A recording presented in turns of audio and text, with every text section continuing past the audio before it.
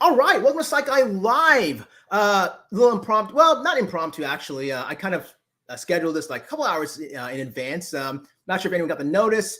Probably not. A lot of folks check out my replay, which is fine. I know it's short notice. Usually I have to give these notices at least 24 hours in advance.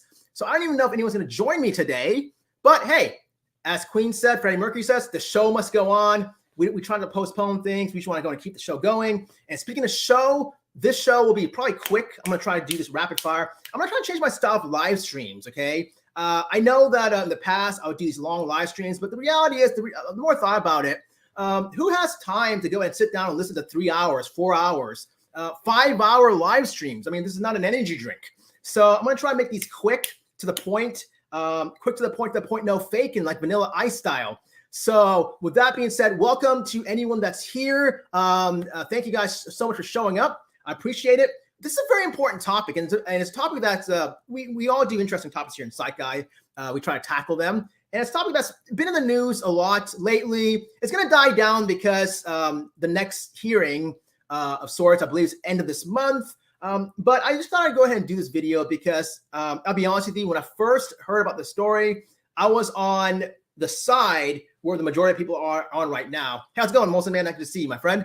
I was on the side where the majority of people are on in regards to this case. But the more I looked into it, and actually the more I actually did my research, I'm like, whoa, I had this wrong all along. And I'm going to explain exactly point by point what do I mean. So what we're talking about today is a case. It's about a basketball player named Brittney Griner.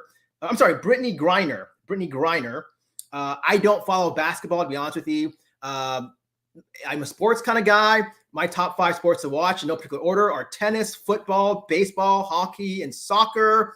If Wimbledon's playing, I'd rather watch that than the NBA Finals Game 7. That's just me. So I really don't have any interest in regards to just the NBA or these WNBA. So just from looking at the source kind of perspective, here I am. I've really got no vested interest at all in the topic. These players. I'm not getting any financial gain from this. And also I don't take super chats in my lives. So I always believe that you have to look at the source and what's the purpose of this video. I've always believed, though, to kind of look at the individual, and I've always kind of sided with folks that I feel are being railroaded, that I've, bullied, the underdogs in society. And I feel this Brittney person, again, who I don't know too well, I feel that she's kind of being sort of smeared in a negative light. And again, I'll explain exactly what I mean. So let's go and jump into this topic then. And don't worry, I'll get to your comments later. We'll talk about this. Again, I'm going to be quick, and I'm going to deliver my sort of, spiel, and then I'll get to your comments. And then at the very end, if anyone wants to jump on the panel, has any questions, you can jump in. That's cool with me. So the video is about Brittney Griner. So who's Brittney Griner? So Brittney Griner, she's a basketball player and a WNBA, plays in WNBA. She played college basketball for Baylor University in Waco, Texas. She went on to become a 7-time WNBA All-Star center and a 2-time Olympic gold medalist. And like a lot of WNBA players, to compensate for, they don't get as much money compared to the male NBA players, which I think if you watch one of my last videos, I don't know if it's my Uvalde video or if it's the Christine Chubbuck video that I did, the on-air suicide, which, by the way, that is my best video up to date. Catch that if you haven't seen that. It's hands down easily my best video, my favorite one. But in one of those videos, I mentioned how I felt that this gender gap, discrepancy in pay, this archaic sort of notion, we got to get past this. I mean, there needs to be equal pay amongst genders. I'm sorry about that, but the facts are the fact. We need to be all treated equally. And I think this is the biggest issue about all of this is why is there still this unfair sort of pay when you have they're doing the same thing, playing basketball. But anyway, so because they don't make much money, and I'm not saying, Brittney Griner is poor. No, that's not the point. I mean, I looked up her net worth. It's actually $5 million. So it's a lot of money, probably money that I won't see in my lifetime, but still compared to like LeBron James or I don't know, Jimmy Butler, whoever, it pales in comparison. So a lot of times these players will go ahead and supplement their income while playing overseas. And Brittney Griner was playing in Russia during the league's offseason. Now, the kicker about all this is that she's been doing this for many, many years. This wasn't a new thing this year. Okay, so she's been playing over there off season. in Russia. And she also, when I first heard about this case, by the way, let me just kind of stop and rewind back to what I saw on TV. But this happened like in late February, early March, early March. During that time, I was very busy in my personal and family life. But I saw on TV what you guys saw also, what we witnessed, and I don't have the video clip with me. I'm sorry, I just got home from work.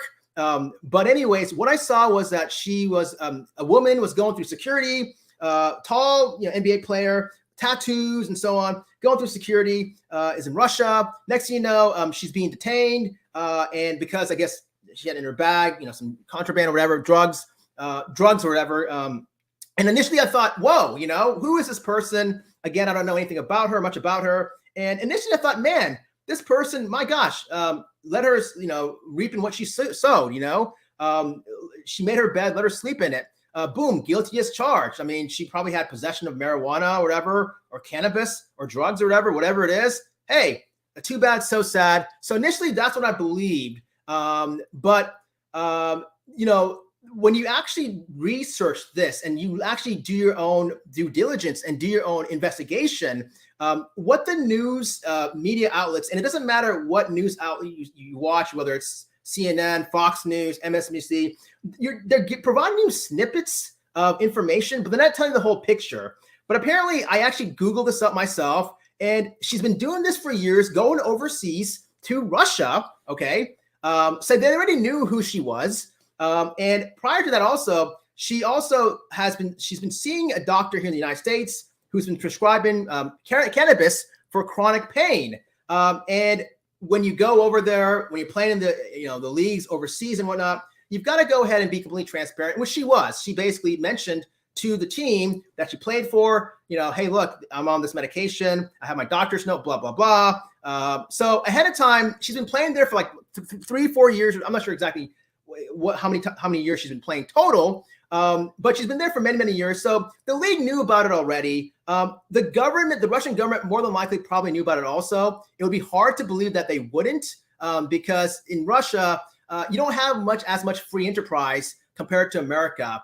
There's more sort of control. The government sort of controls the underlying sort of organizations and whatnot. And so more than likely, they probably knew exactly what's going on, because I'm sure the Russian league had to report. So in the past, my guess is that probably, I cannot confirm this for sure, but more than likely, here she is going year after year with the same sort of situation, same kind of possession of, the medical marijuana and so on for her pain, the cannabis for chronic pain with a prescription. And they probably knew, okay, here she is coming in again. And it's kind of like the best example to explain this is like a speed limit, right? 65 miles an hour. Sometimes people will go 70 miles an hour, and they'll let the cops will let it slide. So, that's probably what it is. They probably, okay, let's go ahead and let's excuse this, they didn't enforce the laws for everyone, right? So more than likely probably, but if you actually look and see exactly the timing, right around the time when she was sort of, I guess, detained, is the best way to put it. It was right after the Russia invaded Ukraine. So the timing seems very, very awfully suspicious. So more than likely, not more than likely, I fully believe that she is wrongfully detained in Russia because, here she is all these years with her doctor's note, with basically permission to go ahead and use this cannabis. And yes, medical marijuana, cannabis, fine. It may be illegal in Russia, but I have a hard time believing that this is all new to them. The timing looks very suspicious, especially right after Russia invaded Ukraine. And I think there's a lot of reasons behind that. But since then, since early March when it came out, she's been wrongfully detained for close to 4.5 months, 5 months now. And she even wrote a letter like when you get detained, in a foreign country, and I've talked to folks who have been detained in foreign countries, a lot of times the system is not as fair compared to other places like America. We're used to America being, due process and this and that. But I don't know if you guys ever seen Locked Up Abroad, or if you travel to foreign countries, but there's a lot of kind of injustice to where if you get detained, a lot of times you don't have the proper spoken counsel with you. You don't know the language. And it's pretty intimidating. So there you are, you're sitting behind the closed doors or whatnot. You can't even speak the language. You have all these folks around you, more than likely cops and so on. It's probably hot. It's not pleasant. So more than likely, probably, who knows exactly what she said. They say that she, I guess, confessed, that she was carrying, these vape cartridges and whatever. There's no mention about, in the beginning about, medical marijuana or being prescribed to her and so on. I don't fully believe exactly what came out that time because I'm sorry, but I don't trust exactly what the Russian media put out or what was put out on their end. It wouldn't surprise me if she was basically confused and under distress or whatever. But whatever she said, still, I don't think it was a fair type of system. So, anyways, long story short, she's just detained. They are wrongfully detained now for the past 4.5-5 months. She wrote a letter to President Biden, and here she is. She's basically pleading, saying, "Hey, look, can you please do what you can to bring us all home?" Which I thought was pretty noble. And again, I don't have no interest in Brittney Griner. Like I said before, I don't watch basketball. But I thought that was pretty noble and genuine of her to go ahead and say that. Whether she said that to make herself look a little bit better than the situation is, I don't know. But it seemed like it kind of came straight from the heart, where she was saying, can you please do all you can to bring us home? Now, there are actually 60 Americans. I looked this up. 60 Americans that are wrongfully detained there. So here she is, one of them, and she basically wrote out a letter saying, "Can you bring us all home?" And I'm sorry, but most people in her situation probably would not have said that. They probably would be thinking about themselves, getting back to the families and so on. But here she is saying, "Hey, look, she's concerned and worried about other folks around her and so on." So the media is not even mentioning much about that. I thought that was just very altruistic and so on. And because she's concerned about other people's well-beings, not just only hers. But instead, what we're getting is, she's got caught with these drugs. It's going to be a messy trial and good luck to her, that sort of notion. And I just don't like the way they're kind of putting it or spinning it and so on. And this is someone also who's done a lot, not only for this country, but also for the folks in Russia, the team she played for. I can't pronounce it, UMMC Ekaterinburg in Russia. She helped them lead to the EuroLeague titles team. So she's done a lot to bring a lot of kind of nationalism there and promote sort of camaraderie and so on, some joy. But anyway, so here she is. So she's been there for many, many months. And again, the Russian officials claim that she had vape cartridges containing hashish oil in her luggage. And they're going to go ahead and press her, charge her that can come up with 10 years in prison. But again, like I said in the beginning, she does have a prescription. I did look it up. It's verified through ESPN, where she did see doctors prior to this many, many years ago. And I know my doctor colleagues, and even a doctor today, I believe, or yesterday, even admitted that, yeah, she's, my patient. She's been coming here and so on. And, she's clear for using this cannabis for her chronic pain. And most doctors just don't say that unless if it actually, most doctors I know are not really the bravest souls unless they don't want to get in trouble. Who wants to get in trouble? So you want to really believe that, okay, this doctor is really true and correct. So here she is. She's basically waiting. It's all a psychological game. I do think she is a political pawn if you just connect the dots. This is my opinion. I think that, the timing again seems very highly suspect.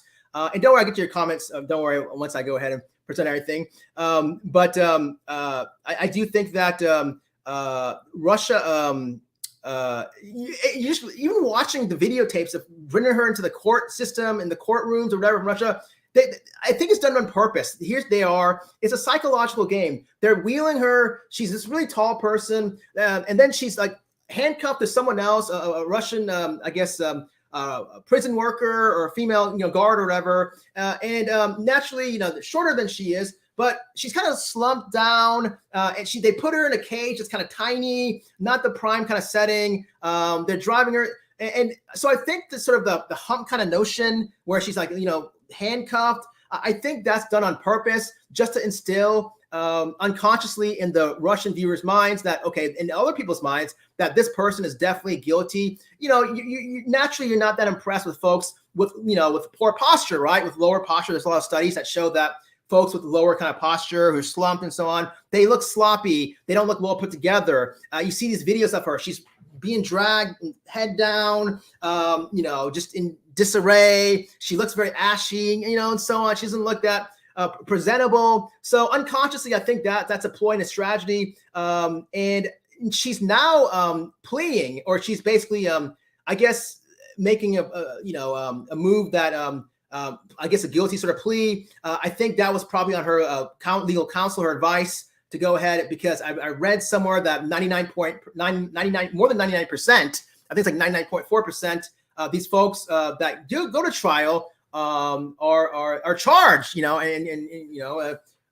like 0.0001 or I don't know the exact stat, but it's a very small number that's actually acquitted. So I think she's just basically playing a numbers game, and just hoping for the best. That, okay, she's admitting fault here, even though I don't see anything what she did was wrong personally. But again, that's just my opinion. I think that is all she's just being used as a political pawn. And I think what's going to happen is that probably the Russian government, these guys, hey, I hate to say it, I'm a true American here, but they definitely know what they're doing. They're going to go ahead and probably milk it.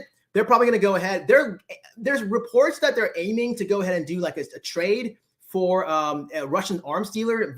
Victor Bout is his name. He's also known as a merchant of death, who's serving a 25-year federal prison sentence in the United States for selling weapons to a Colombian terrorist group. So that's a big, tall order to fill. So I have a feeling that probably the Russians are going to probably milk this and probably keep her there, because out of all the 60 Americans there, she's the most valuable. She's the one with the biggest clout, or the biggest, sort of value. Not saying other folks' lives don't have any value or whatnot, but let's be honest. I mean, she's a figure, an athlete, a worldwide athlete that has a lot of influence and so on. So I think that they're probably going to go ahead and milk it. My guess that probably they're going to probably drag it out. Maybe they may, like at the end of the month, go ahead and make a plea to go ahead and make this swap exchange. It may happen. I don't know. The sad thing also is that, and what bothers me with this case also is that there is also, if you're following what's going on in Russia, there's also another Texan named Trevor Reed. He's a former U.S. Marine, and he actually has been there, or he was there. He was charged for 9 years possession of cocaine. I don't know if that's true or not, but how he got caught, well, what happened was he went to Russia, a former Marine. He went to Russia to go ahead and see his girlfriend at the time. I don't know if they're still together, but anyway, she's in Russia, and they were partying one night. I guess they were drinking vodka, and he was there at a party. The parents and the family claimed that he was kind of forced to take vodka and get drunk, or whatever. I don't know if I fully believe that. It seems kind of very implausible. I mean, he's a grown man. This guy's like in his mid to late 20s. He's a strong Marine. I don't know anyone that will he's not like a little kid. This is not a fraternity or anything like that. He's going out partying with his girlfriend. I don't know. I don't know if he was actually forced. It seems like a weird. Anyways, he got drunk. He got bombed and blitzed. Next thing you know, they're going back home, I guess, to their apartment or wherever, their hotel. And it was a rough ride home. And he basically, I guess, his friends that were with him, I don't know if his girlfriend was there also, I'm not knowing, but his friends were with him. It got so rough that he got so nauseous, he wanted to pull over, and he got very unruly that they called the cops on him. I mean, his own friends called the cops on him. So that just tells you how unruly he got. And he scuffled the police there. I'm not sure exactly what happened. There's no videotape or anything like that, but supposedly he also swerved the car. But anyways, it was a big, big disruption. And he was definitely intoxicated. He was very, very highly agitated and so on. He sobered up and he apologized. I don't know how he got the cocaine possession charge. Again, the Russian courts, they're kangaroo courts. But long story short, compared to Brittney Griner, okay, I'm sorry, but his actions of being acutely intoxicated and getting into a rough fight, and I have the most utmost respect for Marines. I mean, God bless them. I have so much respect for these folks. But what he did compared to Brittney Griner, here she is. She's coming. She's got a prescription of miracle marijuana, cannabis that they already know of and aware of. She's not agitated at all. And she gets caught, and she's still there. Meanwhile, this Trevor Reed guy, he acts up a big old, he gets drunk. He acts up a storm, a fool. And then he goes, gets caught. And then he gets detained. I don't agree with the cocaine charge. I don't know what that was all about. Again, it's the Russian courts. They can make up anything, just like what they can do with Brittney Griner. They can make up anything, right? Who knows? But to make a long story short, he was sentenced for 9 years, and he served only 2 years, which I'm not saying early. I mean, 2 years is a long time. But still, he got out. They did a prison trade swap, and he was able to go home. And this has nothing to do with anyone that says, hey, hold on, he's a Marine. We need to respect Marines, and Marines are more valuable than athletes. Well, guess what? I can counter that and say, well, hold on here, buddy. There's another Marine there that's still waiting there and has been waiting there since December 2018. And he's also a former Marine named Paul Whelan. So that argument's shot out the window. So it has nothing to do with Marine or athlete or anything like that. It's just the system seems unfair. I don't know how. If you're going to go ahead and get someone home, you should go ahead and try to get everyone home as much as possible. How did this Trevor Reed person get in front of the line over the other Marine that's been waiting much longer? I find that very, very suspect and so on, especially when he really was agitated. And meanwhile, the other Marines guy that's waiting, former Marine, he didn't do anything. He's been charged for espionage. He didn't rough up anyone. And likewise, Brittney Griner, she didn't rough up anyone, and she's still waiting. So I don't like how it's being portrayed in the media and so on and spun. So that's a big problem here. So Reed did only 2 years on the 9 years. And meanwhile, Whelan, the other former Marine, he was sentenced for 14 years, and he's so far done 4 years. So he's been done double of what Trevor Reed has done. So I do think, again, it's a political, she's a political pawn. I think it's politically motivated. I think Putin definitely knows that she's a value, that she's a pawn. I think they're going to make a play for this Russian arms dealer, Victor Bout. I think they may do that. They may ask for more. Who knows? I don't think also, I was reading stuff about someone mentioned, or I saw it in the news articles or whatever, someone mentioned, hey, if it was LeBron James that was there, he'd be home by now. I don't think it has anything to do with that. I don't think it has to do whether it's female or male. I just think that this Putin guy, he's basically playing his cards the way he's to his advantage. The most important word, I think one of the most important words in the English language, aside from love, if I had to say the most important L word, one of them is leverage. Whatever you do in any kind of relationship you're in, or wherever you're at in your part of your life, leverage is huge. It's definitely in the top 10 most important words of our dictionary. And so I think, they're going to go ahead and use this as leverage for sure. If that's what it looks like. And I also think I have a problem with folks spinning this and saying, hey, Brittney Griner, she made her bed. She said, rest in it.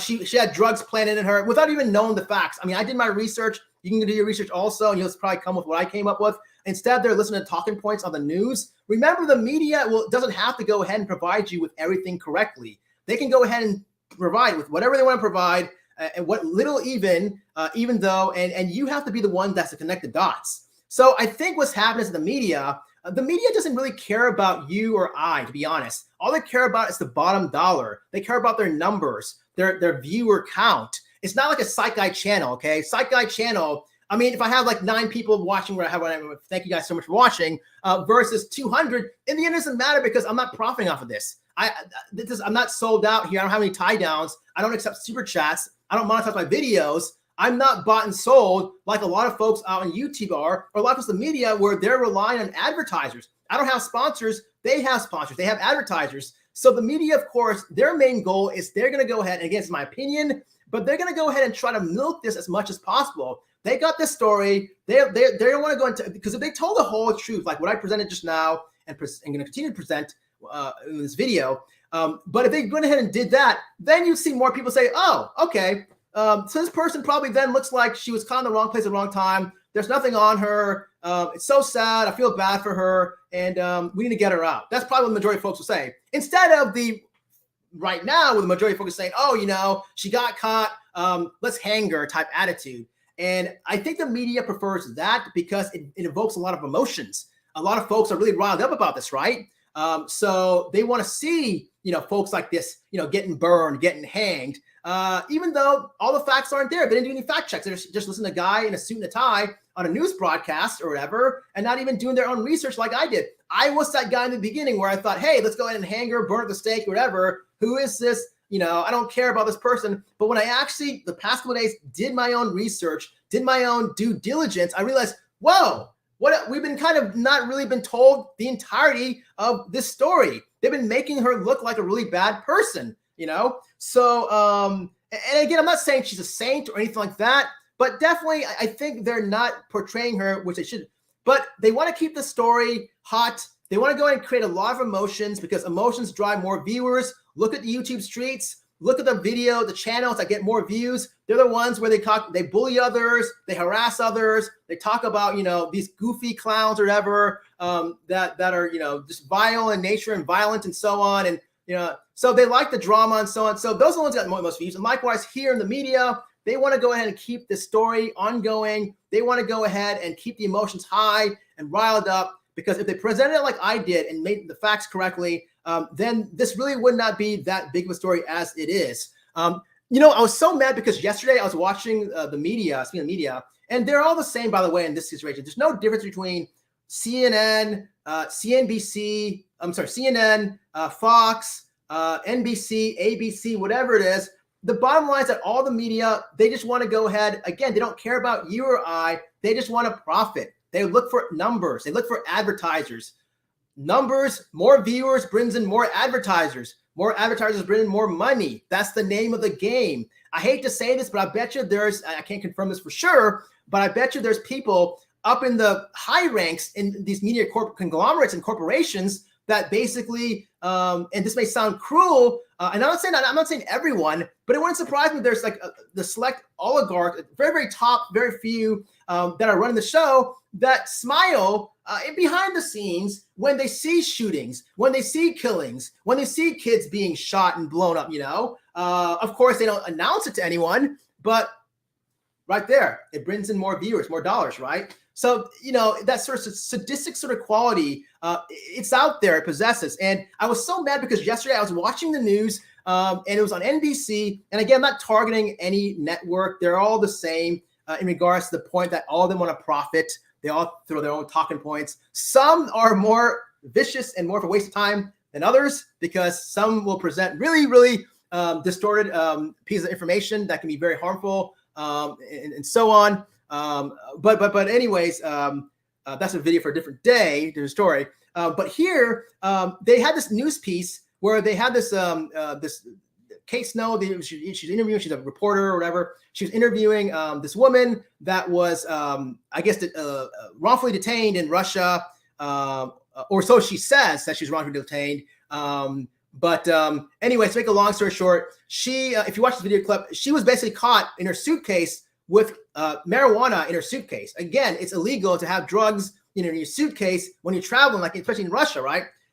So if you watch the video clip, which I'm going to show shortly here, but she doesn't deny it. She basically admits that, yeah, it was there, and I didn't intend it for it to be there, but it was there. But what made me so sick was that they were trying to make a parallel and trying to make her situation very similar to Brittney's situation, which no. But let me go ahead and play this video clip and show you exactly what I'm talking about and how the media is just really not showing, doing a good handshake here. So this was last night. I was watching this. I'm just going to play a little clip of it, and you'll know what I'm talking about.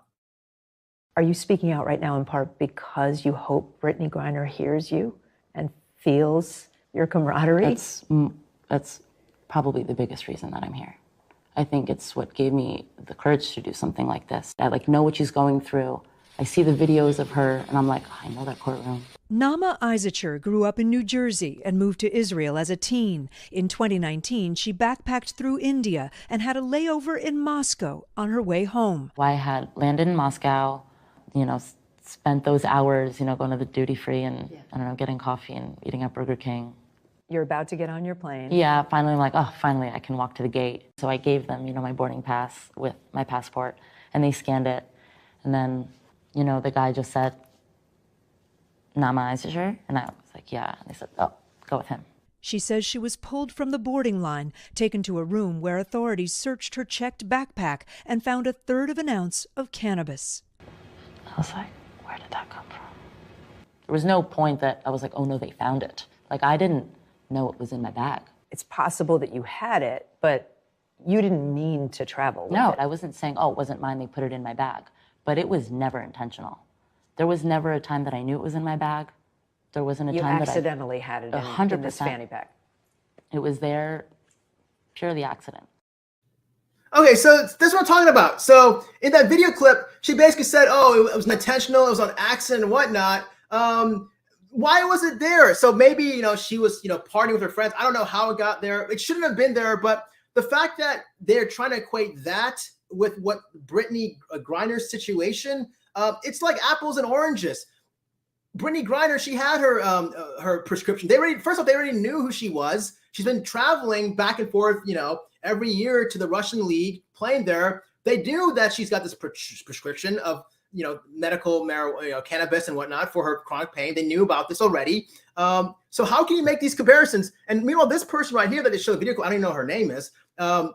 Basically, yeah, she admitted that, yeah, it was there. I didn't intend for it to be there. I don't know how it got there, but it was there. She didn't deny that she, smokes marijuana. She didn't deny that at all. And the reporter was basically just going with the flow and agreeing, saying, oh, yeah, it was accidental. It was on. So I didn't like the fact they're trying to compare. And also what made me so mad about that video clip was that she's someone that I think that person that we show that video clip, she's, if anyone, should have done the time. She should have done the entire time. I think she got charged with, I want to say 9 years or something like that.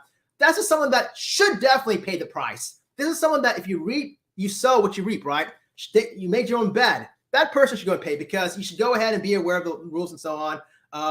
And she didn't, or, she got caught, but she basically only served 9 months or 10 months, and then she was let go.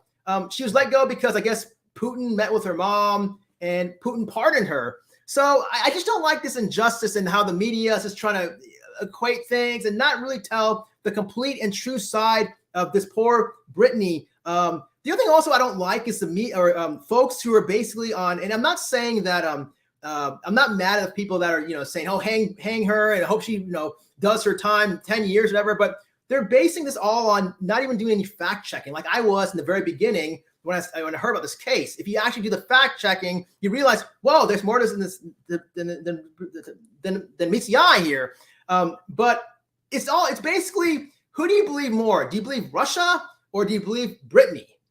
Someone who basically, a citizen who already has a doctor's note, who's been doing this for many, many years back and forth, and they know about her case. And you were talking about Russia, who has sent more illegally drug-enhanced athletes to the Olympics than any other country. The doping that they do is on a massive industrial scale.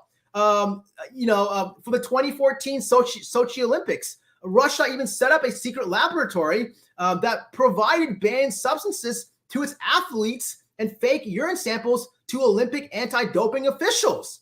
And you want to go ahead and side with the Russians here? Are you kidding me? This doesn't make any sense here. Do you remember what's her name? Kamila Valieva? I can't even pronounce her name. The 16-year-old Russian figure skater that tested positive for that banned substance, that the heart medication that she used. This happened like last year, I believe. That her grandmother's heart medication, I believe. She claimed that she accidentally used it ever. Nothing happened to her, right?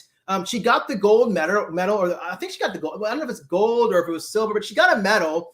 Nothing happened to her. If anything, she really was allowed to continue competing in the Olympics. And when she went back home, Putin was showering her with praise, saying that, oh yeah, this is all manipulations, and we believe you, blah blah blah. And so she was like a national hero. So it's just mind blowing how folks will just say on one breath, hey, let's hang Brittney on the. When they say that, you're indirectly siding with the Russians, the same Russians who, since 2012, and again, these are facts. You can fact check this. 31 Russian athletes have been stripped of their Olympic medals for anti-doping violations. without counting the disqualified athletes who failed to medal. So they are the #1 leader in Olympic doping. And you want to go ahead and get on Brittney's back because she had a very tiny, minuscule amount of this hemp. And I don't like marijuana. I've never used marijuana. I don't even prescribe it. I don't have my license to go and prescribe medical marijuana. I think it has a certain time of purpose for certain conditions and so on. But I'm not a huge promoter of marijuana in general. But anyways, she has this very tiny amount, and they're jumping down her throat. There's just so many facts here. I think she's a victim of just circumstances. I think she's a political pawn. I think they're basically, and I don't think it's even has to do anything with her race or her being, homosexual or gay. I do think that if she, in a homophobic country like Russia is, I think she's probably getting discriminated in the jail system. I believe that's happening, but I think they're keeping her more so because of the clout, because of what they're going to get in the end. And like I said in my thumbnail, I do think Russia will outbeat us in regards to these negotiations. The sad thing also is that we're now kind of isolated. Before we were connected to with trade deals with China and this country, Iran, and this country, network and so on. But lately, over time, we've alienated ourselves, and now less folks are depending on us and our economy and so on. So we don't have much influence.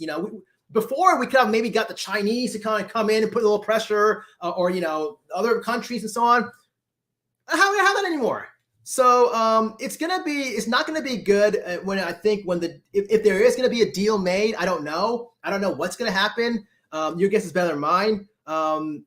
There probably will be a prisoner exchange. Maybe they may go for that one person, that arms dealer. That might end up. I hope they go ahead and get the other folks also, the U.S. folks. But in the end, I'm just very angry at this whole situation. The latest update, before I get to your comments and see if anyone wants to come on board, the latest update is that now the next couple of weeks, former New Mexico Governor Bill Richardson, he was successful in getting Trevor Reed, the former Marine, to go ahead and come back home with the prisoner swap. He's now heading over there in the next couple of weeks to go ahead and negotiate with the hopes of maybe getting Griner and Whelan, the other former Marine, home. I personally think that should be everyone, and so on. And I think moving forward also, I don't even know why folks are going to even visit or travel, to Russia. Brittney Griner, this happened in early March, right when, actually late February, when she got detained. It was early March that the videotape surfaced and came out to all of us. So this was right around the time when Russia invaded Ukraine, and no one knew that was going to happen. I'm pretty sure, I can't speak on her behalf, but I'm pretty sure if she didn't go to travel, and if they say the season started right now in Russia in regards to the basketball season, I'm pretty sure today, if she was at home in Waco, Texas, wherever, or Houston, I think is where she lives, I'm pretty sure she wouldn't go to Russia right now. So again, wrong place at the wrong time. Definitely a political pawn.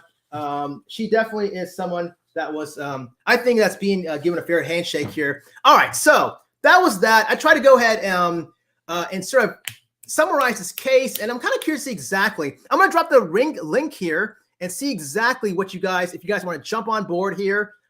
If not, I'm going to go to your comments and so on. Pretty heated topic. These are all my opinions and so on. Oop, how do you do this? Copy. Okay, boom. And here we go. Boom. Paste right here. Boom. Okay. So there we go. If anyone wants to jump on, I'm going to go to your comments now with the remaining time. Okay, cool. All right. Thanks so much. Thank you. Good. Okay. These are rapid fire comments right here. Hey's going. Hey, Caitlin, thank you guys for joining here. Curious Rose, thank you so much for joining. All right. Hey, Steve Cuervo Queen. Good to see you. Hey, okay. So, hey, how's it going, Heather? All right. Thanks for joining the show here.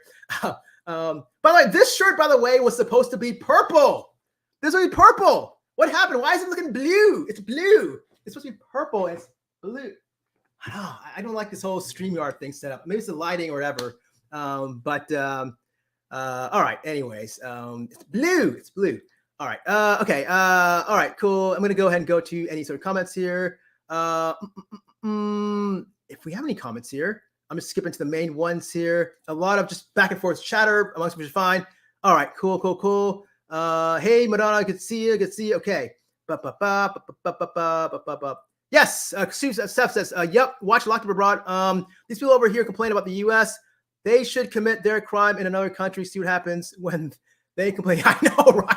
Man, that's one of my favorite shows, by the way. It's a guilty pleasure, and whew, my goodness, you do not want to be locked up in a foreign country, let me tell ya. Wow. All right, and that's all I'm going to say.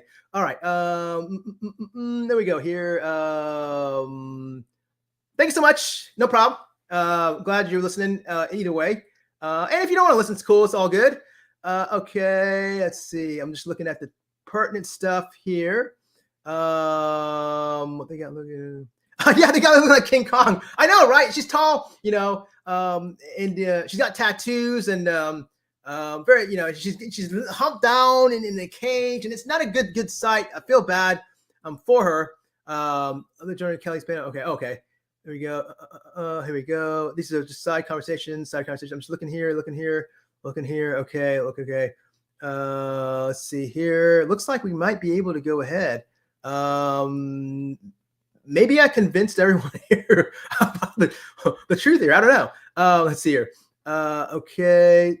Side note. Okay. Channel. Okay. Brittney. Okay. Here we go. Moses said Brittney's I don't understand what the anti-American stance hasn't done her a favor. I'm not sure what you're talking about, Molson. You may want to clarify. If anything, I thought she had a very strong American stance. Let me go ahead and quote exactly what she said. She wrote a letter to President Biden, and she basically said in that letter, please don't forget about me and the other American detainees. Griner wrote, according to the excerpts of the letter shared by our family representative, please do all you can to bring us home. If that's not a pro-American, then I don't know what is. She's actually looking out for the interests also of others around her. Most folks in her position would probably think and say, hey, hold on here. I got to go and get home. The easiest way for me to get home would be going ahead and putting myself only. You know, please bring me home. Don't forget about me. Because it's once you start adding more and more folks to the negotiation table, like this person and that person, it's going to make negotiations more difficult. So it's going to make the release going to be highly more unlikely than just one person. So I just cordially disagree. I think she's definitely pro-American and so on. She's also played for the WNBA. It's two-time Olympic gold medalist. My goodness. I mean, to serve her country, both in Rio and Tokyo, you're part of the Olympic gold team. To me, you can't get more American than that. But that's just my opinion. All right, here we go. Capitalism is fine. Yes, this world rolls around capitalism, the country, which I'm not knocking. That's the other thing also, Vicky, is that, this is like, if anything, Brittney, here she is, she's basically grinding and she's, working the WNBA, and then she's going overseas, and getting more money because there's a huge pay gap to begin with. So if anything, that's one of the fabrics of what makes America great, capitalism. So she's basically looking to go ahead, free enterprise and just marketing herself and, going here and going there. So that's also another notch in her belt for being, a good American right there is, the basically continuing the foundation, the fabrics that a lot of leaders in the past, such as, Ronald Reagan and others, promoted, free enterprise and capitalism. And she's definitely, following that sort of philosophy. So, all right. Vicky says, yes, great. Glad you like the term oligarch. There, yes, oligarchies are definitely everywhere for sure, and these corporatocracies, especially the media outlets, for sure. It's definitely one of them. Again, these are just my opinions and so on. It's an interesting topic. We do interesting topics on this channel. All right, people on here, okay, here we go. Let's see here. I do believe Kelly wants it. Okay, all right. So I'm just looking at the main pertinent ones. Okay. All right.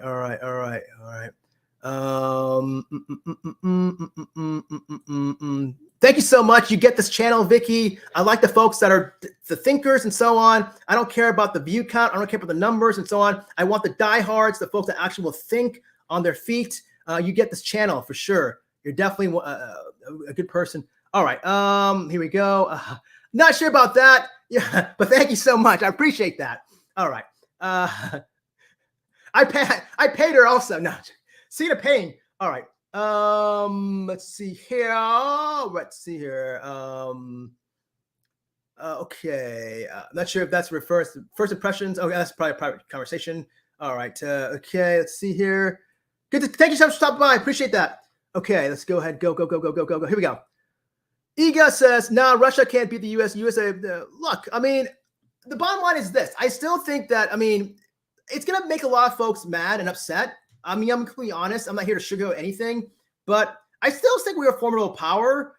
Do I think we lost a lot of our influence? Yes, because we had to go ahead and isolate ourselves. We had to go ahead and certain administration went ahead and have to alienate ourselves from folks we were working with.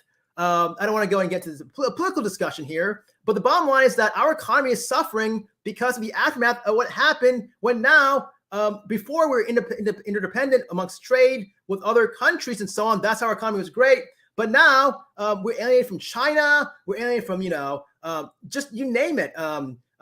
We have less ties to India. I mean, we're just alienated from a lot of countries, not so much strong, Russia. So we're weaker. We're definitely in a weaker position, and we don't have as much leverage. Russia's, though, weaker than the U.S., of course. But in this situation here, I think what's going to happen is that they're going to use their leverage, like I said, because Brittney Griner is an international figure. Hate her or love her, and they're going to go ahead and make out like bandits for sure. So they're going to get the win, the W here. But Russia, in ways, doing really great themselves. I think Putin's destroying his country. I think that whole war with Ukraine was foolish. Honestly, I think it's a path to complete destruction. If you ask me, there's no end game there. There's no winning there. It's going to be a war of attrition, in my humble opinion. But Putin, hey, we're not dealing with maybe all the cards right up there, right? Upstairs. But it's just, yeah. And I think also, if you're in Russia's position, not agreeing with what they're doing, but why wouldn't you go ahead and make a play like this? Because the U.S. is giving, help, aid to Ukraine. So maybe don't be surprised if later they try to go ahead and go that route and say, hey, if you want to go and get this trade successful, this Brittney Griner, Griner person, see, I even forgot it, Brittney Griner individual back home, you cut down on the aid you're supplying Ukraine. Don't be surprised if they go ahead and do that, wouldn't surprise me. All right, so hope the trader, Vicky, here's the thing. I mean, I'm caught in the middle here. I do hope for the trader. I feel bad. I mean, but that being said, though, I hope they trade and also try to get not only her, as I'm sure you will agree, Vicky, but also others home. Whether the former Marine, what's his name, Whelan, Paul, I believe. And again, I'm sorry, I just got home, so I just did this quickly on the fly. But get him home and get all the others, 59, 60 other individuals that are in Russia. Wrongfully detained. Anyways, sorry. Let's see here. Russia couldn't even defeat Afghanistan. Thank you, Rambo. All right. That was, by the way, you saw my thumbnail probably. True story. Fun fact here. Actually, a fun fact, but I didn't know about this. But when that was a picture from Rocky 4. Was it 4 or 3 or 4? I think it was 4. But actually, Dolph Lundgren, who plays Ivan Drago, he actually put Sylvester Stallone in the ICU. I don't know if it's through his punches or what happened, but Sylvester Stallone had to check into the ICU. It was that, brutal. So I just found out that today when I was basically looking for my thumbnail. There, okay. All right, let me go and continue on the comments here. Again, this is going to be a quick boom, boom, boom. All right, so let's see here. Okay, so we're heading down. I think we're going down. We need to have a Fed law for weed here in the U.S., so it isn't legal in any state. But yeah, this is a very controversial topic here. The federal government, will they go ahead and do it? They're having problems right now. It always goes back to states' rights. So I think it's going to be a state issue. The weed, personally, they say it's like a gateway drug. The way I look at things is that, I think for like medicinal marijuana purposes, I think it's fine, especially some conditions. I don't think there's anything wrong with that. I would hope that they would go ahead and do that first before anything, So if I had to go ahead and tackle that topic, let's try to make it more available for conditions that may help, like intractable seizures or something, to where Johnny or Sally has tried everything on their son, and the only option is weed. It's not in my state here. I have to now travel to a faraway state like Colorado or Oregon or whatever to get that. So I think we should need to work on that first. All right, let me see here. Let's see here. I think we're running here. Here we go. In the past, She knelt during the anthem. I know it's a personal choice, but we all we all know that mainstream America is not a fan of that protest technique. You gotta understand also they're protesting for a reason also. And I respect what you're saying. I'm not here to go ahead and say you're wrong and so on. But if she did it for just a selfish reason, just being lazy or just basically just not wanting to go ahead and get up. But kneeling down, especially when there's a lot of just injustice, inequality. Let's just look at the jail system. Look at what's happening around the country, time and time again. And when nothing is working, nothing is helping out, and so on. It can rub people the wrong way. But when things aren't being changed, and instead politicians are basically kind of brushing things off and so on, a lot of times folks will sort of resort to this to go ahead and get the attention. So the fact that, again, that she went ahead and included us in the letters and so on, bring us all home, I think that speaks volumes, and that will overlook, whatever she did in the past or whatever, kneeling down. I think the kneeling thing is just over. And again, I can't really comment too much because I'm not in her shoes. So I really can't say much. Imagine if I was in her shoes and, if I had to face my folks, and so on, I had to face a lot of racial injustice in the criminal system and so on. Would I just sit there, or would I try to go ahead and protest when I'm sure they tried to protest before other ways and it wasn't getting? So I don't know. I don't know if I fully I see both sides of the coin is what I'm trying to say. Not saying I agree with what she did, but then again, I don't fully. I'm like in the middle. I don't know. Let's see here. She openly stated disdain. I don't know if I didn't see that at all. What did she say for this country? Now, if it's something that you actually read after she got caught, I don't believe the Russians. That's like one of the most un-American, anti-American things to do is believe what they're saying. I don't know exactly what she said about this country. I've never seen her say anything. I've never seen any sort of quotes where she did say disdain for this country. If it's after she got detained again, I'm not believing anything except for that letter which she wrote, because I don't get fed into the media that way. All right. I appreciate the input, Michelle, but I don't. Oh, okay. Here we go. Okay, here we go. Let's see here. Yeah, exactly. Vicky gets it. Again, I agree. I said, yeah. Look, this is the problem we're facing now. I hope the economy turns around. I can tell you this much: had we had more interventions or more connections with other countries and so on, more trades and so on, we'd be in a better position right now. We would not be facing this recession. Instead, the Fed's bankrupt. We're basically now heading towards a recession. Folks are broke. The countries that we want to come back to the table, like China, that we desperately need, guess what? They moved on.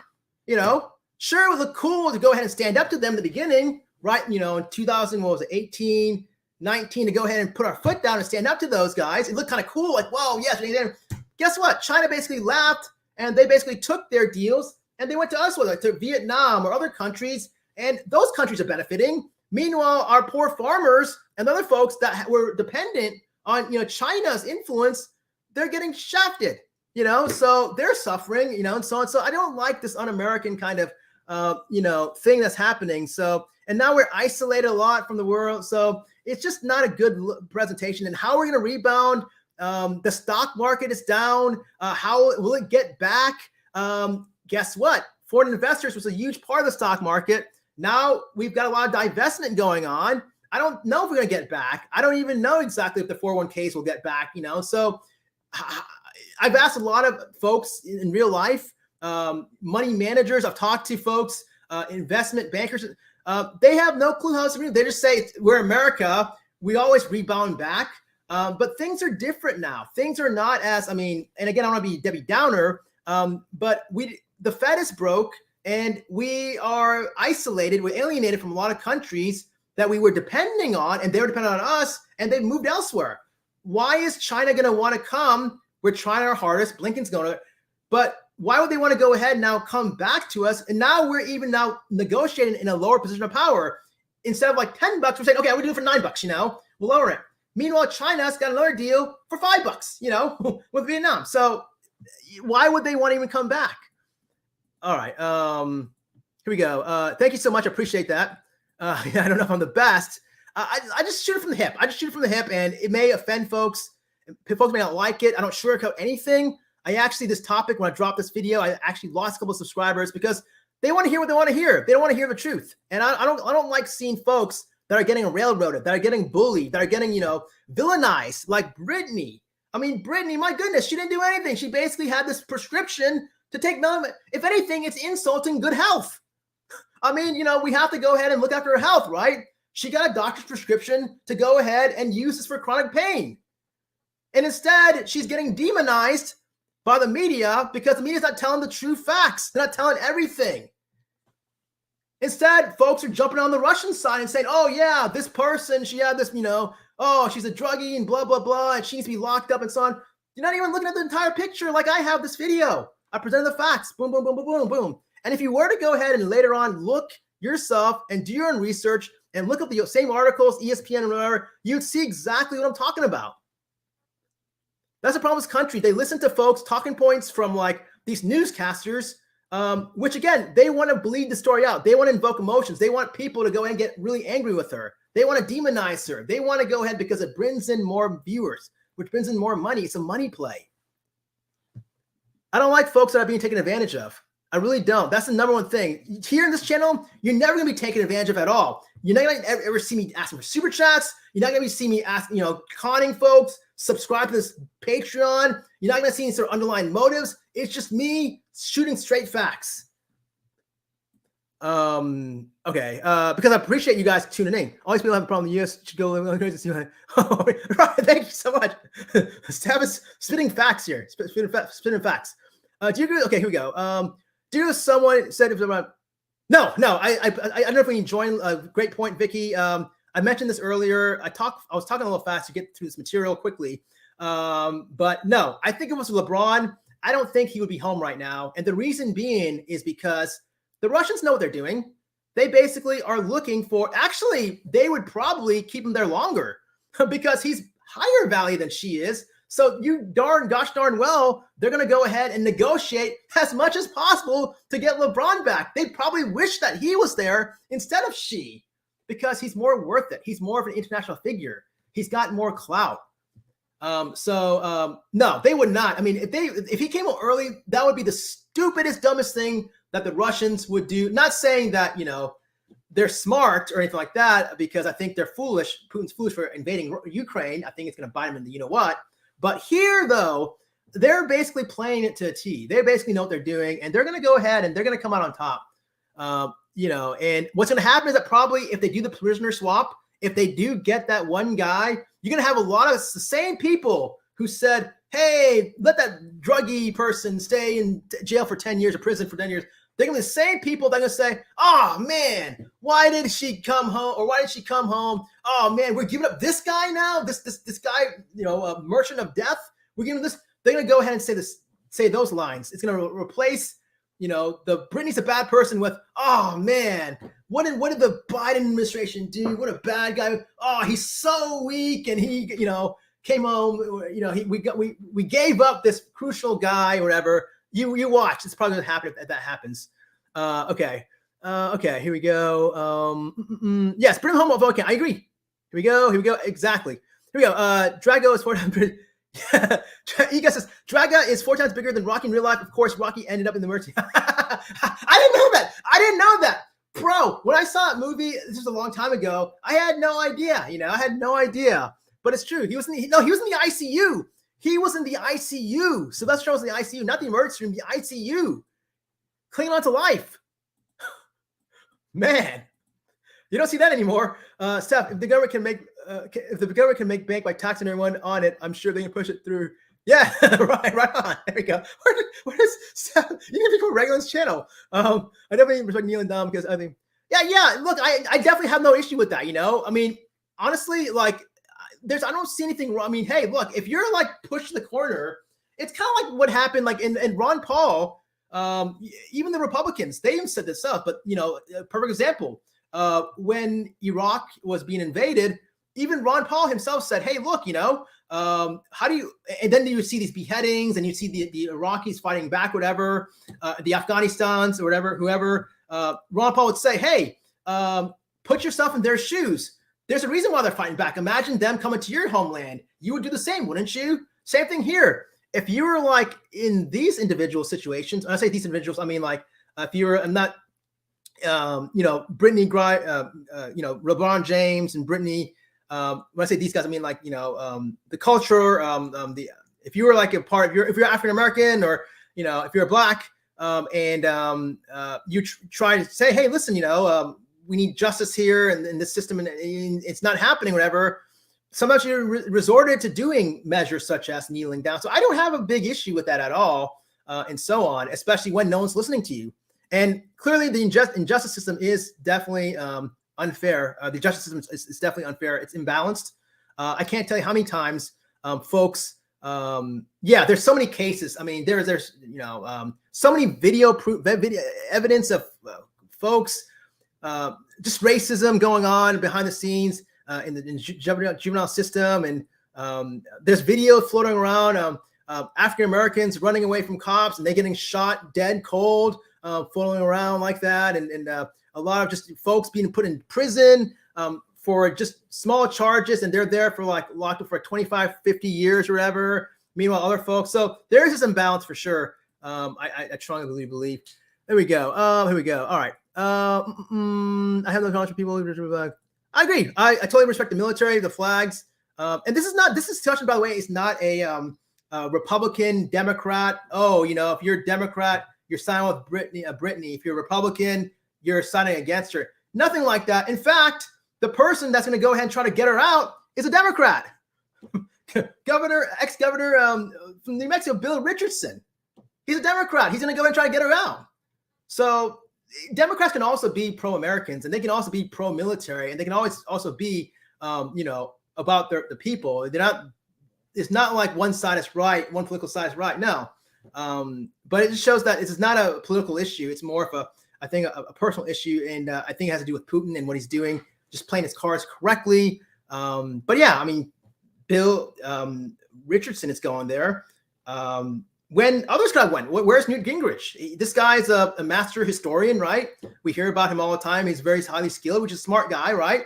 But where's he? I can make that argument. Not bashing him or Republicans or whatever, but maybe more folks like that should go ahead and go and travel and try to negotiate. I don't know. It's my own opinion.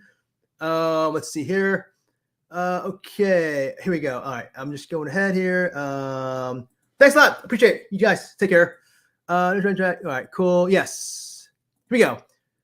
It's like people who don't know what they're talking about. Yeah, exactly. I don't like that. I don't like when people, if you're going to go ahead and just counter with facts, just don't go ahead and just spit out the talking points you see on the newscasts. That's the biggest thing I don't like, when people are just parroting what they see from guys in suits and ties on the news station without even doing any fact checking. This case right here in the beginning, I was on the other side of the fence, but then I went ahead the past day or two, did my research, looked at all the facts, and realized, whoa, I had wool over my eyes. I've been sort of duped. So yeah, I don't like that at all. I don't like that at all. Here we go. Thank you so much. I'm getting here. I appreciate that. I'm working progress. I appreciate that. I don't know about handsome face. That's definitely you need glasses, but okay, here we go. Good night. Thanks a lot. Appreciate that. No problem. Thank you so much for popping on by. Here we go. I watch independent international media. Yeah, exactly. Same here. I do look at international media, independent national media, sources like The Guardian, BBC News. I do look at other, Bloomberg, international Bloomberg. I just look at other sort of international media because these are the sources that are a little bit that are less sort of influenced by bias. They're more objective, and so on. And I do like to sort of circle to those articles, those news sources, and so on for sure, because I don't like to go ahead and be like a sheep and have some guy, just parroting talking points. And then next thing you know, he's saying, I'm just asking questions when the questions aren't really relevant. And folks are being, just writing, oh, this is a great talking point. I'm going to go ahead and spit it back. And no, come with facts, objective facts. Don't come with just foolish types of statements like that. All right. Yes, exactly. He would be definitely a bigger catch and he would still be there. So I don't think it's a male-female thing. I think they wanted LeBron there. They would prefer him if they can do that. So I don't think it's a male-female thing. I don't think it's gay, not, being lesbian, non-lesbian. I don't think it's that. I don't think it's a black-white issue. I think it's just political pawn issue. That's it. No need to spin it. Okay, here we go. Question: could she have contacted someone over there and asked them, notify them about her weed before? So see, that's the thing, Steph. I mean, she's been going there for at least, I believe, 2-3 years, and they know about it. They know about her. It's not like this is the first year. She's a spring chicken. So they knew that she had medical marijuana, cannabis oil, whatever. She had a doctor's note and so on. They knew who she was. And the past couple of years, they didn't make a stink about it. They didn't say anything about it, right? They just, okay, made an exception or whatever. Sure, it's not legal, but they said, okay, whatever, I'm thinking it's probably you scratch my back, I scratch your back, because she did a lot for that country also. She helped them. She played for that team in Russia, the Ekaterinburg team, and led them to several EuroLeague titles. So they're probably, okay, cool, you're a pretty good person. Yeah, we'll go ahead and, ignore it. Now, I'm not saying what they did was right or whatever, but they more than likely probably knew about it. It's only that they put a big stink right in late February, right when the war happened, and they said, ding, ding, ding, ding, bingo, political prisoner, bingo, we can go ahead and catch her as bait, we can trap her. So that's exactly what happened, for sure. But actually getting right with, I'm sure, I don't know how that works. I'm not going to sit here and just pretend that, oh yeah. So I don't know exactly. Again, my impression is that they knew about it. I'm sure the Russian basketball league knew about it. And I'm pretty sure that they have more communication with the government compared to the NBA and WNBA, who's more of an independent organization because it's more of a free enterprise system here in America, compared to Russia, where there's more, the government sort of controls everything, right? So I'm pretty sure, but I don't know how she would get the writing from the government. So I don't even know how that would happen. Impossible. But I'm pretty sure she knew about it. I'm pretty sure they knew about it. I'm 95% sure they knew about it, if I had to guess. How could they not? She's just a pawn in KGB psych op game. Yes, for sure. I agree, Iga. I think she's just a pawn. Again, this is my opinion. Take it or leave it. I presented all the facts. If anyone wants to go ahead and challenge, here's the thing and question. If you want to, the link is here. But I like to present with data and facts and not just talking points. But yeah, I think she's a pawn right now. And it's gonna be interesting exactly what happens with her, whether she does come home or whether not. They even may milk it. They may milk it for many, many, many months. That must be a strategy also. But I think probably because things in Russia are not going too well with the whole war in Ukraine. I don't know exactly. I'm not a war expert, military expert, so I don't know exactly from a timeline standpoint how long they have to actually continue with this war. But if they're getting close to the end in regards to supplies and resources and finances, you gosh darn sure know that it's going to happen sooner than later in regards to, okay, let's go ahead and try to do something to help out prolong this sort of a war. So they may make that sort of move, aggressive move, and get the deal done with Brittney, and you get what they want. I would be surprised if it's just a prisoner swap. I kind of have a feeling that probably they're going to also try to push for less aid to Ukraine from the States. I don't think they'll get that though, because we're strong allies to Ukraine. They might say, "Well, hold on, that's too many," and so on. So I don't know what's going to happen. I don't know what's going to happen. What I do know is that she's definitely a political prisoner, and it's really sad how the folks are spinning her like she's a bad person, that she's a junkie, a druggie, when in reality she's not. All right, well, very good. That being said, okay, we came, boom, in and out. We executed. Okay, so that was my video here. Man. Kaylin James, there'll be no trade for Griner. Okay, fair enough. It could be, and I'm not here to go ahead and say there will or will not be.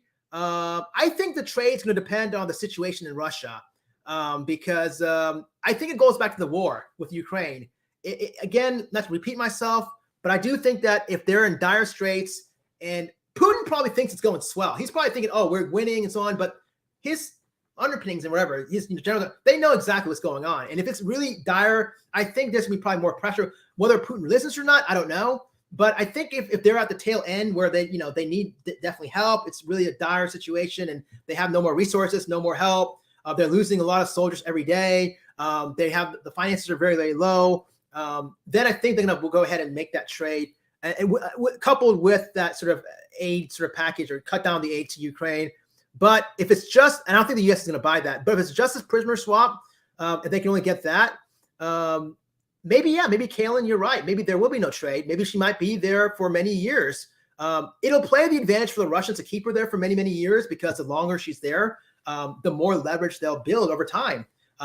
So yeah, I mean, that might be a strategy also. They may just basically blow her up. But then again, they did negotiate for the other Marine, Trevor Reed, and they swapped out those. So who knows? Maybe they might swap out this time around. Same kind of concept where Bill Richardson goes once again and he does negotiations and they agree and they swap. I don't know.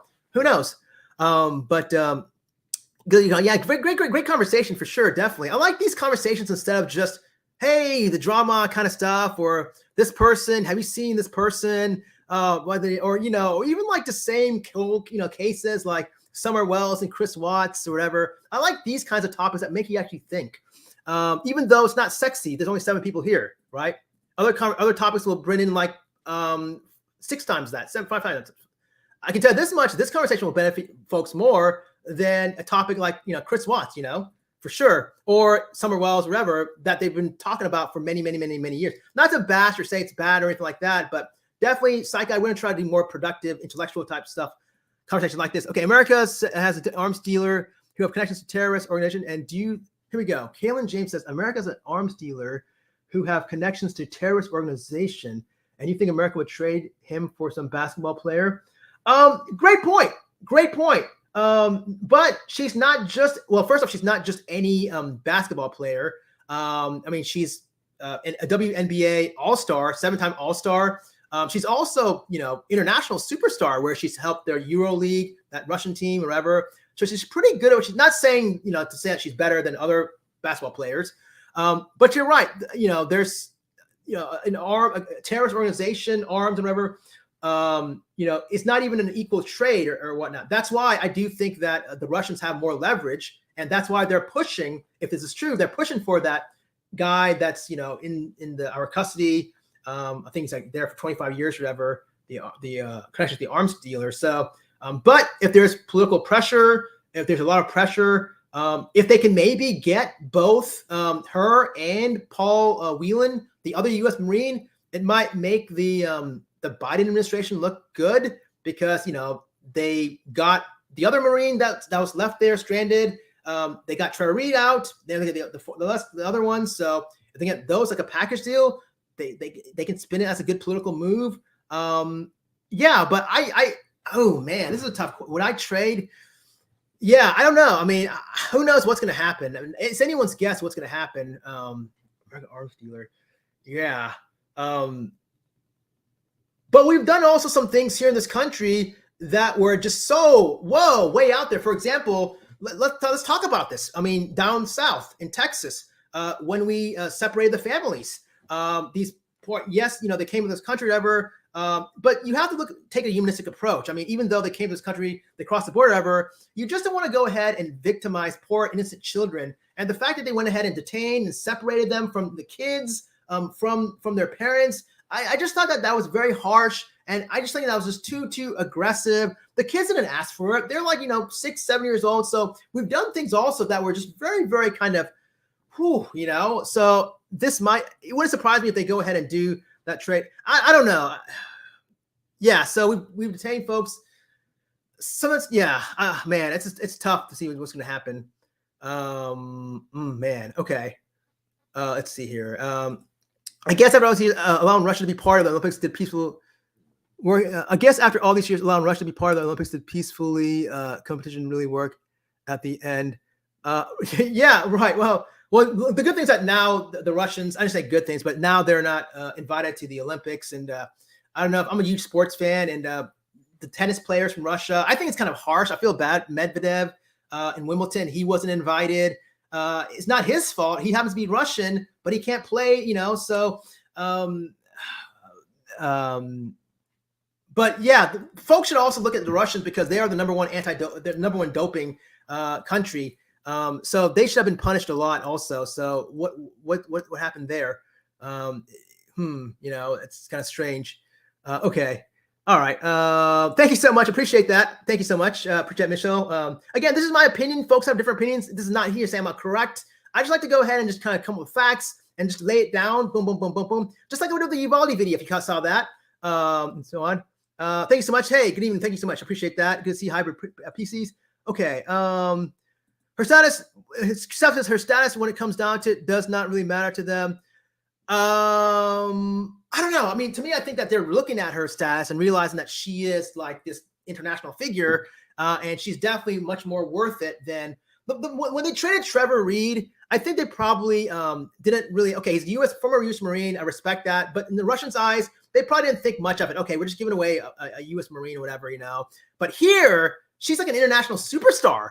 I mean, hate the WNBA or like the WNBA. She's well known around the world. I mean, a 7-time WNBA All-Star, EuroLeague champion multiple times in another country. She's good at what she does. So I do think that they are looking at her status and realizing, oh, she's definitely worth a lot. Trevor Reed, they probably saw, he's not worth much. Sure, he's a U.S. Marine or whatever, former one. But nah, whatever. It's not that big of a deal to, let him be exchanged. That's again my opinion. Okay. As upon, yes. Okay, gotcha. Good. Oh yeah, good point. Okay, sorry. See, you corrected me. Okay, yeah, sorry about that. I just go one at a time here. Okay, yes. As upon, yes, for sure. As a person, no, you're right. Exactly. That you read my mind for sure. I don't think they care that she's black. I don't think they care that she's gay, tall, tattoos, nothing like that. It doesn't matter if she was yellow, red, blue, whatever. It doesn't matter if she was tall, short. It doesn't matter if she was gay, straight, bi, whatever, trans, nothing. It's just her. Yes, you hit the nail on the head. Pawn. Yes. Russia, those. Yes. Russia. Oh yeah, I know. Hey, not in Rocky though. Not in Rocky. Well, actually, no. Wait, hold on here. No, actually, no. In Rocky, he had the training. Drago did have the training, better training than I believe. Yeah, he had the more sophisticated equipment and so on. Yeah. Wasn't it great that whole hockey 1980 Olympics? My goodness, how we defeated. That was awesome. Yes. Okay. Family separation was a trend. Yes, it was definitely a trend. It was uncalled for. By the way, future Site Guy video. I know I'm going over time here. I will be analyzing the drawings. I like to. One good thing I get to do is to analyze, interpret drawings. It's like, to me, x-rays, like, how doctors, the orthopedic surgeons, whatever, they look at x-rays. To me, drawings are like x-rays. So I like to go ahead and I know that there's a lot of children's drawings while they're, separated and so on. And very, very, very just sad, depressing, sinister, terrible. And yes, it was really uncalled for, the way they separated, the family separation. I'm sorry, but that was a blood stain in our country, for sure. True patriots would be spitting in their grave right now, because you don't do that to families. And again, it's not the children's fault. That's a big thing, even if the parents migrated or whatever, the kids didn't ask for this. And then you want to go ahead and traumatize them and separate them as if it was their fault? Come on. Okay, the United States Electoral Committee would never make a trade like that if they will be left over. Well, I think right now, Kaylin, to be honest with you, and again, I'm as American as they come, believe me, but I think right now we are, in some ways, I think we are the laughing stock of the world. We've lost a lot of power, a lot of clout. I do think we're still influential, don't get me wrong. I don't think we're like on the bottom of the barrel, but I do know a lot of folks laugh at us, because I talk to a lot of folks international and so on. They tell me like, hey, they come to this country, and especially with what happened in the past. I mean, I don't want to get into politics too much, but I mean, just the disaster after disaster and so on. And now it's like we're left here with no leverage. So I don't think, I mean, I think probably, I mean, there's so many times the United States Intelligence Committee also dropped the ball. So, I mean, there'll be another sort of stain on the resume. So who knows? The trade thing, I don't know if they're gonna make a trade. I don't want to say they're going to or not. I don't have that answer. No one does. They'll make an attempt for sure. That's why Bill Richardson's over there or traveling over there. But it'll be interesting to see exactly what happens for sure. I can't call it. The Trevor Reed was there for 2 years. Paul Whelan, the other former U.S. Marine, was there for 4 years. Could Brittney Griner also be there for several years? Who knows, right? Might be another Trevor Reed where he's there for 2 years. I don't know. Dude. Okay. Dude, Egan says, dude, putting your own children through the dangerous terrain and dangerous path of cross. Well, I mean, okay. I see it. I'm looking at both sides of the coin. I get what you're saying. Okay. On the one token, in nature, or whatever. But again, it's not the kid's fault. They didn't go ahead and wake up one day and say, Daddy, Mommy, Daddy, I want to go ahead and I'm ordering you to go ahead and go above through the dangerous terrain and dangerous path of crossing right now. I would find that hard to believe. Maybe there were some folks that did, but I doubt it. It's very implausible. So I'm always favoring the side of the little guy, the underdog, the one that's victimized. And out of all of this, whatever political side you're on, whether it's Republican or Democrat, the victims were the children because they were separated. Very traumatic. Their egos are not even mature, fully developed. And to be separated from their, these are attachment objects, their love objects of their mother and father. And then next thing you know, they're like in cages, or they're like far away, cages, strangers, crying out for their parents. They don't know what happened to them. They're very, very, 5, 6, 7. It's a very scary situation. I don't know about you guys, but when I was a child, when I was a kid, remember when you got lost? I think we all had the situation. We got lost in the department store, right? Remember that? I know I did. And it wasn't fun. For those 10, 15 minutes walking around, I was crying. I was screaming. Luckily there was like a worker there to go ahead and come and help me and, call the intercom, whatever. But it's a very horrific experience. And I'm sure, not to make comparisons, but what the kids had to endure is 1,000 times worse than that. That's for sure. You don't think that's cruel enough? I answer that question. I mean, I'm not saying what they did was the right thing. I always believe in, legal citizenship and so on, the legal paths, taking the right paths or whatever. But I don't think they should have separated, is my point. I think that was really just disgusting. We have no idea what they were fleeing. And that's something also, yeah, Hybrid's right. We don't know exactly. Imagine if you were them. Imagine, and not to pick on you, Iga, but I don't know if you keep up with other countries. I do. From what I understand is that a lot of these countries, these third world countries, very dangerous. I mean, these areas, they're run by criminal organizations, run by cartels. It's a very scary situation. So they got to fend for their life and flee. What are they going to do?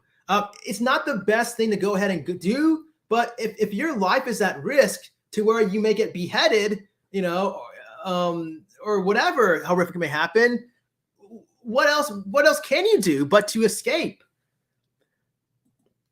So that's a great point. We don't know how they're fleeing, right? There's so much corruption down there in that area of the world. It's very scary. And I know for a fact that if I was them, I can't fully blame them. I mean, if I didn't know if I was going to go ahead and be alive the next day and I had to go ahead and take care of my family or whatever, what other alternatives do we have? But that's my opinion. All right. What do you think? Okay. What do you think CPS would do if your parents, okay, here we go. Iga says, what do you think CPS will do if parents did that to their children here in the UK?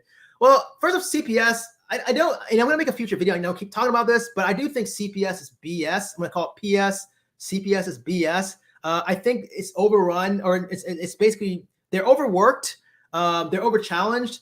And I wish that there were more resources. I wish there was more funding. If a certain political party, if politicians could go ahead and fund mental health and these types of organizations better, then CPS would not be that much of a joke as it is right now. And I deal with CPS, okay? So if anyone, I'm an expert with these guys. I deal with them all the time. So I know exactly how much of a joke and how much terrible. So to answer your question, what do I think CPS will do? They're a great organization, though. Don't get me wrong. I respect them still. They could still be better, though, if the funding was there. What do you think CPS will do if parents did that to their children here in the U.S.? Well, I mean, if CPS had the manpower, they would, go ahead and do the proper investigation and so on. But they don't. And the turnover rate is so astronomically high. So I don't think they would probably do anything. They would probably just 9 times out of 10 probably ignore it, or maybe put a red flag on it, but probably wouldn't even look at this case at all. How many times have you seen CPS not even do a proper investigation? Next thing you know, Johnny or Sally is dead with 50 stab wounds, right? So it's not a CBS's fault. It's the system's fault, to where they don't have the funding, they don't have the staffing, they don't have the resources. We're spending more money on other things than our domestic issues. We're spending it on foreign aid and wars and this and that. How much money do we spend with that war when it was found out, intelligence agency said there's no weapons of mass destruction, right? How much money do we hemorrhage there? So yeah. But I think to answer your question, CPS, yeah, I think they would investigate if they had the resources. I think she was just there wrong. Yeah, I agree with that. Thank you. So I agree with Steph. Yeah, and I'm not saying I'm right, and you're I definitely agree. I think she was there wrong time, wrong place. And the fact I don't like this case is because I think she's being villainized. That's a simple fact. And I wish that there were more videos like this. Maybe they're going to come that are going to go ahead and come to her defense, because I don't see anything what she did was wrong, especially when you had another guy, Trevor Reed, who basically is a former user from. You can look this up. You can fact check this later tonight if you want. But he went ahead. He got sauced up. He got bombed, completely blitzed. And he was on his car ride home. He got into, was wild, out of control. And his friends had to call the police on him. And he roughed up some police and whatever. So he did, wrong things, and he was the one that got released ultimately and went home. So why is she didn't do it. The only thing she did wrong was just have a doctor's note, medical marijuana. She's been doing this time and time again, and she's got caught up. A war happened, was not her fault, and wrong place at the wrong time, like Steph said, for sure. Okay, here we go. Nice. What? Yeah, for sure. Yeah, the drawings, for sure. I'm definitely going to do analysis of the drawings. So many topics here on Site Guy. So many topics for sure. Regardless of the situation, trying to cross the US, for sure. Yeah, I definitely agree, and I agree with you, Ego. I think we're on the same page for sure, and definitely not saying that one person's right and one person's wrong. I do think that it's definitely dangerous for sure. But when the alternative is staying there, and if your town is being run by cartels and drug lords and so on, that's not a good future. That's definitely not a good future. I can make the argument and say that's more of a dangerous situation, for sure. Oh, here we go. Yes, it was definitely a stain on us. Yeah, for sure. I agree, Vicky, for sure. I'd love for you to do live. Jules, I don't know exactly who Jules of Thought is. I know you mentioned about this. I'm guessing it's a she. Just because of Jules, I'm just thinking Jewel, the singer. I apologize if it's a he, but I'm always down for collabs. I've collabed with other creators here. I've went on Curious Rose's panel. She's no longer here before. I've gone on other folks' channels before. So I'm definitely down if time allows it and so on. And if that party's interested, for sure. Kaylin James says, we might see many celebrities arrested abroad. Perfect comment. Absolutely. Spot on. I do think that you're going to see this sort of copycat effect. I think they already know about this, and I think that you're going to see more and more of that happening. Look what happened in Iraq. Remember that sort of surge? Remember, what do you call it? Nick, what was his name? Was it Nick Foley? Was that his name? Something, James Foley. Even before that, Nick Berg. You remember all those beheading videos? How was it any wonder that it came one after the other, after the other, after the other, after the other? It just came. Remember, I think it was like in the early to mid 2000s or whatever. It just seemed like it was like clockwork. They knew what they're doing. They're basically doing this because it was a motive to go ahead and provide shock, fear, and also they were trying to use these prisoners wherever not only that example, but anywhere in the world. They hijack these political prisoners, poor guys, because they want something. And I do agree with you. I think you're going to see more and more higher celebrities going to be arrested or detained, if not already, for sure. And at some point, I think the governments need to put some foot down and put like, hey, don't travel to Russia anymore. Put like a warning. If not already, they're doing that. I don't know, but they need to go ahead now and say, let's go ahead and not, because we don't want to bail you out or we don't want to be responsible. Because right now it definitely does seem like a very dire situation. It would be the foolish thing to go ahead and travel over there. No problem. I appreciate that, Linda. No problem. Again, you can go ahead and do your research on your own. I'm just providing what I came across. Did my own fact check here, my due diligence. Hybrid says, yes, it's potentially to jump through fire. Yes, exactly. I agree. And I'm not gonna lie. If I was in that situation and I was like, okay, so I'm in a town here. It's being run by drug lords. There's beheadings left and right. There's rape, rapes. There's always stuff going on. I got a family here to feed. There's nothing, no work. Would I continue to stay here, or would I go ahead and go elsewhere? It's like a choose your own adventure book. Which one should I go? You'll go to the other choice, right? I mean, who wouldn't? And you can't tell me that you would not also do what they did. I mean, if you're going to stay in that town and die basically doing nothing and risking your wife potentially getting an RAPED and your kids getting slaughtered and beheaded and so on, I don't believe that. All right. It's apparent. Yes, it's Spanish. All right. It's Spanish. Okay, fair enough. Yes, it's Spanish part. Yo. All right. Definitely it's different perspectives, I guess. I'm not here to go ahead and tell you, okay, what is happening? Oh, yeah, what's up with that? Yeah, Alice Navalny. That's a good question. I have not been keeping up with that, to be honest. I need to research that. That's a good point, Hybrid Pisces. Alexei Navalny. Yes, I know he was poisoned. Where is he? Last time I knew he was in the hospital. Now is he out? I don't know. I'm not sure exactly what's going on. Putin's in power. He was the only contender. Good question. Your guess is as good as mine. I don't know. I have no idea what's happening with him. That's a great question. Okay, Kaylin says the U.S. cannot sustain itself for long periods. It needs allies, and Biden has made. I honestly, with all respect, Kaylin, it's actually the prior administration. Again, not to make things political, because I've noticed in my channel, once I start talking about politics and a lot of folks, oh no, they unsubscribe, just because they, snowflakes or whatever. I don't want to, but if you actually were, trust me, and I can go ahead and, show the actual proof, but the prior administration, the Trump administration, he did alienate a lot of foreign countries, foreign aid. China's a perfect example. Remember the whole China trade wars, right? How he was basically standing up and spinning it about like, they're stealing our intellectual property and blah, blah, blah. How did that end up? It ended up well because China basically said, hey, F you, we're going to go elsewhere, take our trades over. And Trump was supposed to be all about the farmers in America and so on. But the China said, F you. They laughed at him. And they went elsewhere to like other countries like Vietnam, and so on. And in the end, they made these deals with the other countries. Meanwhile, the deals that they had with the American farmers and so on, they scrapped that. And now these are the ones that are suffering. So the former administration definitely alienated. And that's what a lot of the policies are all about. Ron Paul is a perfect example. Isolationist, just kind of isolate. Trump also, he wasn't really promoting harmony in regards of trying to work together. If you actually looked at a lot of his policies, a lot of also Mitch McConnell, a lot of these other folks in his party, a lot of it was more focusing on, cutting off trades and so on, and depending less on foreign, believing that, like for the oil also, believing that, we can go ahead and, I guess the term is called drill in Alaska.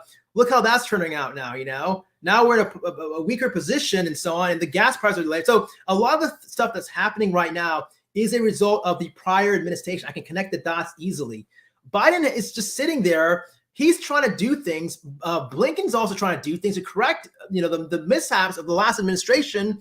And they're not listening to us. They're laughing at us. And and rightfully so, because why would they want to come back to us, especially when they've got better deals with newer countries? We had them together. They were investing in our stock market. They're investing in our economy, but a certain person alienated them. They got ticked off. They went elsewhere to other countries. There's a lot of divestment now as a result. And why would they want to come back to us now when they've gotten newer and better deals? It doesn't make any sense. They may ultimately come back when they can go ahead and really rip us off, but they're standing in a better position than we are. And that's why we're suffering in this country. That's why, because everything, we have to work together. We have to be interrelated and so on. And so I don't see anything where Biden did anything in regards to alienating. If anything, it was the actions of the prior. But again, I don't want to go ahead because I want to have like a lot of like negative and folks who don't unsubscribe, especially folks who don't want to fact check anything and look at the China. They want to forget the goldfish mentality. A lot of folks, they only listen to things for 9 seconds. They forget about it. They're going to forget about what happened with Trump when he went to China and the folks and, the caravan of folks, and that blew up, nothing happened there. Meanwhile, he's like shouting and so on. So I don't agree with that at all. Okay, it's trauma. Yes, for sure. Trauma for both kids and parents. Absolutely, for sure. Hybrid prices. If that's the attitude that you have to accept, the consequence that all comes with the risk. Well, but then I just don't. I can't speak on Pisces' behalf, but I don't know. I just feel bad for the kids. I mean, they didn't ask for it, and I don't like to see kids being traumatized for sure. In reality, both children and parents definitely were traumatized. Here we go. Seth, my point is that yes, if it's legally, I have no problem with plans with driving kids with the plan. If they become a burden, they need a safe plan, not just wing it. I know what you're talking about. Definitely the legal route is the best route. I mean, I think with the other side of the political spectrum, whether you're Democrat or Republican, would all agree that, yeah, definitely the legal route is the best route. But can I go ahead and sit here and completely fault them for doing what they did, especially when it's a terrible living HELL that's going on in their country? Imagine if you were born. I mean, we're blessed. We're fortunate that we're born here in this country. I was born in this country. I'm guessing you were too. Imagine if you were in their shoes. How do you think you would feel then? So I just don't want to go ahead and just, judge folks on the other side when I'm not even in their shoes. We use that phrase, put yourself in their shoes, whatever. Well, I think we should put ourselves in their shoes and really think, how would you actually feel being that? And what would you do? I'm pretty sure 9 out of 10 folks would probably have done what they did and probably made that sort of trip. But maybe I'm wrong. I don't know. And they were still coming. It was known. Doesn't make. Yeah. Again, there's no rights or wrongs to this, but there's only different opinions and so on. I'm just looking at it from a psychological perspective, and I just think it's just, I'll always side with the ones, with the victims, with the ones that suffer the most trauma. You'll always see me go ahead and siding for those individuals. I don't care about politics. I don't care about positions. I don't care about what your belief system are. I just look at, okay, who's the one that's suffering from a psychological standpoint the most? And that's why with this Brittney Griner, if you watch this video in the beginning, over time you realize, okay, this psych guy dude, he's basically empathizing with her, and it's based because she's psychologically being sort of just run through the ringer, just really, really just unfairly, I think, in this whole situation. And meanwhile, you have these armchair folks on the sidelines bashing her, saying, "Oh, she made her bed, let her sleeping or whatever." You don't even know the true facts, dudes. Wake up, don't listen to talking points, and actually do your research. If you did your research, you basically come to what I'm saying here in this video. Do you drop your 5-year-old off the mall and say find a way to eat and find a way home? I would not drop my 5-year-old at the mall. That's for sure. I'm not sure. That's a rhetorical question. But the thing is that the parents, though, were with the children. I don't think they left the 5-year-olds alone and had the 5-year-olds go and try to find. So I'm not quite sure what what you're pointing out here. But my understanding is that the parents and the families went together, and then next, the government is separating. And that's another thing also, is that there's a lot of anti-government, a lot of folks who are basically bashing, these folks that did do this, and they're bashing indirectly the kids, that were traumatized. These are the same folks that will go ahead and bash the government, saying, we don't want the government involved, blah, blah, blah. We don't want government intervention.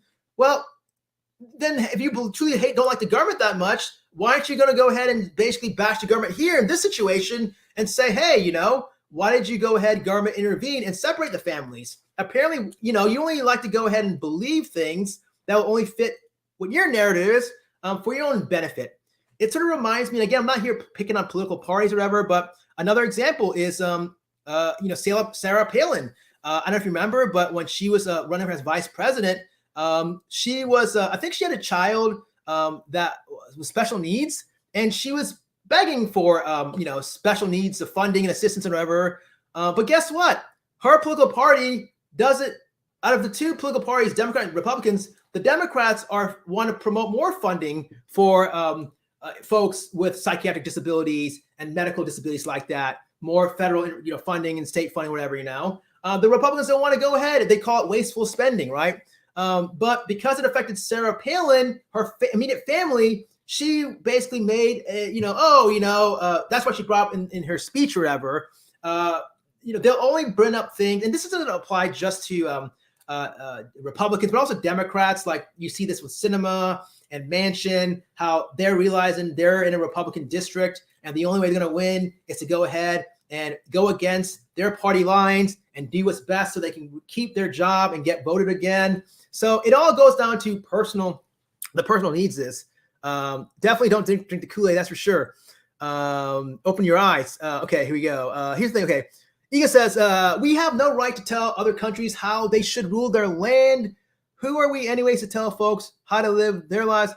USA has problems. Yeah, I know. Look, I definitely agree for sure. I mean, and I do think that the states, we do have a lot of domestic issues. But on the same token, these arguments you're making, it's made by a political party that is basically going to say what you're saying, right? But on the same token, it's the same party that's going to go ahead and how do you say it? They're going to go ahead and be okay with throwing money, funding for wars or other countries, like Pakistan or whatever, so that they can go ahead and get leverage on, a war, a war where they found there's no weapons of mass destruction and so on. So I just don't like hypocritical behaviors and so on and paradoxical sort of viewpoints. So I don't know. I just don't like the whole political sort of scheme of things here. And I just take things from a personal level, and I like to put myself in their shoes. And my own point was that I just felt bad for the families and then the kids. That's all. That's it. Nothing to do with politics. I don't think America is actually telling other countries how they should rule their land. If anything, one can make the argument, say, while we're overseas in Afghanistan and in Iraq, I remember soldiers were going ahead and telling, the civilians, hey, you got to go ahead and do this and do that. So one can make the argument, say, hey, we were the ones also we were doing that and so on. So, it takes two to tango. It definitely takes two to tango. Again, not siding with any one political party or whatever, but I just like to expose just hypocrisy and just things that are just talking. I don't like talking points. I'm not saying you're giving me talking points, but if I can see something where I can go ahead and expose and destroy an argument, I'm going to go ahead and do it each and every time. We cannot solve. Great point. I don't disagree with you. We need to, and it goes back to funding. And, again, not to make this too political, but the reality is one political party wants to go ahead and do more funding for these kinds of domestic, homeless issues and mental health and issues like that, while another political party doesn't. I'm not going to mention any names. You do the math, you connect the dots. But I do think that, these kinds of issues, such as mental health, such as homelessness, we definitely need to go ahead and really, really allocate our money towards these kinds of domestic issues, first and foremost, for sure. Instead of focusing on defense spending and other things, which I don't see a reason to go ahead and do it. I really don't, especially when it's excessive money. Yet we give 40 billion. Now that 40 billion, that's like something that's, I know Ukraine is an ally of the United States. And I'm not a politician. I'm not here to go ahead and pretend to even be one or know the underlines. I don't even know if that's even a lot, to be honest with you, especially if we're like in how many trillions dollars in debt. So I'm not going to do the math in my head, but 40 billion, is that even, how much is that? Is that a lot, or is that a drop in the bucket? I don't know. I don't want to even think about that. It might have been just a sort of ploy just to go ahead and support, an ally. I mean, other countries are doing that. Think about it. We spent a lot of money on that whole Iraq war, right? Where they didn't show any weapons of mass destruction. It was, so we spent trillions and trillions of dollars. Yet folks are getting on us, not saying you're doing this on purpose, Ego, but people are attacking and saying we're spending $40 billion to Ukraine. I don't know. Personally, I mean, something like this where it's a humanitarian effort, I can make the argument that, again, taking it from an interpersonal standpoint, looking at the humanitarian standpoint, these poor Ukrainians, they didn't ask for this war. They're being displaced. They're being running around like, their heads cut out, like, chickens, their heads cut out. They're getting bombed. they don't have much support to begin with. So I don't know. I don't see that big, of a deal, especially when now if we didn't support the weapons of mass destruction, the whole Iraq war, we spent so much money on that, and we didn't uncover anything. There was no weapons of mass destruction. It was a complete waste of money. I'm sorry, but it was a complete waste of money. Again, it was a complete waste of money, and this is trillions of dollars. So we can make the same argument for other wars also in the past. I mean, Vietnam, we didn't even win that. Again, I'm not here being anti-American, but the Vietnam War we didn't win. What was the point of all that? I'm a pacifist. I don't even know the point of all these wars were. So I can make the argument and counter that and say, what was the point of all the past wars? But I mean, you bring up a good point, though. I mean, I see what you're saying. I mean, but it takes two to tango. Until you see certain politicians sign on the dotted line and say, yes, we want to go ahead and fund the homelessness issue. We want to go ahead and increase mental health issues and so on. And I'm talking about both parties. One party is willing to do that. The other party is not. And until I see that other party doing that, then I'm sorry, but this talk about 40 billion or whatever, it's all just a drop in. To me, it's just I don't think it's that big of an issue, to be honest, when the certain political parties are not coming to the table to help with the homelessness and the mental health issues. Hybrid, CBS overburdened to the point of being clean. Yeah, it's terrible. It's definitely terrible. The CPS, my goodness, it's a disaster. It's a complete disaster. I feel bad for these kids. What's happening right now while I'm live streaming? By the way, there are probably kids being SEX-ABUS in foster homes. There are kids being victimized. I'm not just saying that to be cool, trying to get ratings or whatever. It's the truth. And meanwhile, they got CPS systems being overburdened. I can't tell you how many new people I talk to on the CPS. It's like a revolving door. They get burned out. There's high burnout, high turnover because it's short-staffed, because it's not a sexy position. They're not getting much money to begin with. They're all green. So probably this is their first job. Once they get a little experience, guess what? They're gone. They're taken off elsewhere. They're not going to go ahead and, deal with the stress or whatever. So it's a very sad scenario. So let's work on CPS. Let's work on mental health. Let's work on homelessness. Maybe we need to start writing letters to a certain individual, initials MM. All right. Read between the lines there. I'm probably going to lose subscribers, but I don't care. But it's the truth, though. It's the truth, though. What I'm saying, I'm not making anything up. I'm not bot here or anything like that. Spitting out facts. Vicky says that I like. Vicky shrugs says that I agree with you on as far as being gatekeeper of the world. When you have earned issues, yes, I agree with that. Ego's definitely smart. He's no junkie or anything like that. He's definitely brought up a lot of great points. I've known him before in past streams. There are some points I do disagree with him in the stream, but it's good, intellectual discussion. But yeah, I do agree that we need to go ahead and take care more of our domestic issues.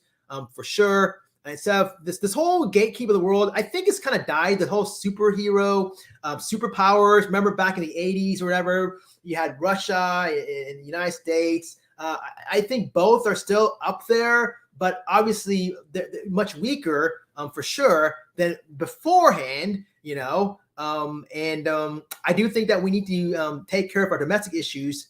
But when you have certain politicians, again, and company, where they're not even willing to come to the table, but instead they'll come to the table and protect, who, oligarchs, gun corporations, companies, to make them profit, make those guys profit. They'll come to the table and make billionaires profit, right? Billionaires profit. Little guys like us, they don't care about. They want, they'll go ahead and follow billionaires. And also, by the way, I don't know if you knew this or not, but, they really don't care too much about the 911 victims. I don't even knew this or not, but there's, if you actually look, I don't know if you heard about this. I might make another video. But there is one political party where you actually look at it in the House of Representatives.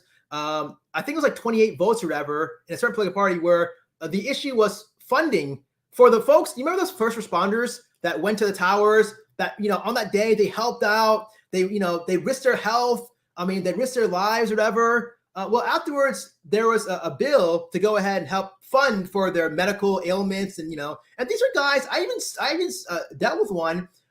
Poor guy. He came to my office. He had severe pulmonary issues. This is a true story. I'm not making this up. He had severe pulmonary issues. He was like gasping for his breath every time he would talk.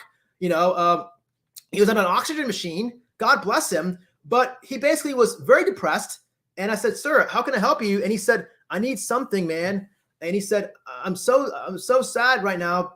I'm almost to the point of wanting to end it, but I can't because I have a little daughter who's 7 years old. I don't even know if I'm going to live here when she graduates high school, and that's my goal. He's a young guy too. Like he was in his mid 40s. He was like, I don't even know if I'm going to make it to mid 50s. And a certain political party voted against funding and helping out these guys. I'm not going to name the party. You probably may know, but if you look it up and you Google it, there are 28 politicians all in the same party that voted against it. Yet when 9/11 happened, they were all rah, rah, rah and support first responders, police. So yeah, I mean, let me just put it that way. I'm sorry, but yeah, sorry if I'm going off on a tangent here. There's gonna be a lot of folks that are unsubscribed from this channel because they don't want to take they don't want to take reality. They don't want to take the facts. They want to go ahead and continue and listen to folks on talking points and from their news. All right, here we go. Yes, exactly. They were definitely very brutal and very effective. Yep. I actually may do a Psych Guy video on the beheadings. I actually may do that. In one of my PG-13 series. Look out for that. So many dark topics we may talk about here. Here we go. What about reparations? I don't know. It's a good question, Iga. That's something, definitely, I'm not here to go ahead and say I'm a cultural guy and I know all about, culture, different cultures. I definitely don't. Why have there? I don't know. And that's something definitely, I mean, and I kind of tend to stay out of it, honestly. Maybe it's just a personal thing because I don't know if you can tell, but I'm neither, black or white. It didn't involve me at all. I know that makes seem like a cop-out or whatever. But it's a topic where I don't really have an opinion, not to discredit anyone, whether you're for it or against it. But it's just my own personal, like, I don't have much knowledge about it and personal, family history, nothing like that. So I don't know. I don't know how I feel about that. And I'm not going to comment because if I comment, it'll be foolish because here I am with really no research or no understanding about this topic. So I'm just going to abstain from that. Here we go. We should pay. But I mean, Vicky says we should pay for reparations. Fair enough. I mean, I can see both sides of the coin, and I think it's good to do that. But my question is this, and again, I'm not here bashing anyone or taking one's side, but if we do go ahead and pay for reparations, are we going to go ahead and pay for reparations for like other, like for example, remember Japanese?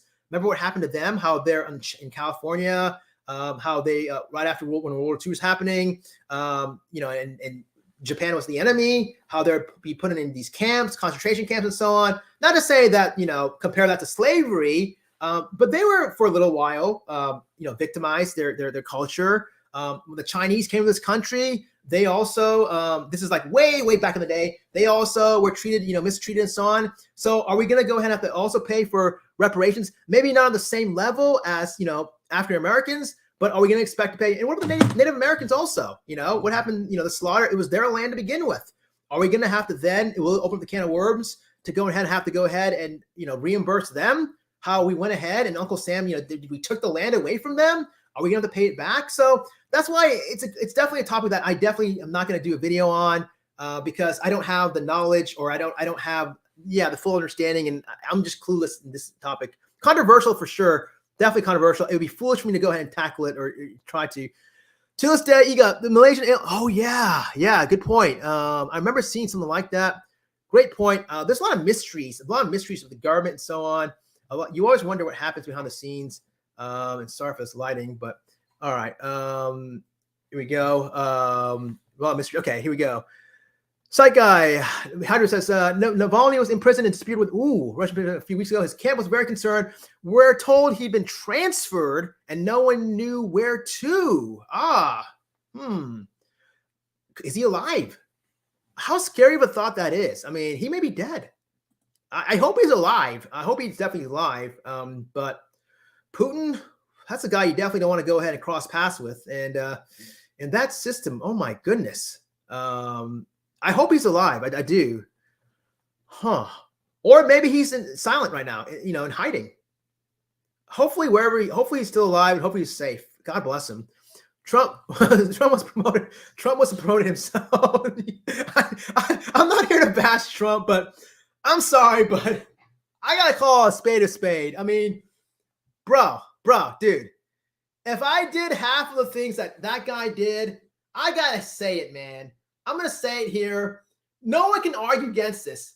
But if I did half the things that guy did, I would not even have a job right now, okay? And I know everyone watching this, the 6 people in this room, all of them, whether you're a Republican or a Democrat, you have even people in this party probably don't even like him. How? I mean, I don't know. I mean, my goodness, it just amazes me how. But it makes me mad because a lot of the things that he did, it screwed up the country bad. What we're seeing right now is the aftermath. That's why we're suffering. What can Biden do? What can he do right now? We're in a weak position. Tell me specifically what Biden can do. No one can tell me. I've asked this question to everyone. They just say, "Oh, Biden is sleeping. Oh, haha, let's go, Brandon. Biden is a senile guy." That's all they say. And then I asked them, "Hey, specifically, can you tell me what can he do? What can the administration do?" Oh, Biden needs to wake up. He's sleeping. Okay. Hey, guys, I see you later. That's what I get. He can't do anything. Okay. So, okay.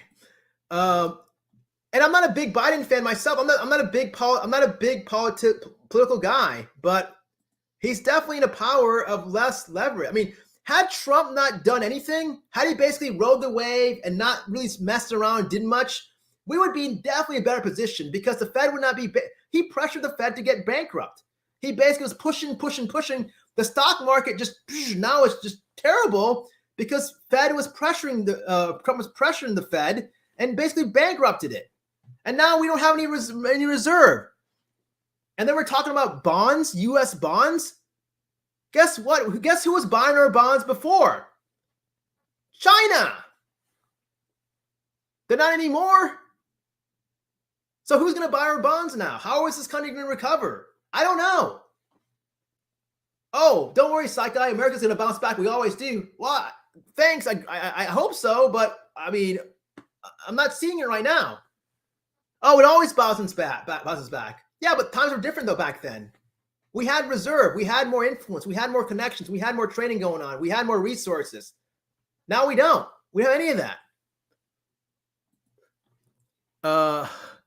Steph, being a parent, I would try to make a plan, not just run, expect the others. Great point. Yeah, I definitely will. Okay, I see what you're saying. Being a parent, yeah, for sure. I gotcha. Then you open up issues of others. Fair enough. I kind of see that whole situation down there with the migrants, whatever. Just desperation. Desperate times call for desperate measures. And personally, I mean, I don't know. I mean, I would find it very hard to believe to be able to go ahead and plan out things, especially if things are very chaotic. And I've talked to a lot of folks. I know some doctor friends who came from overseas, and they were telling me that during medical school, they would always drive and they'd always have gunshots, people shooting guns, and then miss their car while they're going to the library. I mean, that's how chaotic some of these places are. So I would imagine, I don't know for sure, but I would imagine places like down there are probably very kind of similar to that in sort of danger. So it's maybe hard to plan and so on. Yes, there's going to be true. Fair enough. There are definitely good and bad people, especially on these YouTube streets. Am I right? Here we go. The last old man president that did anything to Russia was Reagan. What makes anyone think Russia will listen to? Yeah, I don't think even Russia even knows about this "Let's Go Brandon" thing. I don't think they even care. I think they're only focused on Putin's only focused on power and Ukraine. I think they kind of look at us as sort of like just a joke, probably, and they're going to take advantage of this Brittney Griner situation. I'm pretty sure they're going to go ahead. They're not going to go ahead and do an even exchange. If they do the trade, like I believe his name was Kalen, I can't remember exactly, James or something. They may not even do the trade at all. They're not. But one thing's for sure, if it does, they're going to basically they're going to run us over. That's for sure. Hypocrisy runs rampant within politics. Agreed. This leads to lack of confidence in the Very good point. Hybrid, spot on. Love it when you're here because, I mean, you guys are all bringing up great points. That's why I'm going on overtime here. I was going to go ahead and do it. Great points. As long as you keep bringing up smart points, I'm here. Yes, for sure. Hypocrisy runs rampant with politics. They always look at their own personal sort of opinion, and it doesn't have to be Democrats versus Republicans. Do I think one party more than the other? Yes. Again, I'm not going to go and mention a party because I've done that before in the past, and it's the immediate folks leave the channel because they just can't handle, snowflakes and whatever, and fragile, and they just, I can't handle this, and they don't want to listen to, they don't want to even come up or talk or discuss like we're discussing here. Instead, they just get so like a butthurt, I guess is the word. But yes, it does lead to a lack of confidence and integrity of the institutions. Yes, it does. It does for sure. Great point. Very, very smart, philosophical. Leads to lack of confidence and integrity. Yes, for sure. Yeah, these politicians, man. I think we should have term limits. Why not? There's some folks that are there sitting there for a long time, and they're just basically cashing in paychecks. What's going on? Honestly, that whole gun control thing, whatever, I talked about in the Uvalde video, we're going in circles, mass shooting, 19 kids died. Why weren't the politicians staying overboard? Why were they staying late, going overboard, discussing about meetings until midnight, where it took? Why are they more interested about their recesses, They should be going ahead and, rolling up their sleeves, right? I'm not seeing that sort of passion. The military interest, yes, Vicky, the military interest is always funded no matter. Yes, it is. Privatized military industry complex is always funded no matter what. I don't like that. I don't like the privatization of a lot of things. I like free enterprise, but I don't like profiting, especially when victims are being created. This also applies to the jail system, the jail complex, whatever. There's a lot of social injustice there, and a lot of folks I think are imprisoned for many, long time just to go ahead and fill up the pocketbooks, to go and fill up the jails, release overcrowding. I don't like crimes, but I think there's some people that are there much longer than they should be, and other people who are there not even there at all when they should be. So yeah, it's definitely the military is funded no matter what. Okay, here we go. Yes, I agree. Thank you. Yeah. 40 billion homeless and mental health. Exactly, for sure. We're on the same page for sure. Exactly. Agreed. Yes, agreed for sure. Definitely. You guys are bringing up definitely very smart points. Yo, I think no problem. Hey, Ega, no. I like this. See, you guys are not wasting my time. Those channels that will go ahead and talk about just, goofy stuff like, hey, this creator, have you seen that guy, blah, blah, blah, what he did? And who cares about that? How it's going to affect my life? I don't care about this creator. It's not going to affect me at all. This stuff right here affects our lives. What we're talking about, this stuff, like it or hate it, Same as with 911 responders, Vicky says, disabled vets not been given money they deserve, but politicians claim they're paid. Yeah, exactly. Yes. I don't like that, The politicians will go ahead and use them. Especially, again, I'm not here to go ahead and point fingers, but I can't remember what the bill was. I wish I had that, but if you just Google, it was like funding for first responders. It was after they responded, but it was sick. You had the House vote, and you actually look at the votes. There was like 28 of them, same party that were against it. This is the same party that claims that they're all about the police. They're all about, the first responders. They're all about God. They're all about, life. They're all about, fire, police, but they voted against it. Why? What happened? I thought you cared about the responders. Apparently you didn't. And there's no reason not to even vote, yes for the funding, at least in my eyes. But the public doesn't know about it because the public doesn't even watch C-SPAN. They don't even look at, objective source. They don't even bother to read about this or learn. Instead, they'll be, more concerned about Chris Watts or something, some guy who basically killed his family and it was like 3-4 years ago. Or they'll be more concerned about, sports, which I like sports. Don't get me wrong, but they'll, it just makes me so frustrated. Here we go. EGA, FYI, 1992, the U.S. government eventually disabled more than 1.6 billion, equivalent to 3.67 billion in 2021 in reparations to. Okay, see, I didn't know that. Okay, fair enough, and I respect that. Thank you so much for sharing that.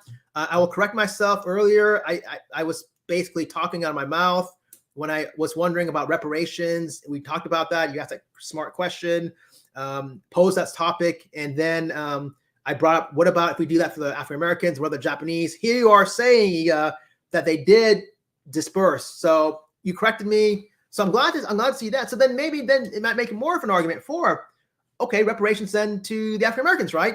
If there's other races that were paid back and so on. So yeah, But then again, that's a topic that definitely I just don't have an interest. I mean, just again because it's a personal thing. I'm not either white or black. Nothing against either side. But my ancestors wasn't involved with slavery and so on. So that's why I'm not going to talk about at all on this channel, because it's just nothing that interests me. And there's so many videos to do. All right, I just always believe that he was. Yeah, look. I mean, hey, look. I'm being completely honest. I mean, Ronald Reagan would be spinning this grave. Can you imagine? Do you think Reagan really wanted a guy who basically said, "Grab women by the PUSS"? Do you think Reagan would be really happy? He's right now probably spinning this grave saying, what the heck happened? How did this guy get nominated for that, It just blows my mind. I mean, I'm sorry, but and he may get renominated again. And how come nothing's happening to him? I'm sorry, but let me just go off. How come this happened to him? This whole committee thing, there's so much evidence coming out. There's he's not even disclosing his tax returns.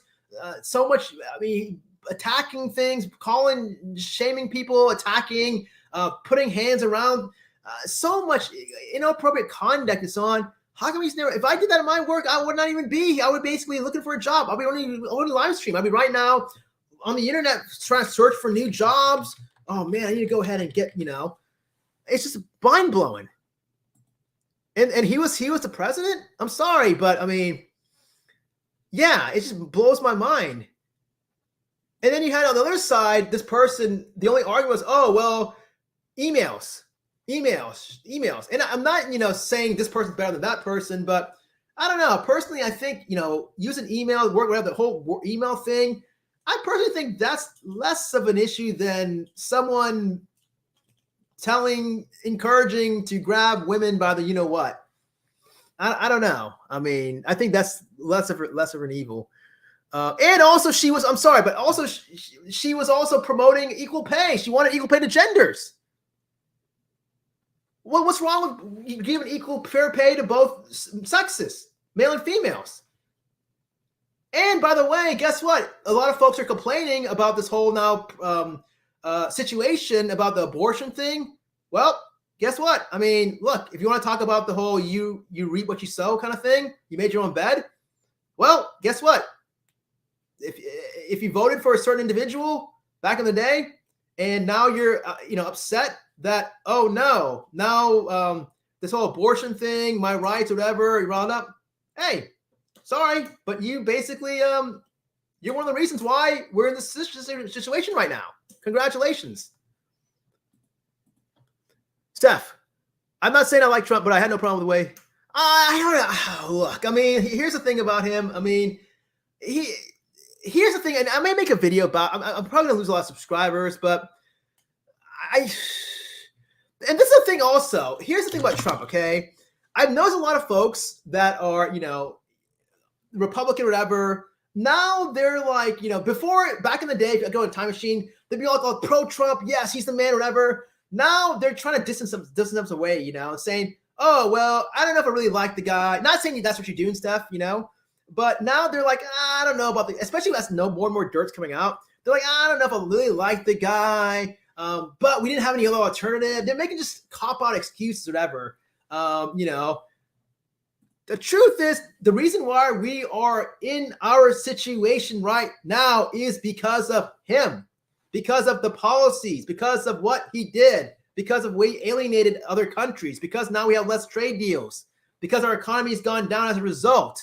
Farmers are being suffering now. So it was all because you connect the dots. Biden then took over. And now we're seeing the onslaught of the repercussions. Our Fed is broke. We have no reserve. Oil prices are going up. A lot of inactivity and a lot of actions that he did is because he ticked off a lot of folks. So, I mean, and what did he do? He ran the country. Really, if he wanted to really run the country properly, he honestly should have not done much. He should have not even intervened that much or done much. He would have been definitely looked at as a great, president. Instead of right now, a lot of folks are trying to distance and say, oh, sad things that he may be the next nomination in that party. But I'm not here to go ahead and say, I mean, I don't know. I don't think I don't agree with that. I respect what you're saying.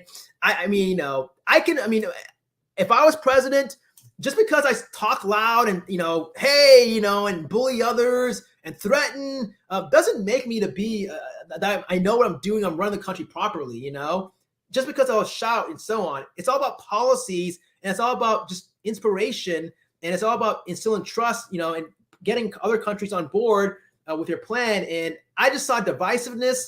I just saw alienation. I just saw just misery over time. I just saw nothing. I don't think there was anything beneficial. The only thing in the history books I can see that will benefit his party was the appointing of the Supreme Court justices. That's it.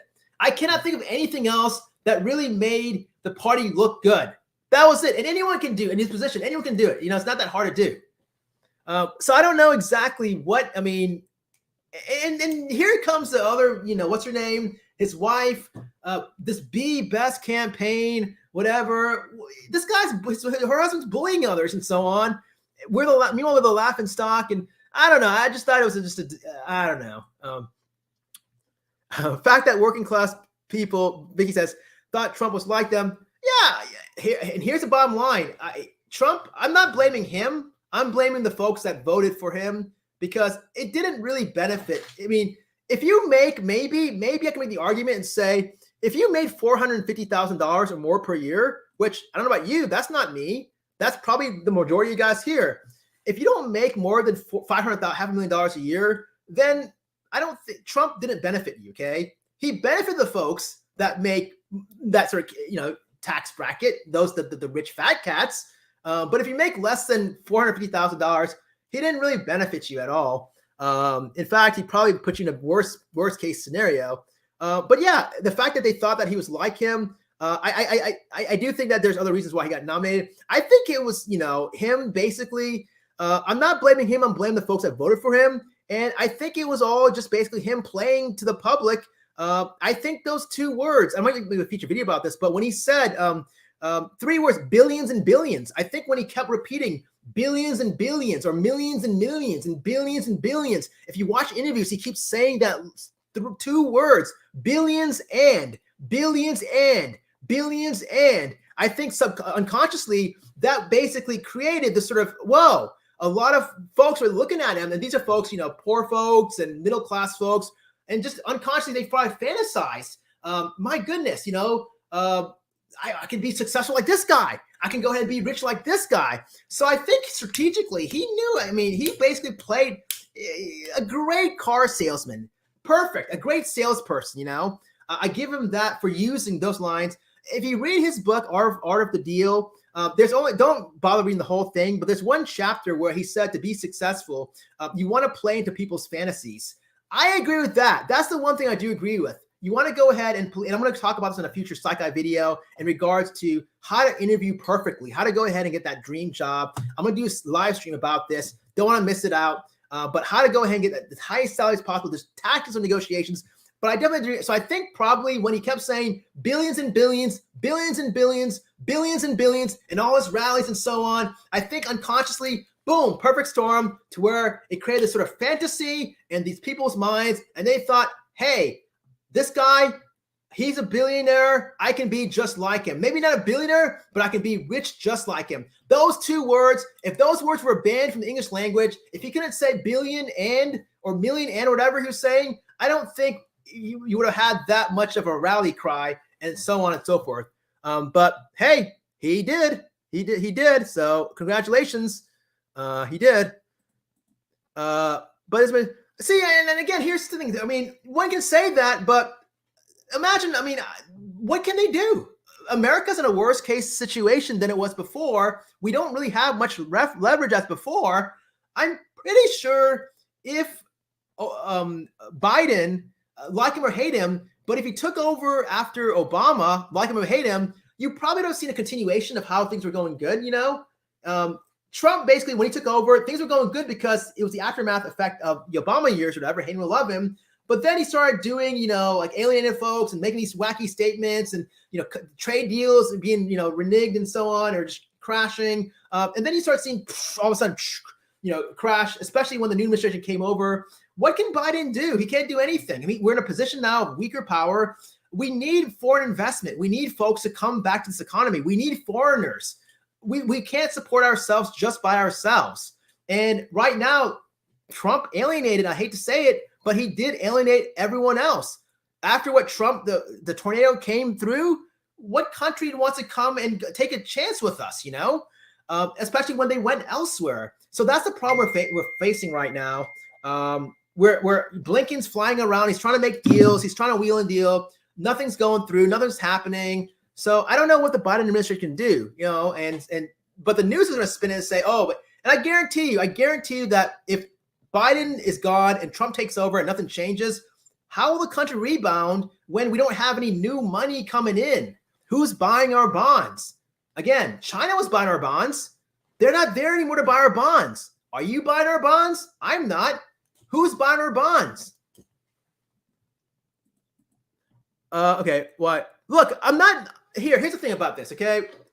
Again, I'm not here to go ahead and, bring politics or whatever, but I don't know how we got on a sidetrack or whatever. But the reality is with him, a lot of our issues right now, our problems is because of the last administration, because we've kind of created ourselves and we alienate. And this kind of ties into the topic of discussion about this Brittney Griner situation. We're in a weaker position because had we had, like, for example, other countries, I don't know, I'm repeating myself, but had we had other countries that were still actively trading with us, like we were before, like other countries, like, on a very frequent, like China, for example, or other people, involved, then we kind of used them and, they kind of came to help also the whole Brittney situation and, the political prisoners and so on, and maybe convince Russia, hey, maybe we should do the right thing kind of thing. But we don't really have anyone.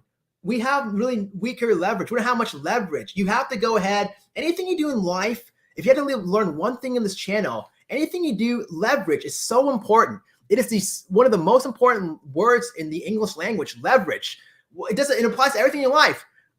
Whether you're a child, whether you're a teacher, whether you're a student, whatever, in a relationship, you got to have leverage. It's so crucial. And Trump basically put us in a weaker position, and now we don't have much leverage to do anything. And that's why this Brittney situation, we have very less leverage. So that's why I strongly believe that Russia will out negotiate us if they even come to the table, if they want what they want. And then what's going to happen is that they're going to say, the Biden administration, again, not taking any sides. Why did we give so much for this one? You wait. If that happens, you're going to see a lot of folks whining about that. It'll be the same people that are whining right now saying, this Brittney Griner person is a druggie. She got caught with marijuana, whatever. Let her be there for 10 years. It's going to be those same people that are going to change. They're going to say, oh, man, we got rid of, why weren't those people complaining when, Trevor Reed came home? Why weren't they saying, when the former U.S. Marine was caught with, alcohol, and he was all alcoholed up, liquored up, and got into fights with the Russian police? Why weren't they attacking him? Why are they selectively attacking Brittney Greer or Griner? I'm sorry, I keep saying Griner, I don't know why. Griner. Why weren't they attacking Trevor Reed? So, it takes two to tango here, but that's the reason why. It's because I hope the economy turns around. I hope things, but I'm not seeing anything right now to where it will. But I hope I'm wrong. Believe me, we need reinvestment in this country. We need more than just ourselves. We need more We need more. Okay, Meredith says she broke the law. Let her be. She wanted socialism. Well, I can make that same argument about Trump. If you think Trump didn't break the law, then maybe you need to go ahead and actually read the January 6th committee reports and actually look at all the things that he did. So again, it takes two to tango. About the socialism thing, I don't know. A lot of folks will go ahead and say, oh, this person's a socialist or this person's a communist.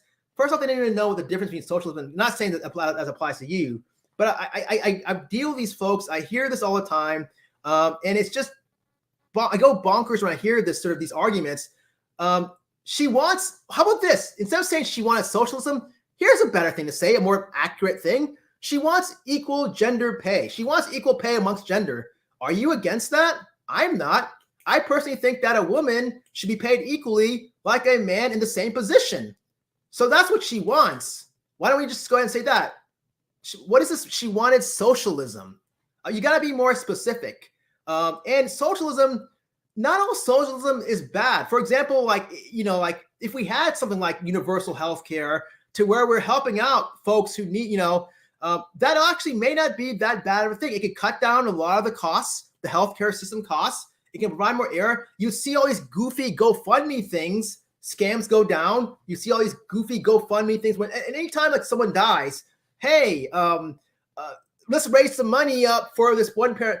How about, okay, why didn't you have health insurance to begin with in the first place? Why am I here paying taxes and paying for my health insurance, so on and so forth? And then now you want me to go and pay for these GoFundMe things? You see less of those GoFundMe things when everyone has, health insurance and so on. So I don't know. I don't think that's a bad, to me, having health insurance, I don't see it as a big problem.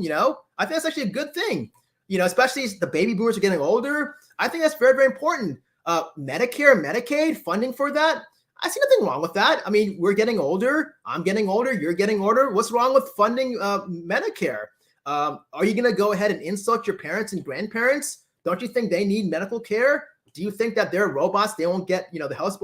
I think that we need to go ahead and promote more of that. And that's part of the socialism, to go ahead and expand and help out, these kinds of crucial sort of elements and so on. So I don't know exactly what do you mean by socialism. If you can go ahead, and that's a problem is that I'm not saying it applies to you, Meredith, but you hear these talking points, socialism, the communist, and then that's it. Nothing else. No specifics. Here, I just gave you specifics. So if you want to counter or whatever, you can, but I like to have factual, intellectual kind of specifics, and so on, instead of just these bland kind of statements. Not saying you're doing this on purpose or whatever, but I don't like sheep. Not saying you're a sheep, but a lot of folks have this sort of attitude where they just go ahead and just spit out talking points that these media outlets will go ahead and say or whatever, and they can't back it up. Whenever you get into an intellectual discussion, they basically just repeat the same talking points. They get caught, and when you go ahead and ask them a question, they can't answer it, and then they walk away. They do the walk of shame. Okay. You're good, right? Okay, yeah, exactly. Yeah, she's always good. Everyone here is good. No harm. I had a great 401k going with Trump. I think. Look. No, here's the thing. I mean, yes, things were looking good in the beginning. Again, I can make that argument. Things were looking good right after Obama. Look, the Obama years, Hayden 11, things were going up, right? And then when Trump took over, things were still going up, right? It's the after, the rollover effect where it's going to continue to go up, right? So things were going up. And then now it's not going up. Well, let's connect the dots. Well, let's see what happened. Oh no, because there's not much investment. There's more divestment than anything than before. That's why your 401k is going down. What's the reason of the cost of the divestment? Was it Biden? No. The divestment was created because of a certain individual hissing off, making other countries mad, and these foreign investors that we so crucially need saying, hey, screw this, I'm going elsewhere. And they take their money and they're investing it now into other things like their land or whatever, elsewhere, whatever. And that's the reason why your 401s are going down. Not because of Sleepy Joe or Joe Biden or whatever they say, not because of him. So again, I think Dr. Fakey needs to be done. Okay. Again, these are your opinions or whatever. That's another situation also. I'm guessing you're Dr. Fauci. I respect what your beliefs are and so on, but I'm calling it right now. The COVID situation, don't underestimate it. It's gonna probably come back again. Viruses, they're not listening to my live stream. They're not sitting in front of the TV listening to whoever. They're gonna do what they're gonna do. They're gonna mutate. It's gonna happen, especially if folks are not wearing their masks properly and so on, especially in indoor settings. And so we're seeing that right now. Things are getting worse. I'm I'm not making this up. And it's looking good because there's not much testing being done. There's not much testing being done. So of course the things are going to be looking good. But mark this video. If you guys can mark it, I'm not here to go ahead. I'm not going to go ahead and repost. I'm not tacky like that where I'm going to go ahead and put a new video in December or January and say, hey, Psych Guy was right. No. But trust me, I mean, just looking at the data, I've talked to folks also behind the scenes. Things are not looking good right now on the COVID front. All right. She went to law.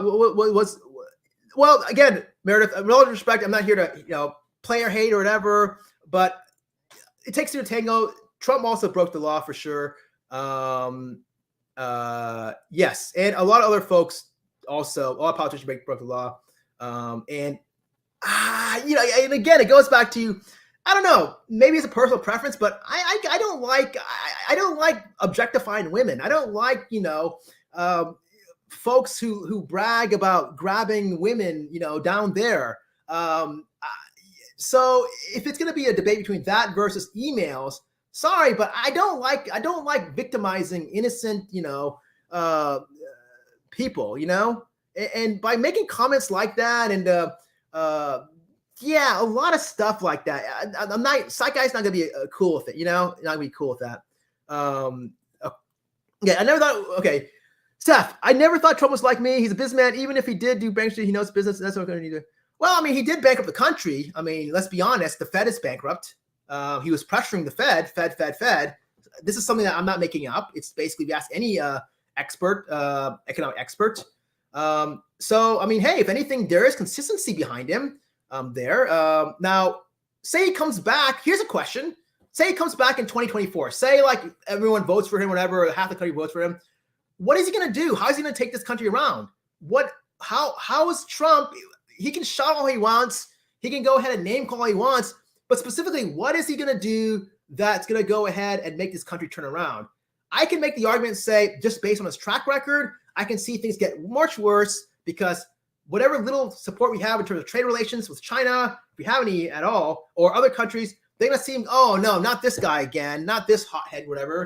And if anything, it's probably going to get worse. But I don't know, I may be wrong. But a lot of folks like him because, he's a businessman and, he's a great talker. He can talk well. Fine. Great. I give him that, but I don't care about that. I don't care if you look good in a suit. I don't care if, you've got a beautiful wife. I don't care about any of that. I just care about how's it going to benefit me. How's it going to benefit the people around me, my neighbors and so on. Sorry, but I didn't see anything that his actions didn't benefit at all. In fact, I can make the argument and say women took a huge back step in terms of their rights with the whole Supreme Court recent thing that happened, right? So if anything, it was a huge disservice, right, to the women. But it depends on what you believe, and so on politically. I'm not here to go ahead and, okay, I'm so happy you made it live. Thank you. This is an unusual live. I didn't expect this to happen. I probably would lose subscribers, but hey, at the end of the day, I'm going to go to bed tonight sleeping that, hey, there's nothing, I'm not bought out. It's the truth. There's nothing I'm spinning like these TV guys that are basically saying the talking points. I'm just asking questions. I'm asking nothing like that. There's no tie downs behind me. I'm not sponsored. I'm not monetized. No one's paying me. I'm not, tied to any sort of, so, okay, here we go. Meredith said, bet she'd love to hear the national anthem today. Let her rot. Well, if you watch my whole entire live stream, watch the first hour. And if you actually did your research, look, Meredith, I was in the same position as you were. I initially said, let her rot. And sorry, I don't have a ring light. That's why you're seeing me a little darker and I get this weird. But I was in the same boat. I said, initially, I said, let her rot.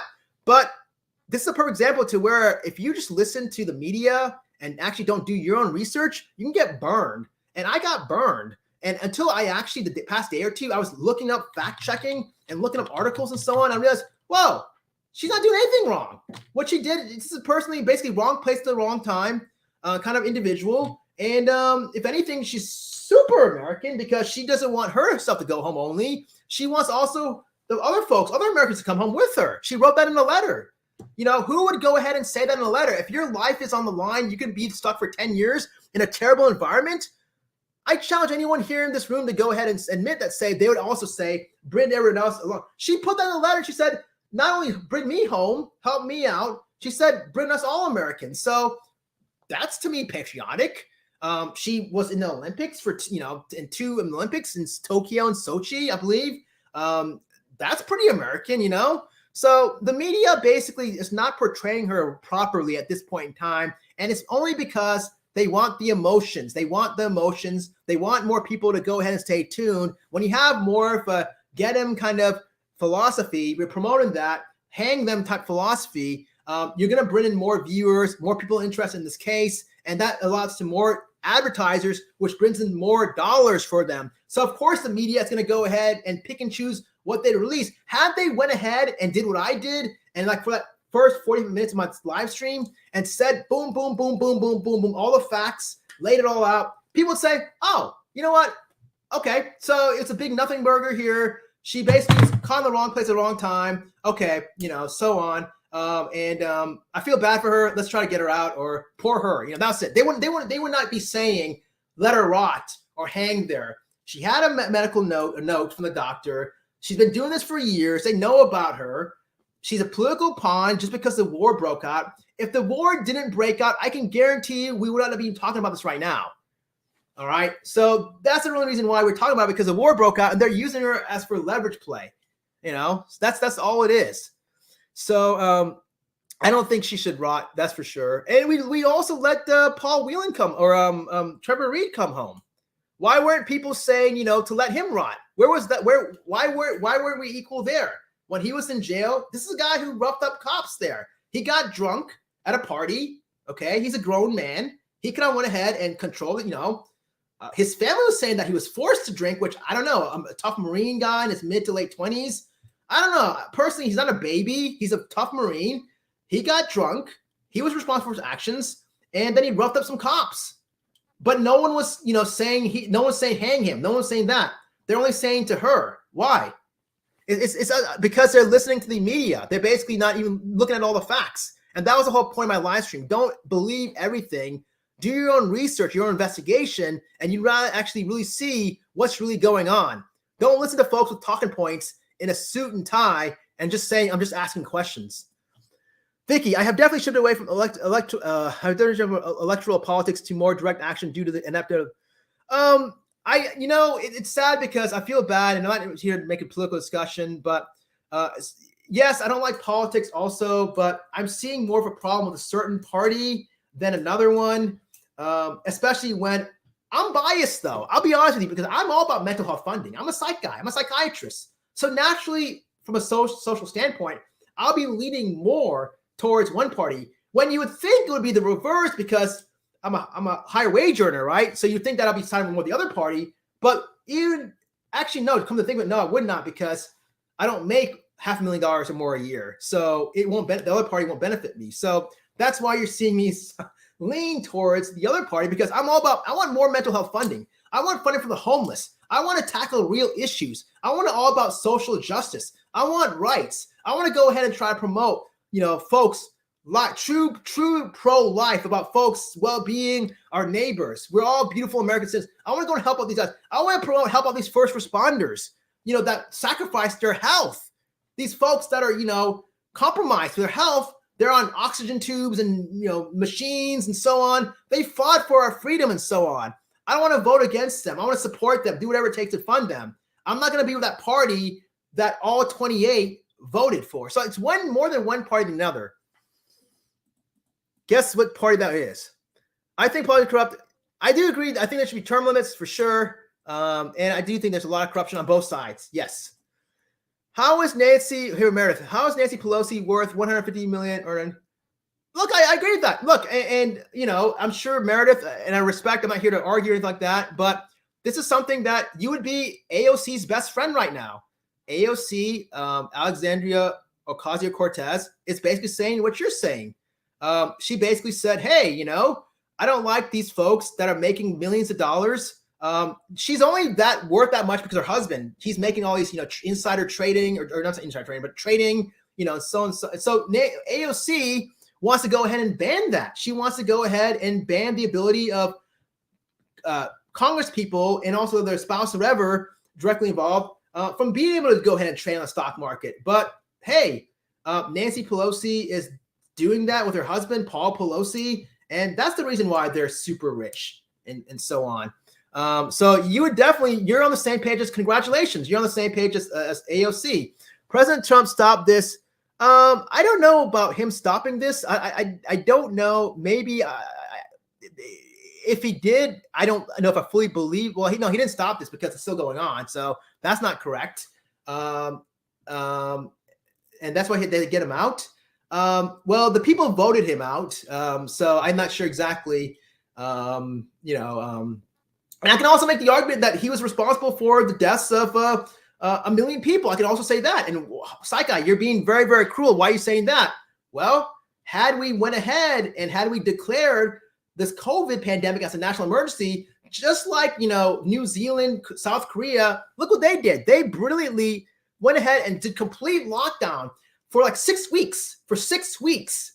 It sucked during those 6 weeks, but they did it and they got rid of it. They're now running around. They're smooth as butter. But here in America, it was just, it's a hoax and all that, or whatever, and dilly-dallying and whatever. It's this virus. Next thing you know, the guy is getting treatment for it. If it's a hoax so much, why did you get treatment for it? I thought you said it was make-believe. I thought you said that the weather would go ahead and kill it.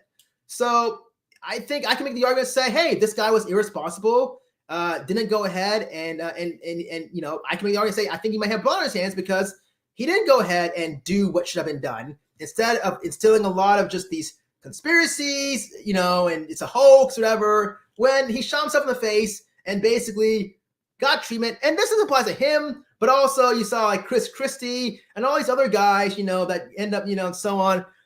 So I can make that argument too. There's so many arguments I can go ahead and counter with that, but I'm just moving on here.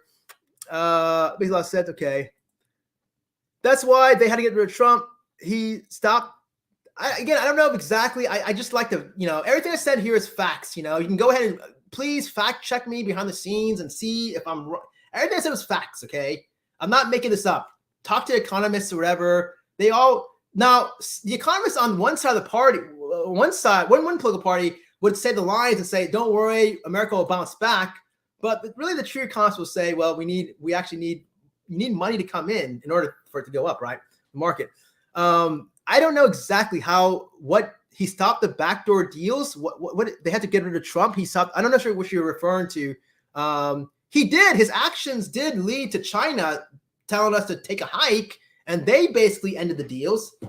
And that's why we're suffering as a result, if that's what you're referring to. But I'm not sure exactly what backdoor deals. 2,000 meals. I don't know what that is. I apologize. I don't keep with politics too much, but enough to know exactly. I know what's going on. Not just to rely on talking points. Not saying that you're relying on talking points. I'm not saying that, but I can back up my, for sure, like I am right now. Look at Pelosi's husband. This is, again, your argument was you're going to be AOC's best friend. If she was right now watching this, she would say the same thing. She'd right now be saying, Steph, you're a rock star. Let's hang out because this is something that I don't like. And AOC is, if you don't know, she's like on the extreme. Like, you want to talk about socialism? She's like, much more left than Biden. Yes. But I do think that they should not be doing trading, by the way, for sure. It's just, they have intel and so on. And we saw that with the Loeffler and what's his name, the two Republican, the George from Georgia, right before they knew about, right before COVID really hit, they had insider information. It looks very suspicious. And they basically bailed out, took out their money from the market. And then next crash, right? Remember that? So I don't think that should happen. We're selling our orders with Hunter Biden's China. I don't know. This whole Hunter Biden thing, again, Chinese friends, I don't know exactly. I want to see data. I want to see proven facts. I mean, it's easy to go ahead and watch things, on TV. Again, I'm not saying you're doing this or whatever, but I like to go ahead and do my own independent research. I like to go ahead and actually talk to folks who are actually behind the scenes. I have talked to folks on the Hill. I have done research on independent sources and so on. So I don't know exactly what you're referring to specifically. The whole Hunter Biden thing. I mean, I'm not worried about him so much. I'm more worried about my livelihood and my neighbor's livelihood. Can we bounce back? That's what I'm worried about. I'm worried about, folks putting food on the table. Not about Hunter. Hello. Okay.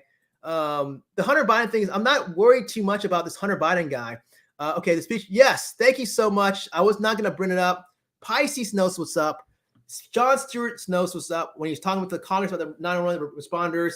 Yes, and he was basically single-handedly alienated or targeting that one 28 folks. They're all in the same party that voted against the responders, but yet they go ahead and ride on their coattails. Yes, I agree. Watch that video and see true. What he did was really true American. It was basically true. Yes, for sure. But no one brings this up. No one brings this point up. No one. I'm probably the only one right now talking about it. Folks instead will say, "Oh, let's ask questions," but they're not asking the right questions. I'm the one asking the right questions, or one of them at least. Yes, I think Johnson was okay. Yeah, exactly. Speech was excellent, and he called out those Republican. Sorry, I didn't mean to party, but it was 28. Sorry, oops, psych guy. Oops, oh no, oops. What did you do? Yeah, he basically was calling out those 28 politicians. They were all from that same party. So yeah, his speech was excellent. Great, good on him. I like holding people accountable. I don't care what party you belong to, but do the right thing. And what those folks were doing, they did the wrong thing. Just look at MM. All right. Look at, no shady deals. Exactly. I agree with you. Hey, I want to have people held accountable. What happened to his DUI? I agree. What happened to that? I think he's well connected. And I think that things, I don't like the rich folks getting away with things and so on. I'm not saying I'm rich, but if I did commit a crime, whatever, hey, I should be held accountable. A lot of politicians aren't, though. Yes. It was mainly Vicky, to be fair. It was mainly, if you look at trust me, I'm not lying when I'm saying this, but I actually the other day looked it up. I don't know if it was 28 or 20. I think it was 28. I actually counted. There's a certain bill. Just type in first responder, Google it. First responder help bill, assistance bill. You can actually Google, it's a House resolution. It was a bill, and I actually looked at the votes, and I believe there's 28, and all of them were Republican. Again, I'm sorry. But it wasn't hypocrisy on both sides. It was hypocrisy on one side. And that's where John, I think I can't remember what John was saying in the speech, but none of the other party, no one voted against it. It was all on one side. It was all on one side. Trust me when I say it. Google it yourself, do your own research, fact check yourself. But what I'm saying is correct. We need to, that's your opinion. You can go ahead. I'm not here to go ahead and sway whatever. Again, I'm not hearing how can we turn, if he was in office, what would he do? What would he do different than what Biden is doing? I'll tell you what he would do. He'd probably make folks more mad, make it more divisive. I'm not too much about, I don't care about the whole economy. I care about the country, but I'm worried about how are we going to turn this economy back? And with him, he's a businessman. He's a failed businessman, but he had to declare bankruptcy 4 times. Well, the Fed is bankrupt, so mission accomplished, but what exactly is he going to do? The only way the country is going to go ahead and come back is if there's more investment. Why would countries come back when they already hate, they don't like Trump? Why would these foreign countries come back and invest in us? They ran away from him. Who's buying our bonds? Before China was. China doesn't like him. Why would they want to come back when he comes back? So see, I'm just asking questions. Now I'm using the line. I'm just asking questions. If someone can actually tell me exactly, specifically, what is he going to do that Biden can't do, then I'll be like, okay, cool, dude. Cool. I respect what you're saying. I understand. I get it for sure. What is he going to do specifically? If anything, I can also make the argument that probably COVID's going to get worse because he's probably going to go ahead and go back to the whole, don't believe COVID or whatever. And guess what? We're going to probably go backwards, But I'm not going to bring that up because I'm looking more at the China aspects. China is really crucial and important, believe it or not. All this whole equation, they really are very, very important to the success of our country. Yes, American workers are, but we really were dependent on the economy. Both of us were together, but now it's like they've gone elsewhere. Biden showers with his daughters. Okay, Biden showers with his daughter, and you're okay with that, Meredith says. Again, I don't know exactly what he does. I don't know if that's true. I don't know exactly. Well, his daughter's, what is she, like 30, 40 years old or whatever? I'm not sure what you're referring to.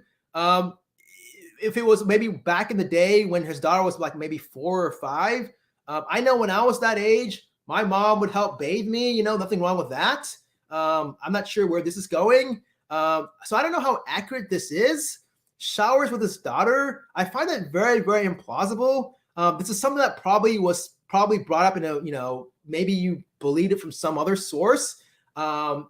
Now, if you have video proof and can show actual video proof or actual documented evidence, then yeah, then I'll believe it. But until then, I'm not believing this. I'm sorry, but I don't believe that. And I'm not okay with any sort of incest, pedophilic, or whatever. But this statement of Biden shot his daughter, I don't believe it. So in other words, I'm just going to go ahead and move on. Trump didn't commit a crime.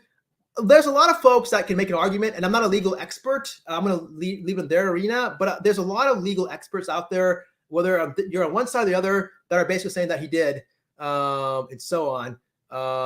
At the least, tampering with witnesses. I mean, have you been watching the January 6th hearings? That's at the least, for sure. Yeah. And it doesn't help when one's code of conduct is not really that, to grab women's, to objectify other folks, that's not cool. All right, Steph, I just want a president who's America and all Americans. Yes, I do too. And who's not, going to brag about grabbing folks. And the only way I'm all about a president who's going to go ahead and turn this country around. And I'm not seeing, if someone can convince me that Trump is going to, specifically what he's going to do, I'm for it. I'll be all for Trump, but I'm not seeing anything at all. I'm seeing much more worse. I'm doing a risk versus a cost-based analysis. I'm seeing more risks than benefits. Yes, the Biden situation right now, it's not the greatest, but again, you can't put it all on him. He basically was dealt a bad hand. Okay, are you talking about Biden putting hands on children? Again, I don't know, Meredith, if that's true, factually correct. I gotta show me the data, show me the evidence, the proof. I never heard of anything like that. I've seen pictures where he's I can see even the person, where he's with kids, just hair and, just touching, which, again, it's something that, and I've seen also gaffes you'd make, which I'm not saying it's a complete saint. I'm not saying Biden's number one or whatever, and so on, but, there's a lot, and if you want to go and play that point, I don't know. There's a lot of, there's other political party where there's congressmen that were caught SEXMLL AIDS and so on. So it takes two to tango, and personally, I think that's worse than the putting hands on the children. The pictures I saw, yes, they maybe were not the right kinds of. Maybe it was caught, it wasn't the right kind of thing. But I didn't see anything that was malicious. And again, if you want to look at character, I personally think making statements like grabbing women by the PUS, I personally, and that's just my own personal opinion, I think that's worse than petting a little girl's head or whatever, But that's just me. We have different opinions. He was the best president of our lifetime. Well, ask the farmers that. Ask the folks in Iowa. See what they say now. I can guarantee you that they're in worse situation than they were before. During the Obama years, they were doing pretty good. But then he came in and, because they were doing good because China was, buying their products and so on. And because they had direct deals and whatever, now they don't have it anymore. Ask the farmers. I don't think they would agree with you and say he's the best president. Your 401k is probably down. Mine is. How is he the best president of our lifetime? But he talks loud. I give him that. He's he has a good voice. He talks loud. He nominated 3 Supreme Court justices. Cool. Did put women back 50 years, but I don't know. Cool, I guess. But I don't know. Hey, he's the best president of our lifetime. I love Jon Stewart. I do too. Yes, agreed. We all have choices, right? I don't care for his policies, but I love speech. Yes, exactly. I'm not here to go ahead and take sides or whatever. Fair enough. I'm not here to go ahead and single anyone out. I respect people's opinions or whatever. I'm not seeing any sort of, no one's convincing me that Trump is, did this country very, very well. He as a result, close to 1 million people have died from COVID. Our 401ks are shot. The economy is terrible as it is right now. There's been major divestment. trade deals, we have less leverage. The only good things or the only arguments I can see is, oh, cool, he appointed 3 Supreme Court justices. Wow. Which set women back 50 years. Okay. Cool. All right. Here we go. Steph, what about Biden? Him and Jill Winter 1,000 million, 40 million in 2 years. How's that happen? Look, I'm not here taking any sides. I'm basically here. I'm not saying Biden's the best or Trump's the best or whatever, but if you're going to go ahead and, go ahead and just tell me what I think just from an objective standpoint, Biden's no angel, okay? I'm not saying he's the best president, okay? But then again, you have to go ahead and look at a situation and realize, okay, one can easily make the argument say, would we be in a position right now had he taken over Obama, if Obama left, right, and Biden just continued whatever, more likely probably went up. But Trump took over, and then things happened, and now, Biden's we're at a worse left leverage. So how can you not feel bad for the guy who, can you imagine if you took over? What would you do, Steph? What would I do? I don't know what to do. I don't know how to bring back these countries back. We need them. So how can we turn the economy around? Well, we need more people buying our bonds. We need investments. We don't have that right now. So what can Biden do specifically? And that whole, 14 million in 2 years. Yeah, that's something I definitely, I don't really, it is America. It is the American way, capitalism. Same thing with Obama, how he's at that rich house or whatever. I'm always a fan of the underdog. I don't have $14 million. I'll never attain that in my lifetime. I'm not a rich guy or whatever. But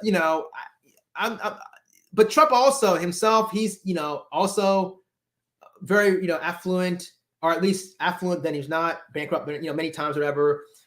He's conned a lot of people out of contracts. There's documentation about that. He doesn't disclose his taxes. So it takes two to tango again. And, but Biden, yeah, I'm not here saying I'm pro Biden or whatever. But I'm definitely not pro Trump. That's for sure. Because I'm just looking at my own perspective. I know exactly what led us here. And I do think that if he were elected, I don't see any benefit of him turning this. How will he turn it around? Again, who's going to buy our bonds? Now, if he went ahead and if he actually himself bought all our bonds and wasted all his money and sold off on Mar-a-Lago and did that, cool, man, cool. Then I might be, okay, cool. But I'm not seeing that. I don't think he's going to do that. And that's probably won't even put even a dent in anything. Females say the same. No, they actually don't. It's not yet equal. There are studies that show still that females are it's getting better. It is getting better because there's now more, movements and more vocalization and so on. It's still, though, uneven. Don't believe me, though. Don't believe Psych Guy. Just look at, the top CEOs. Why are most of them all males, right? They're the ones that are the billionaires, right? The top billionaires. Why are they mostly male, right? Who's a female on that list in the top 5, right? I don't think I saw a female. So it's still unequal. It's common knowledge. I can Google this. In fact, I can Google this tonight. I probably won't because today's Taco Tuesday and I got to eat some tacos, right? But it's trust me, they're not paid the same for sure. Otherwise, why would they still be talking about this? Why would politicians be wasting their time and pleading for this? It doesn't make any sense. Abortion was not in the Constitution, says Meredith. I'm not going to go ahead and pretend to say that I know everything in the Constitution. Not saying you're doing this. I'm not a constitutional scholar. I know a lot of folks. I have friends who are on one side, again, who basically think they know everything on the Constitution and rights, whatever. But then when you ask them questions, they can't even answer simple, basic questions. I don't know. I'm a psych guy. Okay, so I don't know. What I can say, though, is that there's one party that's all about pro-life. And I made this argument in one of my past videos, okay? Cool, I respect that. If you're pro-life, then go ahead and practice what you preach. But guess what? They're not pro-life because, yeah, sure, they care about, zygote, fetus, before birth. But if they're truly pro-life, then why aren't they going ahead and wanting to fund things to promote longer lives? Addressing mental health, addressing, more, funding for health service programs and so on. The benefit life, right? Helping out with, issues like that. What about gun control? In terms of these automatic rifles, why are they going to go ahead and not support banning or getting rid of these war machines, right? If they were truly pro-life, they would be doing this, but they're not. So definitely don't fall for that. But I don't know exactly. I have no idea. I'm not going to pretend and say I know that abortion was not. Maybe you're right. I don't know. I don't know. So I'm not going to go ahead. Everything I say is factual here. I'm not going to go ahead and just say something where I can't back it up. So I'm going to basically pretend I don't know. I mean, or say I don't even know. I don't know, to be honest. Maybe you're right. Went from look. I mean, so the Bidens did that, but then again, I mean, this is what he's a Democrat. This is what the Republicans like. They like free enterprise. They like capitalism. This is like one of the most American things to do, right? That's their tenets. So folks like Ronald Reagan and I'm sure George Bush and all, the Republican presidents or whatever before and so on, that's what they want. Freedom, free enterprise, capitalism, and so on. So, hey, they'll be like, raising a toast. Great job. Thank you so much for being like one of us in terms of promoting, and getting all that money and so on. So, hey, I guess Biden's not being a true Democrat, there. So maybe that's not cool, I guess. Abortion was starting to get rid of, okay. Abortion was starting to, this is something also I don't know much about. It's definitely something that I don't feel comfortable with discussing. It is a little more controversial. Love that you support. Who said I supported eugenics? Who said that? I don't know where that came from. I'm just a site guy. I'm just live streaming here. I'm thinking about Taco Tuesday. But abortion, I don't know about that. Started. This is something I probably wouldn't be surprised if you can get this from one of these, conspiracy. It reminds me of a conspiracy. They're all the same. These websites, they put out these, conspiracy. There's no facts. It's just all just talk, conspiracy. It reminds me of the whole Sandy Hook thing, we're all blah, blah, blah. And the biggest conspiracy theorist of all, remember that Alex Jones, not saying you like Alex Jones, Meredith, because I'm not here to go, but you would think that he would basically be all about what he was preaching, but then when he got caught in a lawsuit, he was just basically taking himself out of it. Like it never happened and blaming on a psychosis. So, this is something, abortion was started to get rid of blacks. What is that? I don't even know where to begin with that. I don't like to do conspiracy theories. Not saying this is a conspiracy theory, but I never heard of it. And so it just seems kind of something I'd see off one of those websites, these goofy websites that have no facts. No, I want facts. I want things, data, things that are reported, C-SPAN, fact checked, and so on. I like to go ahead and myself watch C-SPAN meetings, hearings. I don't want to go ahead and read off some website that not saying you got this from a website, Meredith, but there's a lot of websites out there. You got to be careful. They look like they're created from 1990s, like these Angel Fire websites where the font is all not properly matched, and it just looks like some 15-year-old kid wrote it or something. And I want to watch straight from the horse's mouth. I want to see what goes on, and that's why I watch C-SPAN, and I don't rely, I don't know where you got this from. Where did you get this from, by the way? This seems like a way far-fetched kind of theory that I definitely don't want to entertain at all on this channel because, again, this is fact-based. U.S. and the world lost out on Hillary Clinton, says Hybrid. In my humble opinion, she would have been an amazing POTUS. I know that almost no one agrees with that, but I'm saying, hey, look, hate her or love her. Simple fact is she had, the best resume, the strongest resume that you can even imagine. Even Marco Rubio himself, a Republican. Remember when he said that? Even Marco Rubio from Florida, he even admitted and said, fact check this, by the way, when I'm getting done with this live stream, Google up yourself, call me out. But there's video floating around where he said that she's got a very phenomenal, I think he said she's got the best resume out of everyone.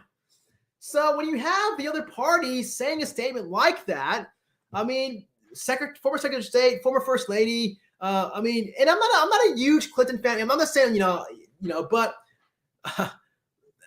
it bothers me when they bring up email, and definitely if I had to say which would we be in a better position right now, yes, I'm not going to lie here. I do think that our 401ks would be in a better position. I do think that we would be better. We would not be in a recession right now. I definitely think that it would be a continuation of what was happening with the Obama, right? She basically would probably just continue the ship and wouldn't rock the boat, wouldn't go ahead and try to be superhero and confront the Chinese. There would still be investments coming in. We'd be looking golden right now. But nope, so yeah, I think, yeah. And then COVID. What about COVID? I think we would have gotten COVID under control. I don't think we would have had all these, the million people who died. She would have probably nipped into, she probably would have done much better measures, wouldn't have stirred up wacky controversies about it being a hoax or whatever. And we would have had less deaths. Definitely easily half the number of that folks that died today, up to 1 million. We're definitely easily half that number. Probably, I would say maybe 20%, maybe, if I had to guess. Maybe less than that. Maybe we would have nipped in the butt. We would be right now not in fear, more than likely. Had we done a better lockdown properly and so on, taking it from the beginning? Because by the time we finally started acting up, when Trump was saying, hoax, hoax, hoax, hoax, hoax, next thing you know, he gets it. He gets treated for it. Apparently, there was no longer a hoax. And by that time, it was too late. I don't think Clinton would have done that. I think she would have listened to her medical advisors. I don't think she would have done that. I'm pretty sure she would have. And probably we wouldn't have had that spreading of the virus. By that time, it was too late and so on. And it was a disaster. So that's another thing also why we're in a bad situation with the economy for a while now, because of what Trump, didn't do. We had to resort to being home, at home, the economy, suffering, and so on. So now we're trying to catch up and so on. So had this whole COVID thing not even occurred, we probably would be in better shape. That's for sure.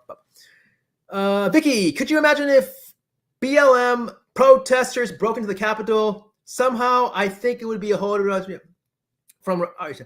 Yeah, look, here's the thing about that. Again, not taking them side or whatever, but there's a lot of proof, a lot of data, a lot of facts are showing that certain races, they end up on the wrong side compared to other races in terms of treatment. This is a known fact. Just look at the shooters. A lot of times, not taking in sides, but if you're a certain color, a lot of times chances are higher that you may end up, dead than being captured. Again, this is stuff that I'm not making up. Just do your own data analysis, do your own gathering. Again, I'm not here to go and stir any controversy. Just look at all the, a lot of, not all, but a lot of the shooters. And there's a lot of social injustice in the prison system. There's, the high preponderance of a certain race, compared, when, everyone should be. So you look at the social inequalities and so on. And again, here I am. I'm not white. I'm not black. I'm like in the middle. So when you're seeing someone like myself taking an objective standpoint, if anyone, I can. So one can make the argument, wonder, now, would it be the same, different response? Yeah, I think so. Because, a lot of those folks, they got off, what they did was sedition. I'm glad to see that they're getting prosecuted and charged, but a lot of them are, got off easy. They should be getting more time, especially the higher buzz folks and so on. You speak of Trump, he encouraged it. Can you imagine the true founding fathers? They'd be rolling in their graves right now, saying, whoa, to overthrow the government? And a lot of folks believe, by the way, they did the Kool-Aid, congratulations. Not me, but they thought, oh, wow, the election was stolen. Congratulations, Trump and his gang. They were saying, we got to take the government. It was all a money play. Basically, he wants to get more funding and so on, more folks donating and so on his cause. What happened? He was going to come back in power, right? Never did happen, right? So a lot of it's just driven by money. And that's why I don't blame fully him. I blame the supporters that are donating to him. And it's still going on right now. I have doctor friends who are basically supporting him and his cause or whatever. They still think that he's going to go ahead and somehow magically come back right now and so on. Meanwhile, this guy's, they're all this Giuliani, the same thing, and all these other guys. And but I think that there have been a different response, definitely, for sure. I think that you'd see more action being taken. I wish that a certain party was more aggressive. I think the Republicans are playing the game better than the Democrats, if you ask me. I wish that the Democrats also did what they did, Why can they only say it's a hoax? Why can they only say fake news? Can you imagine if the Democrats also said it's fake, hoax, don't believe the mainstream media? What do you think will happen if they did that? They should do that. Well, I don't think they should, because if they did that, then the country would be on gridlock, lockdown, and so nothing would get accomplished. So we need policies to be enacted. We need changes. And yes, again, I'm a little more biased towards the one party, because I want more mental health funding, and I know which party is going to fund that. The other party's not. Okay, sorry, but that's a bare truth. But yeah, I think it would have been different for sure. You are. Don't worry. You're a real Vicky for sure. Anyone doesn't believe that's drinking Kool-Aid or listening to talking points and so on. Not even doing their own research. And Joe, yeah, and look, and again, Steph, I'm not a big. He probably has skeletons. We all have skeletons. Okay, but I'm not saying Joe's a pure guy. I'm not saying Trump's a pure. I think they both, have demons in their closets and whatnot. I'm just looking at right now my own well-being and my neighbor's well-being, and I want harmony. I want peace, and I just didn't see. I saw more disharmony in the prior administration than the current one. Yes, it sucks. 401ks are down, but I'm just looking at my situation and thinking, which will be beneficial for me and my neighbors and my family in the long run?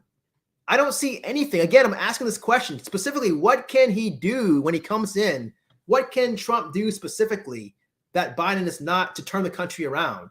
I made my argument saying he already alienated China. He alienated a lot of countries. No one's buying our bonds. Before they were. Now they aren't. Why would China and these countries come back when they don't like him to begin with? What added value would he bring? And again, I'm just talking about Trump. I'm not even bringing up Republicans. I'm bringing up Trump himself. Why would him be beneficial to this country moving forward that Biden is not doing already? And he's trying. Biden is trying.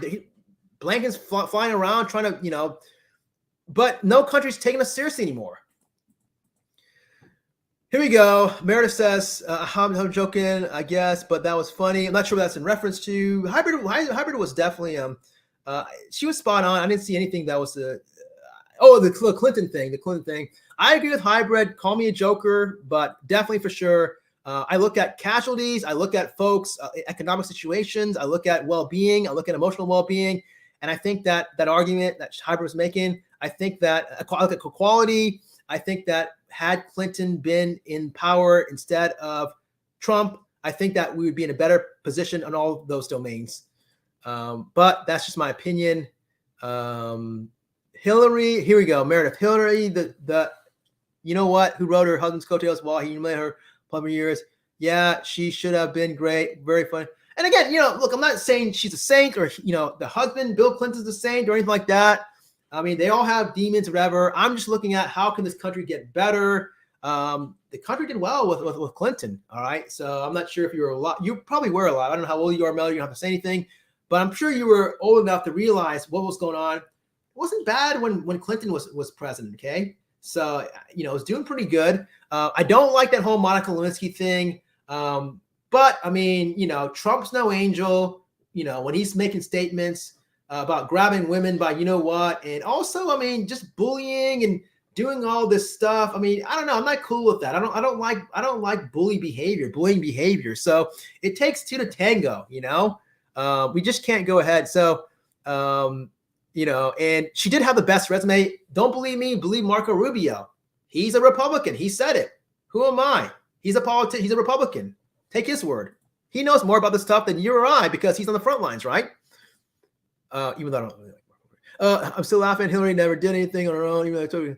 That's something also, I mean, again, this is all just, I've seen these arguments. And again, not saying you do what you're doing. I like you, Meredith. I'm not saying you're a bad person, but these are all talking points where like I keep hearing this Benghazi 13 and what else? Emails and so on. I mean, it's easy. I mean, to say all, but again, if you compare like someone like myself, not bad, but I can put the link down there if you want to come up and you want to go ahead and book A, B, C, D. But someone like myself who was listing out exactly the reasons, point by point, exactly why we're in a bad situation, point out to Trump versus someone who's just saying Benghazi 13, email, I like, just give me a little more substance, give me a little bit more detail than just talking points. Especially when it's on Taco Tuesday. I love Trump. Fine, great, go ahead. Well, the world was laughing. I mean, there's also pictures. I mean, you look at again, I invested a lot in the stock market. I'm stuck right now, complete transparency, but it sucks right now. But before I was, right when Obama left and things were riding and so on, riding the wave. But there was pictures, I believe it was 2018 or 19, or when Trump started doing the whole China and they're stealing intellectual property. You can see actually pictures. Just Google it. But you'll see meetings of the Chinese officials, and even the folks were laughing, like not laughing like embarrassment. Oh, it's kind of foreign. No, they're like laughing at him and his caravan of folks, whatever. So they were laughing at us. I mean, trust me, they're laughing at us back then. I mean, now it's like I think they're still laughing at us, but it's also like realizing that we're no longer as powerful as we once were. 2,000 mules. Again, that's something I don't know about. I never heard about 2,000 mules. It's something that probably is a talking point. I'm not going to pretend and say I know everything or whatever, but you believe the media. I don't believe the media. I don't. Again, if I truly did believe the media, I would be, to bring this video full circle, I'd be basically saying, hey, this Griner person is, this is not a good situation, and let's go ahead and villainize her and so on. That's all I'll be doing right now with this situation. Don't believe the media. I do my own research. I watch C-SPAN. I talk to folks on the Hill. I network and so on. Maybe you do also, and I apologize if you do that. Do that, Meredith. But I don't do that. I don't believe the media. Gotta go. You're high. Wow. Anyone who balanced Trump at this point is just plain stupid. Hey, look, you can go ahead and say that. I respect what you're saying. Again, I point out facts. I asked you if you want to come up on a panel and specifically point out A, B, C, D. How can Trump turn this country around? But you didn't bother to do that. So I don't know. I point out my facts. You can go ahead and review this and live stream. Maybe you didn't like it. Maybe you didn't like the fact that I went ahead and it's trying to hold certain folks accountable and so on. I connected the dots, so I apologize for that. But as for being high, no, I'm not high. I never smoked marijuana at all my life. I don't need drugs at all to alter my sense of reality. I'm not saying you do. I'm not going to go ahead and say that. I use music as my high. I truly use music. I would rather listen to Pink Floyd's "Comfortably Numb" than do LSD. Music gets in my vein. That's my drug for sure. So you're probably just exaggerating, or I don't know why you're saying that. I take no offense. I don't, hold nothing against you. I respect everything you said. I don't think though you presented a good argument in regards, or counter argument in regards to my points. You didn't come on the panel. So maybe if you want to put in the comment section after this video is done, fine, do it. But I thought that I pretty much, was a little bit more bullet point objectives here.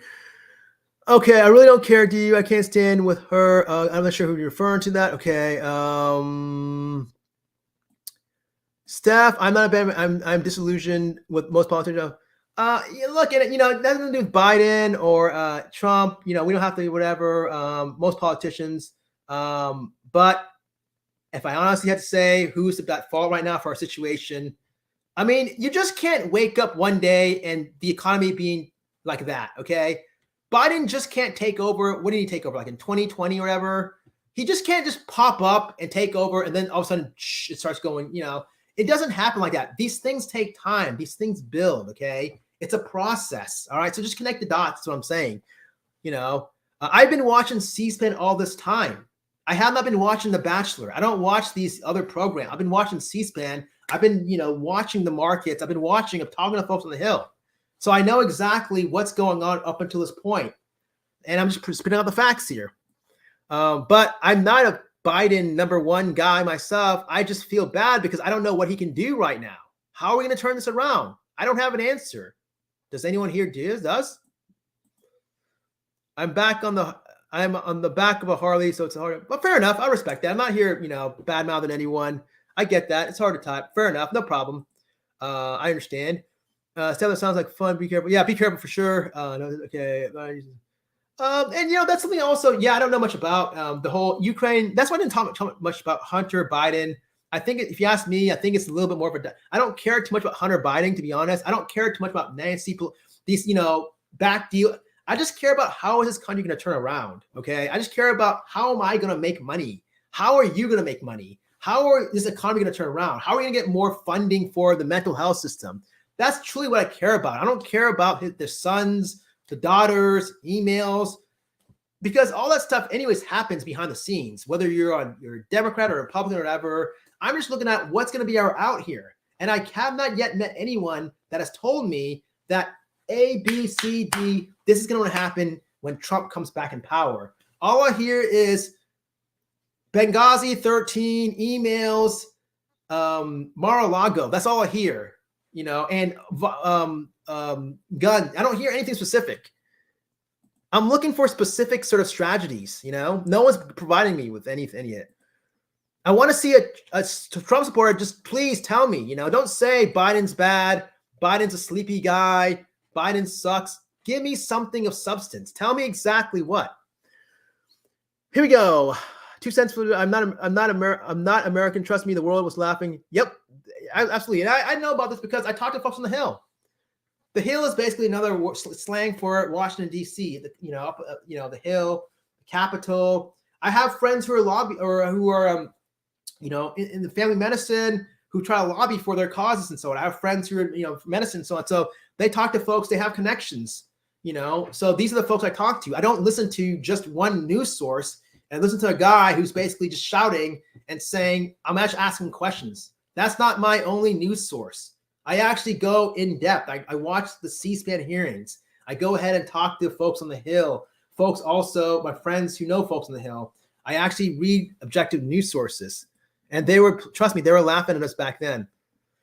How was your 401k? Yes, the 401k was great in the beginning. And again, now it sucks. And these things, they just don't, it's not like I Dream a Genie where ding, and then all of a sudden, like that. It's a process. Things take time.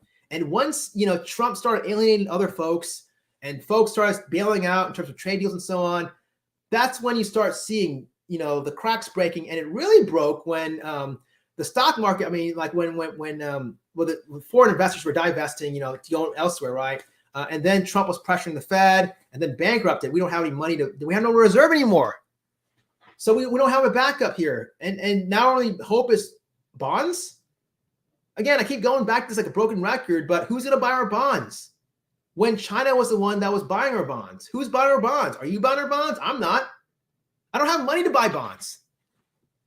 Full disclosure. So yeah, my 401k sucks right now, but it was great in the beginning, right after Obama left and Trump took over or whatever, sure. But then over time, when these things started hitting the fan and so on, had Trump done nothing, had he not done anything and, be quiet and didn't, inflame China and try to stand up or whatever, my 401k would still be rocking, but it sucks right now.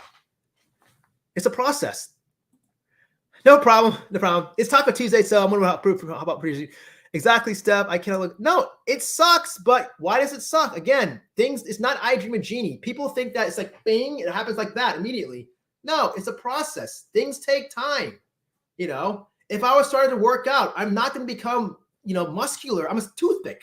If I want to become muscular, I'm not going to go ahead and become buff tomorrow or next month. It's going to take several months at the least, probably years. It's a process. You can't blame Trump. It's greed. Well, if I had to connect the dots, sure. You can't blame it on one single person. I'm not here saying Trump's a bad guy or anything like that, but his actions and misactions is a big reason why we're in a bad situation right now. We rely on foreign interdependence with one another.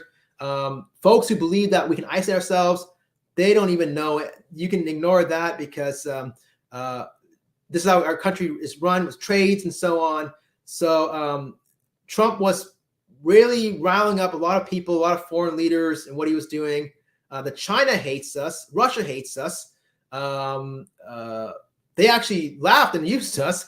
It was basically the ineptness of the past administration and a lot of the other politicians that were not even passing the proper policies that should be passed. And even today now, folks are focused on Biden because he's the president. But what can he do? He's a president. He's sitting there. He's got a lot of red tape when you have folks like MM, who's not even interested in wanting to go ahead and increase simple issues, domestic issues like mental health. How are we going to go ahead? And yet they go ahead when there's mass shooters. Did you see like Abbott and those guys, down in Texas? Immediately, they blame mental health. Well, cool, blame mental health, but fund it. But they don't fund it. So it's just a hypocrisy of politicians, mainly so on one side.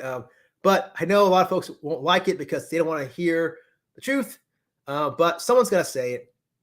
But I can say it though, because this channel, I don't depend on, I'm not a puppet. I don't depend on people funding this channel. I'm not worried about my number. If 10 people unsubscribe from this channel, it's their loss because I know that I'm going to have some cool content. If you saw my Christine Chubbuck video, you say, this guy, man, this is an awesome channel. There's a lot of good stuff. But you may have some snowflakes that say, I don't like this guy. I'm going to unsubscribe just because they get butthurt because, they can't handle the stuff I'm talking about, Trump. And they're just talking points, but they can't go past the talking points. Give me some more meat here to work with. They're not. But I'm not blaming anyone. I'm not finger pointing, but definitely for sure, we'd have less casualties with COVID if it was Clinton, that's for sure. We'd be in a better economic situation. If it was Clinton, that's for sure. I think Russia would probably have done still what Russia was doing. We would be just overall, our forward case will still be rocking and so on. So yeah, Clinton would probably have done basically what Obama, just carried the torch. It's going up. Wouldn't have done any controversial. I think we also should have probably pushed equal pay for females. I like that. I think women should be treated equally like men. I see nothing wrong with that. I don't know. Maybe I'm asking for something really foreign here, but I think it's time for that. And also maybe we're not be in this position where right now we're 50 years back for womanhood with the whole Supreme Court because Clinton probably went out and appointed those 3 justices. So congratulations to whoever voted for Trump. Hey, if you're a female and you vote for Trump, whatever, I respect whatever you did, but you cannot be in the position to complain about, oh no, now my rights are being violated. The women's rights are being violated. You have no position to do that because you voted for that to happen. All right. So, all right, here we go. Trump donated his, look, hey, the guy's what is he, a billionaire? His salary is not that, in the grand scheme of things, it looks good on, paper. But did he even donate his salary? Because last time I checked, he's broke. Everyone here in this room, by the way, the remaining people that are, and I gotta go pretty soon. But you guys probably have more net worth than he does because he's really, really bankrupt and so on. So did he truly donate his entire salary? Why isn't that showing his tax returns? That's my question. I'm just asking questions. That was a little kind of, that was for the folks that are still like, on the sides rooting and saying, yes, finally some guys actually tell like it is and basically not believing mainstream media. I'm just asking questions, mainstream media when they say that, right? I'm just asking questions. Hey, I'm just asking questions. Vicky Sherlock, I think Biden passed his prime. Yeah, look, and I'm not saying, is there a cognitive decline? Sure, if I did a full C mini mental status exam, maybe we might see some deficits. Again, I'm not saying he's the best candidate or whatever, so on. I would be a little bit leery and say, oh no, would I want him to be, running for the next, and so on, I don't know because of his age and so on. But in his defense, though, he really can't do anything right now. What is he going to do right now to help turn this country around? What is Trump going to do right now, especially when, certain parties, certain people won't even come to the table, whether it's foreign or domestic, whereas a foreign politician or domestic politician. Also caught between a rock and a hard place dealing with the fallout of Trump and the political, yeah. They need new young blood. I agree. I think that there needs to be something a little bit more invigorating and so on. I hope that there's a change somehow. What's going right now? It's not good and sexy. It's not fun. I don't know about that. When you say Obama started, I disagree. I don't know personally. My 401k was rocking. Toward the very end, who's not going to have senioritis? When you're at the last year of your high school, folks kind of said to be, complacent and so on. He didn't do anything, though, if I remember, that really dramatically, changed my life. In fact, my 401k was still cooking and rocking. I was in a good position. I was making more money than I am right now. People seem more happier. People seem more together. I'm not sure exactly what you mean by started sucking at the end. If it means that he was attending less meetings or whatever, hey, look, senioritis. I mean, he's got his daughters or whatever schooling, and he's reached a transitioning process. I mean, who can blame him? As long as, hey, all I care about is the country doing good. And the country was doing good. So I'm not sure exactly what you mean by that. Hey, Jenny, how's it going? They respected, okay. Steph, they respected us when Trump was in office. Why are, no, actually, they were a lot of, again, I talked to folks on the Hill. A lot of people on the Hill also were laughing at him, at Trump, believe it or not. There's certain politicians that they don't like, okay, on the Hill. I'm going to tell you who mainly they are.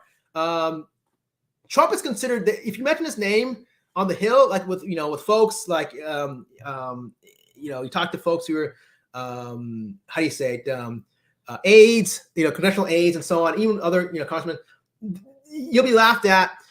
Ted Cruz is another one, another big one. So there's certain politicians where they just laugh and don't take that seriously. And I'm not saying he's a bad guy. I'm not here bad-mouthing Trump or whatever. Do I think that it was way over his head? Yeah, I think that the position was way. I'm sick and tired. And the same could be applied also. If a celebrity was there, I probably would maybe say the same thing. I just think it was just way over his head, Even if it was like LeBron James, I'd probably say the same thing. What would he know and so on, And I don't think it would have been as divisive with him compared to Trump. He may have not done anything, but played basketball, so maybe would be in a better position. So the more I think of it, maybe LeBron would be better. We're a joke now because of Mumbler Joe. Again, I don't have anything against Trump or Biden. I don't see what he can do anything different. I don't know what Biden can do anything different than he is right now. He's trying. The economy sucks. Again, Rome wasn't built overnight. So yeah, I mean, that's, so we were a joke before that, and we weren't really truly respected. If we were respected, China, guess what? If we were truly respected when Trump was in office, when Trump went ahead, remember when he went with the China trade deals or whatever, when he went there, his committee folks, Karen, all went there, China would have been, oh my goodness, and listen, and, sign on the dotted line and so on. No, nothing. They didn't do anything. In fact, they were laughing and they took off and they took their business elsewhere. And as a result, the poor farmers, got screwed. The farmers that Trump was promising to help. So, and don't even get me started on COVID because a lot of lives were lost. But anyways, so true. We're gonna leverage. Yes, they're so true. So true. I've spent some time thinking about that. Thank you so much on the show. Yeah, we don't have much leverage anymore. We don't. I wish we did. We don't. I can guarantee you this much. Had Biden, who a lot of people hate, had he taken over after Obama, we would have continued on the same leverage. Obama had a lot of leverage back then. Now we don't. Once Trump started, just open his mouth and ruin the things, and people started, laughing and so on, didn't take him seriously, just. And no matter how loud he talks, no matter how he shouts and threatens, in the end, no country's going to go ahead and be in fear and want to come to the table and talk, with us. So it's all about leverage. Leverage is the most important. I mean, love number one, and then leverage. I mean, the two L words: love, the most important thing, and leverage below that. It's definitely the top 10 most important words in our lifetime. Leverage is so crucial. People don't look at that. I look at that all the time. That's how I am able to go ahead and negotiate. I pin leverage. I'm not able to negotiate and get more salary or get, this job or win here, win there. I don't win all the time, but I definitely get my strengths, play to my advantage. And that's how I go ahead and use leverage to my advantage. You got to know the game, how to play it. Trump wanted product made here. I get that. Hey, look, fair enough. But then again, I mean, when the economy is interdependent with China, you can't just aggressively, maybe he meant well, but you just can't go ahead and just abruptly alienate just like that and just threaten like he was doing, or, and just confronting, and saying, oh, you're stealing away intellectual property. There's a way to negotiate. There's a tactic. And Trump, he's a failed businessman. Don't believe me. And I don't even know how we're talking about Trump, but look at his record.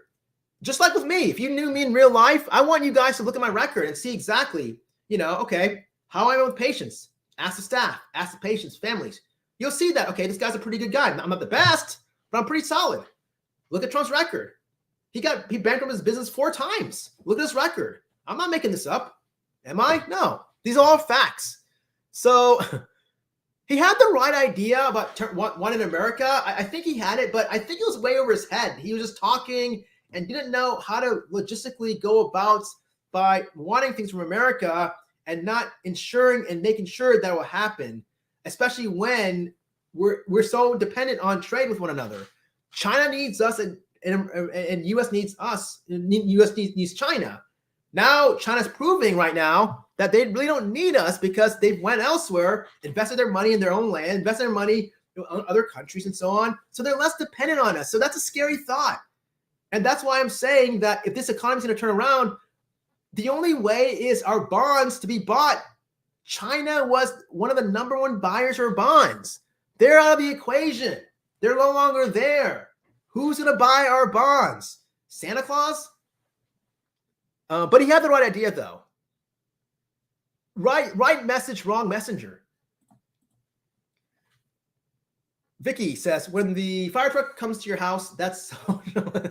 I love it how, and again, there's a lot of folks that even... I'm not here to pin anyone or grill. I'm not here to single out anyone, but I bet you $1 million if I had to go ahead and ask right now, if we had a panel and said, what's the difference between socialism and communism? No one, not saying you, Vicky, but I'm sure a lot of folks can't even differentiate the two. Fire truck, exactly. And it's so funny because a lot of these folks that are bashing, Biden, I saw that also with Obama. They're bashing Obama. I can't tell you how many families that will do that. And they'll say that. They'll bash, oh, we hate government. We hate Obama. We hate Biden. Too much government. And then here they are. And then they're with their kid who has autism, right? And I'm thinking, I just said this to a couple parents. I said, hey, if anything, you should be Obama's best friend because he wants to help increase funding for autism research. Your child has autism. Why are you wasting my time and bashing Obama? You should be his best friend. And then, the parents, of course, were stuck, because they couldn't, they just memorized talking points and they just were frozen. And then they started bad-mouthing me and saying, oh, and then I said, oh, if you want to go elsewhere, you can go. I don't care, And then they realized, oh, I'm a good doctor. They want to continue still. And, so on. So, anyways, I just love, here we go. Like the M4A. What is that? Is that like, I'm not sure what that is. The J6, yes. I agree. The J6 committee has done a brilliant job presenting their material. Kudos to Liz Cheney. She should so far be the Time Person of the Year. If to go ahead and take that huge sacrifice, and not look at go across party lines and really just care about the people and the country, looking at how this was a national security threat, and to go ahead and go against her party, and she's losing big time. I personally think that she probably has, behind the scenes, like maybe a deal worked out, maybe with defense, contractors or something after this. Maybe that's why. Who knows? But man, Liz Cheney, you rock.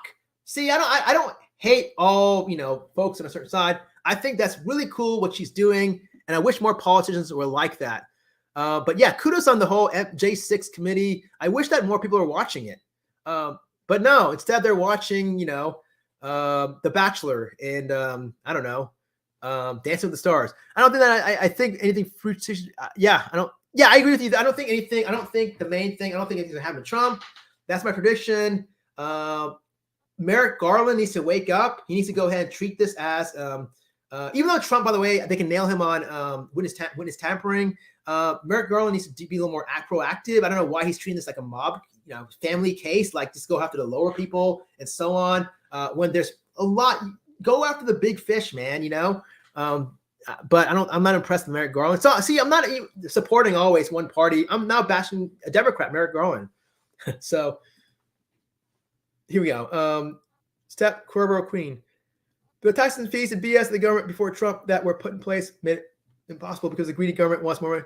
Yeah, hey, I'm not a big fan of the government per se. Believe me, if anyone in this room, I should be the number one person. I don't know what I'm not here to get into personal business here, but if you guys saw the past 5 years, how much taxes that I had to spend, my goodness, your heads would be rolling. This is not to brag, I'm not here to say I'm better than anyone here, but just, yes, let me put it that way, that it was a lot of my stuff. Believe me, you don't want to see my face on tax day, April 15th or whatever. But then again, I do like the government because without government intervention, they regulate, right? They regulate things. Like, for example, if without the government, you would see higher cancer rates. Like, for example, there's a city like I was just reading an article the other day. It's a city in East Texas. I believe, what's the city? I think it's called Beaumont, I believe. But they have higher cancer rates because why? Because there's less interventions, government interventions in terms of regulations there. So a lot of the water is not being regulated properly. It's being dumped. Look what happened in Detroit, Michigan, right? Another example how there should have been some regulations, tighter regulations. Had there been more government intervention, you would have had that less of that trauma that happened where you had that neurotoxicity to the poor children, these poor kids that are probably damaged for life, created a lot of, unnecessary ADHD, hyperactivity, damage to their brains because of the high amounts of lead and so on. So government is not a bad thing. I don't know why a lot of folks, and that example I was given also about, funding, for autism or for this or that. There's nothing wrong with funding for mental health, funding for research and diseases and so on. The government wants to do that. So yes, taxes are not cool. But then again, the government is okay. I don't think the government is, and no one's after you, by the way, or whoever. I see these there's folks that are saying they're spying on me. Nobody cares about you. Nobody cares about me. We're all small fish. No one's listening into your conversation. Okay. Get over yourself. I don't like that argument also. But the government is crucial, important because there needs to be regulation. And likewise also, hey, this whole gun issue. I really wish that there was more regulation on the automatic rifles. That would be nice. Don't ban all weapons, but ban the automatic rifles because it's a killing machine and it's more and more of our children are going to die, right? There's no use for automatic rifles, by the way. If you hunt with automatic rifles, then you're insulting the sport of hunting. You should definitely hang it up. This is a true story, by the way. I know I'm going on a tangent. This was originally going to be a quick live stream, but I'm just going to go, man. But I'm fired up here. I swear upon my life, I'm not making this up. But there's a good friend of mine I was talking to, and this was after Sandy Hook, and we had a discussion. And I said he's got a daughter who's Asperger's on the spectrum, and I said hypothetically, if your daughter was, say, in an elementary school, and this guy's definitely on the right, okay, and I said, if your daughter was in the elementary school, and God forbid, this person came in and shot the place and she died, would you blame guns? Would you be mad at that? And he said no. So I'm thinking, my goodness, you basically threw your daughter under the bus, and and I said, so would you want would you want still guns to be around for that to happen again? And he said yes. So here he is, basically being brainwashed by the upper politicians who are being brainwashed, or not brainwashed, but they're being influenced by the NRA, the big fat cats, and so on. When I'm saying not to ban all weapons, but these assault rifles or whatever, they're shredding poor children and so on. And these folks would put guns over their children. And I just thought that was one of the most disgusting things I've ever seen. I swear upon my life, I'm not making this up. But there are folks out there that do, truthfully. In all fairness, it was his stepdaughter, but still, I personally think that if it's your stepdaughter or biological daughter, you should treat everyone the same. That's my own personal opinion. Okay. Here we go. Exactly. Okay. Yes. Okay. How can they want equal pay if they can't tell you what a female is? It's a smoke show. I'm just looking at national data reports and statistics. It's coming out. I'm just looking at just the top CEOs. I'm looking at on the list who are the billionaires and who aren't. I'm looking also at just human species in general. Call me a simp, but I think women are more advanced than males at an early age, and it continues on. So I do think that a lot of women are just as qualified, if not even more qualified, than a lot of their contemporary male figures. But I'm basing this all on stats and so on. So it's not equal. It's not equal yet. It is better, But we're not there yet. We're not there. We should be there yet. And this was one of the things which, hate her or love her, but Hillary Clinton that was one of her things she wanted. Trump didn't want that. Clinton wanted it. Hillary wanted it. I don't see anything wrong with that. Equality. I don't see anything wrong with equality. Hybrid, Pisces. And that's why I'm so mad when I see my doctor colleagues also. There's doctors, males, including myself. I don't like it that I'm making more money than female doctors. It's across the board. I want it to be equal. I want to get a pay cut. I want my female contemporaries to get the same pay that I do. Of course, I'm negotiating on my own thing and using my strengths, whatever, and so on, and trying to get the top dollar ever. But I wish that everything across the board average was the same, equally. Why are we so backwards? Hybrid. I'm Canadian and cannot fathom what being without healthcare. It's a reality I cannot relate to, and the mere concept gives me anxiety. Yeah. I mean, hey, look, here's the thing. I mean, I think healthcare is important. We're getting older. We're not robots. When you get older, you're going to get health issues. I don't know anyone that doesn't get health issues when they get old. It's just part of the aging process. Guess what? Baby boomers are now getting older, right? So unless if you're a robot, there's something wrong with trying to look after your health. And healthcare should be, I think it should be available for everyone. And I'm sorry, but if you don't believe this, and if you're like, oh, government, whatever, blah, blah, blah, blah, fine, believe that.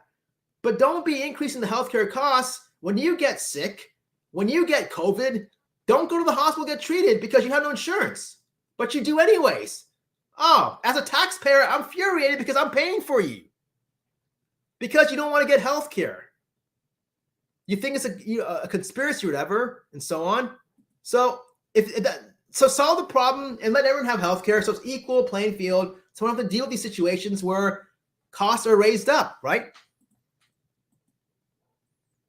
Yes, agreed. Steph, how can we pay for security? Yeah, and look, hey, I agree with you there. I agree with you for sure. I don't like the fact that I don't like to pay for illegal immigrants also who come across the border. That's a fair point too, Steph.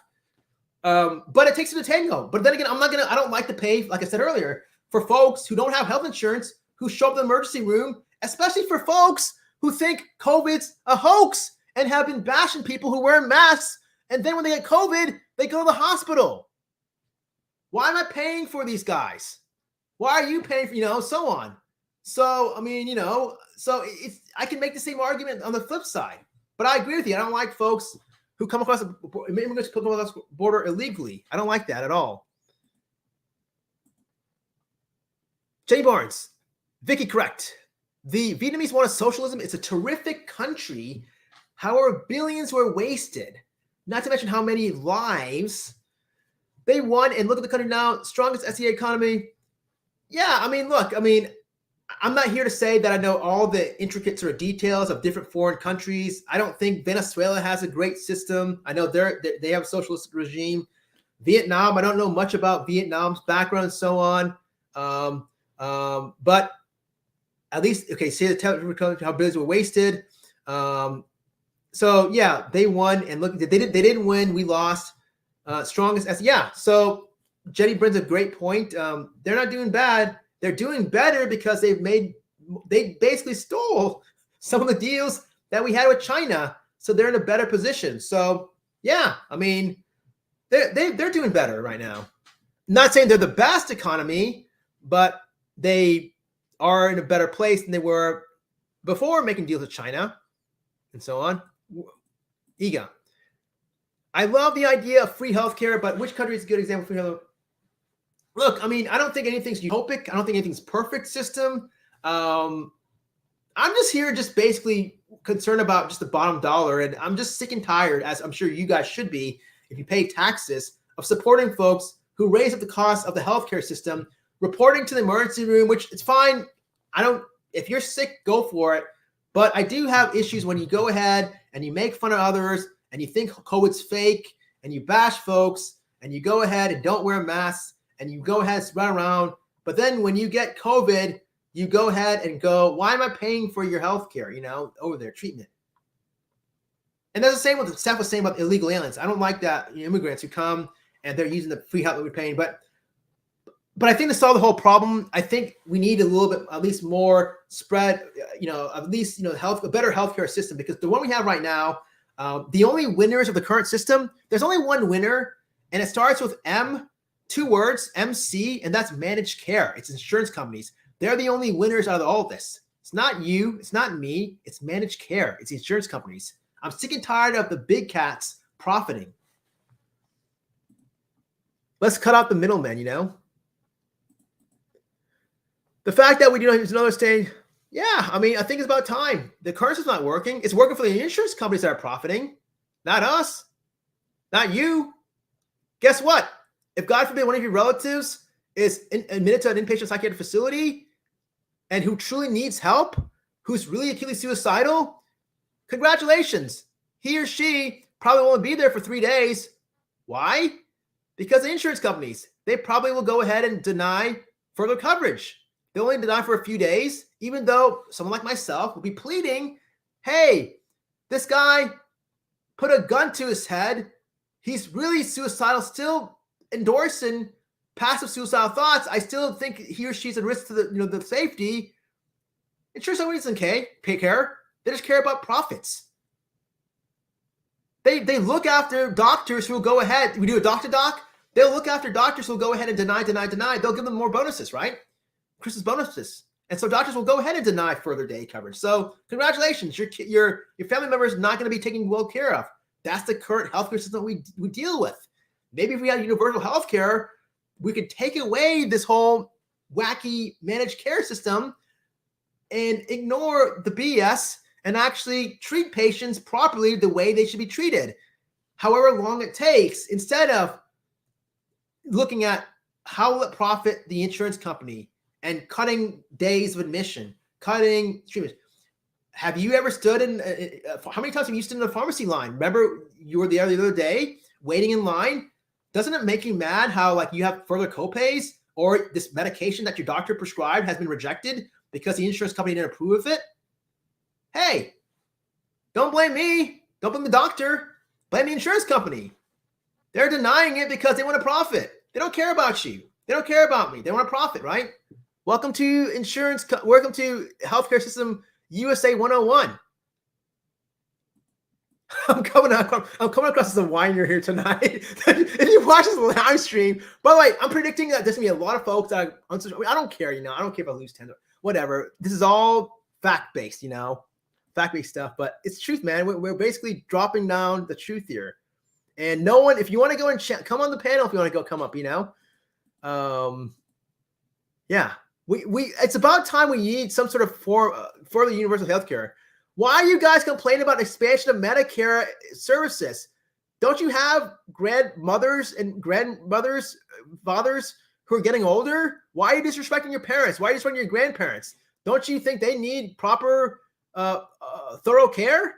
They're getting older. Do you think they're getting healthier? No, when you get older, things break down, right? That's just the nature of the beast. So why is universal healthcare such a hard concept to grasp? Why is it? Oh, psych guy. Universal healthcare is socialism. That's why. Oh no. I said the S word. Man. So wait a minute. Hold on. It can cut down costs. It can save taxpayers money. It can go ahead and promote better healthcare. You'll see a lot of disease rates go down. It'll promote further prevention. And this is a bad thing? It'll increase the life expectancy, and this is a bad thing?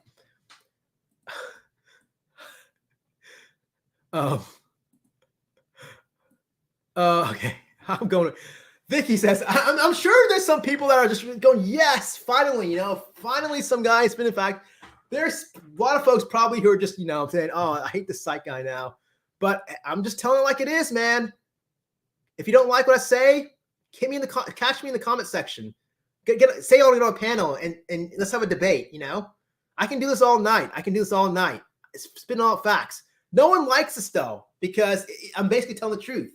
Folks would rather see gossip about,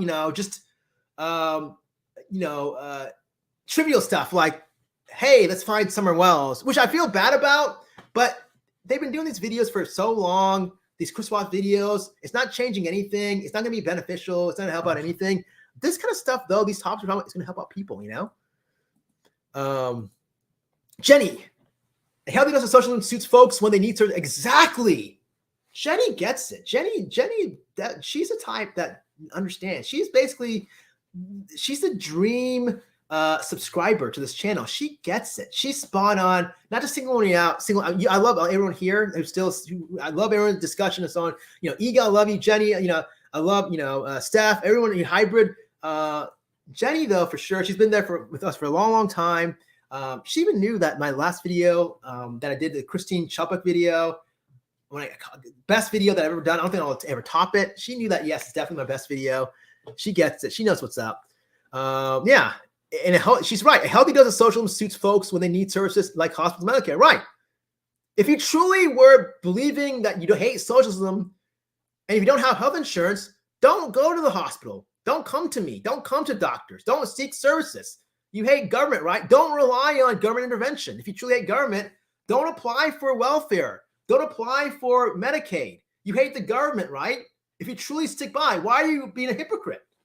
See, no one can answer this. No one can answer this. Just like the guy who was basically taking his son for autism, he was bashing Obama. And when I just said, hey, you should be Obama's best friend, he wants to fund further, for your son's services. He's like, oh, well, I don't want to hear anymore. I want to hear actual facts. Just like Jenny here. This is facts right here. Facts, truth, respect. Here we go. Meredith, really sad, had to leave, shocked here. Who said I'm a liberal? Science proves mass is useless. What is this? Again, this has nothing to do. I mean, you can spin it how you want. I'm just telling facts. Please specifically tell me. If you want to come on the panel, specifically tell me exactly. I've been basically any kind of argument I've been countering. Tell me exactly what did I say that's incorrect or you don't like exactly. Don't just say Benghazi 13 or, Mule 2000 or whatever. I can't remember what it was, Science proves mass is useless. What does that even mean? Are you that, are folks, I'm not saying you're arrogant. I'm not disrespecting you, but if with that mentality, I'm not going to be the one here that's going to be arrogant. Are folks that arrogant to go ahead and argue against trained medical professionals, who've been doing this for many, many years? How do you think Dr. Deborah Birx feels? Here she is, she has so much ID experience. ID is infectious diseases. She traveled around the globe. She was an international spokesperson for AIDS epidemic, HIV, appointing in a Reagan position, this position. How do you think she'd feel about reading some statement like this saying science proves masks is useless? What science? What weird science? Are we in an Anthony Michael Hall video or movie? Did he start in Weird Science? I can't remember. But what science are you talking about? Science completely didn't prove masks are useless. It proved the opposite. And I can go ahead and prove it, but I'm not because it's Taco Tuesday, which I'm going to go hit soon. But just do your own research. Don't believe me. Who cares whatever I'm saying? Do your own research. Science does not prove mass is useless. This is fake news. Don't believe the fake media. Don't believe fake news. Don't believe talking points. I respect that. No worries. Thank you so much. It's your time, your opinion. But I just don't like folks who are just believing fake news. Look at the science. Look at the data. Do your research yourself. Okay? That's it.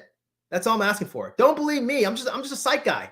I'm a psychiatrist. I'm not an ID expert, but I'm not going to be arrogant to ignore experts in the ID field. I'm looking at the data. I'm looking at countries like South Korea and New Zealand who handle the epidemic properly, and their rates are higher. I can guarantee you this. Anyone who has lost a loved one to COVID, I guarantee you that if they can go ahead and magically transport one of their loved ones to New Zealand or South Korea just for that time before they pass away, they would do it in a heartbeat. They would do it in a heartbeat because they know that it was better under control in those countries. So don't disrespect these guys that lost their lives to the ineptness. I'm just sick and tired of just these baseless talking points. Folks believing just, the fake news media. Hell, Have a nice night. COVID has so many flaws. Yeah, exactly.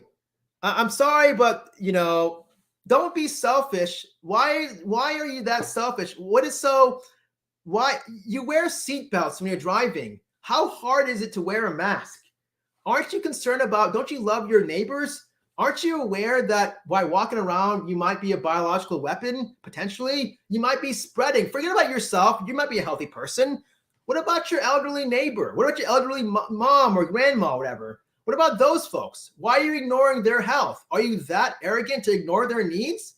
Are you only focused on yours because you don't want to wear a mask? Just a little rinky-dink mask that can go ahead and prevent transmission? And how do you know that you're not a carrier right now? You don't know that. Are you testing every week? No, you're not. I'm sorry for going off, and so on.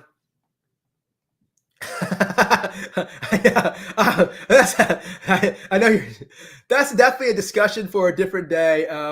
What I can say is that socialism is definitely not communism, which a lot of folks equate the two, and it's not all that bad. But I would definitely go on. But I got to go and eat Taco Tuesday, right? Biden has been in government longer than Trump. What has Biden done? Okay. Well, first off, Biden, you can't really compare the two because Biden has not been president longer than Trump. Trump has.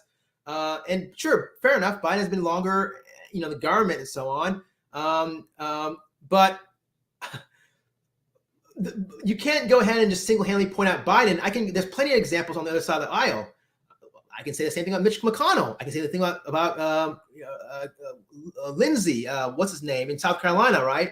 I can say these long-term politicians on the other side of the aisle, right, and so on. And Biden has done, in all fairness, I mean, he has, come, at times, just like John McCain, and how, to respect, the other side. They've, tried to come across both sides of the aisle, and they've tried to work together, and so he's trying to unite, both sides at times and so on. So he's done, several things. I don't know his biography, his whole history, so I'm not going to say exactly, but again, he's no saint, but he's done a lot, though. He's voted, he's participated in the government, process. So yeah, I mean, I think we're comparing apples and oranges. And Trump, before him being president, he was a reality show guy, and he bankrupted his company not once, not twice, but 4 times. That's his resume right there. Oh, and he held U.S. pageants, Miss America. Cool. Okay, that's great. No one should be. Yes, no one should be. Exactly. No problem. I respect you and so on. And this is something fair enough. And we will agree to disagree. Again, I am definitely. Again, I'm pulling my data from just watching C-SPAN. I talk to folks on the Hill. I talk to folks who lobby on the Hill. I know what goes behind the scenes. I look at independent news sources, great independent news sources. I'm not relying on just one network that's basically interested in just mere profits. I'm not interested in just watching one guy's show who just says, I'm asking questions. That's it. And I'm not gaining any money like those guys, those guys are, right? That network I'm talking. So I think I'm open-minded. I don't think there's no motive here. I'm not here asking for donations or super chats. I'm not here. My channel's not monetized. I'm not here getting money.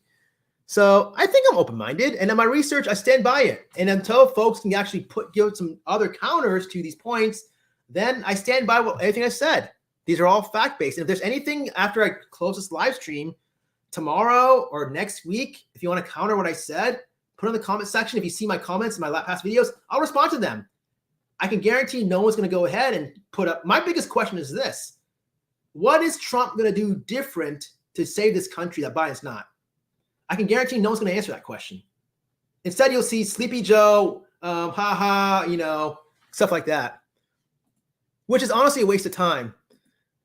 Is a virus shot doesn't make a virus go away. My counter to that, Steph, and again, I love you, I respect you. Look at New Zealand. Look at South Korea. They were effective. What they did, they nailed it in 6 weeks. There are studies there. They nailed it. That's not a big problem over there. They nipped it in the bud. And had we done that, what they did, 6 weeks lockdown, sure would have sucked. But guess what? We'd be in a better position.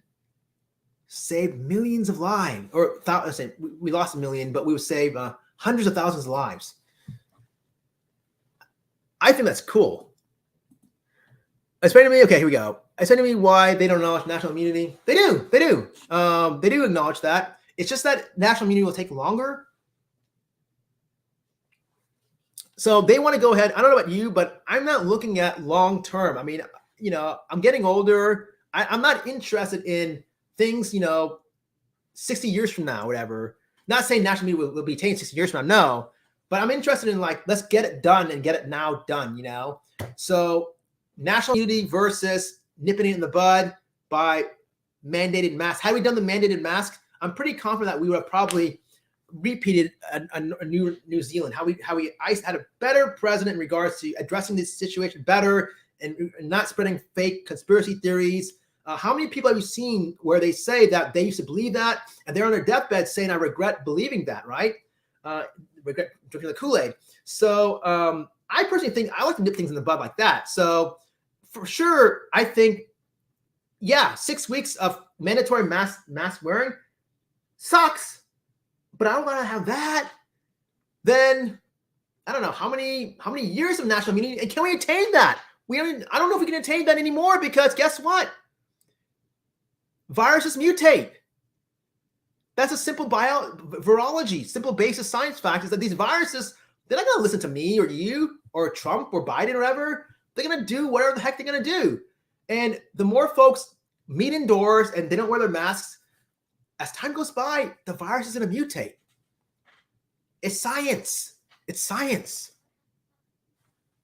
So I agree. They are acknowledging national immunity, but I think they want to try to nip this in the bud. I don't even know if we're going to even attain national immunity anymore. Especially now they're kind of put COVID on the back burners. I think the Democrats did that because it was all politics. They realized folks in the country got tired of the COVID discussion and masks and whatever. So I think the Democrats foolishly, and now I'm hating the Democrats here, they foolishly dropped the whole COVID topic.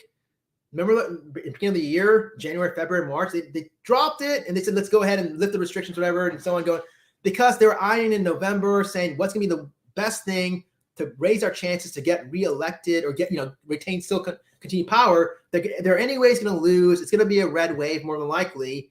But we definitely took the foot off the gas. So that's why. But they do acknowledge national immunity here, Vicky. I would say Democrat socialism is what I am for, which is like M4A. Not quite sure what M4A is. I'm not here to go ahead and pretend I know everything. I don't. Not having 1% making more than, I mean, one party definitely is favoring the 1%. Another party is favoring the 99%. Do the math. Making billionaires pay fair tax. Yep. And they should be paying their fair tax. Amazon, Tesla, these folks, guess what? They're not paying, much taxes. They're paying 0%. They're paying like 0%, minuscule, right? No taxes. Meanwhile, we're paying like, 30%, 35%, 40% sometimes. A lot of us are. My colleagues are, including myself. So how is that fair? But you want me to tell me, and that's something, it's a personal choice. Fine. If you don't want to get a shot, don't get a shot. My point is this, is that, okay, a lot of folks who do get the shot do get prevention or whatever. If you don't believe in COVID, if you think it's a fake virus, if you think it's a hoax or whatever, then don't come to the hospital. Don't get treatment because you're raising up our costs. You're taking a potential bed where someone who truly believes in COVID, who unfortunately got COVID from someone who didn't believe in COVID, could have had that bed, in the ICU. You're taking away a ventilator and so on. But I'm not here to go ahead and boss anyone and say, you have to need this shot. Do I think it's a good idea? Yeah, I think so, because in the end, I'm all about trying to help this country out and attain the national immunity that you want to attain. We're going to only attain that the more folks are vaccinated. We're not going to attain it by just spotty vaccinations. How else do we attain national immunity? Sure, we can wait on the sidelines and get infected, but that's going to take many, many, many, many, many years, as opposed to vaccinations where it's going to be quicker, right? So yeah, here we go, Steph. He did basically. He bankrupted the Fed. Talk to any economists out there. The Federal Reserve is broke. Why do you think the stock market's going down? Why do you think our 401ks are going down? We have no reserve. Before, he would encourage Jerome Powell to pump up the dollars of Fed spending, right, and so on, to go and save us. Now we have no more money to be pumped out. It's like a water well. We have no more water running, right? So we have no money. So basically, it is pretty much, when I said bankrupt, we have no money. And that's the reason why the country's going down right now. I'm not making this up. Look at your own 401k. Here we go. Trump left a very long trail of ruined lives from his death. The U.S. Yeah, exactly. I mean, I give Trump credit for, hey, consistency. He bankrupted his businesses. The country's bankrupt. Congratulations. At least he was consistent.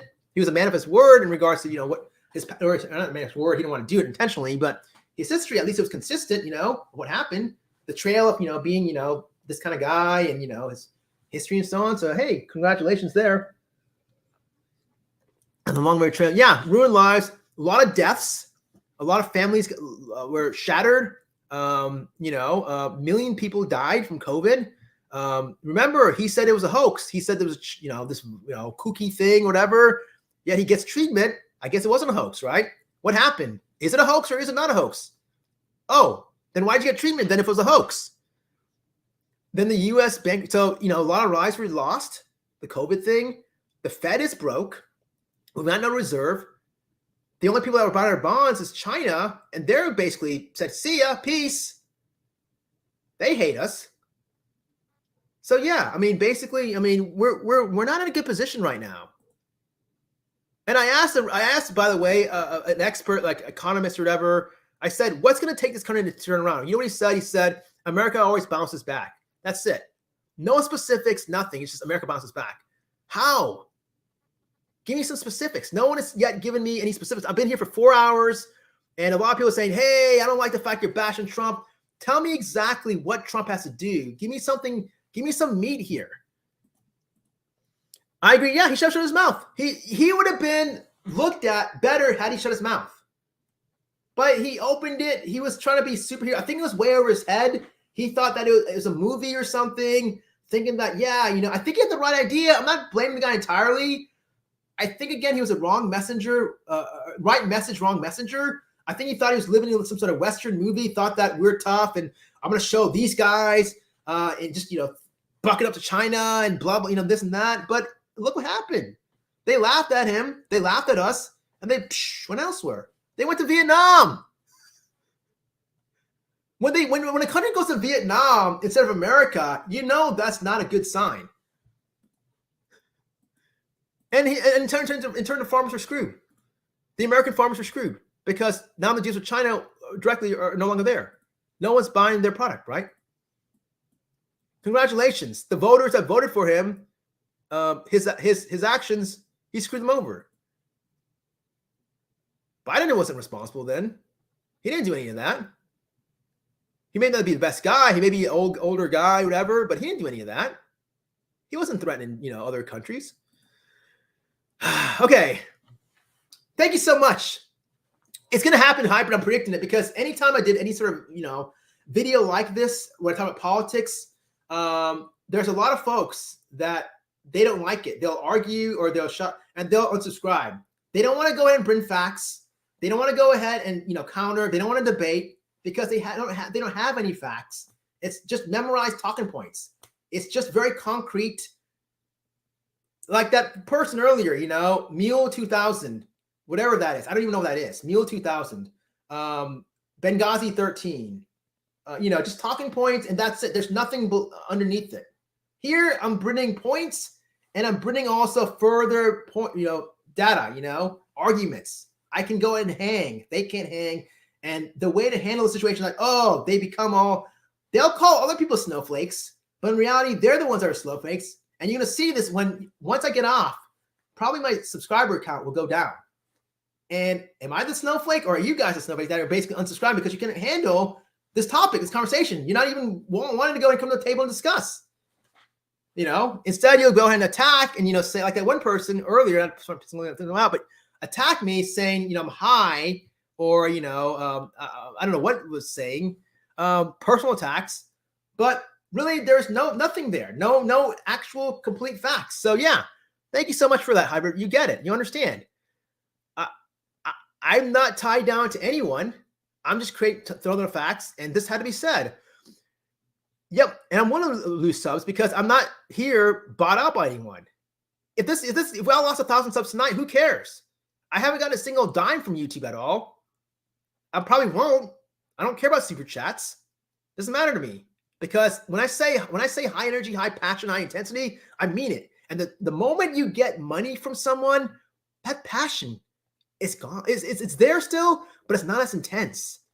I'm doing it straight from the heart, and I can back things up like I'm doing it tonight, and I have been. I've been basically backing up everything, and no one is yet having a good counter argument. I've been here for 4 hours. Yes, and it's so sad. I agree, and how YouTube has become. That's why I don't care what happens. I know there's only like 2 people right now in this chat room. Who cares? I don't care.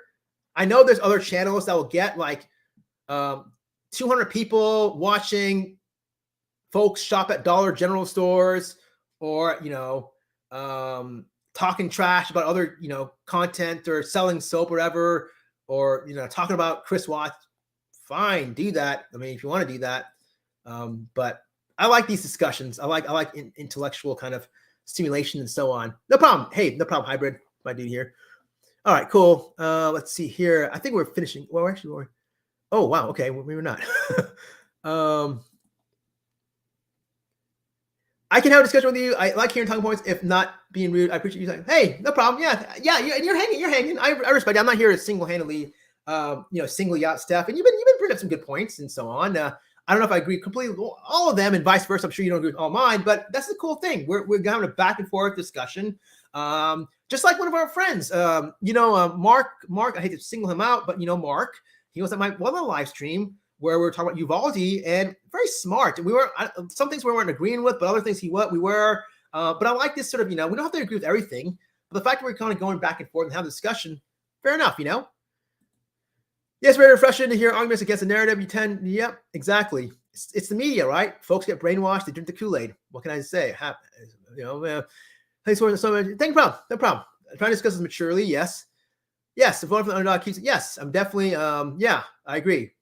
For sure. Jenny gets it. All right, moving on. They need to use a few. Yes, exactly. We need to have more local funding. You got it. Too bad love because you missed. She was saying. I know. It's the truth though. Exactly what she was saying is what AOC was saying. I'm not lying. Google it. You know exactly, Vicky. What's up? You're not dumb. I'm not saying that other person's dumb or anything like, but if you actually, what I'm talking about.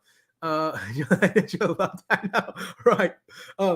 Look, they're calling other people. Why is it okay for them to call snowflakes, use those terminologies, and say mainstream media, whatever? I'm just throwing their terminology back at them. Hey, you guys are snowflakes. You guys listen to the mainstream media, not me. I wish that the other side attacked a little more, like playing their playbook, I honestly think that a lot of this comes down to NWO, New World. Okay. All right. Hey, look, I respect that. I'm not laughing at you or like that. Definitely a discussion for a different day. And hey, New World Order. I know a lot of folks believe in that stuff. And I believe New World. I know Bush was a big proponent of that. And I think it stems on both political parties. So, and so on. So could be. I mean, I'm not an expert in this field. So I'm not going to say anything, comment on that. Census created. Hey, I'm not here to censor anyone. It's your opinion. And to be honest with you, I really don't, do I care too much about it now? These politicians like Bernie Sanders, all these guys, whether it's left or right, I really don't care too much about any of these politicians. I just care about humanity. And I'm just going to go ahead and favor the ones that I think are going to go ahead and side more with humanity than others. And I'm a psych guy. I'm biased. I like the ones that promote mental health funding. Sue me for that. Hey, no problem, Vicky. I respect that. Nothing wrong, with whoever you believe, whether it's Trump, Bernie. Hey, love that respect and so on. Jenny, I'm a reserve who knows nothing about the USA political system. Why do people spend billions on presidential campaigns? I know, right? Yeah, look, the politicians are bought. It's definitely for sure. It's a hidden agenda. Just same thing with the gun lobbyists or whatever. It's obvious. They don't care about the kids. They care about their wallets and so on. That's why it bothers me. They really, really opened up their eyes and realized, hey, don't favor the billionaires. Don't favor the kids. Support them, right? Don't support these the billionaires that are brainwashing you. These NRA folks, right? Same sort of concept. Same thing with political system. A lot of politicians are puppets to the folks that are spending billions and so on that want to push their own agenda and so on. So you're correct on that. So on both sides, Republicans and Democrats for sure. Okay, let's go speed right here because I'm getting sort of okay. She's made her college bill. Hey, look, and I'm not the biggest AOC fan, all right. So I'm not saying she's complete, but then again, I'm not the biggest Trump fan either. But Trump, in all fairness, he is a celebrity. He was a celebrity. He still is a celebrity. He was on a celebrity show called Celebrity Apprentice. I mean, how much bigger? You can't be a bigger celebrity than being on a show called Celebrity Apprentice. So it takes two to tango, right there. Boom, argument destroyed right there. All right, Seth. Not trying to attack or anything like that, but I'm just basically countering. Boom, every single point of the way. I'm going to counter. Steph, they got to do a complete. So he's more of a celebrity than she is. All right. They got to do a complete lockdown and treated people the way they did because they took all their guns. I don't know if I completely believe that because last time I checked, guns. I wish they took all the guns. What are you talking about? I wish there was I wish that, I'm saying not all guns. I'm saying assault light rifles, okay? But I've been awake here. I've been, living in this country for the past, so many years, and I've been watching the news. I don't think they took anyone's guns. What are you talking about? Maybe I'm not sure exactly. They did it. They got a complete lockdown and treated the people the way they did because they took all their guns. I don't understand whose guns they take. They didn't take any guns. They can't even pass background checks for mental health folks with severe mental health conditions. They didn't take any guns away. I know AOC. I love her testing energy. She knows what is missing from. Hey, right on. Your opinion and so on. Right on. Cool. There you go. In her opinion, right here. Nothing wrong with that. Likewise, if someone adores, I don't know, Ted Cruz, it's your opinion. It's your, what you think, and so on. So right on. Cool. Funny close. Yeah, look, and I personally think you're saying the same thing that AOC is saying. AOC wants to ban trading. Presley's husband is basically doing trading, right? So you're on AOC's page. Congratulations. Whether you like it or not. So yeah. Facts. Hashtag facts. Hybrid, same here. And the shock jock jokes where everything, yeah, I mean, come on, the whole thing, what Trump was doing, nothing against the guy, but more harm than good. We're seeing the aftermath of that. Okay. All right. And now if he comes in 2024 and if he turns the country around and the country just whoop, does like a complete like V shape, like shoots up when he comes in by his sort of thing, his presence or whatever. So I'm not going to take this video down. I never take my videos down. Psych Guy is Psych Guy. I have never censored anything. All my videos have been there. Other people take videos down. I don't take down any videos. It's going to be there for many, many years to come. Then I'll eat crow, But I'm not seeing anything if he's going to be elected. What is he going to do that's going to turn things around? I'm not seeing anything at all. You might see a transient bump because of hype. Yes, he's back. So you might see the market kind of go back up, and so on. But it's not going to be long-standing is what I'm trying to say. Steph, I worry about Hunter because, yeah, and again, I don't care about Hunter, I don't care about these kids, whether it's Hunter or Funter or, Ivanka or whomever. I don't care about these guys. I just care about the American people and how we can turn things around. Maybe he's a dirty guy. He should not be allowed to do any business. Okay, fine. Okay, great.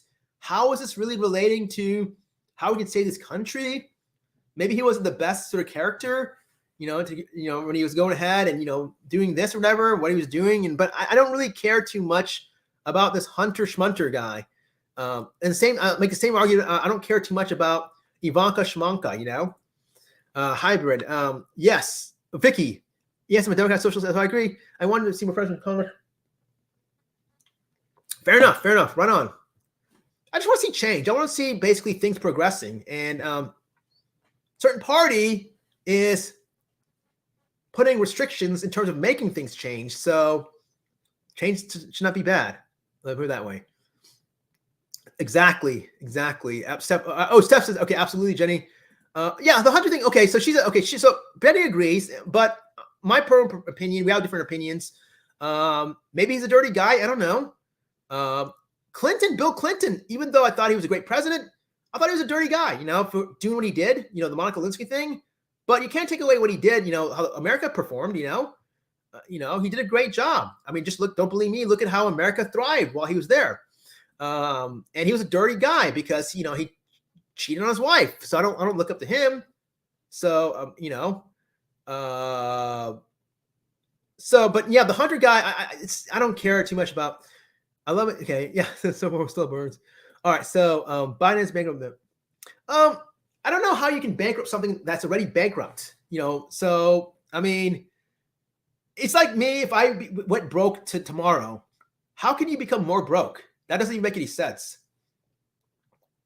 Think about it. If something's bankrupt and it's zero, how can you go negative? I guess you can be more in debt. I guess you can do that, but I'm just worried. I mean, we need reserve. We don't have, and the Fed doesn't have any reserve. So you can't bankrupt something that's already been bankrupt. That's my point. Pete, okay, right on. Hybrid, Pete Buttigieg, okay, right on. Why can't we drill here? Why? Because it's not going to sustain. I mean, I know they're saying drill, baby, drill, Alaska and so on, but it's not enough. I mean, and also logistically speaking, would it go ahead and bring down the cost of oil? I don't know about that. We are really dependent on other countries in this field, in this regard. I do like what though, the concept. I think it's noble. I like the fact let's rely on Americans. Let's go and try to create more jobs. Let's go and manufacture in America. Let's go ahead and try to promote, drilling here. I like it. Sounds good on paper, but I'm just looking at the reality and the logistics behind it. Steph, here's the thing. A friend of mine did a demo. Okay, fine. Okay, I respect that. And this is something that I haven't done, so I'm not going to say that I know all the ins and outs. Did tracing Lincoln Biden at the China lab, so I respect that. I'm not going to argue and say, hey, you're making this up. This is fake news. Like a lot of folks on the other side do. They say you're fake news. I'm here to go ahead and say, hey, look, cool. I respect that. I'm not here to argue because it would be insulting to you because it's a friend of yours, right? So I respect that. Okay. Maybe Biden is not the best, what he did, his family did. Maybe it's not the right thing. What I can confidently say, though, is that had we treated the COVID situation a little bit better with more maturity, we would have had less casualties. That's for sure. And that's based on just data from other countries. China, watch out, peeps, Jenny says. Believe me, that open camera, she went viral. Okay, fair enough. And again, look, I respect your friend. I respect you. You're a good person. No, once I log off here, I'm not going to say, man, that Steph person sucks. I'm not going to go ahead and hate on you. Next time I do a live stream, we're not even talking about this. We're probably going ahead and talking about, I don't know, Warrant or something, right? I don't know. Who knows? We talk Uncle Tom's Cabin, that song. And we probably, rocking together. So, but I respect your friend for sure. I respect you. Right on. Fauci was all right. And again, look, I don't know about all this. I mean, Fauci, I know a friend who met Fauci. I don't think what he was doing was anything malicious when he was saying to wear masks. I don't think there's anything wrong with wearing masks and trying to look after our elderly and look after immunocompromised. I think that's okay. Same thing with Deborah Birx. I don't think anything she was saying was, vastly that radical. I kind of believe more in prevention. I believe more proactive than reactive. That's the way I like to go ahead and take things. So I don't know. But the whole Fauci getting caught, the dirty deeds, I don't know the details of what you're talking about and so on. Biden, I only know about Fauci, about just what the statements he gave about the COVID response and so on. And honestly, I do like Fauci better than Trump because it just seemed like he understood science better than Trump. And I'm a science guy. Maybe I'm biased. I don't know. But I'll look at data and facts and so on. All right. Vicky, I am even a bit more leftist than Pete. So you know how left I am. Oh, wow. Okay. Yes, I'm glad to see him being vocal about his life experiences. Okay, right on. Hey, nothing wrong with that. Nothing wrong with being left, right? Why is it such a why is it a shame? Why is only one party the cool party to be? It's okay to be left if you're left. Who cares? We should all love everyone equally. And why is only one side fake news and not the other side? That's my question. Why can only one side say that's fake news? Hey, look, and again, I don't know. I mean, maybe he is. Look, I don't know. And to be honest with you, I think Bill Clinton had an element of that also. And if anything, I was called like an extreme, someone earlier said I was an extreme leftist. If you ask me, I think Bill Clinton in some way had that sort of perverse kind of sort of tendency, whatever, especially, with the whole Monica Lewinsky thing to cheat his wife. I don't think it was a great character and so on. So here I am, an extreme leftist bashing, ripping Bill Clinton on this point, on my point here. So I'm trying to be objective and fair on all sides of the coin. So I don't think everyone is perfect or, so maybe Biden is. I mean, maybe he does have that sort of element. I don't know. I'm not here to say he does for sure. I don't know exactly what they're talking about. I did remember some pictures of him, like, putting a kid, like, just patting on the head. Like, I think there's an Asian girl. I think there's a woman with red hair, a picture. It's the same pictures repeated again, but then I can see the same thing about, Trump. I mean, he's making comments about like, his daughter being hot or something. He's putting his picture, like she's on his lap, and then he's at another thing. He's on a video with him and Epstein, and he's chewing gum, looking at, models grinding on him, and so on. So I can go ahead and counter that. Every single point you guys are bringing up, about I'm countering this, and I'm neutralizing everything you're saying with respect. So yeah, again, it takes two to tango, So, and again, this is a guy who basically said, grab women by the, PUS. And so if that's not pervy, I don't know what is. Vicky, okay. Sorry. We can't put it all on Biden, but you put it on Trump, dude. No, look, I'm just looking at the facts, and here's what happened, okay? The facts are this. Things were great, okay? During the Obama years, things were going up, right? Our 401ks were going up. Then you had a change of guard where Trump took over. Things were continuing to go up, right? My 401k, the stock market, and so on going up. And if you had to connect the dots, notice how things started kind of, toward the end, when Trump started, making mistakes and, doing this or alienating that country, this person, the Fed no longer has any money, it's bankrupt and so on. These are the aftermath effects. It's a cause and effect. You just can't go ahead and separate the two. You can't simplify things. This is a complicated process. So things don't happen overnight. It's not an I dream of genie where bing, all of a sudden, things happen over time and so on. So Trump is not, he's definitely a lot of what he did and didn't do. It falls on him. And Biden, a lot of folks are blaming Biden. But I go back to this question. I keep going back to this question. No one's answering this. What can he do right now? If you were Biden, what would you do? No one is interested in us. We don't have any leverage. We can't rely on international trade anymore because no one wants to trade with us. So what can we do to bring this? We have no buyers or bonds. There are major divestments going on. How are we going to come back from this? So I'm not putting all the blame on Trump, but a lot of it for sure, yes. And don't believe me, look at your 401ks. All right, Jenny, it was reported here that Trump gave the one. Yeah, look, I mean, I can make a lot of arguments, but I'm not going to go ahead I'm not here creating conspiracy theories. I can sit here right now and say, hey, and just to piggyback that, Jenny, but hey, there are many times that, hey, Trump might have said something, and how do I not know that him and his cronies were shorting the market, because he might have said something on purpose. But I'm not here to create wacky conspiracy theories. I'm just throwing facts. I'm basically holding everyone accountable here on both sides, okay? But yeah, I mean, it was word here that Trump gave the wealthy $1 million in allergy relief.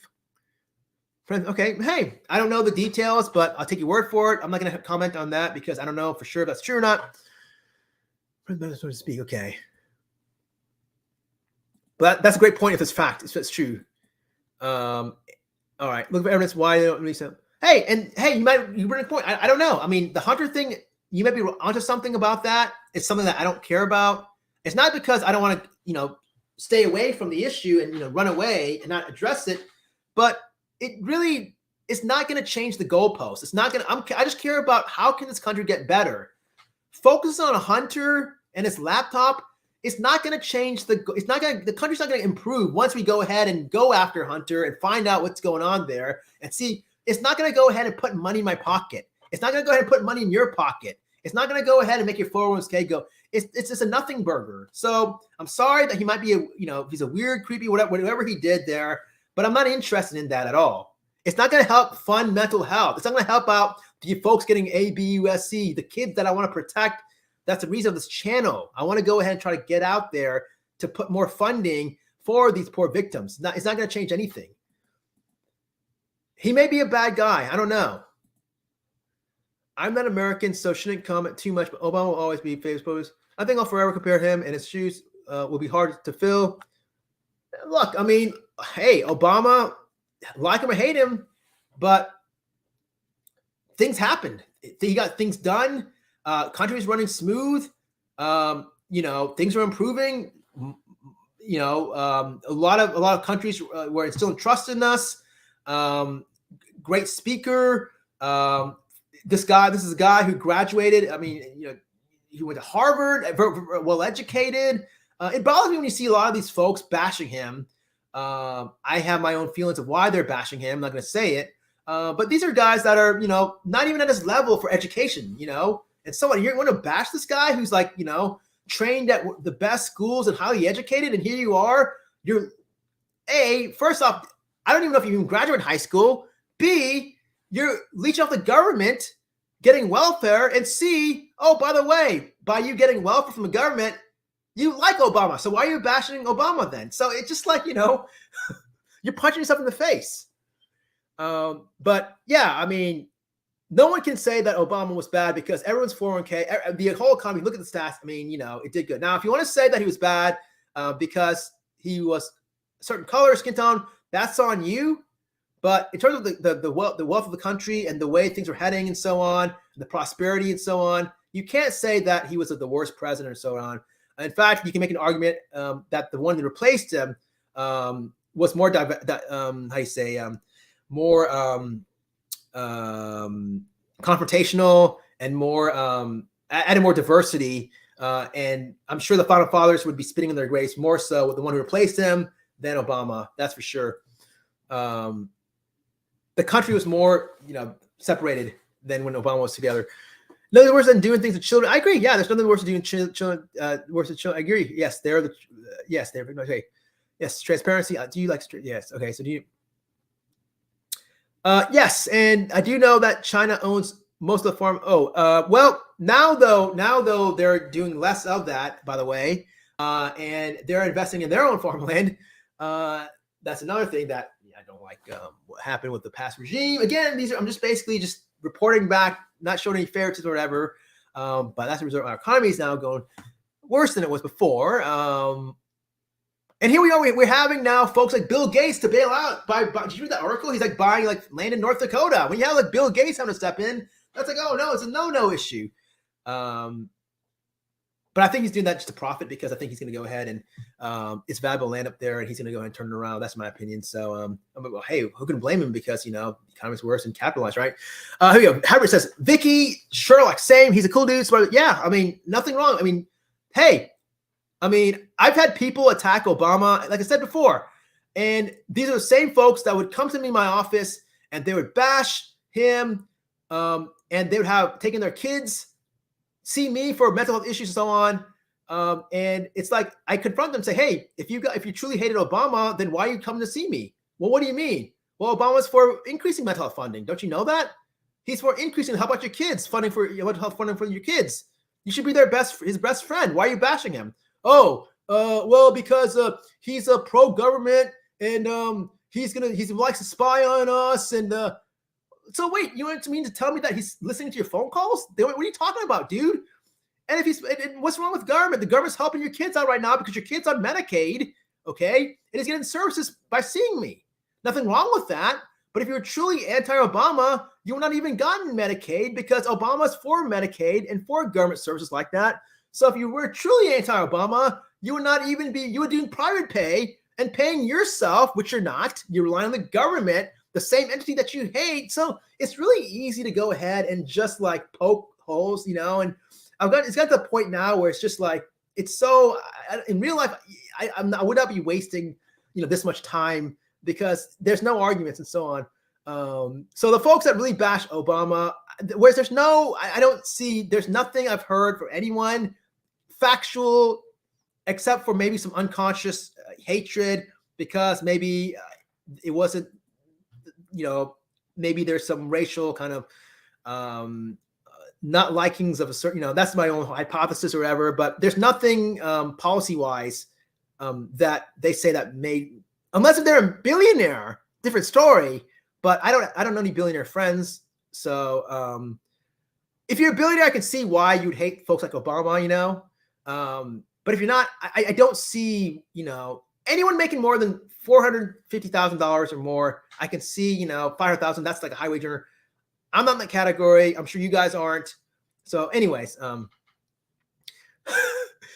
Steph, well, all this new Green Deal, who can afford all this stuff? Well, I mean, studies have shown that if we did do more, push more of energy independence, we would not be in this position we are right now, where we're screwed. We can rely on our own and different energy system and so on. Green energy, it can be more cost effective. It can cost tremendously. And also, hey, don't believe me, but I don't know if you guys have children. I don't know if you guys have grandchildren, but if you do, I would be more worried about that, their safety, because guess what? If we continue with this whole fossil fuels and old antiquated systems, carbon, increasing carbon, in the environment and, global warming, guess what? Will this planet even be around when they get older in 2050, 2060, 2080? There's scientists that are right now saying, not to scare you guys out there, but they're saying if we don't reverse course with that, if we don't go ahead and reverse and cut down on the carbon, the global warming and so on, the carbon emissions, by, I think they said 2050, it's going to be irreversible. That's scary. It's like once you get cancer, it's hard to reverse from that. Cancer will progress, right? You want to prevent that from happening, right? Same concept. So my argument to this is we should have Green Deal and we should have it sooner than later because I care about my children, the future, your children, everyone, if you have children or not, we all should care about our progeny and the folks in our future generations because let's not get to 2050 and let's not be in the situation where things will be irreversible because if that's the point, then there's going to be no matter what we talk about, then the end could be very, very, near and so on. There might not be future generations. And this is not me spilling any political agenda. I'm not getting any money out of this. I'm just looking at scientific data and reports. There's an article out there, but people don't want to listen to that. Instead, they'll go ahead and listen to who won Dancing with the Stars. Steph, not saying it's you, Steph. I love you, but I'm just spitting out facts here. Steph, you cannot blame. I love the passion you have. I have the passion too. I love how me and you were just going back. And I love the room, the vibe. That's why I'm continuing on here. Steph, you cannot blame that on Trump. Why don't you blame it on Dr. Fauci? He's the one. I don't know how true that is. Again, I don't know exactly. I'll respect your friend. I'm not discrediting your friend. You love her. I love you. I love your friend and so on. So I don't know exactly what research she did. I'll take your word for it. I don't know how exactly directly he was involved with creating the virus. I don't know. The last time I checked, I think it was just basically with the food dietary habits of the Chinese population. When you're eating bats, when you're eating rodents, and this is not disrespect to Asians, I'm not disrespecting the culture and like that, but when you're eating, you're a human being and you're eating rats and bats and snakes and all these, unusual, again, not to disrespect the culture, but it's going to be a setup for something like this to happen. So I suspect it's more like that. But then again, I'm not discrediting your friend about creating the Fauci. I didn't come across any research or connections. So, but I'm just looking at the virology and just, how you can have hosts and, how viruses can go ahead and, transmit and so on. So, Dick Barnes. Steph, I don't know. Same in Australia. Usually my houses and farms business, they fly over for a weekend and literally buy out our baby formula. Oh no. Mom benefit. Oh no, it's terrible. That's terrible. Oh no, that's terrible. Ouch, not good. Hey, I know, isn't this cool? I'm enjoying the comments too. It's still, I've been here for 4.5 hours. What's going to happen is this. I'm going to log off. Once I end my browser, you're going to see my sub count. It's not going to go up. It's going to go down, okay? I'm predicting it. I'm pretty good at predicting things, like I'm not to brag, but like that 8 passengers thing video I did, I called out, the family, 8 passengers, this family, they made a music video. I actually predicted 4.5 of the 6 kids, so I'm predicting that my subs will go down. I don't know how much. I don't care. I'm kind of glad, to be honest, because I like intellectual folks who are not snowflakes. I like people that are basically willing to hang. But the sad thing is that I've defended so far every single point and countered every single point with a counterpoint, and no one yet has brought anything else to the table in regards to specifics. I have, but I love those. I'll enjoy the comments. And to be honest, I usually do not have many on YouTube agreement. Yes, and same here. Most people on the internet, they're on the other side. Because they're listening to the talking points on a certain news channel. It's a popular thing. It's the mainstream media thing. They call it, don't listen to mainstream media, but they actually listen to the mainstream media. They call it snowflakes, but they're actually, they get butthurt. I have a friend in real life. He's in New York. This guy is in family medicine doctor.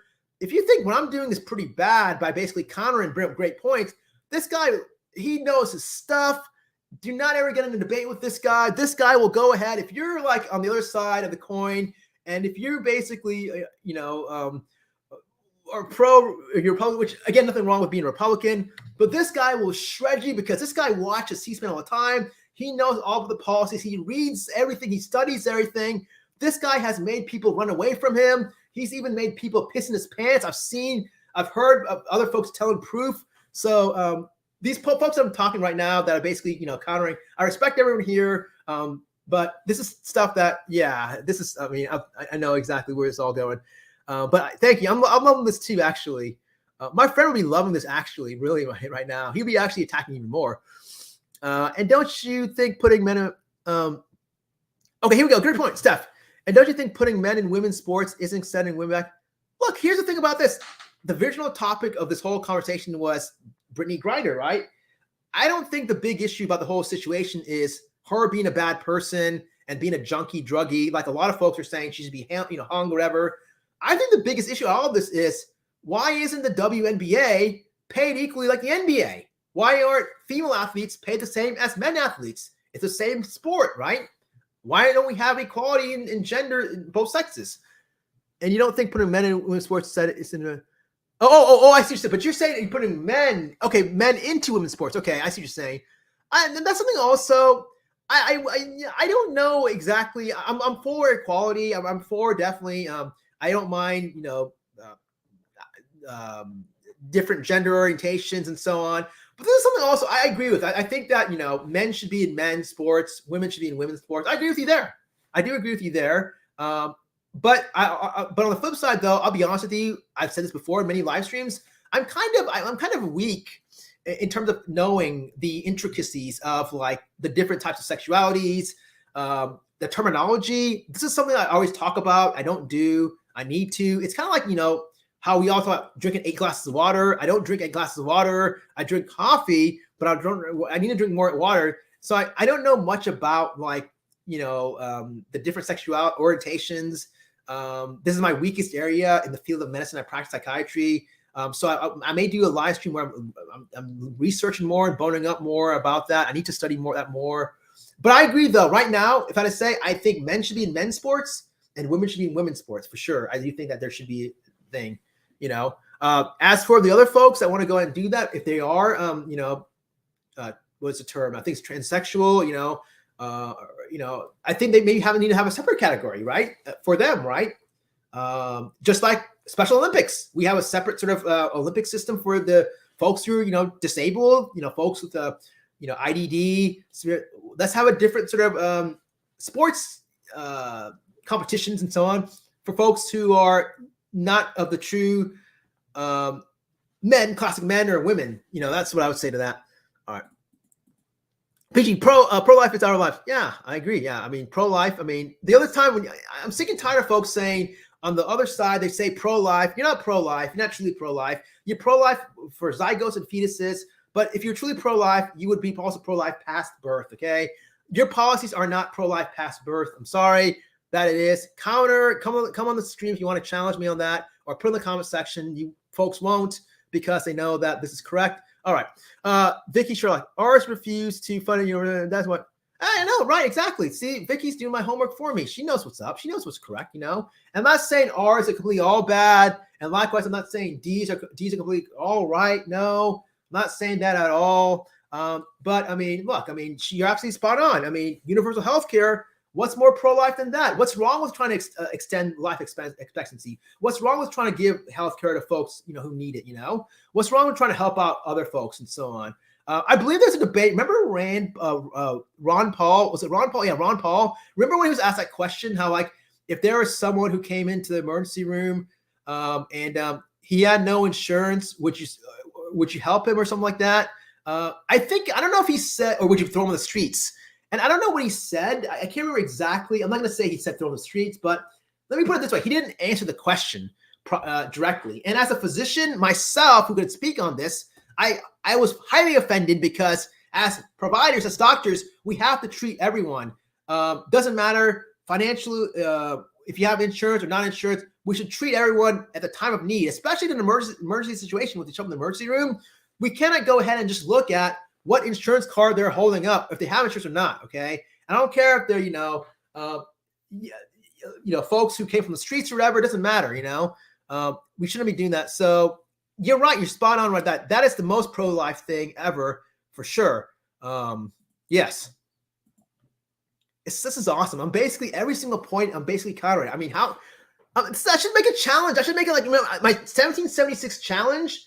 I'll go ahead right now and give. Well, no, folks are gonna complain if I do that.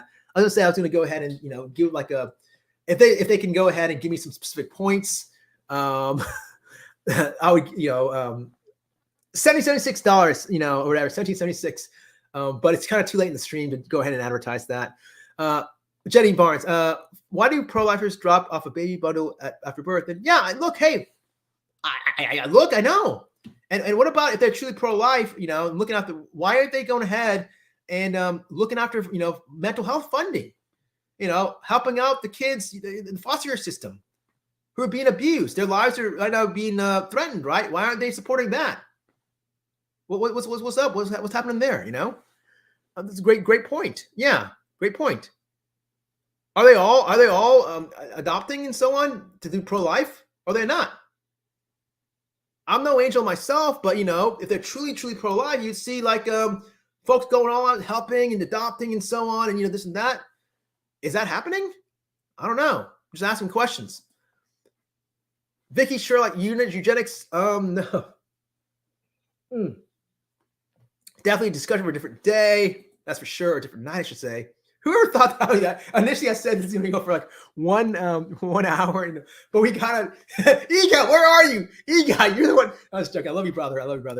Thank you so much, Vicky. Yes, I know. Vicky's so cool. How did Vicky? Like, you guys are everyone here. Seeing Steph, here. I'm used to yes, I know. Isn't it cool to be in the minority? I mean, you're safe here and so on. And I know the most people, the folks are more on the other side on the internet and so on. Fine, whatever. I like to do my own research. I'm not going to listen to a news network to tell me what to listen, to brainwash me. I like to do my own research, what I do. Just like Steph. Steph did her own research and, her friend, whatever.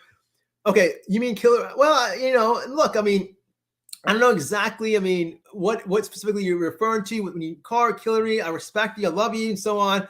But again, I'm going to counter again. Every single point you're bringing up, who are the other opposite position, I'm countering. Why can't I make the argument and say, hey, listen, you want to talk about killers? Why can't I say, hey, if you're going to go ahead and say Hillary is a killer, I'm guessing I'm going to take a guess and say you're alluding to Benghazi. Okay. All right. So let me counter that now. What's worse, that, which was, okay, I'll take your word. That was bad. What you're saying or whatever. I'm not discrediting you or whatever. Versus Trump, who 1 million people. His is a responsibility. He's got blood on his hands. I can make that argument, say, hey, because he didn't act properly on time, maybe we might have. I'm going to say 1 million people, lots would say, but let's not forget about that. Definitely for sure it'll be much less. So let's just say, I don't know, 250,000. Okay, 250,000 people died from COVID. Okay, so what's worse, the 15 or so, I don't even know, 13 Benghazi, or 250,000 people under Trump's watch? Actually, it was 1 million, by the way. So I can just make that counter argument there, and I did. Okay, Vicky Sherlock. Let's try and I love that. Okay, hey, it's proven fact she paid someone to talk about and blame Trump about Russian collusion.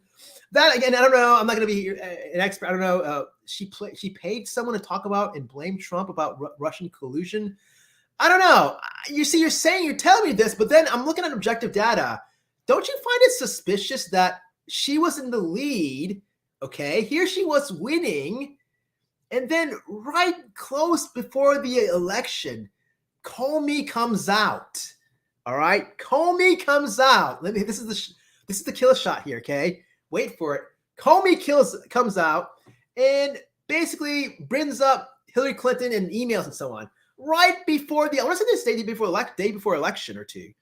So I'm going to counter what you're saying with that, and so that was fact. There's video evidence and proof. That I didn't even show you video proof of that. You can go ahead and do it yourself, the research. I don't know about this whole thing about proven fact she paid someone to talk about and blame Trump about Russian collusion. I'm not sure about that. I'll take your word for it, but I'm countering with that whole Comey thing. And because he did that, there's no point of that also. Why did he do that? I can go ahead and do the same thing about conspiracy theories. I can play that game. Hey, I think it's a conspiracy theory that Comey went ahead the night or two before election, or was it the week? I don't know what it was, but she was in the lead, and Comey comes out. It might have been a week. I don't know. But he comes out, and all of a sudden, he brings up emails. This topic that wasn't even being talked about much. It was old hat, and he brings it up again. That looks more suspicious more than anything. Jay Barnes, killing as in ID, maybe indigents, I'm guessing, and blacks as they could, get impregnating young black women. In abortion to call certain groups, no mixing white males and Indian and black and brown people to get world. Killing as much indigents and blacks as they could, yet impregnating young black women. Abortion. This is something I'm a little bit weak in, this area of abortion. I'm not an expert, to be honest. I'm not going to go and comment much on it. It was someone mentioned about abortion not being in the Constitution. I'm not an expert in that. No mixing white males, mixing races and so on. I really can't comment much on it. I'm not going to be here and just say something that I'm not really that strong in. Impregnated. I know back in the slavery days, yes, it's known fact that a lot of the slave owners did impregnate young black women, slaves. Are you referring to that? I don't know about today. I'm not sure.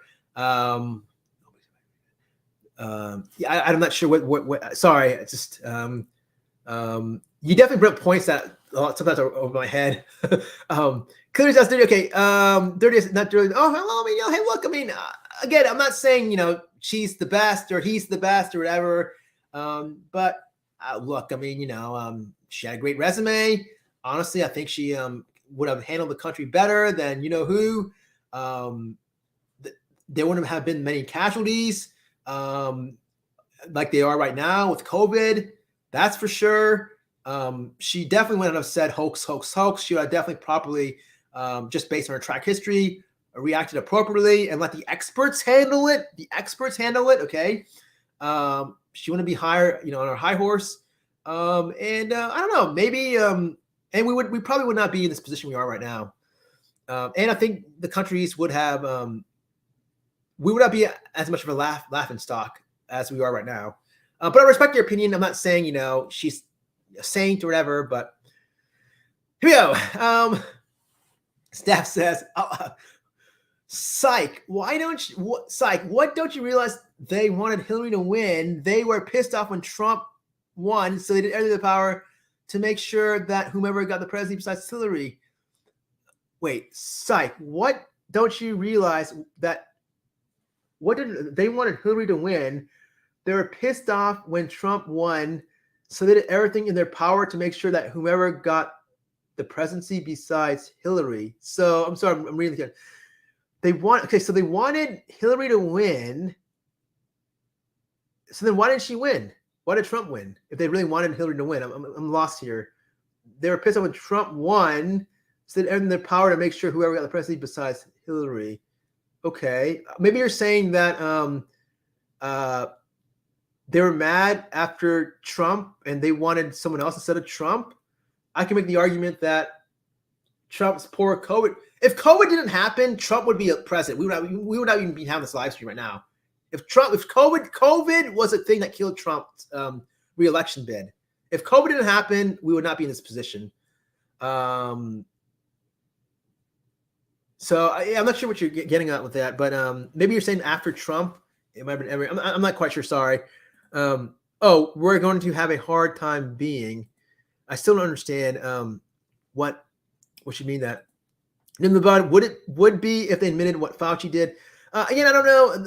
Well, first off, the whole ivermectin and hydrochloroquine, that was a conspiracy by the right side, not the left side. Again, not taking anyone's sides. Trump ran with it also. Okay, this is a known fact. All right. Yeah, he ran with it, but he didn't get that. He didn't use that. Instead, he used what was it? I'm blanking right now, but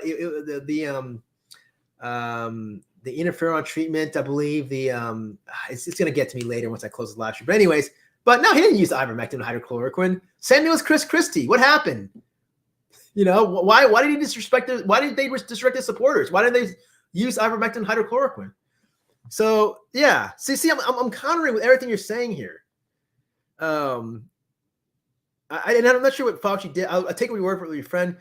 He went on Fauci's advice. He was all over the place, a little worm. Okay. Well, I mean, Fauci was basically saying he wasn't saying ivermectin and hydrochloroquine. He was discouraging that.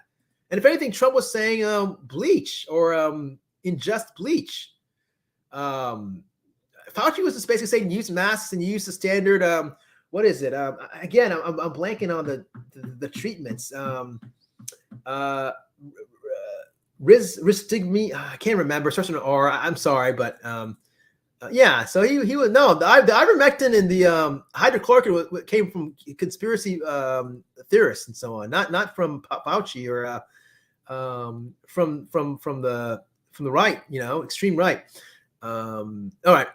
Jenny Barnes. In Australia, they believe was something like white comments from hands, married Indians will all be white.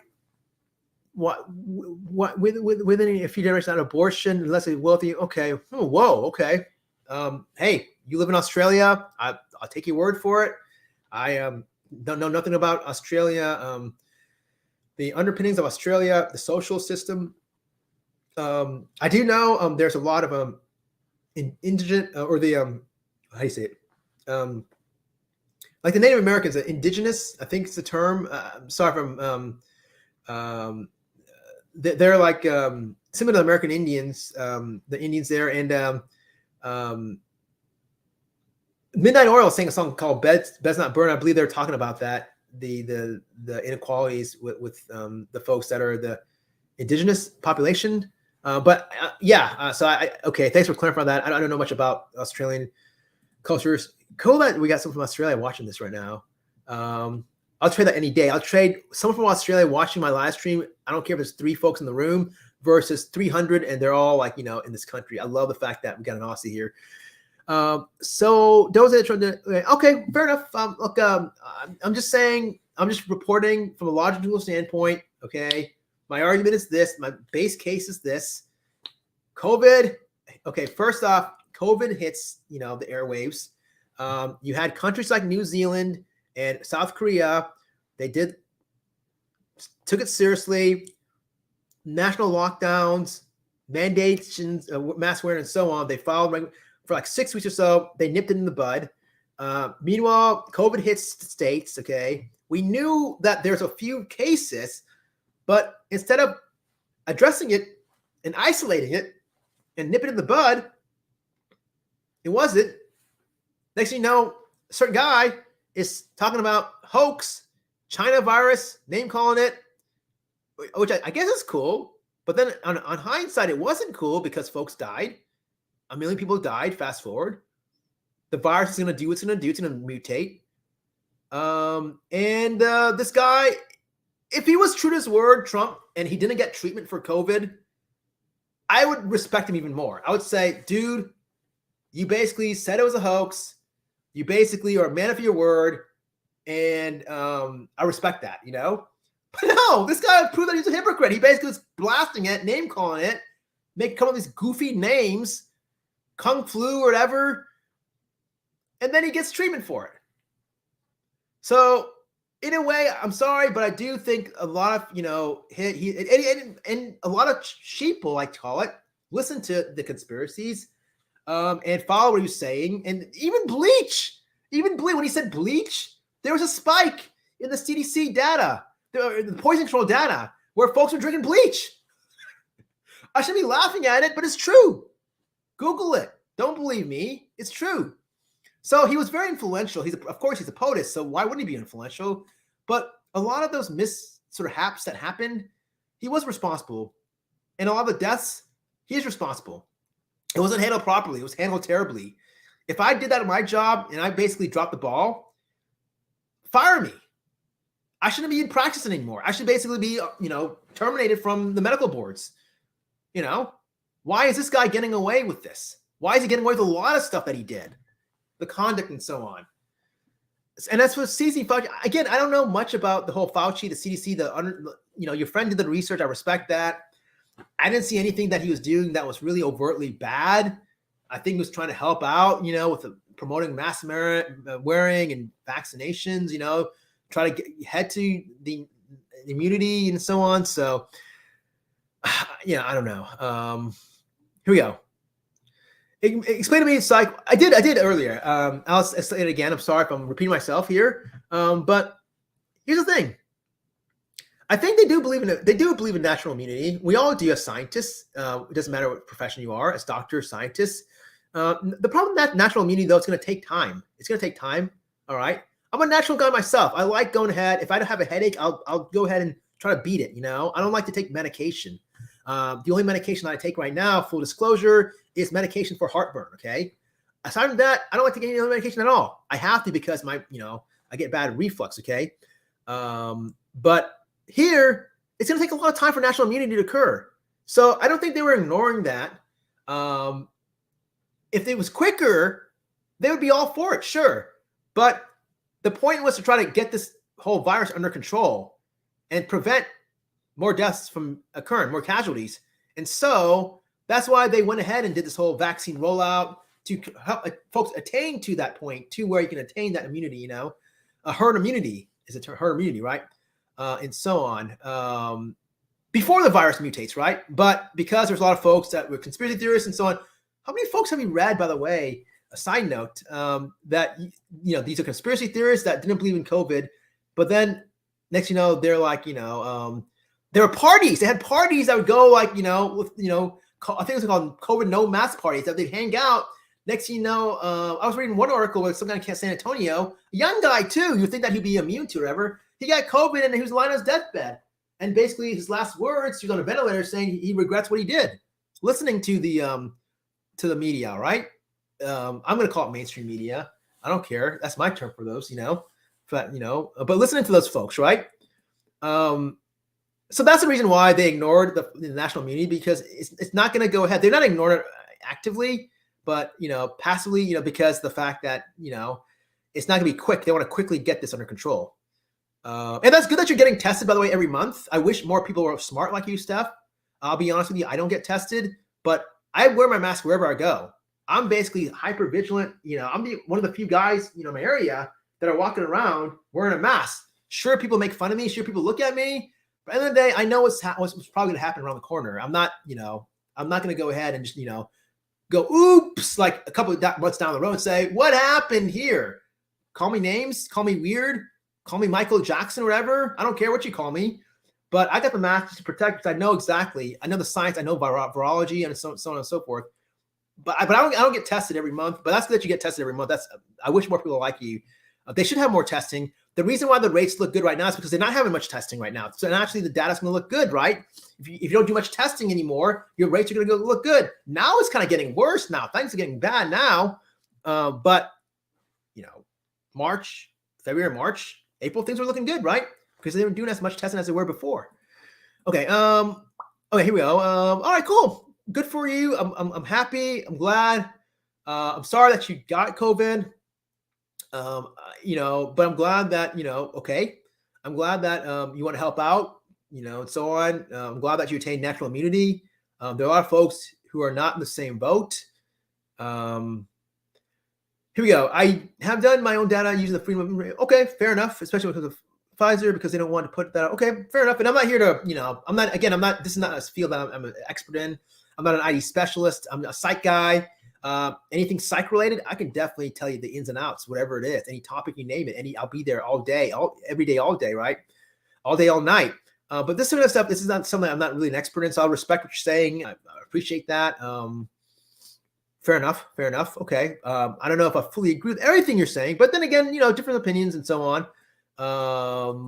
Okay, here we go. I'm pretty easy about, yes. And okay, Jules of Thought. I'm kind of curious about this Jules of Thought person.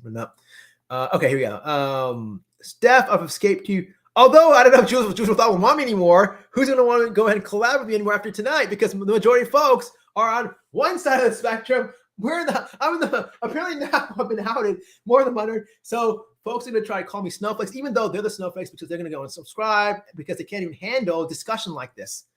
And I'm going to be the one, hey, snowflakes, projection is a primitive defense. Projection is a primitive defense mechanism. All right. Jenny Mars. Staff, I say too. So, okay. So far, so good.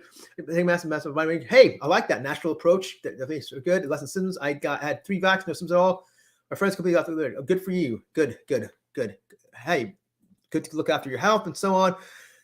Jenny had COVID. Okay, sorry to hear that. I know, but good for you in a way because you did have natural immunity then as a result. So sure. Why do we need so much China? Because China was one of our major trading partners. Not anymore. They've gone elsewhere, and our economy was independent with China and vice versa. Now, China, though, has moved along, and they've struck deals with other countries. So they really don't need us as much as anymore. America made the mistake that they thought that, hey, they need us and we need them, so we can go ahead. And I think that was probably what Trump was thinking. He probably didn't even think that, hey, China he was probably thinking that China's going to cave in, He wasn't thinking proactively. He was thinking reactively. Like he's like, okay, I'm the new sheriff in town. I'm going to go ahead and clean the house. I'm going to go ahead and, hand and fist go inside, make some changes. I'm going to go and show these guys what we're made of. I'm a tough guy. They're stealing away our intellectual property, which he's right about. He was right about all that. But it blew up in his face because China looked at him, laughed at him, and said, okay, fair enough. And guess what they did? They basically took away all their deals they had, or was going to have also with the American farmers, and they're doing their business elsewhere, buying beans from Vietnam or South America or wherever, wherever the new deals they made, So those farmers are profiting. They're benefiting. Meanwhile, the American farmers, they're screwed. The same farmers that voted for him.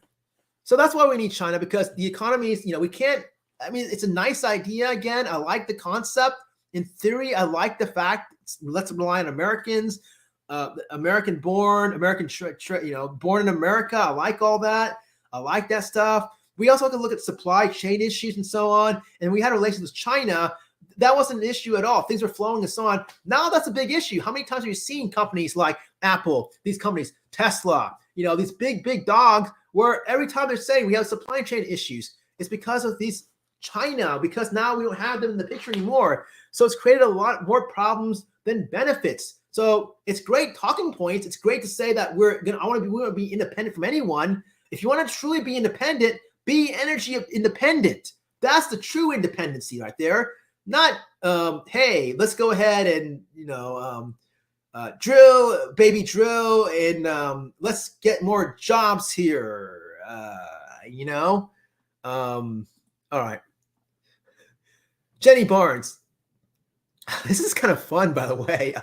You guys are awesome, by the way. I'm loving it. So sorry if I'm just loving this right now. I've got to the point where I'm just loving. Jenny Barnes, I had to vax for work, but stretched them out way past the date the government wanted it done. My vax have had, okay, I had to vax for work, but stretched them out way past. And I'm not here. Look, I'm not cool with forcing anyone to get vaccines or not get vaccines. My point is this. If you don't believe in COVID, okay, if you think it's a hoax and you don't believe in getting vaccinated and you don't care about other people like elderly folks, get vaccinated, cool. I respect that. I'm not here to go ahead and compromise your beliefs, your rights, but don't come to the emergency room and get admitted and hog up a bed when someone else that believed in COVID, that wasn't making fun of people wearing masks, can't get that same bed, okay? That's my biggest issue of all that, Okay, I had to have vax for work, but stretch them out way past it. Okay, fine. Okay, and look, I don't like being forced. Also, who likes to be forced? It goes back to psychological underpinning of theories. I talked about this before. Autonomy versus shame and doubt. Erik Erikson, the social psychologist. I don't like social psychology too much, but I'll talk about it. A lot of folks like the 8 epigenetic theories or principles and so on. Remember, trust versus mistrust from birth to 1, and then from 1 to 2, when you're being toilet trained, autonomy versus shame and doubt. We see this, protest, right? We see folks don't liking, when you're 2 years old, who likes to be, told to, trained to be, we protest, right? The toddler, they throw a tantrum, 2 years old, they don't want to be properly potty trained and so on. So there's resistance, right? It kind of goes back to that psychologically, how no one likes to go ahead and, lose autonomy. Losing autonomy leads to shame and doubt, right? That's what Erik Erikson was preaching when he put up those theories. Same sort of concept. So, So who likes to be told what and so on? But again, my point is the government's not bad. As I know, Jenny, you agree with that, And fair, you stretch them out way past the date the government wants you. Okay, that's your choice. My vax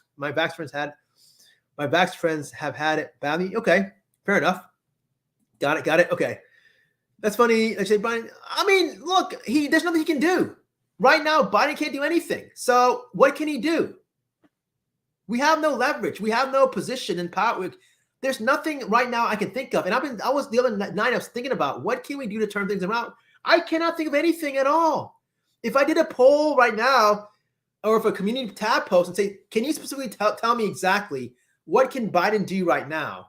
First off, he's the president. So a lot of times presidents can't do much because they rely on the other, systems like, their executive power. Then you have the other branches of the government. You have the legislative and the judicial. A lot of times the legislative, more so than nothing, they have more of the power in terms of putting up policies and so on. So Biden can't just go ahead and just wield his fist and force anything, It's very rare to go ahead and put executive orders out there, okay? It happens, but it's very rare. Usually the Congress, the House of Representatives and Senate, they're the ones, the legislative party, they're the ones that really enact the policies and so on. So really, they're the ones that should be trying. And because you have folks like I'm not going to mention his name, but he's been in there way too long. He's not even coming to the table at all. He's there half the time and so on. There's a lot of resistance there. So I think we need to go ahead and go look at him over someone like Biden. And also, to be fair, the Democrats, like, for example, Joe Manchin and Sinema, they're basically also not helping out, doing anything progressive, just trying to change things, implement policies, because they're looking at their personal interests. So the blame goes on both parties, more so one party than the other party. The other party, mostly Manchin and Sinema, because they're looking at the personal interests because they want to be reelected, which they probably won't. Sinema won't. Maybe Manchin, I don't know, he will. But anyways, yes, just to be completely fair, have a national, okay, cool, all right. Hey, no, I think they respect that. They respect national immunities. I'm not sure who you're talking about. I respect that. I acknowledge it. I'm a doctor, I'm a scientist. I acknowledge it. I think it's there. It's going to be a slower kind of way to get there to the herd immunity that way. But we acknowledge it. They've said it before. So I don't think, they're not acknowledging anything. Jenny said, Steph, China for big short-term money so we can spend it on stuff. Yeah, I mean, hate China, love China, but they're crucial for our economy, at least in the short term. And we're seeing the afterbirth right now. Don't believe me. See what's happening in this country right now.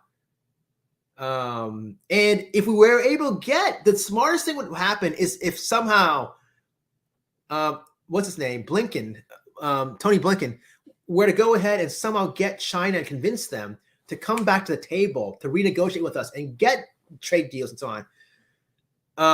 That would be the best hope for this country. But it's not going to happen because why would it happen? Because they've got other deals elsewhere at a cheaper price.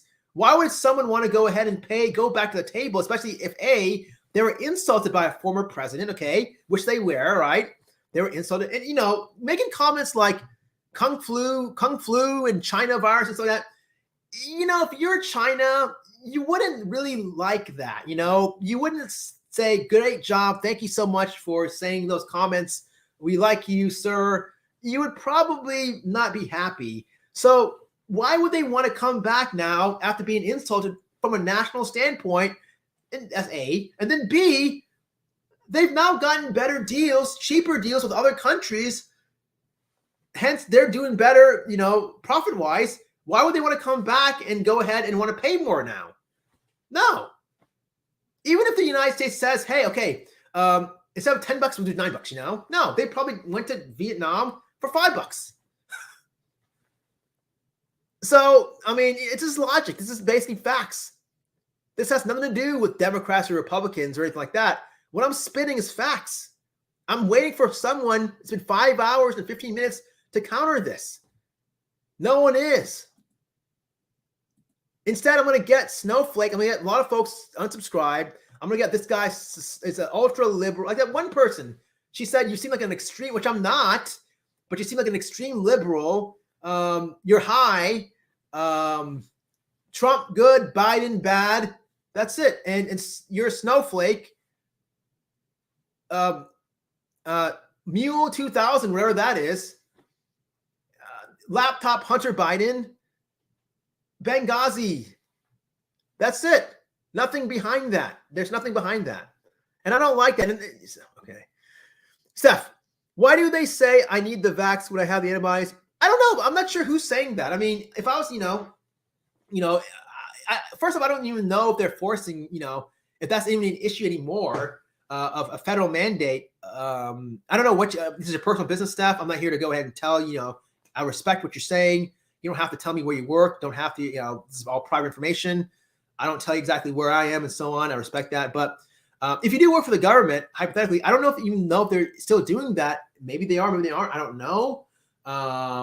Look, the government has their own policies, though. It's a government, right? It's under, Biden and so on. They want to get COVID under control, So this is America. If you don't, you don't have to work for the government. You can go elsewhere. There's a lot of other private enterprises you can work where they don't make requirements. I don't think the government's requiring it anymore, though. To be honest, I think that was back. The ship has sailed there. So I don't know who's pushing you to get a vax. I agree with you. Why would you need a vax when you have the antibodies?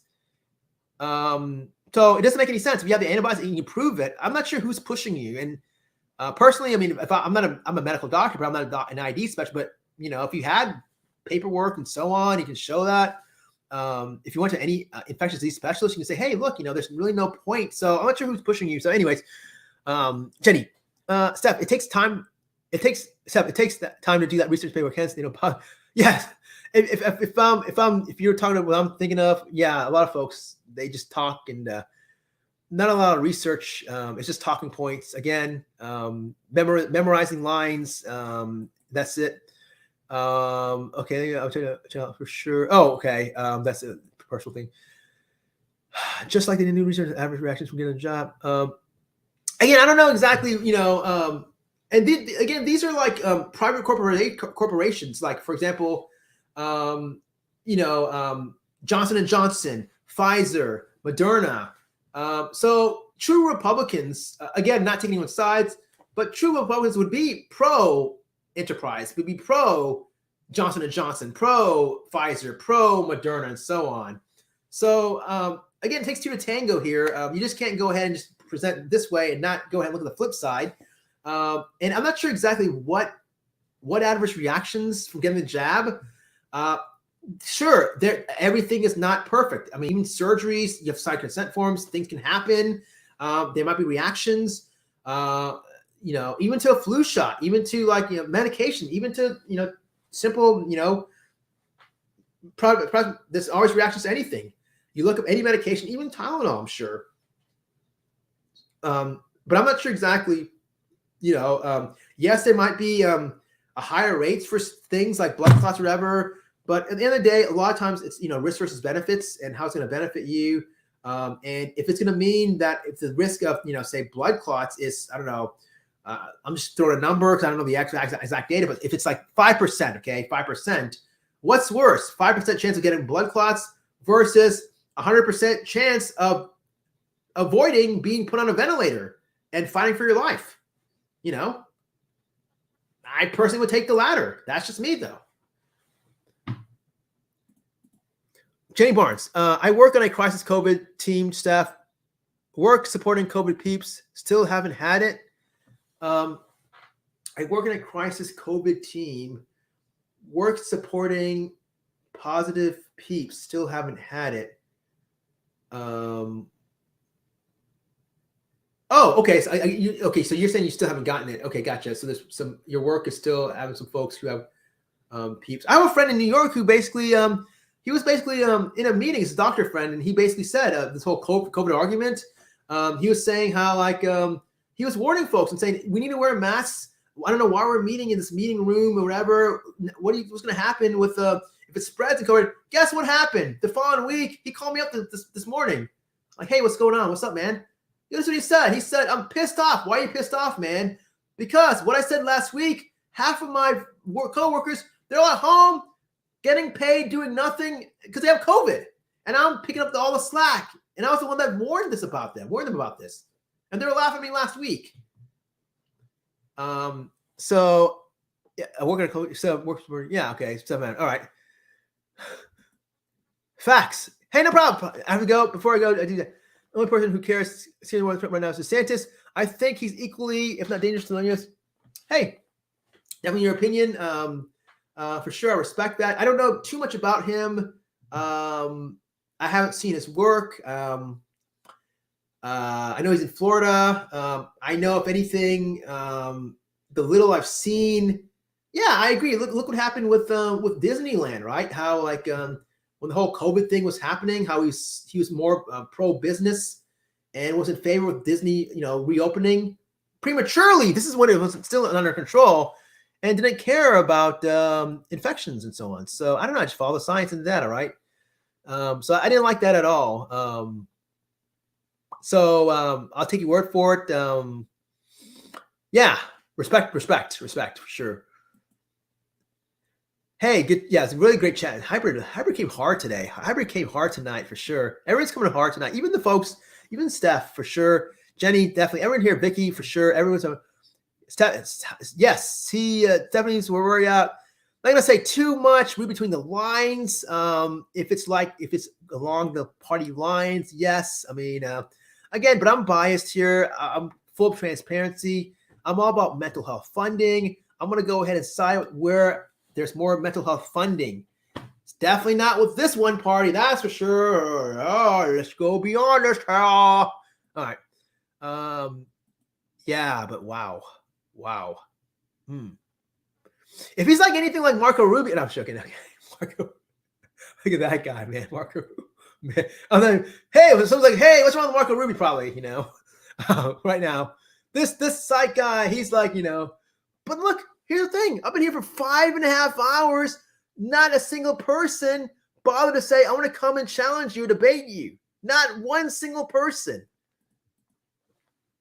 But they're probably bashing me. They're probably going to unsubscribe from me, which I don't care.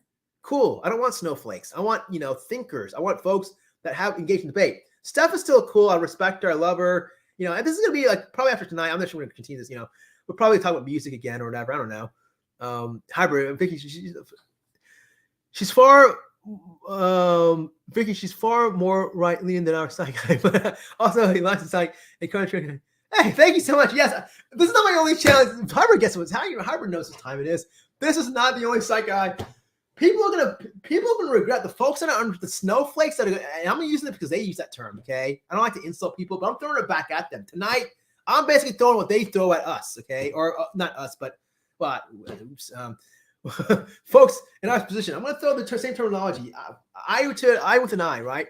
So yeah, they're gonna hate it if later on once they unsubscribe, because I'm telling you, this is not gonna be a political channel.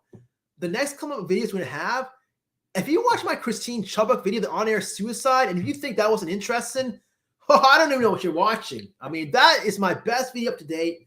There's gonna be more interesting videos like that. True crime, contact, interest, and stuff. They're gonna regret it. They're gonna regret missing, learning stuff. That it's not gonna be just on Chris Watts. This is not a one-dimensional channel. It's gonna be fun, interesting topics, scary, disturbing, thought-provoking content, helpful content. I'm gonna go and give you strategies and tips to better your life. I mean, what I learned, tips to maybe increase your money. You know, who wouldn't want that? It's gonna be a channel for everyone. So I'm kind of glad that I hope that I get folks unsubscribing. I hope that I want the thinkers. I want the folks that will go ahead and come to discussion. And so on. I don't want just talking point people. I don't want yes men. I don't want folks who drink Kool-Aid. I want folks who actually can hang, discuss, debate, philosophize, that kind of thing. Jenny, Steph, so reduce your plans what you used to make your own body. That's something I didn't want to say. I didn't want to bring it up, but you said it for me. That also applies to treatments, COVID treatments, right? I didn't want to say that though. That applies to the was it remdesivir? That was another one thing, right? But they also use that also to help guide with the antibodies and in terms of the treatments, right? All right, cool, personal. Okay, all right, so here we go. You can't. I love it. You're keep coming hard, man. I'm gonna see if someone can go ahead and just. So far, I'm just countering everything. Steph, you can't watch any major networks. It was actually in a bill that got passed. Major networks receive money from a government program. Okay. Look, and again, I don't watch major networks. The networks I watch are C-SPAN. That's not a major network. Okay. What is C-SPAN? It's a network that's boring. All right. It's a boring network. Why do I watch C-SPAN? Because you go behind the scenes. You actually see these meetings. You see these committees. You see these hearings. You see what happens. You see what the politicians are seeing. You become a politician inherently, indirectly. You're one of them. You're on the same playing field because you know what's going on. You know ahead of time what's around the corner, what's going to happen. It prepares you, for what's going to happen, and so on. I don't watch, I do look at other independent news sources, BBC, Bloomberg, international Bloomberg, I mentioned earlier. I do look at bills. I read bills, not as much as my other friend, but I'll respect you though. I'll respect you, Steph, that you went ahead and you read the bill that got passed. All right, receive money from the government. All right, so I don't know if that's true or not. I won't say it's false. It's fake news, like other people will say and attack when someone like myself would present a fact. Immediately, that becomes fake news. I'm not going to go ahead and do that because I think that's just stupid. Sorry for the strong language, but it kind of is that way. It's like a kid, hey, who gets caught with his hand in his cookie jar and then shouts, and says, you're a dummy, same sort of concept. But I respect what you're saying, so I'll respect that. I don't know if it's true or not, but you have no reason to lie. I'll respect, I'm not saying you're a liar. Okay, fair enough. Hybrid. There we go. Cool. Yes, good times. Good times. Good times. I can't tell you what Trump's points would be at this point. He doesn't have any points. He doesn't have any points. It's all, look, so much SHW. No, yeah, I mean, look, no one knows. And how do I know this? I talked to a super Republican guy. I talked to this guy. He was managing my dad's money, okay, for many, many, many, many, many years. This guy's super.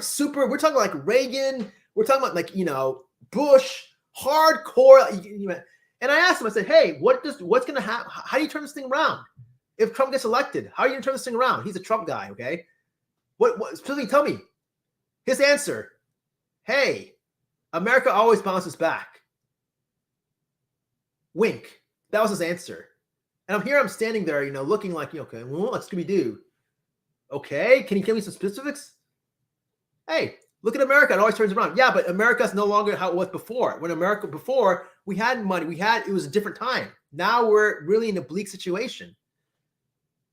We have more divestment. We don't have foreign countries helping out and so on. They've all ran away. No one's buying our bonds. Oh, but America bounces back. That was the response, the answer. But I don't know how he's going to turn around. I really don't. I don't know what he's going to do. I don't think there's any points. I really don't think there's any. Maybe in the future, maybe there could be. I don't know. Unfettered PG does not in a way appear as sub-effect. Oh, unfettered PG does not in any way appear as sub-effect. Honestly, no, seriously, Jenny. I mean, I love folks like yourself and even Steph too. I mean, this kind of intellectual discussion. These are the subs that I want. That we can go ahead and hang, chill. Even if we, agree to disagree, or whatever. Folks can go ahead and take comments and back and forth, banter and so on, because we all love each other at the end of the day. We'll support one another and so on. But it's the ones that earlier. I don't even know that person was a sub. I hope not. I mean, I don't know. Maybe if that person's still a sub, cool. I still love that person. But they call someone high and extreme which they don't even know my political standing. Okay, and then to come up with these repetitive Mule 2000 like a robot, talking points without any sort of backing up. Don't waste my time. Please come hard. Come hard. If you're gonna come to this channel, like Steph, at least the cool thing with Steph is that she's coming hard. She's coming with these points. I'm countering it. But at least she's coming hard, and so on, just like everyone else here in this channel. But don't name call hi when you're not even coming at all. You're coming, you're not bringing anything to the table. Steph, he can turn around by okay, well, hey, okay, fair enough. First of all, instead of begging other countries, all right. Well, I mean, I don't know. I mean, is that gonna be enough though? I mean, they opened the pipeline. No. I don't know. I mean, I'm not an expert in regards to these kinds of infrastructure issues and so on. I don't think it's going to be enough. I think we're in a huge hole. I really do. Look at our debt. We have no more money. We're broke. I'm not sure if that's going to be enough. I don't know. I really don't know. But that's a good point, though. That's a fair point. Fair. Okay, fair enough. Do we have all the resources also here? I'm not sure, if we have all the resources to even attain viability. And if that's the case, then why all these years, let's go back.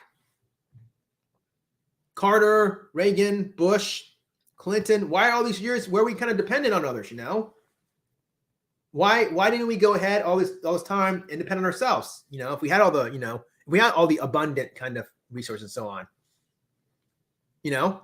That's my, but that's a good fair point. Steph, man, I love Steph. Is just like comment, man, awesome. How about not giving all that money to Ukraine and put it? Hey, fair point. I don't know if you heard earlier.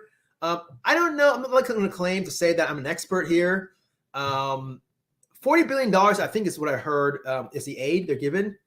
To me, that's like a drop in the bucket if you compare it to like the trillions and trillions of dollars that we spent, like with, for example, the Afghanistan, Iraq war, the same war that didn't show any weapons of mass destruction. Remember that? So why was it okay to go ahead and spend, which by the way is funding Canadian conflict interest, Halliburton, right? Cheney. Why is it okay to go ahead and really mass disrupt a lot of the poor families and innocent civilians to go ahead and fund so much of that war, which was oil-based, all right? Killed a lot of soldiers, created a lot of soldiers with PTSD. Why was it cool? Why was it cool to go and spend trillions and trillions of dollars on that? And then when it's only $40 billion, again, $40 billion is a lot of money, don't get me wrong. But it's a drop in the bucket compared to how much we spend with all these other wars we were in, especially, I give you an example of the Iraq war, right? When we all know that was a useless war.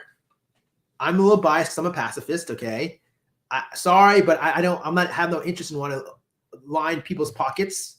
Fat cats, I don't really admire that much. I'm not having no interest, But yeah, I mean, to me, it's not that big of a deal because also, I mean, first of all, it's not that huge compared to, always how much we spend with the Iraq war, right? But secondly, I mean, it is going to go to a good cause. I mean, there's a lot of families that are displaced, poor kids, crying at night. They don't know where to sleep. They're, traveling. They're getting bombed. They're getting bombed left and right. They don't have much aid to begin with. They're an ally. Reagan himself, a lot of these past leaders say we should stick with our allies, right? And last, and the biggest point though is that, I mean, I would like to go ahead and give it to domestic issues. I would like to go and give it to the, our issues at home. I get it in the United States. I would like to give it to mental health, funding and so on. But guess what? A certain party, not going to mention any names because I don't want to be called a snowflake, but run by MM, is not even interested in doing that. Funding to help out infrastructure causes in regards to domestic causes and so on, let alone even infrastructure, like helping out, rebuilding roads and so on. So they're not even interested in that. So, that's why, yes. So there, that's my counter to that. Okay. This is fun. Governments inherit the mess. I love it. No one's gonna once I put the published video, no one's gonna go ahead and try to bring up points and counter. No one's gonna want to. Anyone's come on the panel, they can. No one's gonna be interested because there's just talking points. They have no facts. Jenny Barnes, governments inherit the mess. Fact, the nest is well hidden. They need to send the first 6 months releasing the truth of the past government, even if it's positive. That's why new governments don't see, and that's the problem also. You're absolutely right. I mean, and I'm not, saying one party's great, the other party's not. I'm not saying that at all. But I truly believe in a transition process. When I sign off on patients, if I'm going to go off on vacation, I don't just go ahead and just, hey, peace out. No, I'll sign off to the doctor taking over, right? I'll sign off to the weekend guy or whatever, it's the shift. You need continuity. Continuity of care is a term. And here, I mean, when Obama was, passing on the football to Trump, you can even see the video. Like Trump was just so kind of like he didn't seem as receptive in terms of wanting to go ahead and learn and understand, and which is fine. It's his own thing, whatever. But there was not sort of that reciprocity, So yeah, there should be a clean transition, and he was fortunate. Trump was fortunate because he had a good thing he inherited. Things are going really great. The economy was rocking, but it was if he did a correlation, cause and effect correlation, if you actually looked and see right when, if you connect the dots and see right when the whole China trade thing, right when Trump started opening his mouth about that, that was when things were, ooh. So you don't have to believe me. Just go back, look at the data yourself. And look at all that stuff, and you'll know what I'm talking about. But yeah, I agree with you. There should be at least first 6 months releasing the truth, open and being transparent, and it applies to both parties and so on. That includes, I'm not saying both sides. So yeah, for sure. Steph, how about admitting that how do you admit that he effed up when he didn't use Trump's exit plan? How about admitting that he effed up when he used Trump? So let me ask you this then. Again, countering this. So, okay, fair. You bring up a good point, okay? So why didn't Trump exit out of Afghanistan? He was there for 4 years. So what was he doing? If he was so adamant about exiting out of Afghanistan, why didn't he had 4 years? 4 years is plenty of time to go ahead and plan something out, right? What was he doing? Instead of throwing paper towels, maybe he could have been planning better, right? I don't know. I mean, that's just, that's what I'm saying, all right? And left billions of dollars of our military supplies there. Same thing. Why, what happened? Why didn't he go ahead and plan better? He was there for 4 years. What was he doing? Instead of calling other countries asshole countries, and insulting them. And instead of, I don't know, shouting at his aides or whatever, maybe he should have been planning better. All right. Who's watched Slumlord? I've never watched that. I don't watch Netflix. I don't have Netflix. Okay. I didn't see that at all. Sorry. But I do know that he did a lot of renege on a lot of the contractors and so on, which definitely is not negotiating good faith. Here we go. Seth. Well, Biden seems to be printing up tons of money that we don't have. Why is he still printing up? I'm not seeing that and giving money out to everyone. I'm not seeing he's doing that.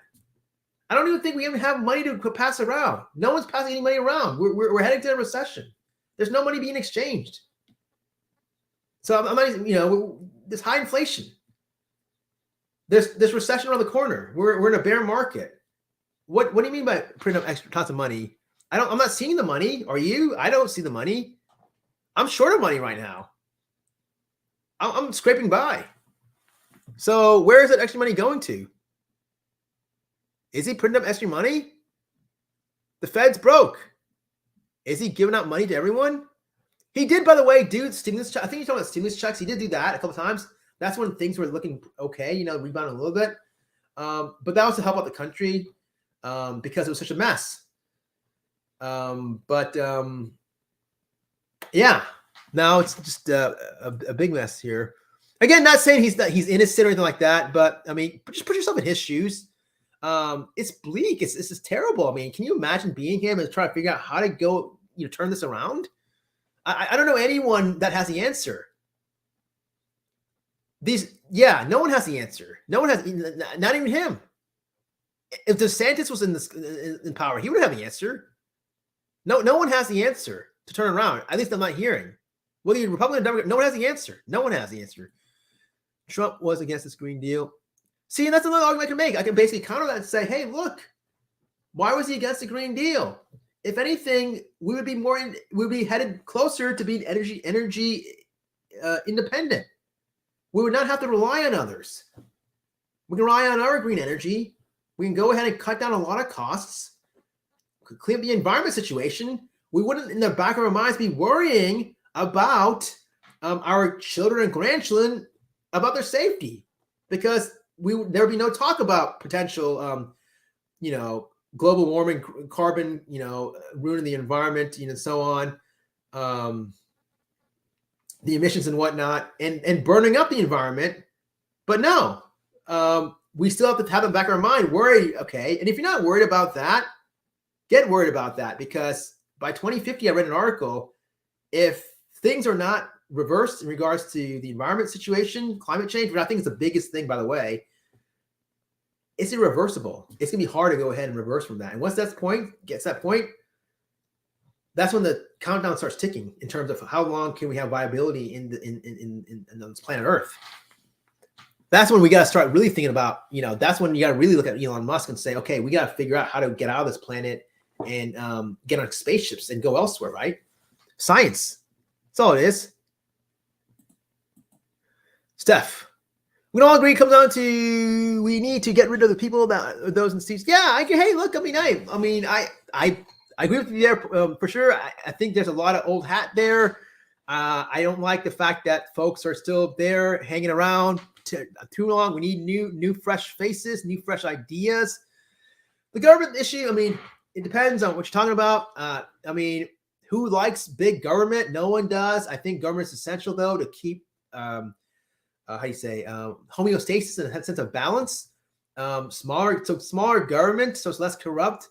I think corruption will, you'll probably agree with me, Steph. I'm sure corruption, you'll probably agree when I say corruption is going to be always there, no matter big or small. So I think corruption will always be there.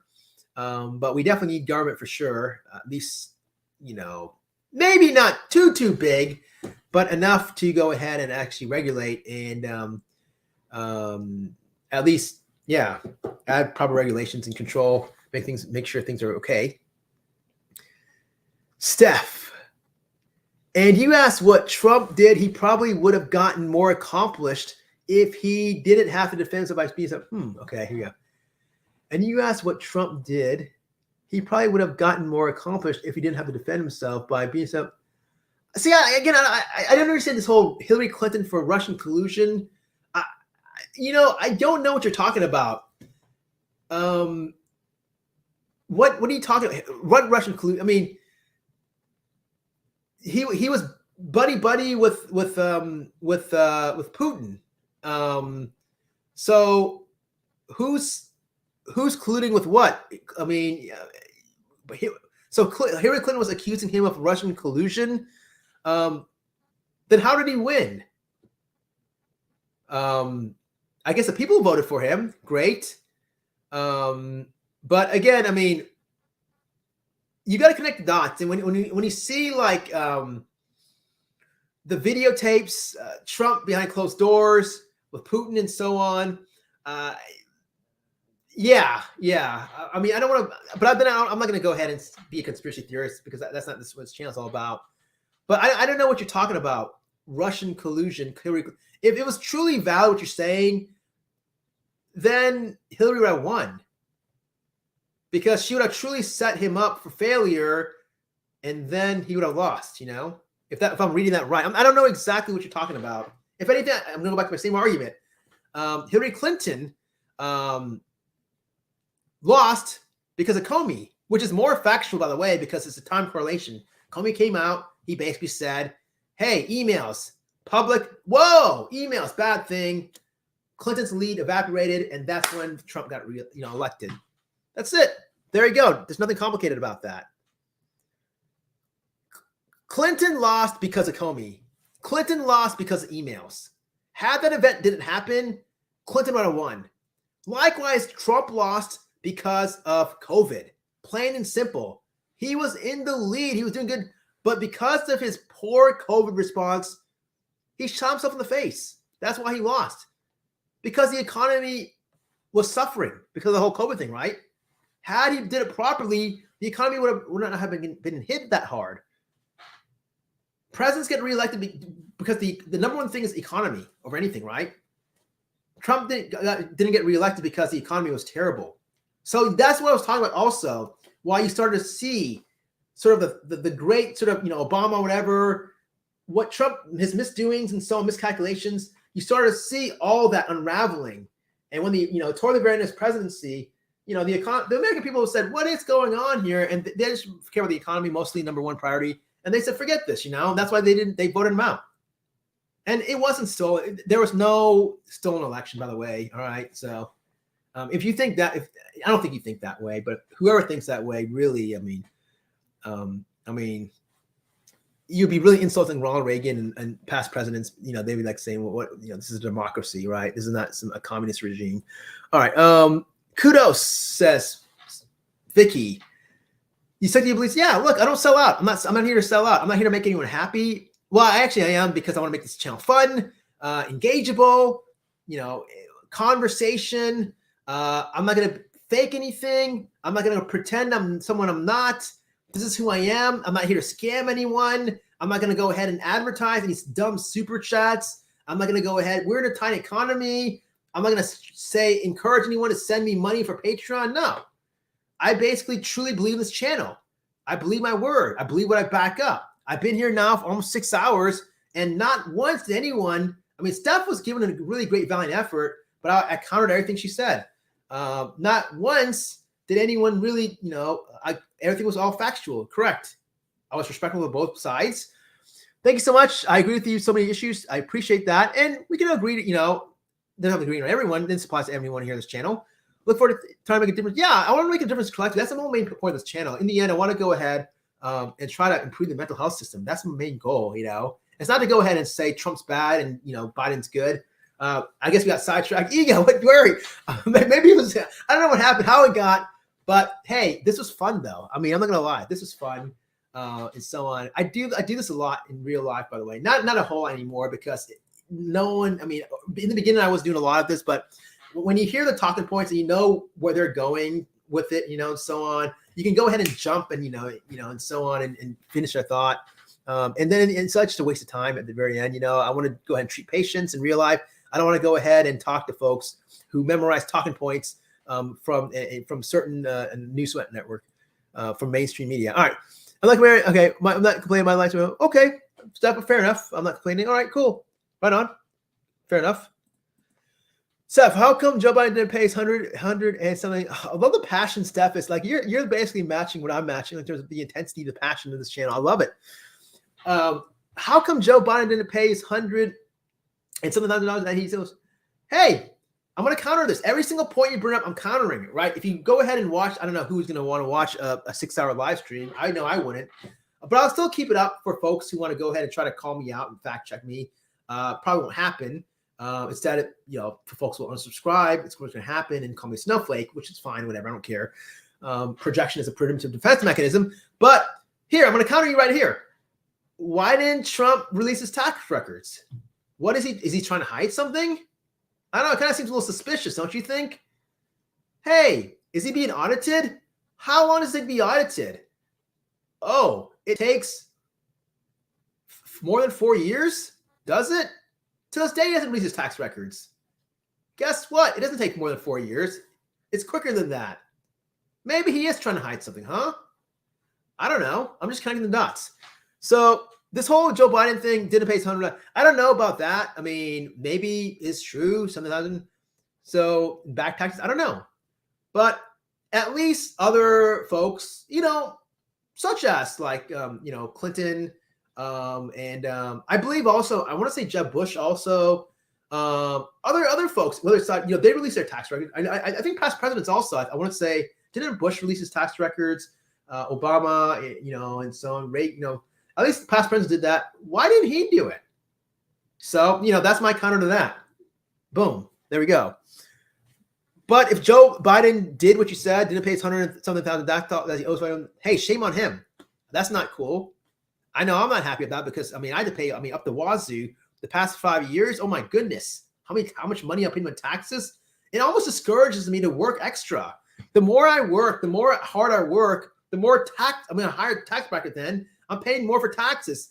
It's like, hey, this is not un-American. I thought being American, work hard, grind it out, right? No. If I work harder and grind it out, I'm going to have to pay more taxes and so on. What's going on with that? So yeah, if Joe Biden did that, that's not cool. But Trump not releasing tax records, that's not cool also. It was, if that was any, yeah, look, hey, hey, I agree. If this is correct and so on, I agree. I'm completely transparent and so on. If I didn't, my goodness, true story. If you actually knew exactly what happens behind the scenes, like with me, 1 year, I kid you not, I paid so much in taxes, it was ridiculous. I'm not going to say the exact number, but it would make people's heads explode. Because when you work more, you earn more money. And when you earn more money, you're higher tax bracket, and so on. So it was a ridiculous amount. Let's just say that it was more than like double people making a year, okay? Let me just put it that way. Triple that, okay? And this is not the brag, it's the truth. But the IRS then came after me and wanted like $1.29 more because I guess they found something or whatever. So I'm thinking, I paid so much in taxes. We're talking up the wazoo. And you're going to ask for an additional $1.29 from me? So you're right. Yeah. If it was me or whatever, yeah, we'd be in jail. We'd be prosecuted or whatever. Sure. We'd be in trouble. Right. So I agree with you. Complete transparency. If Biden did this, not cool at all. I don't know if he did. I'm taking your word for it because you're a cool person. So yeah, I agree with you. But then the counter argument is also, again, going back to Trump. If you or I did what Trump did, we would not have jobs. Our jobs would let us go. How do you think my boss would react and say, if I got caught saying, hey, let's grab women by the what? You think my boss would be cool with that and say, great job, congratulations, that's awesome. I appreciate your locker room talk and my evaluation? No, I would be in trouble big time. And then they probably wouldn't be able to terminate me immediately, but they'd be looking for ways to try to get me out the door. Let me put it that way. All right. Jenny Barnes, Trump's classic businessman move. Yeah, he's a great business. I don't know about that. He's a great salesperson. I'll give him that. He can play into people's fantasies. His words, billions, and if those words didn't exist, I don't think he would have been elected. I think those words, billions, and he basically instilled a lot of fantasy thoughts, seeped into the unconscious of the voters. These poor guys, these folks that had nothing in common with this guy. Folks in New York didn't even like the guy. Okay, in his own little town, his own city. But he had all these folks, these poor guys, these farmers and so on, believed in him. Next thing you know, he ruined it for them. And now they're like hurting big time because China's not buying their stuff anymore. They're buying stuff from South America and other Asian countries. It's terrible. Yeah, but he's a classic businessman move. His entire family says, always keep the cash and power. Yeah. Hey. And I'm not blaming him. I'm blaming the folks that voted for him. What did it get us? Seriously, what did it get us? Again, I'm repeating myself again like a broken record. 1 million people died. Wow, great. Congratulations. That's awesome. This annoying thing that's going to be probably with us for the rest of our life, this COVID thing, that's going to be always constantly creeping back in the news again and again and again, back and forth probably. Okay, cool, I guess. Let's see, what else did it get? Well, my 401k now sucks. I'm in the hole in my investments. All right, that's awesome. Cool. Hey, but at least he's a firm guy. All right, here we go. I don't know too many people that were doing good because of Obamacare. I don't know if I truly agree with that, honestly, because I'm going to make a counter argument to that. And again, there's all just counter arguments and so on. I know physicians who actually were from the political spectrum. Most of my colleagues are right. Okay, most doctors are Republicans. All right, they actually are extreme. A lot of them are extreme Republicans. All right, and so a lot of them didn't like Obamacare. A lot of them were bashing it. But when push was so, they were doing better with it because they had more business, they had more folks, they had more funding coming in.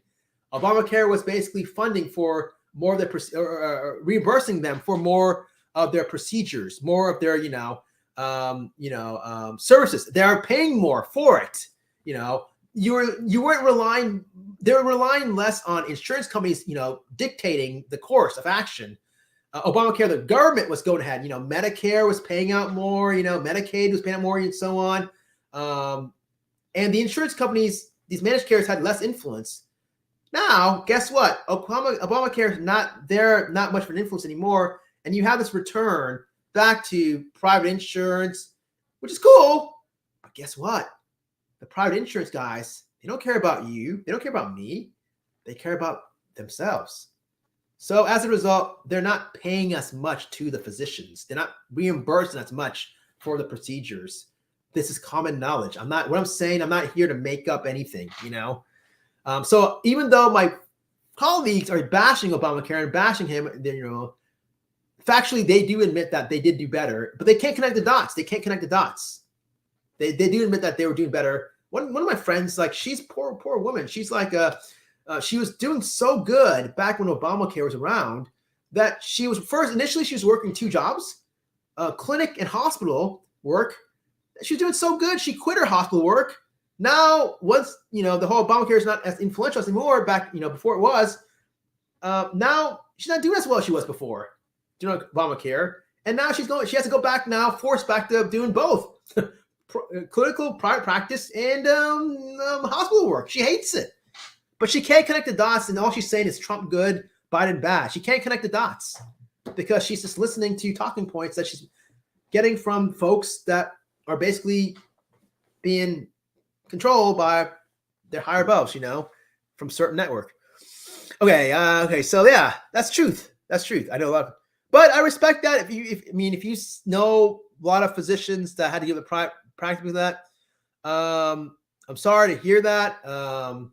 But then again, Obamacare didn't restrict any private physicians to go ahead. It didn't say that you cannot do private practice. You can't go ahead and take cash basis only, So my argument also to that is, if those physicians were doing bad because of Obamacare, why didn't they go ahead and set up their own private practice and take, money from private clients or private insurance, right? So that's my counter on that. All right. Only a few locals saw. Oh, shit. Only a few. I love it. I love it. Only a few locals saw what the world thought. Again, I'm not here. I mean, do I hate the man? No. I don't like, though, the aftermath of what he did. I'm always about the underdog. I'm always about, the downtrodden. I'm always going to side with the oppressed. And I mean, I don't like folks with blood on their hand. And I can always point this COVID thing. I'm sorry. 1 million people have died. The country is in a terrible shape right now. I know I'm saying the same thing over and over again. And don't believe me, but a lot of folks that did support him, now they're like, kind of trying to distance themselves. These are Republicans trying to distance themselves away from saying, well, we don't have a third party. I wish we had someone else and so on, They want to get away from him, right? Go away. Now my shirt's purple. Before it was like blue. Now this is what I'm talking about. I love it. Now I love it. All right, here we go. I think, yeah, okay. Hey, look, definitely. I agree with you. I think, I don't like, I do like government, but not big, too big. But government is good though. Some government's good. It's not a bad word, I don't want complete privatization completely, because they're gonna price gouge, they're gonna take over. There's gonna be no regulation. They're gonna benefit, but we won't.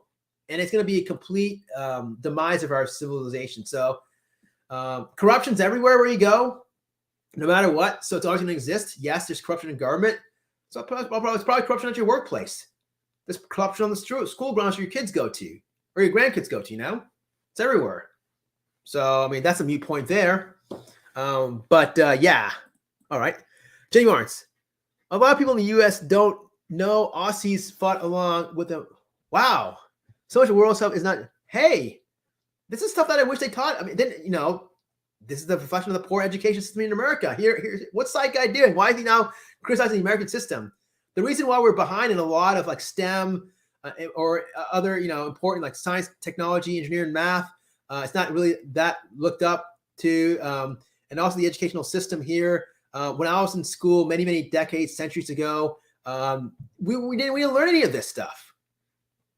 Thank you for educating me, Jenny. This is worth the 6 hours I've been here. I didn't know that a lot of people didn't know about Aussies fought alongside. I didn't know that.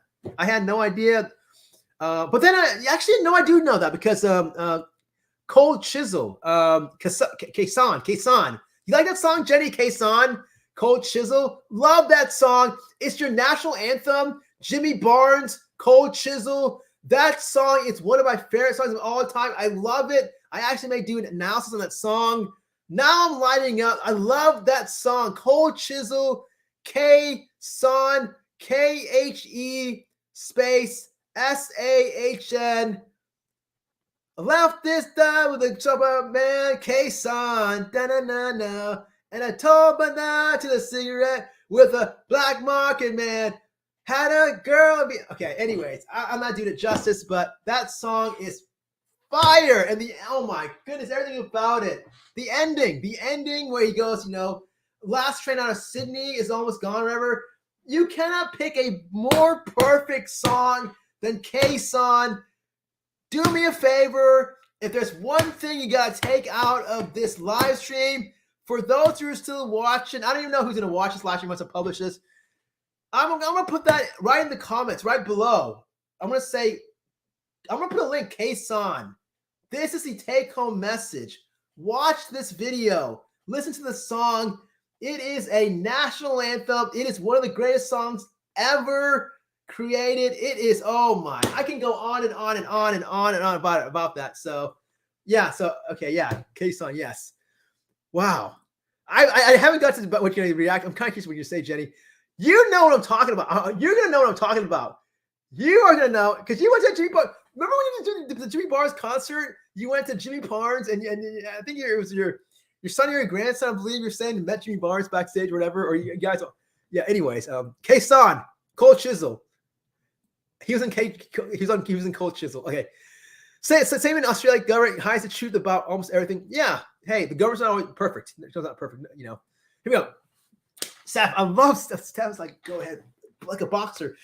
Yes, you say he bankrupt because the law allows you to do that, and yet he's still thriving, isn't he? Well, I mean, look, let's be honest. He's a businessman. He knows the ins and outs. I mean, he's Teflon. I don't know if he knows all about the ins and outs of laws. I mean, this is a guy who's been called to the court. Maybe he has. Maybe he does. But for some reason, I don't know why. Can you imagine if it was Obama that did half the things that Trump did?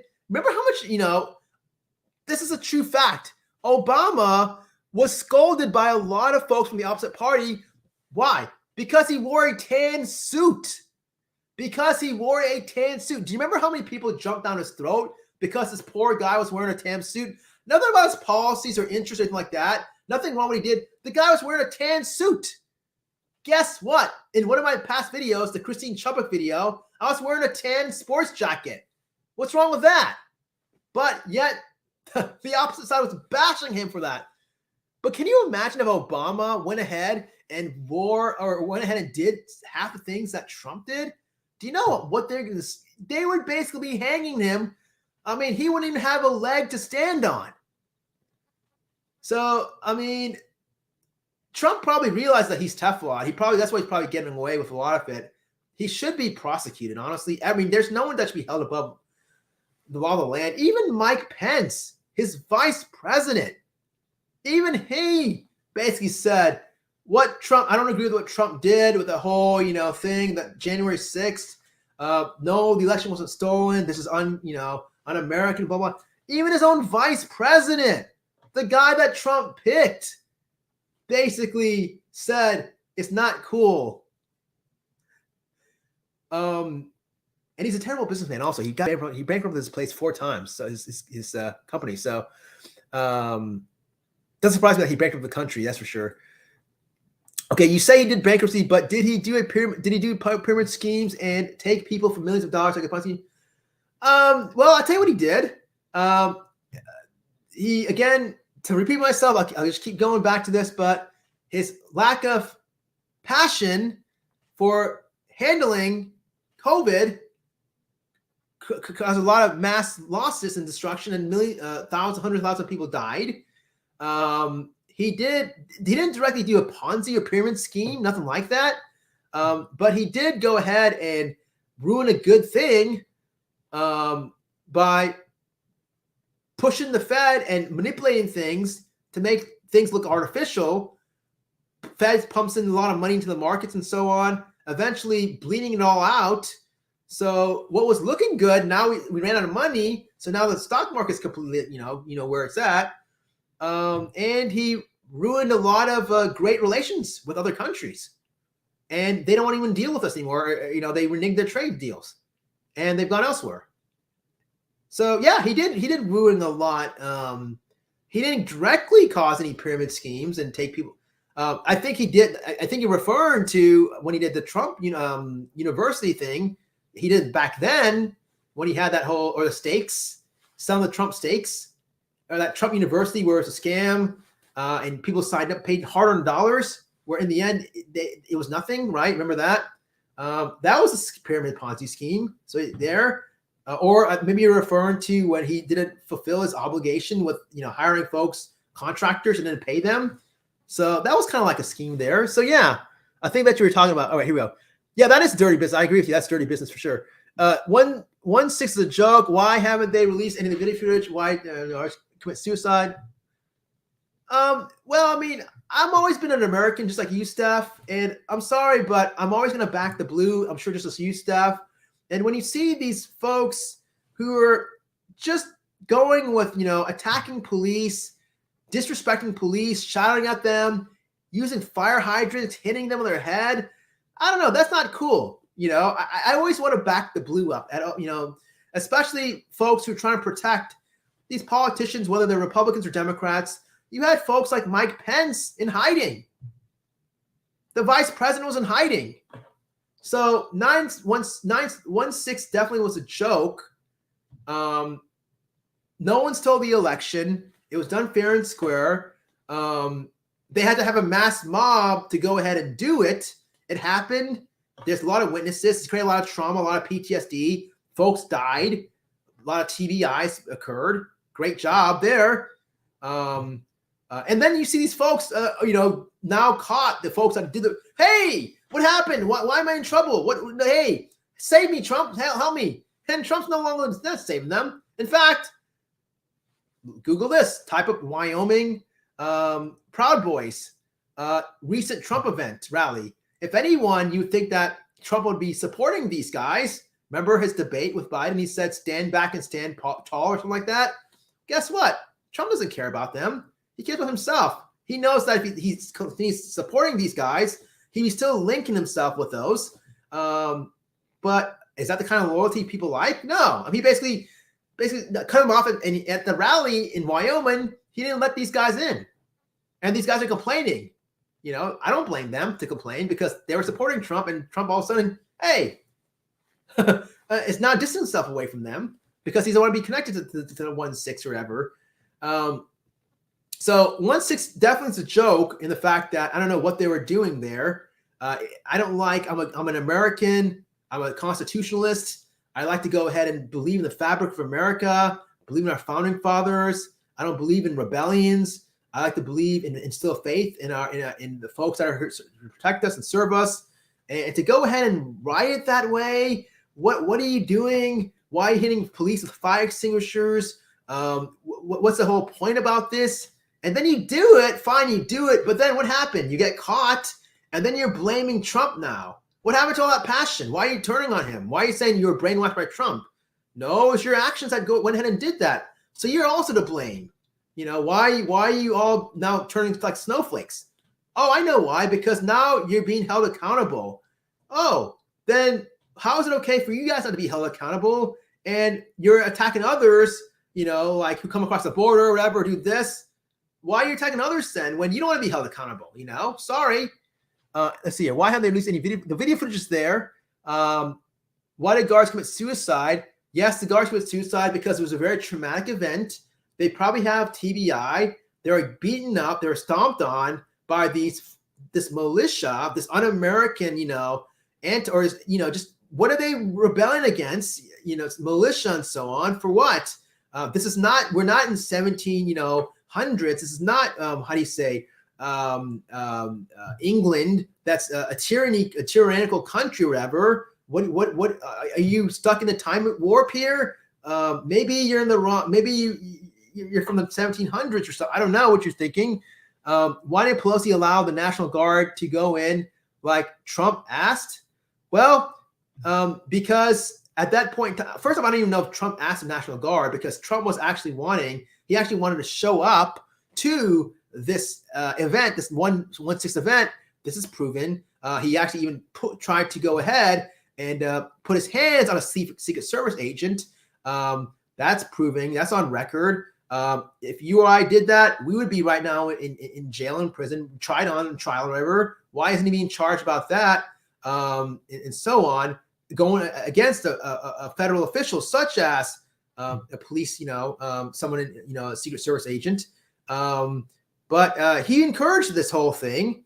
I don't know if he didn't say anything about National Guard going in to help out the situation. He actually wanted to continue. He wanted to go ahead and reverse things. He wanted them to go ahead and hang. He was mad at Pence. He didn't like Pence, didn't listen to him. So he encouraged the violence. Going a National Guard to go in. I don't know. I don't think he said that. Did he say that? He didn't say anything like that. So his main interest was to go ahead and have the folks attack and I guess win and, for his best interest, not for the National Guard to stop this. Okay. Not our weapon. Not one weapon was found. Look, they started sedition. They started this. They were part of the whole thing, We were talking about Brittney Griner earlier. A lot of folks say, hey, she made her bed. She said, lay in it. But guess what? Her situation is much different than this. She didn't cause an insurrection. She wasn't part of an insurrection.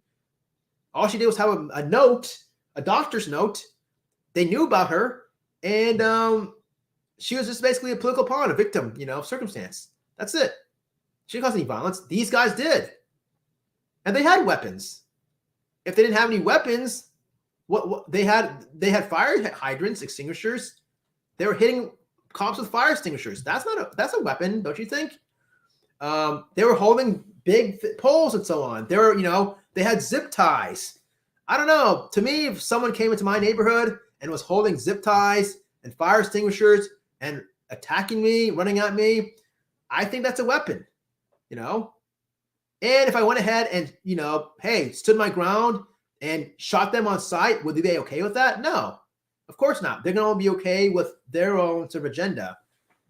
Even though they'll support with stand your ground and shooting folks who come to your, interfere with your space, right? But so there's a lot of hypocrisy. That's all it is. Gun happy addiction is a thing. Yeah. I mean, hey, look, I'm not saying to go ahead and ban all guns, but you don't need assault rifles. No one does need assault rifles. New research past few days, male Brian not likely develop up till what? New research past few years, male Brian not likely develop till up to, I'm not sure. Oh, brain. Okay, yes, exactly. Yes, correct. Okay, I thought you're Brian. I'm thinking Brian. Who's Brian? Brian from Family Guy?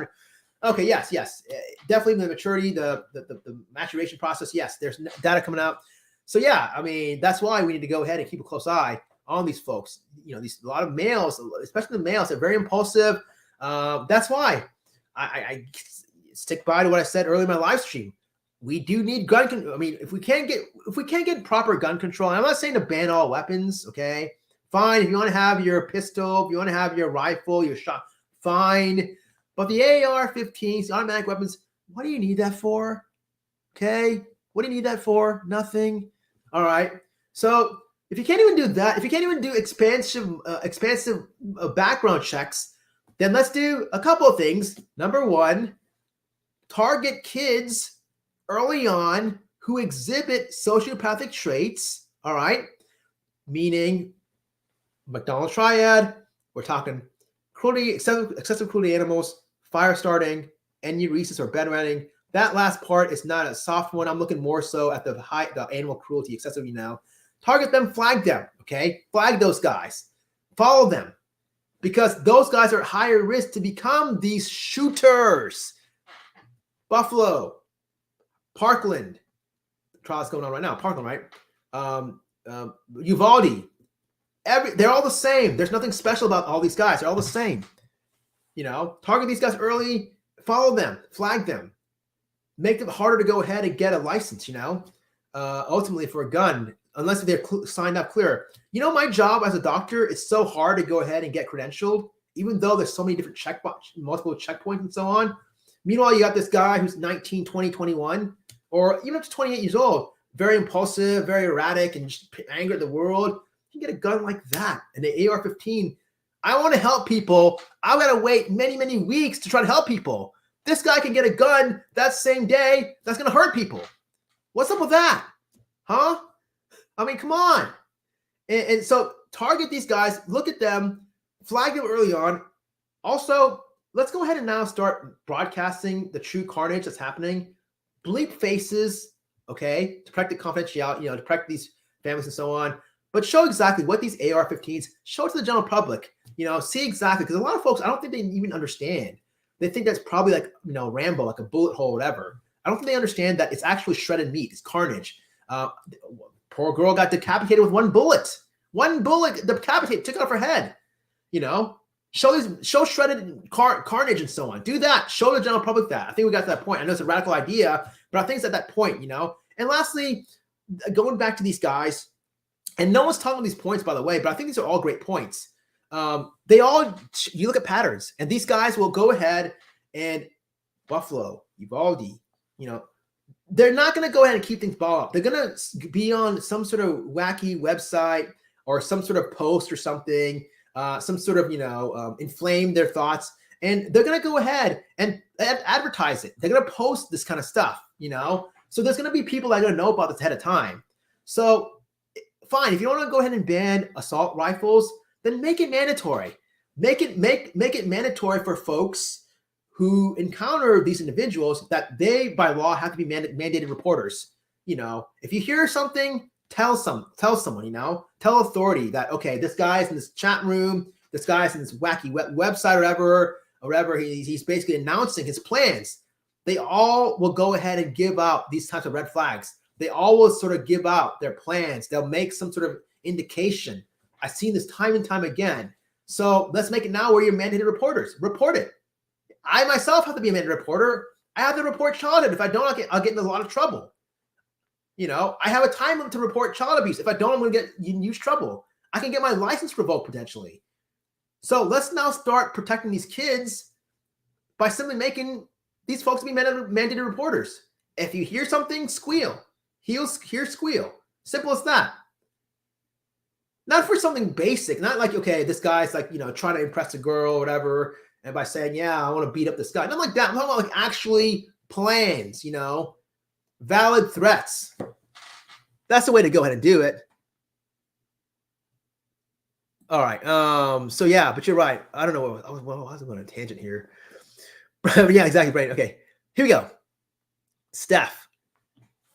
Okay, this is fun, man. This is fun. There were no wars. We had a boom and come with Trump. So there were no wars. We had a boom and come with Trump. Okay. Again, carrier effect, right? Obama thinks you're great. If I took over someone's service, okay, the patient loads. Let's hypothetically, I took someone's service and say all the patients were stable. Okay, there's a good chance that if all the patients were stable, things would continue on that course. Okay, things would be going improvement, right? So it's a carrier effect, right? So fine, okay. So yeah, I mean, Trump took over Obama. He got lucky, took over a good thing, right? Okay, so there are no wars. Okay, fine. Yeah, great, cool. I like that. I'm a pacifist. I like that. Multiple peace accords. Trump rolled back a lot of restrictions. I don't know exactly what sort of multiple peace accords. Trump rolled back a lot of restrictions. I'm not sure specifically what you're referring to, but I'll just go along with it. Sure. So businesses could open up and do their thing. Okay, fine. Great. I like that. Great point again, Steph. Here's the problem though. If Trump truly cared about free enterprise and businesses, then he would have been very responsible and tackled the whole COVID situation properly. But no, instead, he basically dropped the ball on that. Didn't go and respond like someone in New Zealand did. The prime minister did in New Zealand, the female, I forgot her name. Likewise in South Korea. And it hurt a lot of businesses. So, I mean, I'm just making that counter argument here, right here. Everything you point out, great points, but I'm basically spin it back. So a lot of businesses suffered during this crisis, and he dropped the ball. I'm sorry, he dropped the ball. Sorry, he dropped the ball. So a lot of businesses really, really suffered from COVID. A lot of families were affected. A lot of jobs were lost. A lot of people were let go. And a lot of people are still to this day trying to catch their breath from it, right? Save a water from what happened. Folks were out of business for this COVID thing lasted for a long time. We're talking about the shutdowns, whatever, and so on. It lasted for a long, long time. It wasn't just a month. A lot of folks were out of jobs for many, many months. So I don't know. I mean, this whole business, I mean, I get it, free enterprise and business and, talking points, R's and so on. But does he truly value about true businesses in the best interest of small business, I should say? Big businesses, oh yeah, I mean, they benefit a lot from under his, not getting taxed, much and so on. But small businesses, a lot of them got hurt because, of his being in office and also his, funding, A lot of these small businesses also can rely on federal funding and so on. It wasn't until the stimulus, or the Democrats, right, the stimulus checks and so on. Guess what? They supported for these small businesses, right, to help them out a little bit. So I'm just basically countering everything you're saying, which makes energy independent. Okay, I mean, we could be more energy independent if we, move forward with the Green New Deal. All right, again, just countering. Everything I think it's a hard one. Yes, it's definitely a very hard topic, very controversial topic. It's something I'm definitely psych guy. I think after tonight, I'm not going to go ahead and talk about this, guys. Not saying I'm mad at you guys or anything like that. But psych guy, I still want to keep the channel, above a certain number, above 3,000 subscribers. But I'm kind of glad in hindsight because I want to get, the folks that are kind of a little bit fragile and weak. And I want the folks that are very, very can think, don't have to rely on just talking points. I don't want sheep. I want people kind of independent thought is what I want. That's what I'm looking for. I don't want sheep.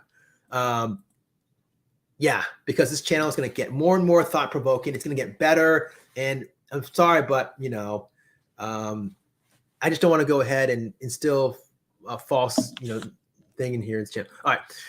And Trump did not bankrupt us. Well, I mean, actually, again, like a broken record here, and I love you. I'm not here to go ahead and attack, be cordial. Yes, Trump, a lot of his misactions, miscues, and you can ask any economic, I can't even pronounce the word here, economist. They would pretty much say that, yes, a lot of it was his sort of miscalculations. I pointed out already in this live stream, I don't want to repeat myself like a broken clock. And Biden is coming out in a situation where we're now in a bigger hole, and he's just poor guys. This guy is, maybe he's not, it's cognitively, he might fumble through words. He's 81 years old or something like that. I know if I got to that age, I want to be perfect myself. I don't even know if I'm going to be alive at that age. Okay. To be honest. But, what can he do? I keep going back to what can he do? He inherited a mess. I mean, the aftermath of what, it's just a mess. We saw what was happening at the very end of Trump, the economy was not doing good because of COVID, right? Remember that? If COVID didn't happen, Trump would be reelected. Why am I saying that? Why is Saiga saying that? Because the economy would have been stronger. Folks get reelected when the economy is strong. If the economy is not strong, when Biden gets, in 2024, which is a good chance it might not be strong, hopefully it rebounds. Believe me, I hope it does. Not for yours, but my sake. Yours are my sake. But if it doesn't, Biden's gone. Congratulations to the next one up there. Reelections are depend on economies. And so, yeah. So, yes, I mean, Biden's deficit trillion. So, he right now it's trillions of dollars. Okay, the Feds that Trump emptied out. Where are the Feds that manufactured the steal dossier against Trump? Look, I don't know exactly, again, all the ins and outs of what you're bringing up. You have a fair point. I don't know the details about the Steele dossier. I'm not just saying that to try to skate away and try to pretend, try to run away from anything. I'm just trying my best to counter your point. These Feds also, remember also when Trump also did a lot of appointing and shifting around of the players, and anything he didn't like, he would go ahead and appoint one of his kind. So it's not like he was completely innocent in all that. He would do a lot of changing of the guards, and anything he didn't like, he would go ahead and change something that would be a yes man. So factor that also into all this equation here. So a lot of the Feds you're talking about were also appointed by him, Trump. And the ones he didn't like, he got rid of, or he did his best to try to get rid of.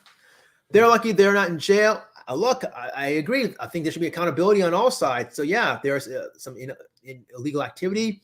I do think that folks should be held accountable. Likewise, myself, I did illegal activity on my end. I should expect to be prosecuted and be in jail. Well, that was okay, fair enough. Okay, right. Here we go, Jenny. Steph Q jumpers are in court for years here on our dollar, often end up staying. Steph Q jumpers are in court for years here on our dollar, often. Not sure what that's in reference to. Q jumpers are in court here for years, often end up staying. What is this in reference to? Q jumpers in court years. I'm not sure that's in reference. Sorry, it's getting late here, but I'm not thinking my mind. Now I'm like Biden. Okay, not down Biden or anything like that. Okay, Jay, okay, yeah, she's good. I was talking about the Fed OG said Trump emptied the Fed. AG, I'm not sure exactly. AG said Trump emptied. What? I'm not sorry. OG, maybe he meant AG. Bill Barr, who Trump appointed, who later Bill Barr basically admitted and went against him, right? Because he went for the right. Thank you so much. It's facts. There's nothing to it. It's facts. When I say I'm going to lose subscribers, it's going to happen. It's facts. I'll be surprised if I'm still like at the same subscriber, I'll be shocked. Well, first of all, I don't even know who's going to be tuning into this live stream. So maybe, but I really don't care. But yeah, fact. No legals, they have rights and laws to go to court. Huge advocacy groups picks this. No illegals, they have rights and laws to go to court. Huge advocacy groups picked up in the fight to end. Man. Citing human. Okay. Oh, okay. No legals, they have rights and laws to go to court. Huge advocacy groups pick up the fight. Okay, cool, awesome. That's good to hear that there's huge advocacy groups. Okay, that's a good thing. Okay, that's good. I'm glad that there's accountability and so on. I wish we had like that action here. Not saying Australia's a perfect place or whatever, but I like folks who come advocates. I like, the defense, of victims. Hey, we love you. Hey, love you too. All right, cool. Yes. Yeah, run on. Okay, cool. Okay, come on. Okay. So this week, a family by marriage. Well, the daughter's BIT. Okay, so it's social for a government funding medical app for a baby. Yet she's in a relationship living with what? Okay, so this week, a family by marriage. Well, the daughter's on socials about waiting for 1 week for a government funding medical app for a baby. Oh, she just needs to live in with. Okay, I'm not quite sure what this is. Sorry, again, it's getting a little late and my mind kind of starts to shut down and so on. But what is that in reference to? Oh man, I don't know. Wait. Yeah, sorry, I'm not thinking right. Family and marriage. Waiting for a week, government funding. I don't know. Medical app for a baby, yet she's in a relationship with. Okay. Sorry, I apologize. Easy. So basically, what happened was, and the reason why I know this is because I do a lot of investments, and I read a lot of articles, journals, independent news sources like Bloomberg International, non-biased sources. I also talk to folks who have friends who are actually involved intimately with large, what we call institutions, more so the toots. I'm blanking on the term here. But those are the ones that have the money to go ahead and invest. They're overseeing the 401ks and so on. They put the big money that control the markets and so on. So what happened was basically things were looking really good. Back Obama, Trump takes over, fine, running on the coattails. Things are looking good, but then started opening his mouth. Country was doing good because we had also other investments, a lot of foreign investment. But once he started opening his mouth, then a lot of foreign investments, a lot of folks like China, for example, big investor, didn't like that at all. And they basically told us to take a hike. So they took off, they took off. Cracks started to happen in the wall. As you see, the market was kind of, a little more unstable, the stock market and so on. So what Trump did was basically push, instead of going ahead and doing what they're doing right now, in terms of, asking for higher inflation rates to go and save the economy or whatever, they should have been doing what they're doing right now, the Federal Reserve. They should have been doing that, raising the interest rates. They should have been doing that back when Trump was in power, And I'm not saying it's Trump's fault completely, okay? Because Jerome Powell is the guy that's, the main guy in charge and, run shipments are. However, they're influenced a lot of times by the presidential moves and so on. So Trump was basically breathing on his neck and pressuring because he thought, oh no, which he's right. Who likes who likes high inflation rates? Who likes high, rates and so on? No one does. But he was basically saying, no, I don't want to have that to happen. Even though it was important to help stabilize the economy down the road, to prevent what's going to happen, the recession happening right now, it's going to happen over on the corner, right? But Trump was saying, no, don't do that. But instead, he was encouraging, he encouraged Powell to ignore that, and instead to go ahead and said, hey, and Powell said, hey, hold on here. The stock market, look at what's going on with the country, the economy. So Trump was basically encouraging Powell to go ahead and push more money from the Fed into the market and so on. So it artificially looked like, okay, it was a good thing because, yeah, the market was doing okay and so on. It was a buffer right? It saved the potential crisis.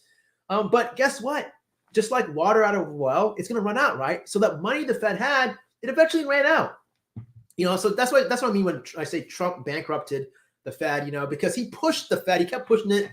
He is ignoring a lot of experts in regards to raising up the interest rates. Had they done that, we would not be in the situation we are right now. Now we're trying to catch up. Now we're trying to, raise interest rates. It's too late. The damage has already been done. And it's even more too late when we don't even have foreign investors.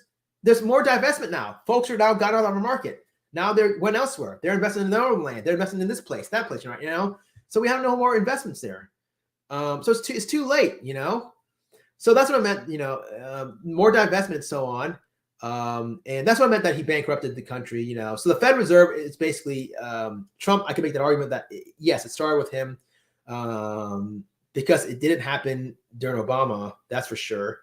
And we're now seeing the repercussions of what he did, his actions. They should have raised the rates early on. It would have prevented a lot of this big mess. All right. No problem. I hope that explained it. I'm not the best guy of explaining things, but what I'm trying to say is that what they're doing right now should have been done a few years ago. We saw these warning signs just to go ahead and stabilize the economy to prevent from this happening. Now we're suffering from huge interest hikes, and no one likes that. You're gonna see more credit cards being in default and loans. Yeah, it's just gonna be a big mess and so on. So all right, okay, here we go. Why would the government allow us to? Okay, here we go. Steph says, why would the government allow us to use ivermectin? Why did they halt it from being shipped? Simple, because it's not. There's no scientific data. I mean, again, I'm not an ID specialist, but I haven't come across. I've talked to colleagues who are. They haven't come across any data that shows ivermectin is very beneficial for folks with COVID. And even the folks that were trying to push it. Hey, look at Trump. Don't listen to me. Look at Chris Christie. Look at Trump. Those guys. They were kind of pushing it, right? Remember? Well, I don't know. Well, yeah, I mean, Trump, he was pushing bleach, but I think that was like a snafu thing he said. But he was supporting, remember, he was supporting ivermectin. Why didn't he get it? He didn't get it. He got what Fauci was recommending. I thought he hated Fauci, right? What happened? I thought Trump was against Fauci. Remember, he would make the sneering looks at him. What happened? Why didn't he use ivermectin? I'll tell you why he didn't use it, because ivermectin does not scientifically proven. It's good for like other things, like I believe like in horses. I believe malaria. I think no, it's not hydrochloroquine or whatever. That's the other one. Sorry, I'm getting late here. But no, it's not scientifically proven for COVID. So that's the reason why the government's not going to go ahead, and the FDA is not going to go ahead and approve for snake oil. Sorry, but they've got certain regulations to go ahead and fulfill, or expectations. They don't want to go ahead and do something that's going to cause harm in the general public. And ivermectin, I don't think it was intentionally causing any harm, but it definitely wasn't helping. That's for sure. If anything, there's been a lot of cases out there where it showed that folks used it and they end up dying. All right. So that's that. All right. That's that. It's proven that I don't know about that. And if that's the case, then let's bring up India. You brought up India. Fine. Great. Thank you. India had a major COVID crisis. Okay. If it was proven data that they're using, it was from India or ever, why didn't you see ivermectin being used left and right in India when they were suffering from their major COVID crisis? Because they didn't. Because it was all phony baloney. Maybe the data you looked at, with all respect, maybe it was like this anecdotal data, maybe just something, and I've seen that before. I've seen like reports, scientific journals where a case study or whatever might be like involving 12 patients and they improved on this, experimental treatment or this treatment that's non-conventional. Just because, there's a study out there doesn't mean I have to go ahead and say, oh, I completely agree with it. So maybe you came across an anecdotal kind of isolated kind of study or something. I know for sure India, I have friends, who had suffered through that pandemic in India and so on. And I know for a fact they didn't know what's about ivermectin. That's for sure. All right. Father works Whoa, am I that far behind? Oh my goodness. I just looked at the time. Wow. Father who works cash good money, both on huge government payments, illegally state single mom and unemployed partner. How would I look at oh okay. Father who works cash good money, both on huge government payments. I'm kind of curious about the K-San comment. That's why I'm waiting for that. Father who works cash good money, both on huge government payments. Illegally states single mom and unemployed partner. How I would love to report. Oh yeah. I don't like that when people try to, I've seen so many cases like veterans who basically say they're paralyzed after the war, and next thing you know, they're walking around their property and so on. I don't like that when people try to go ahead and con the system or whatever. Yeah, not cool at all. All right, Steph, how have they not proven that the molecule is smaller than the mass? Have they proven that? Well, no. Again, look. They didn't say that the mass, certain mass. Yes. Initially, I think it was like a certain mask where you're right, the molecule can transmit past that mask. So that's why they recommended the N95 because it was more likely to be impenetrable. So yeah, you're right. Certain mass, it is more, can go through.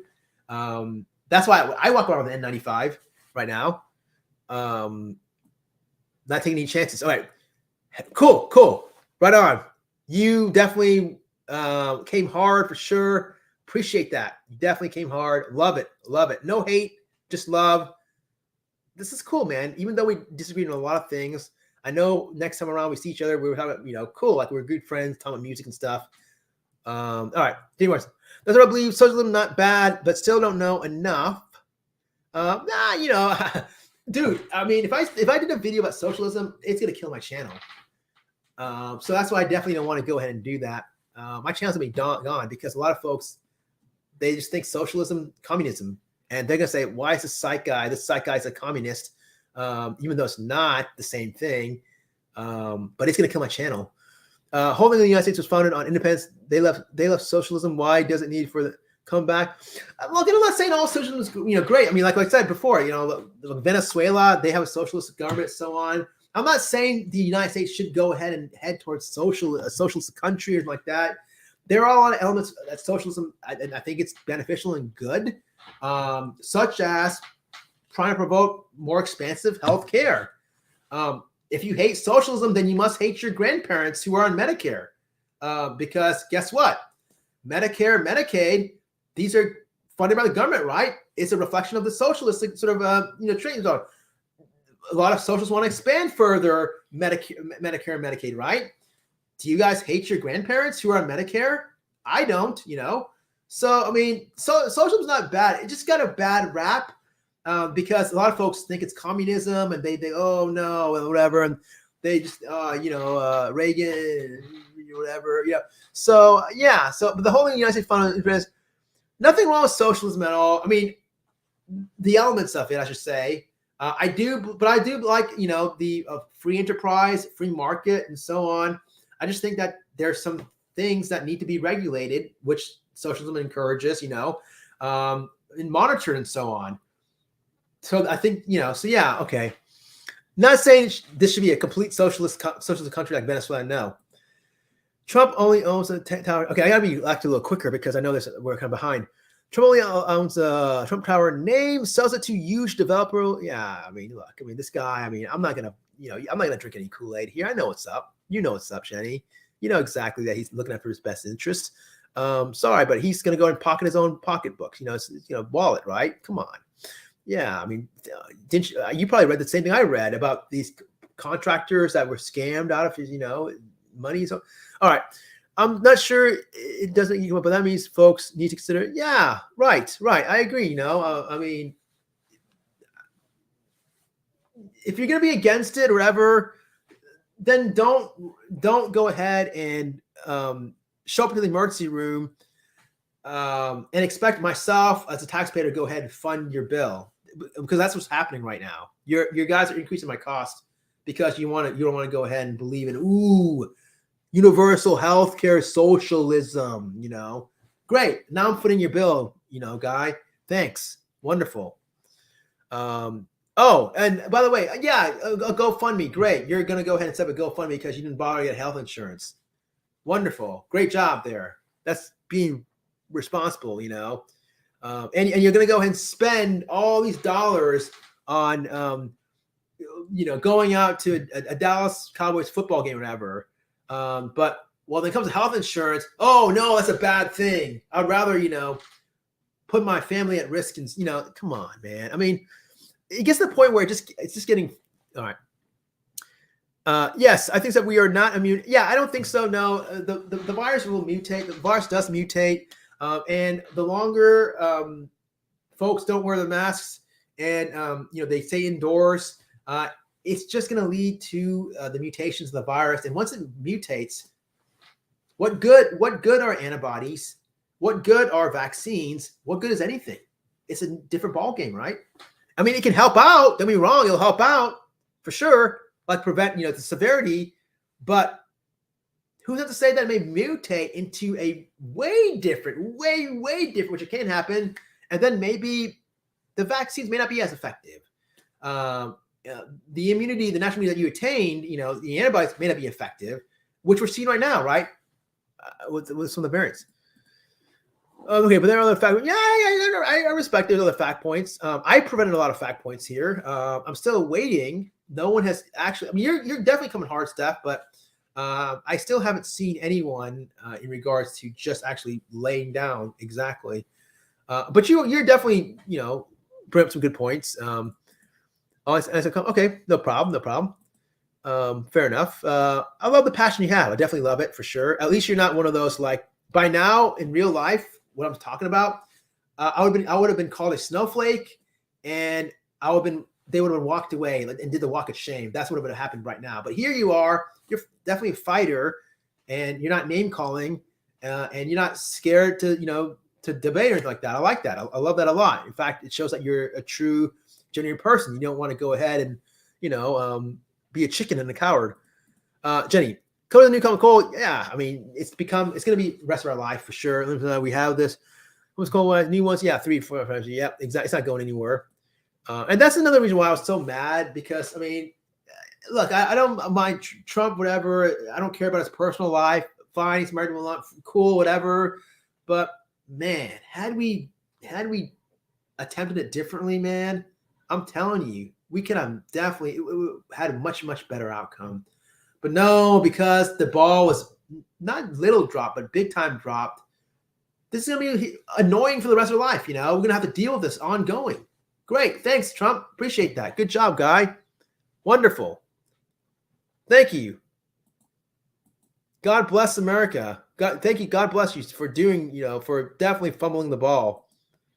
Even though yourself got special treatment when you got infected. The same sort of treatment that a lot of poor folks in the community couldn't even get and would love to have gotten. No, but you basically said it was a hoax. You basically made fun of people. You called it the Kung flu. You basically said it's all, just fake news or whatever. But then you went to the hospital and you got some special treatment, not ivermectin, but the treatments that Fauci was telling and recommending, and Deborah Birx and all the COVID response folks, whatever. You got the special high-class treatment. You're saved. You don't have to be on a ventilator, which other folks in the community who don't name call, don't say it's a hoax, probably were doing their best to try to prevent getting COVID, but got COVID somehow. And they would kill to get the same sort of treatment that you got. In regards to the remdesivir, right?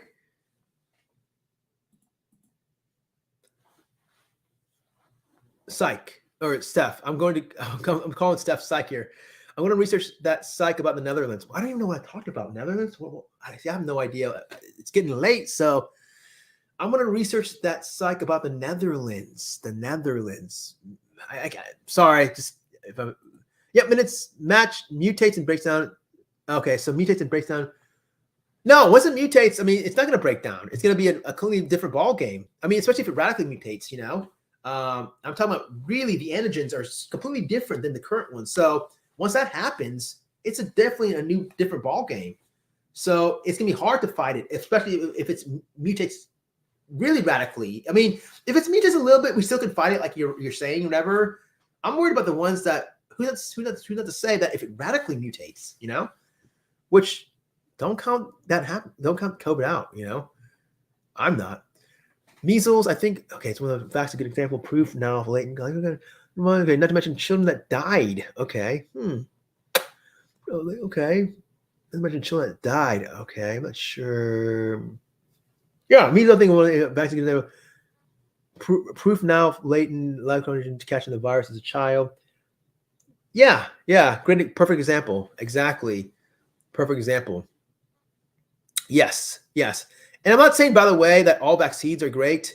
I think they're effective, whatever. And I've seen cases. I did see like one case. I'm not gonna lie, but I did see one child was brought by my mom, who basically stated that when her child got the MMR vaccine, the measles, mumps, rubella, he completely started developing autism symptoms and so on. So there's a cause and effect relationship. So it happens. Okay. But again, it's a numbers game, just like anything, it's a numbers game. So everything has its risks, and the mother, I mean, what's worse? Either taking that risk, and I'm sorry to hear that the mother did, her child suffered from, catching that. But what's worse off, him having developed that versus him potentially dying, from, getting something severe, like untreated, rubella, especially the German measles, especially affect the heart, right? So, okay, I'm just here we go. Whoa, I am behind big time. How did this happen? But PG, they knew ivermectin worked, and it cost a penny a pill, like they say. There's no money, and are we gonna hit a record here tonight? By the way, we may. PG, they knew ivermectin works, and it costs a penny a pill, like they say. There's no money in you being healthy. Who said? I mean, ivermectin doesn't work. It doesn't work. If it did work, then why didn't Chris Christie and Donald Trump get that? It doesn't work. And it costs a penny a pill. Okay, maybe it does. Fine. It doesn't work for COVID. Like they say, there's no money and you being healthy. Okay. Yeah, the pharmaceutical corporations. Yeah, it is money driven. Yes, I agree with that. Okay. Being healthy. Yes, if you're healthier, younger, you're better aimed at battling COVID. I guess that's what the reference. Okay. Okay, I'm gonna check it out. All right, cool. Which tax? Okay, here we go.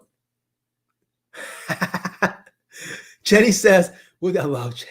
With your taxes, PG, you can't afford to make. I know. No, a lot of folks, though, you probably know this already, but a lot of people think that, oh man, going on YouTube, I want to go ahead and make a lot of money. But phony baloney. The folks that make the good money are the ones that have the channels that we're talking hundreds of thousands of subscribers, million subscribers. Those are the ones that come out good, like the Logan Pauls, those kinds of guys. The folks like myself, even like 10,000, 20,000, 30,000, you're not going to get money from it, even if you're monetized. A lot of folks here, I hate to say it, you probably figured it out. There are a lot of grifters, a lot of greasy guys out there who are preying. I feel bad because, they're preying on these vulnerable people, these guys, especially these women. Who they're donating money to these guys, these greasy guys. That's how they're getting their support and so on. That's why they're hanging around and so on. I'm not going to go ahead and become a greasy grifter guy like that. That's for sure. I'm not going to sell out. This guy's group. Hey, okay. Thank you so much. I appreciate that. That's what we're trying to do. And this chat. Whoa! What happened? We went from Brittney Griner. We went. Whoa! I never expected this to happen at all. We went way off course. I'm gonna do that again. But this was fun though. I'm glad that opened your eyes. I'm waiting for the case on. Okay. Are you not boom? Ronald Reagan was a movie star. AOC just wants to be a celebrity. Well, I mean, to make the quick counter argument, Trump was a celebrity. AOC's not. Trump is a celebrity. Not was. He is a celebrity. Don't believe me? Look up Google Celebrity Apprentice. Bam. There you go. So exactly. So that negates your argument right there. And the difference between Ronald Reagan and Trump is that at least Reagan had more tact. Trump didn't. Sorry. And you can ask any Democrat or Republican. they say the same thing. Reagan had more tact. He seemed more professional. He seemed more smoother. Leaders respected him. Gorbachev respected him. Putin, with Trump, Putin probably thought Trump was a clown. He basically was pulling the strings. President Xi, China was laughing. The president of China back when, I can't remember his name, but was not laughing at Reagan.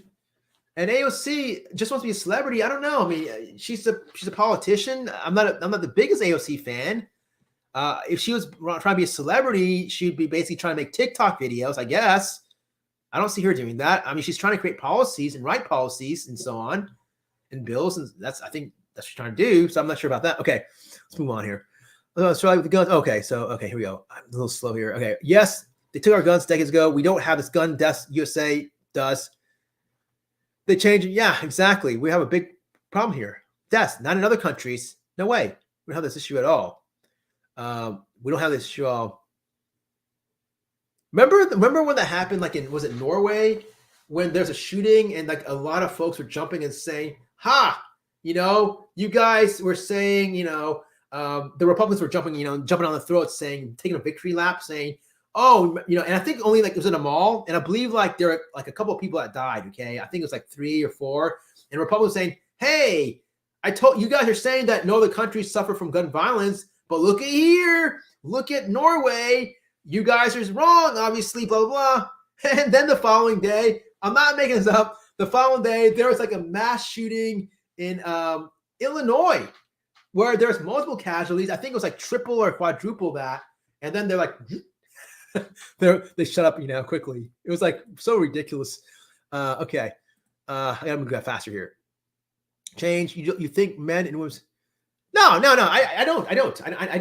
Again, like I said before, I don't. I mean, I think men should be in men's room. I think women should be in women's room. I think there should be. I mean, again, I'm not an expert with transsexual and all. I respect these individuals.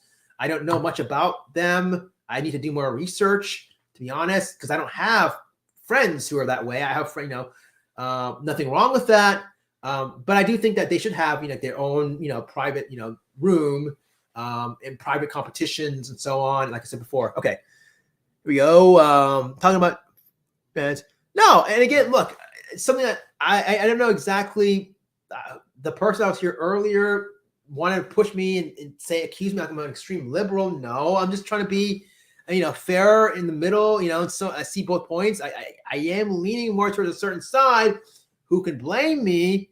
I'm a psychiatrist who wants to promote. I don't want to benefit. I don't want to go ahead and get richer. My goal is to go ahead and help out the community. I want to go ahead. I'm a community psychiatrist. I want to help out the underserved, the poor, the children. And how I'm going to do that? I want more mental health funding.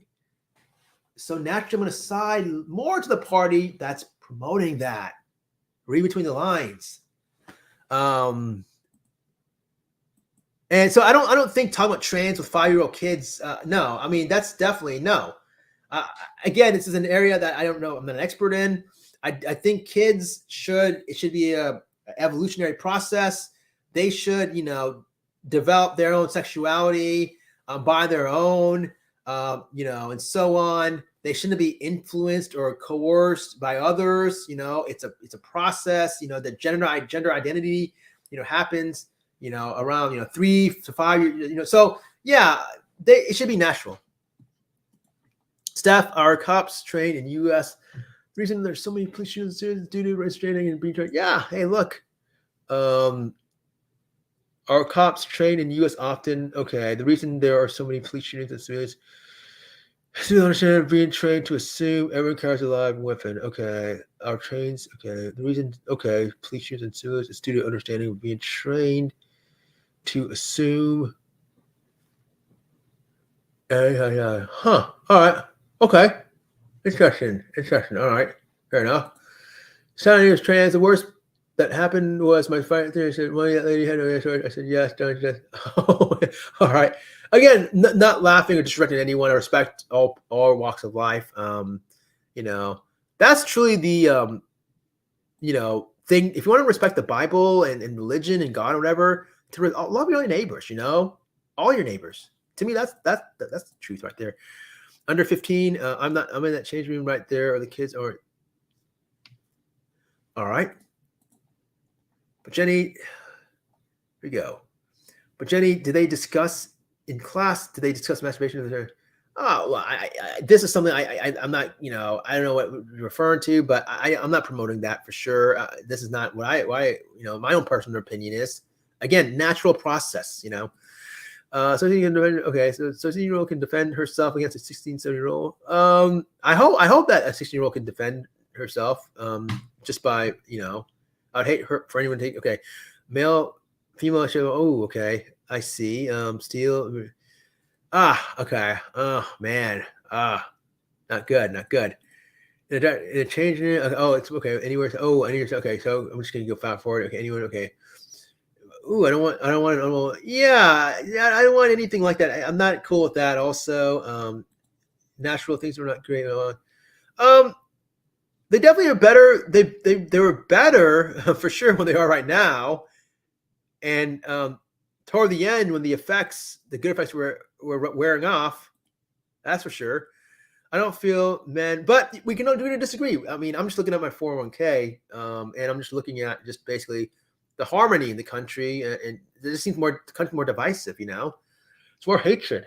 It seems like less peaceful. I mean, look at January 6th, for crying out loud. My goodness, look at January 6th. That thing would never happen. That thing didn't happen at all. But I mean, come on. When we're talking about a rebellion against the government, against democracy, of course things are much worse than when he was in office. All right, I don't feel men should be allowed in anyone. Yeah, I agree. Yeah, perfect. We're on the same page there. Sorry, go ahead. Okay, so okay. Interesting point. All right. Why do you keep saying the Federal Reserve was emptied out? Trump, Federal Reserve puts money. Because they were influenced. That they weren't. I explained this earlier. They were pushed. So Trump was encouraging them to print the money, even though, in your defense, I mean, Powell and those guys didn't have to do that. But who wants to see? No one wants to be on Trump's bad side, right? I mean, even his own cronies. It's a well-known fact in the West Wing when he was in power, or whatever. No one would be on his bad side, right?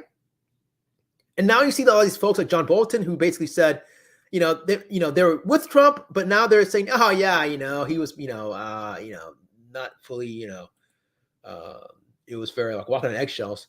But yeah, so yeah, you're right. Technically, he didn't. I mean, he didn't, put a gun to anyone's head, but he didn't push. He push. He should not have done that though, And they listened. Powell listened to him because he didn't want to be on Trump's bad side, especially when Trump was saying, like threatening and hey, I may replace you, and this and that, not cool. All right, here we go. I'm gonna go a little faster here because we're behind. We were big time. Okay, now we're gonna finish these comments here. I'm waiting for the Kaysan comments. Here we go. 16-year-old girl is at risk over a strong person. I had good groups of kids in my daughter's life. Not only in no, a 16-year-old girl. Safe person rotation, sober person, or once or enough cars to No, a 16-year-old girl is at risk over a stronger person. Yes, agreed. Sorry, I'm slow right now. Yes, agreed. Completely sure. It's about power, right? I mean, my goodness, look at me. I'm a toothpick. If there was a guy that was bigger than me, I would also be, at risk over a stronger person. But I had good groups of kids in my daughter's life, only in known groups, safe person rotation, sober person. Okay, right on, cool. There's nothing. Yeah, not anymore. It's done. It's bankrupt. It's gone. Poof. Kaput. It's totally dry. Jenny Barnes, safety transport. It worked, and actually sent my daughter from Dustin. Oh right on. Seriously, effing freaky. Same guy tried to abduct an oil trans at the pub. Oh my goodness. Whoa. Okay. Hey, we're still alive. Yeah, we're still alive. Good to see you. Okay, cool. Hey, Molson. All right. Here we go. Hello. All right. The code. Yeah, we were talking about code. We're all replaced now. That's a mess. Here we go, Steph. Really. Have you ever seen the leach fields that they need to mine lithium? No, I have not. I'm not going to pretend here and say I have. So I'm going to take your word for it. You seem like you're a very smart individual. I consider you my friend. So I'm not going to pretend and say I have. So, hey, point well taken. I haven't seen the leach fields. And lithium is a natural salt. So fair enough. Fair enough. Look at Sri Lanka. Look at Netherlands. That was probably reference in terms of the minerals here, I'm guessing. Look at Sri Lanka, look at Netherlands, look at what's going on in Germany. They all tried it. It didn't work. Are you referring to green energy? Is that what you're referring to? I'm not sure exactly what you're referring to. Sorry, I should have been a little faster in the comments. But I'm off work tomorrow, and so I'm just having a party right now, having fun right now.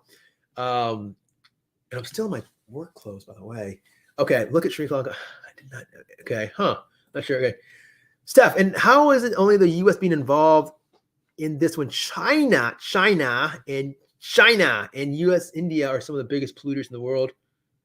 All right, you're proving my point. We need regulation, right? We need better regulation. Maybe if the governments were, bigger, maybe if there was more, not saying socialism is good, but I'm pretty sure if India's the biggest democracy in this world, by the way. I'm pretty sure if India became more of a socialistic country and less of a democracy, you wouldn't have that polluting problem. Why? Because there'd be more regulations, right?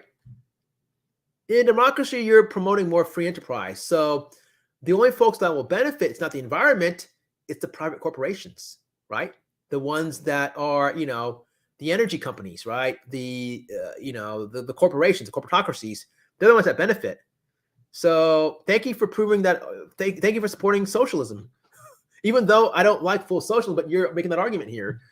So yeah, I mean, I agree with you. We need more regulations to go, just for the environment, for our kids, for our grandkids, because I want to see them around. I want them to have, a fighting chance down the road instead of after 2050, where it might be a murkier situation. I want to combat the climate change. Is the most important thing, by the way, over any of this topic. Okay. Leach fields, no. Okay. Okay. What is this? Steph, when you get China and India and those countries, then you push the U.S. Okay. Yeah. No. I want to see that. I want to see more regulations. I want to see more you're speaking my language now.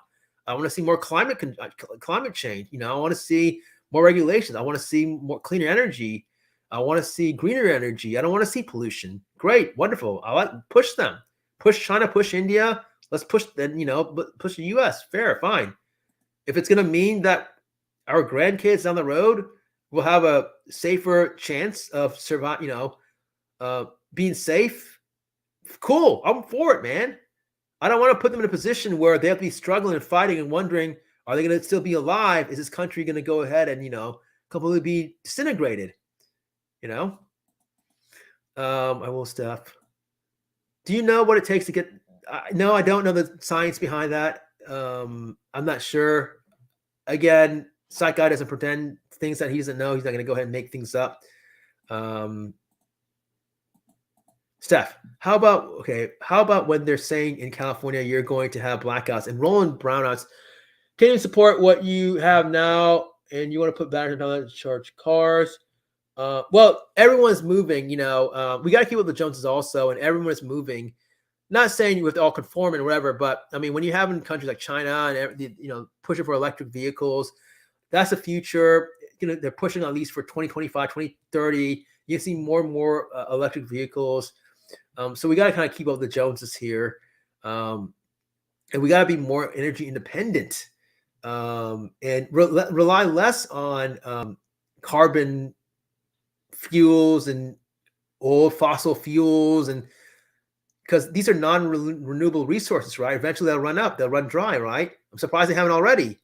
And also it's not healthy for the environment. Like I said, going back to that whole, I don't want to burn the ozone layer completely. I want to give our grandchildren a fighting chance. I don't want to put them in this crappy situation. Sorry for my language, but if this is not addressed properly, 2050, don't believe me, read the scientific data out there. It'll be irreversible.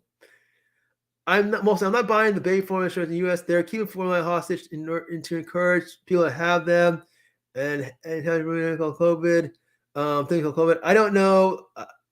wear the baby formula. Okay, I'm not buying the baby formula shirts in the U.S. Fair. I respect that.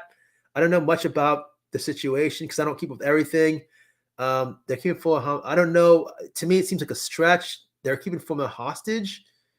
Why would they keep formula hostage? To encourage people. Okay, to encourage people to have them and their children vaccinated from this thing.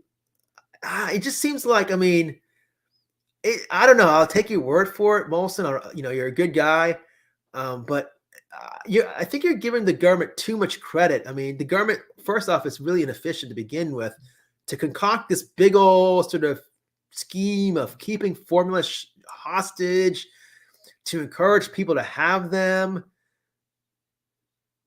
and their children vaccinated. I'm sorry, it's getting late. I don't see the link between that and COVID vaccinations. Maybe I'm missing something. I apologize sincerely, but I'm not seeing the linkage here. What? Keeping formula hostage to encourage people to have them and their children vaccinated from this thing. Sorry, I'm not seeing. Okay, something. All right, here we go. Steph, I can't believe you still believe the BS story about eating a bat. It didn't come from a bat. No. I mean, look, that's an example. Bats, rats, snakes. I mean, you name it. Like, there's videos. There's videos of them. These behind the scenes. It's very scary videos you watch, and there's anything like very creepy creatures and animals and so on. So, what do you expect? It's not natural human food. So from a scientific standpoint, these parasites, these viruses and so on, they thrive on hosts and vectors and whatever. So yeah, I mean, it's not a far-fetched idea. So it's not natural. So when it comes out, like this, it's very plausible actually. I'm sorry, I'm just looking at, I don't call it a BS story. Stuff like Fauci, and I respect your friend or whatever, but I don't know. Connecting Fauci to China,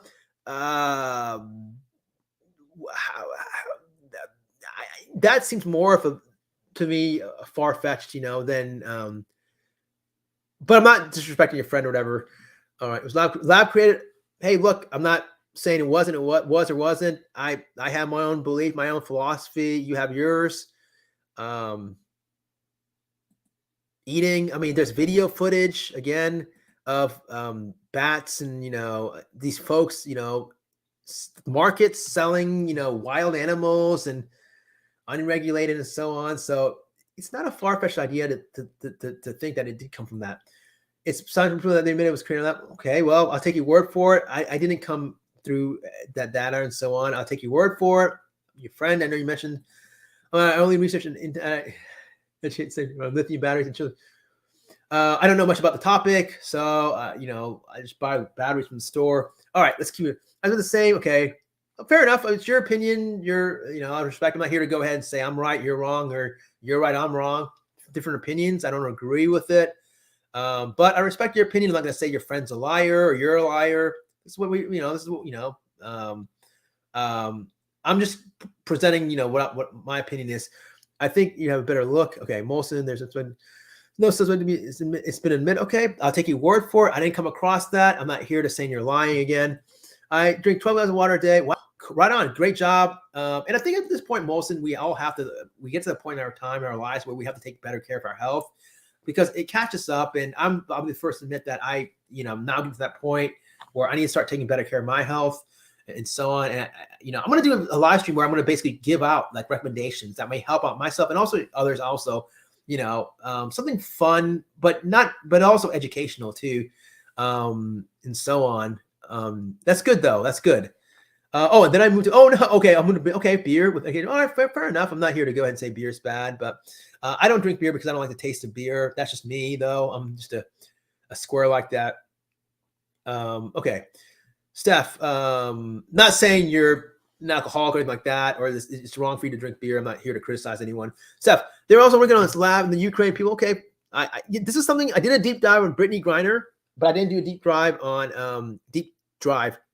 on this whole COVID Ukraine. So I'm not saying you're wrong or whatever like that. I haven't come across anything like that. So anyways, okay. I love it how I don't have work tomorrow. That's good. Okay. What else? I'm surprised they're still okay. Lean batteries kill and or drain damage. We might hit a record for the longest live stream. Let's hit the record. I think. Let's do it. Lithium batteries kill and or brain damage so many kids. Okay, fair enough. I did not know that. I'm not an expert in this field. Okay. Okay. But Jenny, that's a green deal. So much better for us. Okay, fair enough. I'm gonna still favor I like energy independence. I like whatever will promote better environment. I'm gonna go with that. I respect, folks who are against it. Nothing wrong with, but I'm just looking out for the well-being for the future generations. That's why I'm like the Green Deal. My interest lies more with the future generations and lies less on corporate bigwigs. I don't want to see. I'm sick and tired of seeing the fat cats profiting. I want our future generations to win. I don't want the fat cats to keep winning. The ones that own the oil companies, the ones that own, the big, energy corporations, or whatever. Let's change it for a chance and have the small guys win for a chance. I'm sick of supporting, big business. Molson says, speak of the Green Deal. AOC was not arrested today, as she claimed. I don't know about that. I'm not a big fan, of AOC, but then again, I'm not. Then again, I'm not a big fan of Trump. Seeing the Green Deal, AOC was not arrested. I don't know what she claimed. I'm not sure. She lied as per usual. That's your opinion. She does want to go ahead and try to progress and want to go ahead and do enact, law, or how do you say, policies and so on. So at least she's doing something. I can compare to other politicians out there on the other side of the spectrum who aren't doing anything. At least she shows up. What about Marco Rubio? What's he doing? He's like, not there half the time. Why isn't anyone getting on his back? At least she's showing up, right? So I can counter that also with that, Hey, she may not, she may be young or whatever, but again, at least she's showing up. All right. But again, I respect what you're saying and so on and so forth. I'm not here taking her side. I'm just here to go ahead and counter every single point, attack. All right. Steph, they need to stop. Oh, and Ted Cruz also. What about that guy? That guy, when the whole energy situation was happening, you know what he was doing? He was booking a flight to Cancun. And when he got caught, he threw his kids on the bus. That's really great. Great job there, Ted. I can make the argument with AOC, Ted sold off his, his people, his people didn't, they lost energy. Some of them lost their lives. And I can go on and on. There's so many examples. There's so many different examples, but I'm not going to. But it takes you to tango. All right, Jenny, Steph, they need to stop producing swallow, chew. Okay, here we go. I'm going to keep going. 7076. Okay, you should try. You should. The Wall Street Journal's article. They said, well, hey, it's the future. It's coming. Hate it or love it. I don't. I'm not going to say I don't own an electric car. It may be a little convenient, but it's gonna come. It's gonna replace. I think by 2030. I think I read in China somewhere. I think half the cars gonna be electric. I believe 2030 is around the corner. I want to say the States also. They're pushing for. Also, it's coming. It's coming for sure. Gotta adapt and evolve. Doesn't matter how you feel about it. All right, here we go. Okay, gotcha. Make kids pass them. Okay, lithium, ESBG. That's what I say. Yeah. Special trans team. I agree. Yes. Sorry, I'm late on these comments. I don't even know if you're gonna check the replay if you're still around. But yeah, I think it's fair to have a special trans team. See, I'm not one-sided, and I'm trying to be. Yes, I think we all agree on the same page. A special trans team. Yeah, it's about time for doing that. We do it for Special Olympics, right? For folks, with MR or IED. Why don't we have a special trans team? Hillary Wilson's out. All right. They're also women because they know they can't win against. Maybe a good point. Maybe you have a point there. I don't think it's fair to the poor, biological women. So I think you do have a good point. Maybe you're right onto something. Maybe they're doing this because they want to win. I don't know. Or maybe they're doing this because they don't have a special trans team. And if they did it, do a special, because it's now being more and more out there now. And so there's more and more folks that are trans. So I think over time there will be numbers and so on. So maybe once they have it, they'll be happy with that, So I don't know. Okay, plus in charge of the Capitol Police. I live in be blended. I don't know. I agree with that. I love you a lot, my friend Molson. But I mean, look, the reports are coming out. It's not looking good for a certain guy, especially when he was encouraging. You know who I'm talking about. And even his VP also admits that no, he was in the wrong and so on. This is not what a democracy should look like. So when you're encouraging and so on, I think he was the main guy in charge, so on and so forth. She's just basically just a lot of times just a person that folks will just kind of use as a scapegoat. I'm not saying that you do that right now on purpose. I'm not saying that. But he's ultimately the one in complete charge. And he was the one, if he wasn't, let me put it this way, if he wasn't even involved or said, stand back, stand tall, make those comments and tweet and so on, there's been so much evidence. Watch this January 6th, the hearings. They did a very good job. It was fair. Liz Cheney's a Republican. She's leading it and so on. So all that's basically, if you watch it, you'll know what I'm talking about. Maybe you did, maybe you didn't, I don't know. But no, if you watched it, you would say, okay, this guy definitely is the main guy, the main culprit. Everything else is just secondary noise. Don't believe the hype. This guy definitely has blood on his hands. I think you know who I'm talking about. The guy that's Teflon, that really, really, really is responsible, and I don't even know why. At least for witness tampering, they should go after. All right, I can go on. All right. Trans used to be, tell me, Jenny, call us, you're cis, and we all have. See, that's the thing. Okay, you're making cis, you're cis, and we all have your cis. Man, okay, we got you. Oh, okay. Here's something. Okay, got you, cis. We got your back. All right, cis. All right. Okay, here we go. Steph, I'm so behind. I don't care if people are trans. Just stop trying to jam it down. Yeah, I agree. Fair enough. I don't know if exactly. Maybe it's in your area, neck of the woods. I don't have any friends who are trans. I don't deal with that, so I don't socialize much at all, to be honest, in real life. I do notice, like in my work, I do whatever. I talked to my colleague the other day, a couple weeks ago, I should say.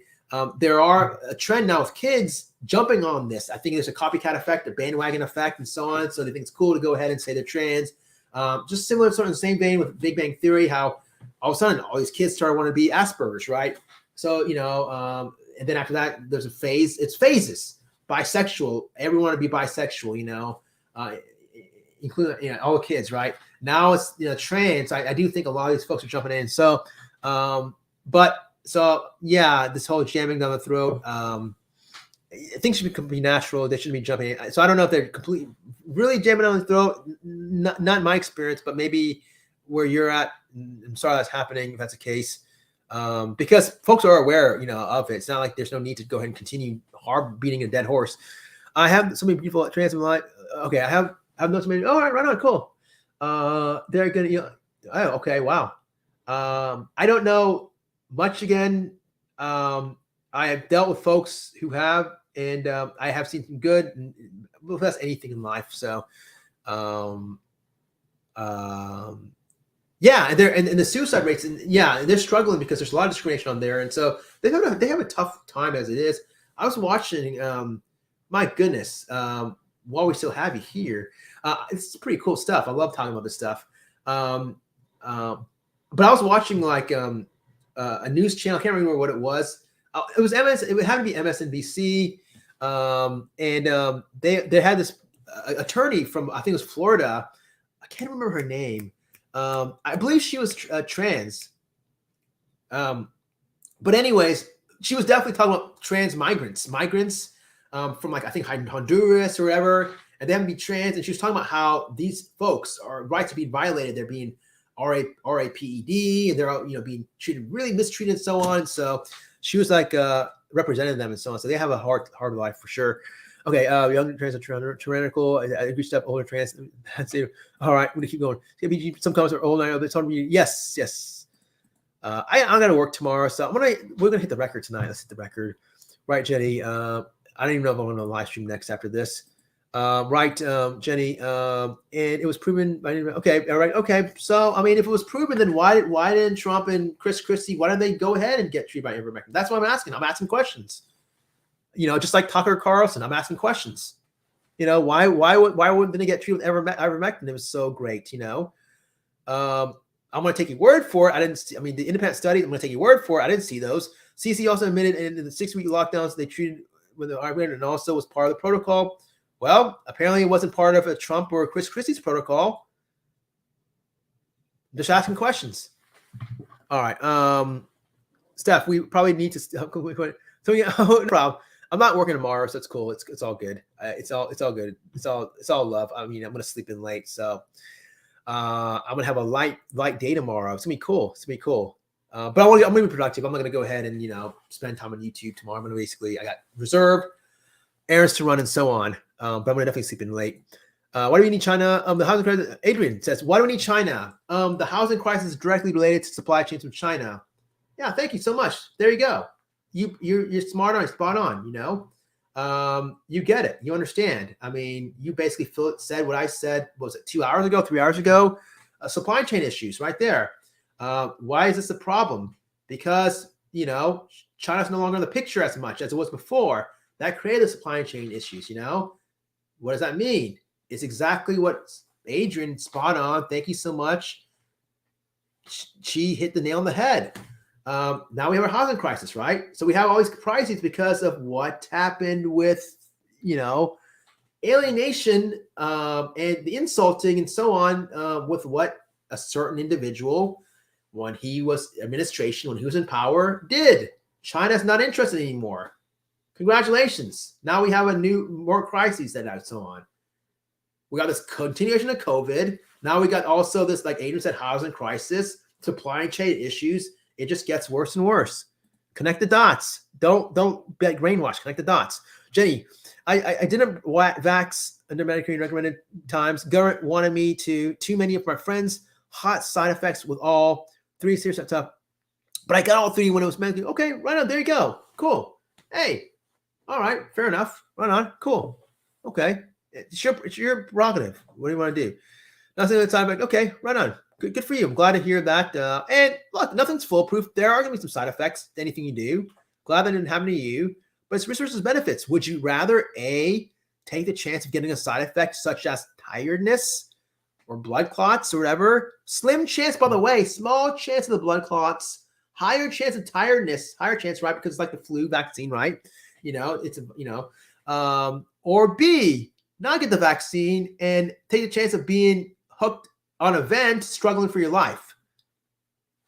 That's the reality. Sorry. Here we go. If anything, we're going to hit the record here tonight. If anything, I felt great. My ADHD was, I love you so much. Like you wouldn't know, believe, because you sound like me. Seriously, because I'm that way also. Chinese have moved from their factories to Vietnam, still own them. It started many. Look at this. Jenny knows what she's talking about. She's educated. She reads and so on. It started many years ago with candles and other stuff. USA banned many years. Not sure Vietnam still own it. I don't know too. I'm not going to say I know. I do know that Vietnam has capitalized on US's mistake, and they jumped on and made more deals with China. So the Vietnamese people have benefited. The farmers out there benefited and so on.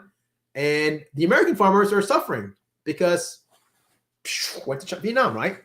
Or South America, right? The beans or whatever, right? China's not buying any more of the beans or the produce or whatever, so on. The farmers are, harvesting. They're getting it from South America now. There's a new kid in the block, new kid in town. Okay.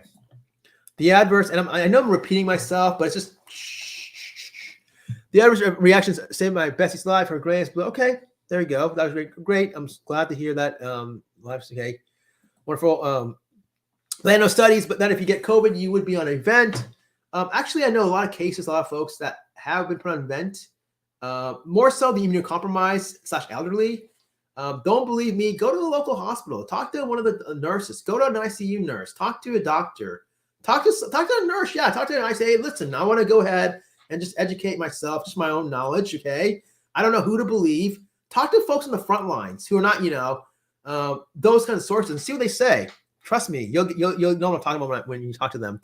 And it's not fun. It's not a pleasant thing. It's BS. Each person was different. They have ivermectin. I don't know if I fully believe that the whole ivermectin thing. I respect what you're saying. I'm going to take your word for it. But the COVID for sure. If you were not vaccinated and you were elderly or severely immunocompromised, you have a higher likelihood that you may end up severely getting hurt. More likely getting on the vent and so on.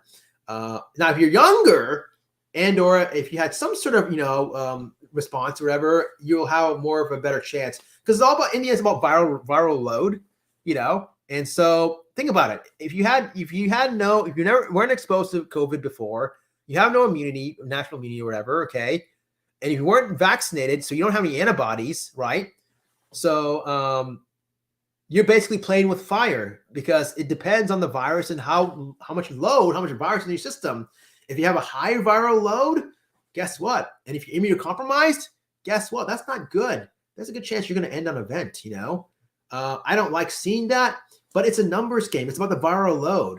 You might get lucky and it might not be a higher viral load and you may not end up on the vent, even if you're, immunocompromised and you are not vaccinated or whatever. But the folks that were vaccinated or, had some sort of immune response, whatever, those are the ones that were successfully able to sort of avoid, I'm talking more so, but I've known cases where they were still, compromised and elderly and got all the vaccines, got all the booster, did everything they had to do, got COVID and ended up in the vet and died, So it's sad. I don't like just fake propaganda. I don't like fake news. And that whole thing about ivermectin, I don't know, man. I'm sorry, but I'm not buying that at all. I'm sorry, but if that's true, then again, why didn't Trump go ahead and get it? Why didn't Chris Christie get it if it was so, these are folks that, were promoting it, right? They didn't get it. Why didn't they get the thing they were promoting? Maybe that was fake news? I don't know. I'm just asking questions. I can do this all night, by the way. I'm just asking questions. Just like Tucker Carlson. I'm just asking questions. All right. Thank you so much. I love you guys. Hey, no problem. If I can, do you can go to sleep? I can definitely go for sleep. Look, it's not too late, and I can definitely go to sleep. I'm sleeping in tomorrow, so I had nothing to do tomorrow. Got a few errands to run. Gotta take my car to the mechanic for inspection or whatever I should say. That's all I gotta do. Nothing else. But I'm gonna also work around the house, clean up the place, whatever. So definitely gotta be productive. All right. I appreciate the level of lives, by the way. And come to think, this was about Brittney Griner. And then if you watch the beginning of my life, I said it's gonna be an hour and a half. But we're hitting the record here. We're gonna actually hit the record for sure. Jenny, how do you know that it didn't cause the cancer to come out of the shot? No one truly does know. In fairness, no one truly does know. Like I said, with the MMR, there are sometimes risks. Causing cancer that's a far stretch. I think, for an injection, a vaccination to cause cancer, that's like way. I've never seen any sort of, you read the data, you read the, FDA reports, or whatever, you read the risks or whatever, and you see like stuff like, tire fatigue and, blood clots, whatever. Not once have I seen cancer, maybe if it's a lower, but it seems like a very, very far stretch. So, but hey, valid point, I guess. All right, there's the research we have. Hey, no problem. It's all love, no hate. Once I hit end broadcast, I still love you as much as I love you right now, Steph. No love, no hate. I'm not going to think of you a different person, and I hope vice versa you don't think of me, even though politically we may not agree on everything. It's all love. That's what. Yeah, exactly. Okay, that's what they. Okay, fine. That's what they want to use it for treatments. Okay, I think you think about ivermectin. I'm just asking again. If it's so awesome, why wasn't it more heavily used? That's my only question. Why it wasn't as much heavily used, Other treatments were dexamethasone, the steroid treatment, right? To help with breathing, whatever. Remdesivir. Is it remdesivir? I think it's remdesivir, yeah. That was promoted, but I didn't see much promotion of ivermectin, only just initially from a lot of these sort of conspiracy type, sites or whatever. One of the main guys that was hyping it up, Trump, in the end, he basically showed that, well, he showed that he believes in COVID, right? Because he got treatment. If he truly didn't believe, he went out, he said it was fake news, right? In the end, he basically contradicted himself by getting treatment because, he went to the hospital for it, right? And then the thing he's promoting, ivermectin, he didn't get it. He didn't get the treatment for ivermectin. It was basically the cocktail that a lot of other folks would love to get. The antibodies, right? The monoclonal antibodies. Talk about that. He got the monoclonal antibodies. That's a dream. A lot of folks would love to get that. He got that. He didn't get ivermectin. He got the good stuff, the monoclonal antibodies. That's how he came out good on this. I'm pretty sure if he got the ivermectin, he would not have come out good on this, And he was looking at one point, he was looking pretty bad, right? Remember? So I mean, hey, not cool how he was able to get it quickly like that when he was bashing and making fun, and so on, as if some sort of joke or whatever. And other folks who would love to get monoclonal antibodies, they died. That's all I'm saying. So that's why it bothers me so much. I don't like hypocrisy at all. I'll go ahead and call out people the way it is, especially if they're being hypocrites. And there's a lot of hypocrisy during a lot of those, statements he was making and others similar to him. A lot of false misinformation, fake news. They're spreading fake news. They would say the lines, "Oh, you guys are fake news." Again, projection is a primitive defense mechanism. We don't, Steph, but our day feel had it. So, all right, run on, cool, good stuff. I'm glad to hear that. Okay, good, all right, good. Looking out, okay. So you're fully back to catch. All right, run on, cool, good on. Thank you so much, appreciate it. Hi, how's it going, Kaiser? Yes, I know I'm kind of late. I don't even know if you're still here. It's like I'm 2 hours behind. How's it going? He was given to me, but as you see, the past 7.5 hours, I'm just basically popping everything. Pop. There's nothing that's going right past me. I'm going to be called. I'm sure a lot of folks will unsubscribe from me. I'm going to be called a lot of names behind the scenes or whatever. Snowflake, where in reality, no one has yet decided wanted to come on the panel and go ahead and actually. Steph's the only one that's brave. That's, basically bring up, good points and so on. And we're going back and forth. All right. He was given to me the use of, okay. And they were doing it. Oh, okay. You were trying. They were knew he exit date coming. Okay, okay, fair enough. I'm not sure exactly. Sorry, it's kind of late. So, for translators, and they knew. Okay, fair enough. Okay, time. He was given to me to. What is that a lot? I'm not sure. PJ, you need to read where he's sending it to. You need to read. Okay.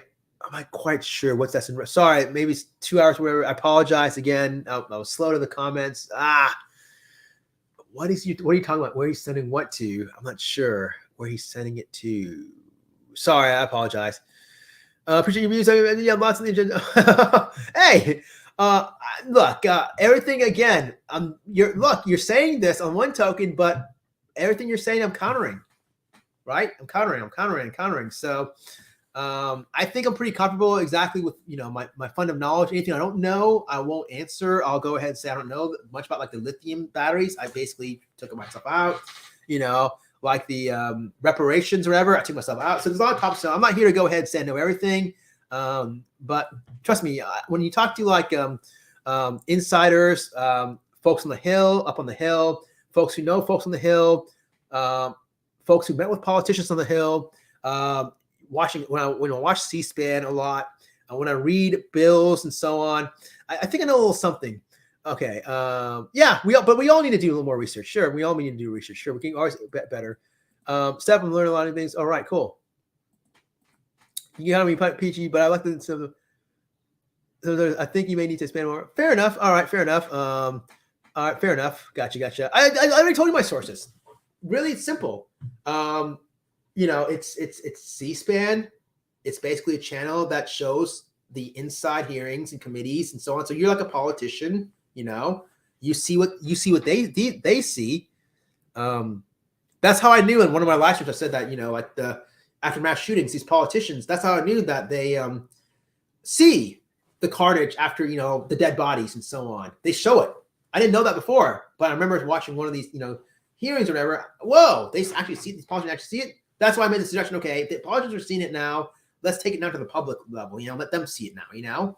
That's the only reason why I made that suggestion in one of my live streams about the gun live stream I did a couple weeks ago. In terms of how to better this whole gun situation, right? But C-SPAN, independent news sources like BBC, outside news source, that's not influenced by America, right? BBC, international news like Bloomberg International, straight from the horse's mouth.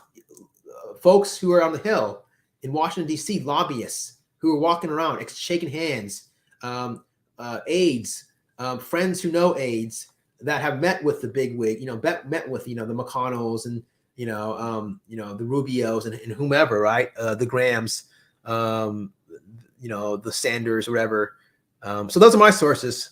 All right, I just have questions. Fair enough. We all have questions. No one's right. No one's wrong. But yes, I like that. Better, and look, this whole Brittney Griner thing. I was a sheep in the beginning, but now I educated myself, did my own analysis, and realized, oh wow, hold on here. It's more of a smearing her, than anything. And she's not a junkie. It was medical marijuana. Yes, it's illegal in Russia, but she did everything by the book. They knew about her. She was doing it for many, many years, for 2-3 years. They knew exactly what they're, what she was, she had, in her suitcase. She's only now a political pawn because Russia got involved with the war in Ukraine, and Russia, can you blame them? But they're going to go ahead and use her as a political pawn. I don't like the idea. They know what they're doing. They're going to go ahead and get what most they can. They're going to probably push a play to go ahead and try to cut less funding to Ukraine, right? You mark my words. You're going to see that happen. I don't think it's going to work. It's going to be a ball. It's going to be a strike. They're going to make an attempt like that, or they're going to get something big, like that arms guy, that guy, 25 years in our custody, or whatever. They're going to get something. They're going to push for something big. They got more leverage than we do. They got higher, So, anyways, I think Trump is being sick because he can be. I think Trump is just being sick because he can be. I don't know if I fully agree with that. I'm not gonna be one of the psychiatrists who did, diagnose him, even though they did. You can go ahead and but I don't know if it's purposely. What I can say is what a lot of folks are now seeing, and look, based on patterns of history, right? It's all about himself, basically, whatever will benefit him, and we're seeing that. And here's my point. I'm going to point out, I'm not just going to go ahead and put out a talking point and move on. I'm going to give you specific evidence and points, exactly what I'm listening, saying something, and I'm backing it up. So here, Trump, I think he's just doing it all for his benefit. I'm all about, he cares about himself. Now, what is my point? What's my evidence? Well, he basically rolled over supporters, right? Remember the Proud Boys? Remember how they would support him and he was supporting them by saying, stand back, stand tall, or whatever, encouraging the January 6th thing or whatever, that fiasco, right? The revolution thing event, that failed coup attempt, the necessary event that happened that was just so disrespectful to police, right? And a lot of folks got hurt and got, killed and so on, as a result of the aftermath. But what did Trump do? He later turned on those guys. Google Wyoming, Wyoming Proud Boy rally, Trump. You'll see what I'm talking about. You'll see exactly what I'm talking about. You'll see that Trump, his side, or whatever, they basically turned and they basically didn't allow these Proud Boys, these guys that Trump supported and vice versa beforehand, he basically turned them. So yeah, he's basically just doing whatever will benefit him. He doesn't care about you, in my opinion, or me. I'm not here to label anyone or call anyone names or like that. But his actions basically were all about how it's going to benefit him. How it's going to benefit him. And he even will go ahead and turn on his own kind. He's turned on the Proud Boys. He's turned on folks in his administration. If one thing he doesn't like, he doesn't hear, he's going to turn on them, He's turned on so many folks, insider folks, in his own cabinet. I think Trump's being maybe so. Yeah, I mean, hey, fair enough. I mean, if you want to use that terminology, maybe so. I think his MO is basically how it's going to benefit him. He doesn't care about anyone else but him. So yeah, and we're seeing that right now, even after the election. Terrible. Can you imagine being one of the supporters that are still like donating money to campaign? Can you imagine being one of those guys? We talk about folks scamming people and so on. How we don't like these folks. Guess what? After he lost the election, his cronies and so on, Giuliani, they were still continuing to say, "Hey, the election was robbed." He probably was. He was doing well. He knew that he was doing what he was doing, and he was collecting more money to go to the fund and line his pockets. It's as simple as that. He's profiting still as we speak. I know a doctor friend who's still donating to him. She's getting invited to go to Mar-a-Lago. She's elderly. She's like in her mid 70s.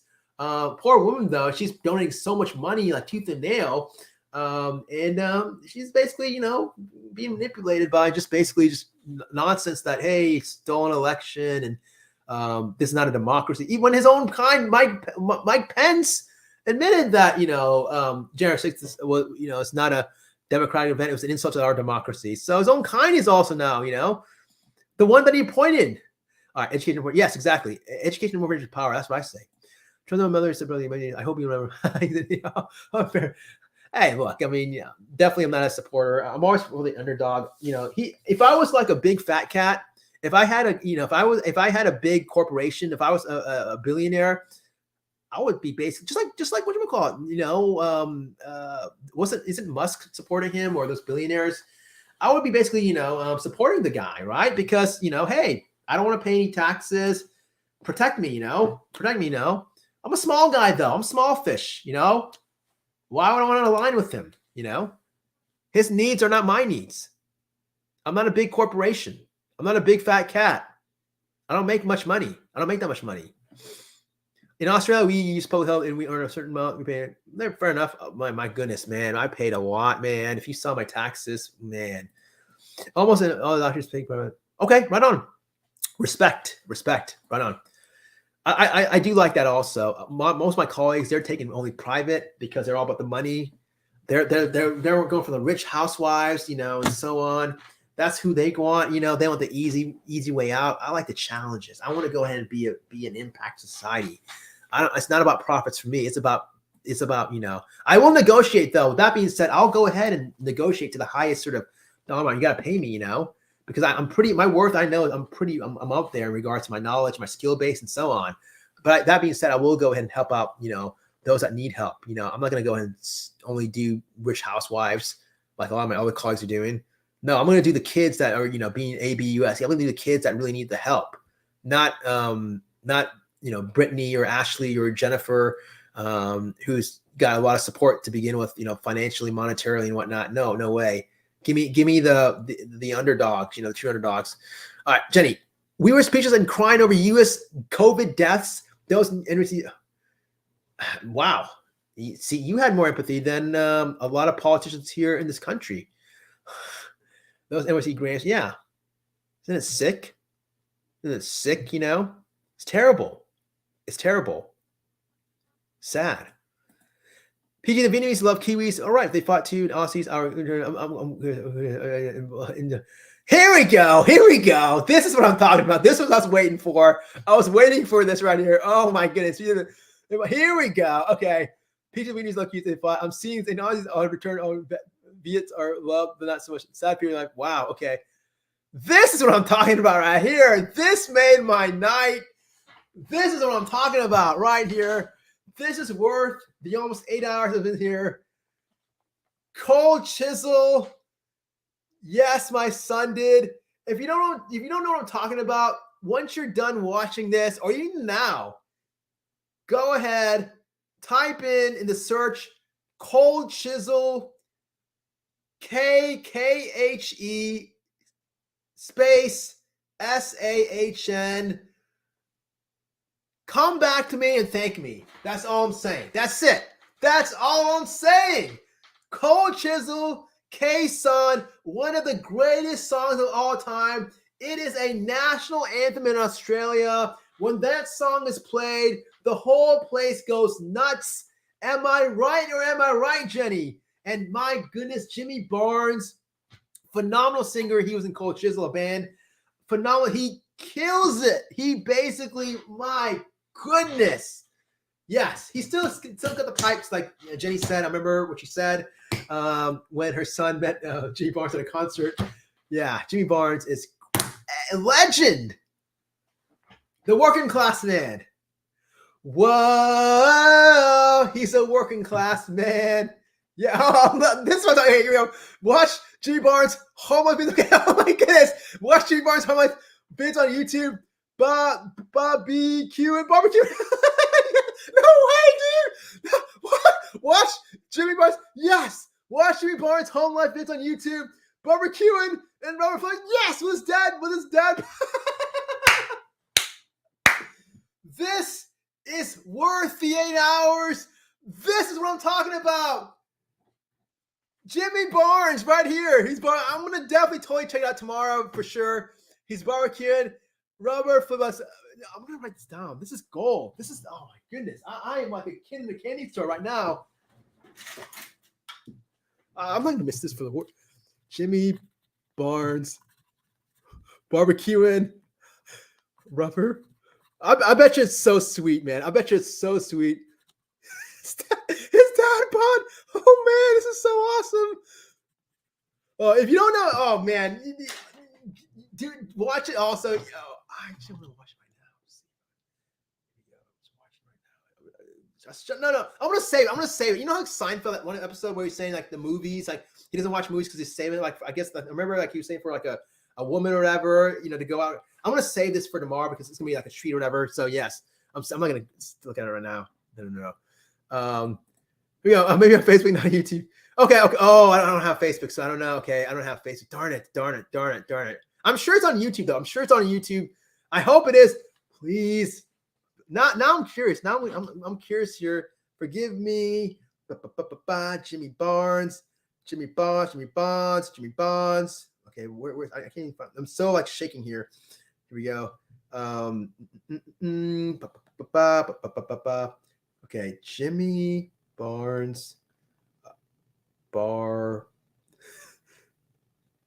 Barnes Tournament album. No. Barbecue. It's spelled Jommy. Jom. Jommy Barnes. Okay. Not here. I'm gonna have to. Barbecue Bash. Is that it? No, I don't know. I'm gonna definitely search for it tomorrow for sure. Yes. Okay. Moving on. You bring back my spell. Like this is. Okay. This is no problem. No, we get it. Understand? Here we go. I get it. I look at my spell. I can't even talk properly. Present animal issues with young kids. Yes. OD's president. Okay. Here we go. Great question. ODD is a precursor to what's called conduct disorder.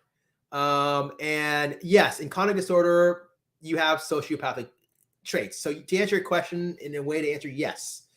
Not directly, but indirectly, I guess that makes sense. So yes, ODD a lot of times is a precursor to conduct disorder, which conduct disorder hallmark feature is sociopathic traits. There we go. And we know the sociopathic triad. I talked about it earlier. Okay.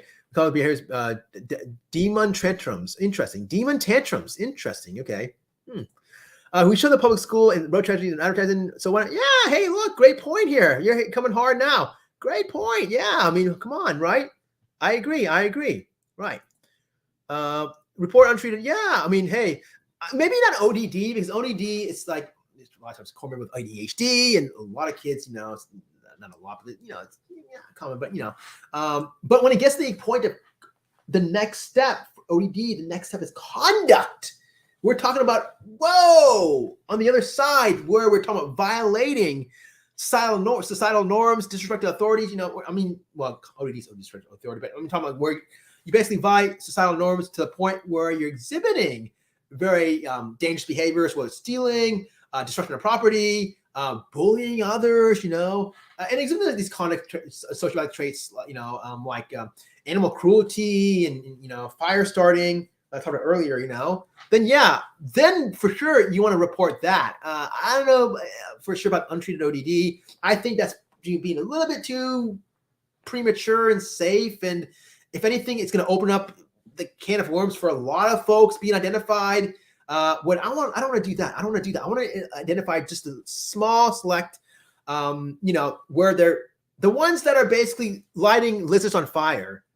Those are the kids with the conduct. Flag them. Flag those because there's a chance that they will end up becoming like shooters, serial killers, SEXUALPREDATR. I don't even know why I'm spelling this because I'm not even monetized. What's the point? Sexual predators. Okay, these are the folks that end up. So flag these guys. Come on. Hold on, psych guy. You're violating their rights. Actually, no, because kids, to begin with, they don't even have rights, right? They're not even over 18. They can't even drive their car, right? They can't even go to vote, right? So a lot of their rights are already compromised. So I'm not going to violate their rights, right? So let's do that. I'm the only guy that I know that's talking about this. I'm the only person that's even addressing this at all. No one else. Everyone else is jumping in and saying background checks, which is not going to happen. You know, it's not happening. If it didn't happen after Sandy Hook, it's not going to happen now. I'm the only guy that's talking about, hey, let's hit him early on. No one else is saying anything. Maybe they are. But I'm not seeing it. I'm not. Yeah. All right. Okay. Here we go. Hey, how's it going, Vicky? Hey. All right. See you again. I don't think. I don't know what that is. Oh, okay, son. I love it. I love it. I love it, man. I love it. K-Son. Gino, yeah, Gino, yeah. Whoa. He's a working class man. Oh my goodness. I love that. Working class man, Jimmy Barnes. Yes. Walk On. Is that another song? Walk On. Great. My goodness. That guy has pipes for miles. Legend. Australian legend. Where's Chris Roach? Not here. Jimmy Barnes also, I think, worked with the NX. Did he work with NXS also? I believe he did at some point also. Wasn't he involved also? Yeah. Cheryl definitely loved Jimmy Barnes. I don't know if she knows who that is. I want to say that Michael Hutchinson and Jimmy Barnes crossed paths, but no, Jimmy Barnes, yes. Jimmy Stillman, yeah, wow, okay, cool, right on. This is what I'm talking about. This is worth the 8 hours right there. Still a man, yes. If you guys don't know who Jimmy Barnes is, Google, look him up, watch Working Class Man. Man, that is like one of the coolest songs out there. Jimmy Barnes, Working Class Man, Cold Chisel, K-Son. I'm going to link my live stream. I'm not going to say anything more. I'm just going to go and link these videos. 2 videos, Cold Chisel and Jimmy Barnes. That's it, man. That's it. What's on word? That's what I'm talking about. Oh, yeah, there we go. Dude, let's go. Let's go. I love it. I love how the fact that you know Jimmy Barnes. Let's go, Vicky. I believe you're here also in the States, aren't you? I'm like, don't tell me where you are. You know, dox yourself, whatever. You know what? But I'm here in the States, and so here we are. Wow, I know Jimmy Barnes. You know Jimmy. That's cool. That's awesome. Freaking legend. Yes, I can go on and on about Jimmy Barnes. How I admire him so much. I love that. I love Aussie rock. Jimmy Barnes is so influential. My goodness, he is a true rocker. I can hear him singing. I forgot. Remember the song? He was on the soundtrack. Remember that one's the Michael Keaton movie where, what was it? They're in Japan. I forgot the name of the movie. But that's where Working Class Man was on the soundtrack. Go Home or Go Hard or something, or I can't remember the movie. It was a Michael Keaton movie. I can picture it. It's a Japan car factory plant or whatever. Michael Keaton was in it. I want to say that's Andy McDowell was in Multiplicity with him. I can't remember who the female lead was, but anyways, yeah, it was in Japan. Michael Keaton, and he was in Japanese, set in Japan. Soundtrack, Working Class Man. Boom, there you go. My time's been, no problem. This is so fun. Check his. Whoa, what the? I didn't know this. Look at this. What's going on here? What's up with this? Look at this. His daughter, Michaela Barnes. Okay. Wow. Look at this. I don't know if she's a famous singer or independent or whatever. I love seeing that. That's awesome. My goodness. But if she got the same, well, of course, she had the same genes as him. I mean, that guy has pipes for miles. Actually, she's got a voice to die for. My goodness, man. If she's anything like her father, whoo-wee. Top notch. Probably the Australian Kelly Clarkson. I don't know. Man, love it. Vicky's okay. He's look at that. I'm so jealous. I mean, this is a woman, man. Look at that. Yes.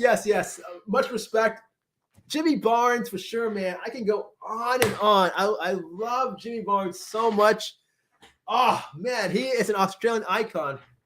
Look, there's only a few Australian acts that I really say, my goodness, are way up there.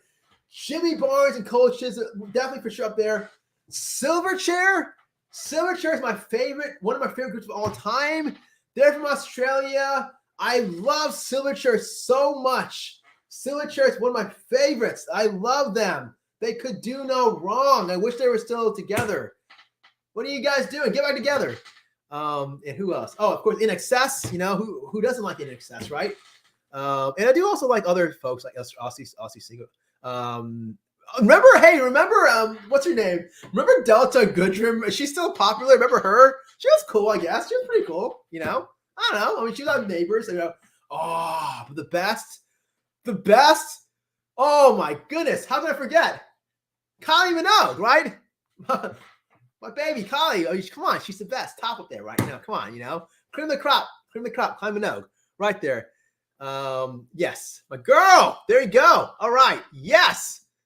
Aussie music's so awesome. I love it. All right. I will check him out. Okay. Yes.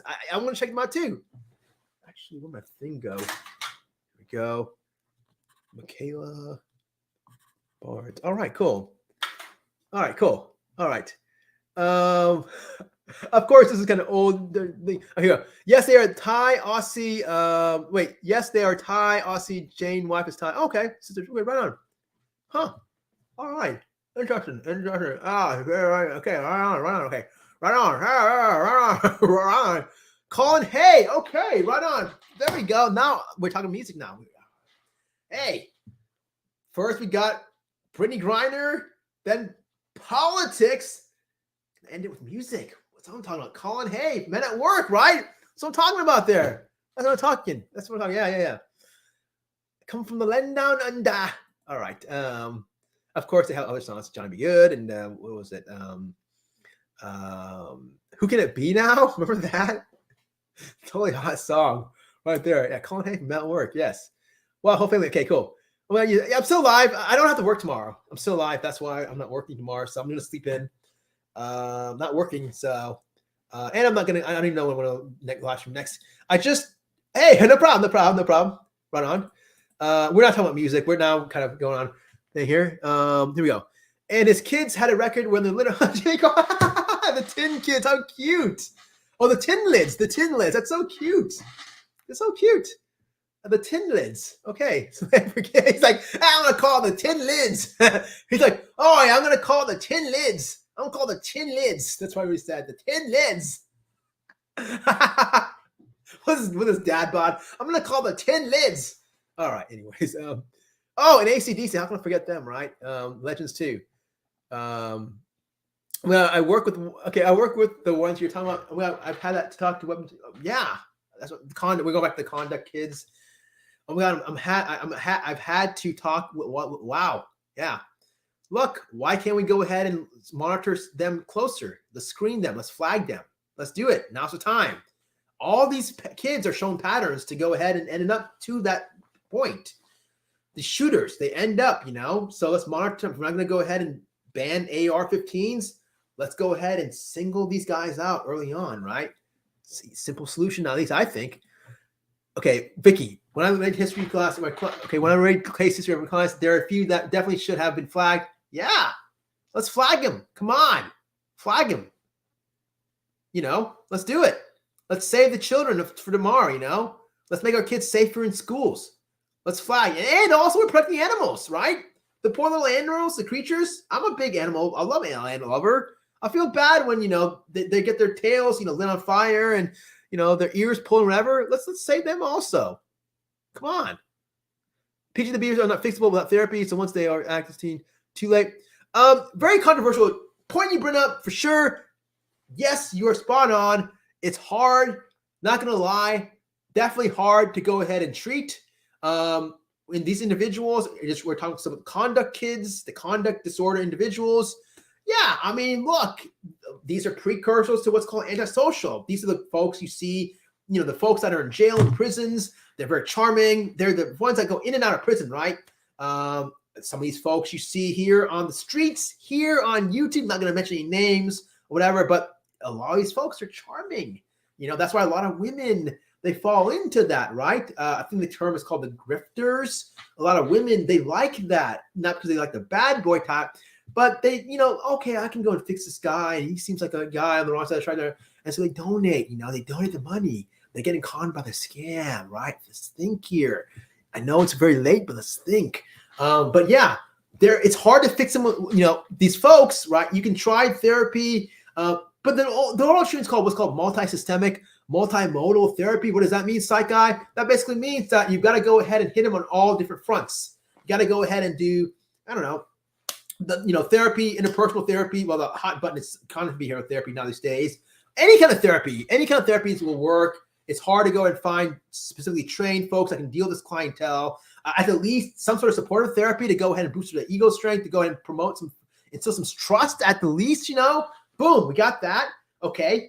Medication management, you need the psychiatrist to go ahead and jump in, to get a therapist, you get a psychiatrist to go, like myself, to go and monitor the medications and so on, because they unfortunately have psychiatrists not only do medication management.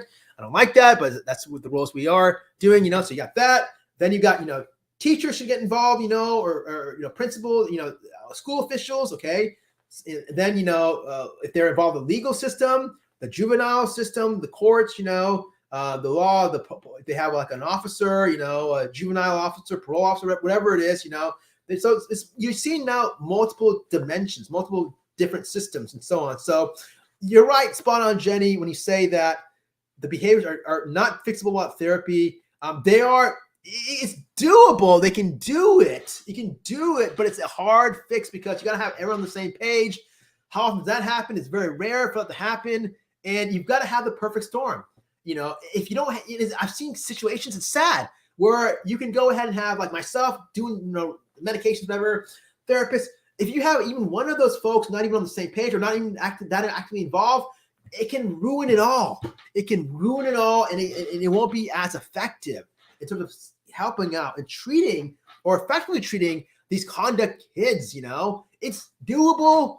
That's why I think also, with these kids, when I say we're going to flag them early on, but then immediately put them, in these programs to where it's already structured. We already have programs in the community called ACT programs, A-C-T, Serve Community Treatment, those guys, where they kind of focus highly specifically on the severely chronic schizophrenics, the ones with the severe psychopathologies and so on.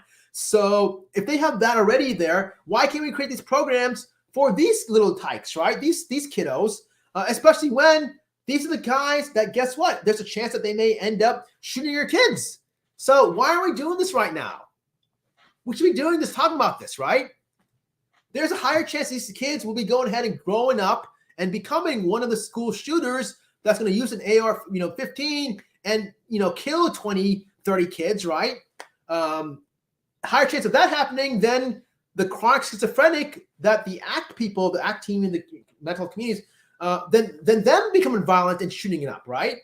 So I say, let's look at the numbers here. Let's look at the statistics and target the ones that are going to be more higher risk for violence. These are the kids that are early on exhibiting the conduct traits, or whatever, the sociopathic traits. Let's target these kids. Let's put our energy and research more so on these guys. And the other ones where there's lesser chance of violence or whatever, let's focus less attention on them. We'll still focus attention on them, not to neglect them, but let's get our priorities straight, All right, anyways. But you're right, though. Once it gets also too late, or when it gets to the teens, it becomes too late, It's still, I'm not being Debbie Downer saying you can't do it, but you've got to really create the perfect storm, which at that point it's very difficult, And also, once they become teen, another thing, I know I'm being very thorough because Psych Guy is a very thorough kind of guy. That's how I am in real practice, in real life. I'm just going to go ahead and create all the formulations from all different ends. But think about it. When they're teenagers also, why is it too late? Well, it's also too late because guess what? When you become a teenager, 13, 14, 15, oh no, you're entering, adolescence, right? Especially middle adolescence where, guess what? The world revolves around them. They become highly egocentric. They don't want to listen to others. So they're going to do what they're going to do, right? So once they get to that magic age of 14, 15, 16, then like as Jenny Barnes beautifully put it, Too late. Too late, right? Hybrid. Both Uvalde and part of the shooter was really nicknamed school shooter. Yeah, there you go. I mean, see, there you go. Yeah, exactly. Yeah, there you go. Spot on. Comes from her, from her sleep or whatever, and it's spitting facts here. Exactly. Thank you so much. It's true. Everyone, I was mentioning earlier, and you look at all the patterns. It's pattern recognition. Buffalo shooter, same thing. Uvalde shooter, same thing. Parkland shooter, same thing. They all have the same sort of traits and characteristics. They all were exhibited animal cruelty early on. They all exhibited sociopathic traits early on.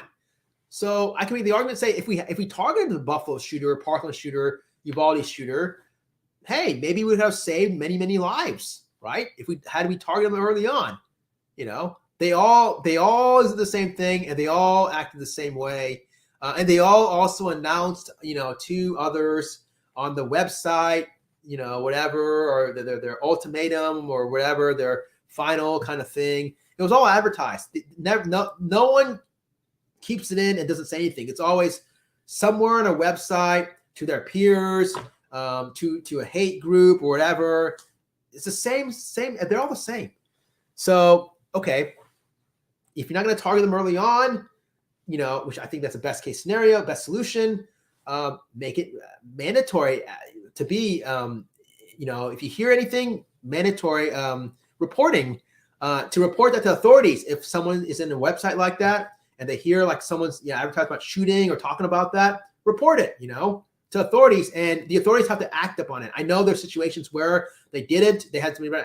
No, let's make the authorities also accountable. Also, let's make all parties accountable now, because we want to protect our kids, right? Let's protect our kids. I agree. That's what it's yes. Spot on. Yes, exactly. You know what's up. You definitely know exactly what I said. Okay, they're all mates, PG and all together. All the other no arrogance, Aussie rockers. Oh, okay, right on. Cool, right on. I love that. Michael and Jimmy stand up. Okay, right on. I didn't know that.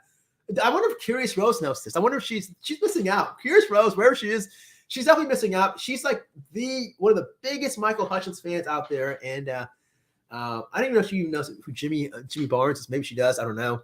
But yeah. It's cool. I love that. I love the fact that they all support one another, the camaraderie, and so on. Okay. Okay, so it's a personal thing. Okay, Vicky's sad. Yes, very sad issues. So many cases, adults, friends. Okay, yes, exactly. So many red flags. I kind of hate hearing. I respect thoughts and prayers. I'm sick and tired of hearing that, especially when, like you're pointing out, there are so many red flags and it wasn't acted on. Please cut down on saying the thoughts and prayers line and save that energy and save your breath and focus more on acting, doing the actions. Okay. In terms of preventing and stopping this. That's what I'm saying, okay? I respect thoughts and prayers. I respect religion, okay? But I want to say, I don't want to see any more killings. I'm sorry, but I'm tired of it. I know if I took a bet with anyone in this room and it said, hey, guess what? I'm going to bet someone in this room that there's going to be another school shooting this fall. No one's going to want to bet it with me. Why would someone want to lose their money? Because it's going to happen. It's happening all like clockwork. Because nothing's changing. So something has to change. All right. Anyone at work, anyone of your kids were given therapy that may assist. Okay. Yes. Yeah, exactly. If you don't hurt anyone of your kids were given therapy. Yeah. I mean, hey, look, something's better than nothing. Something better than nothing, Something's better than nothing. Exactly. That's what I'm saying. I'm director of Fed. Oh, right on. Okay, cool. Right on. So that's good. That's why Vicky knows what's up. That's why she's no dummy for sure. She knows exactly the ins and outs. Okay.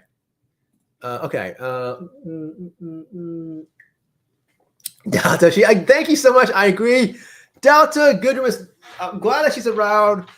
But yeah, she ain't no Kylie. Kylie Minogue will always be my favorite female. Yes, on top for sure. Yes. I love Kylie. A lot. Do you know who the band? Oh yeah, here we go. Yeah, I know about them. To be honest with you, I haven't listened to them. I haven't given them a shot. I do know about the band, the Tragically Hip from Canada. I need to give them a shot. Aren't they in the same sort of genre as who is it? Is it Ben Harper? I think Ben Harper's another one that I never gave a shot to. I don't know if he's from Canada or not. I think he's in the same sort of vein. They're from the same sort of genre type of music. Bare Naked Ladies from Canada, cool. They're a good group. Yeah, of course, Alanis Morissette. I thought she was like one of the best songwriters in the 90s. I loved her stuff. I actually liked, I'm one of the few in the minority, like there's her second album better than her first one. Most people said her first album was better than her second one. I like the second one much better than the first.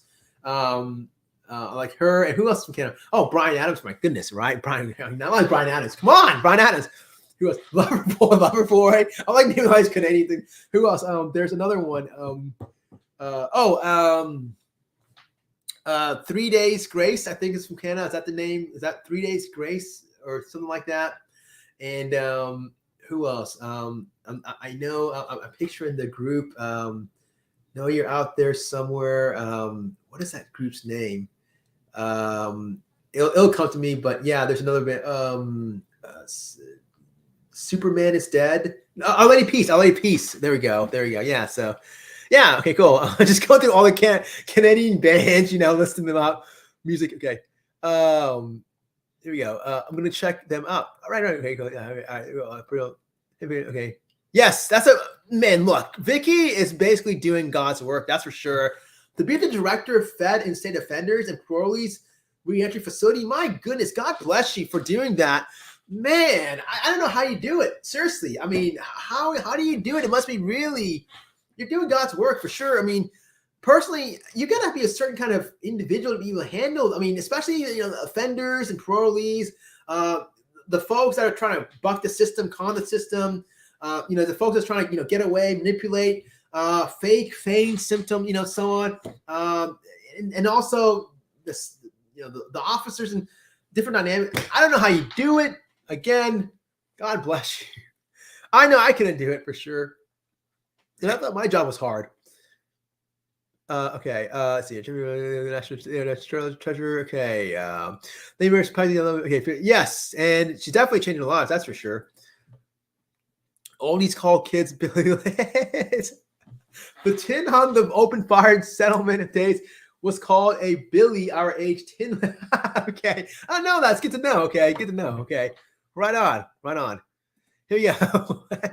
My Ed. Here we go. My Ed is in. So, okay. So we're getting Sean. So yeah, this is why you guys are not dummies, for sure. You guys know what you're talking about.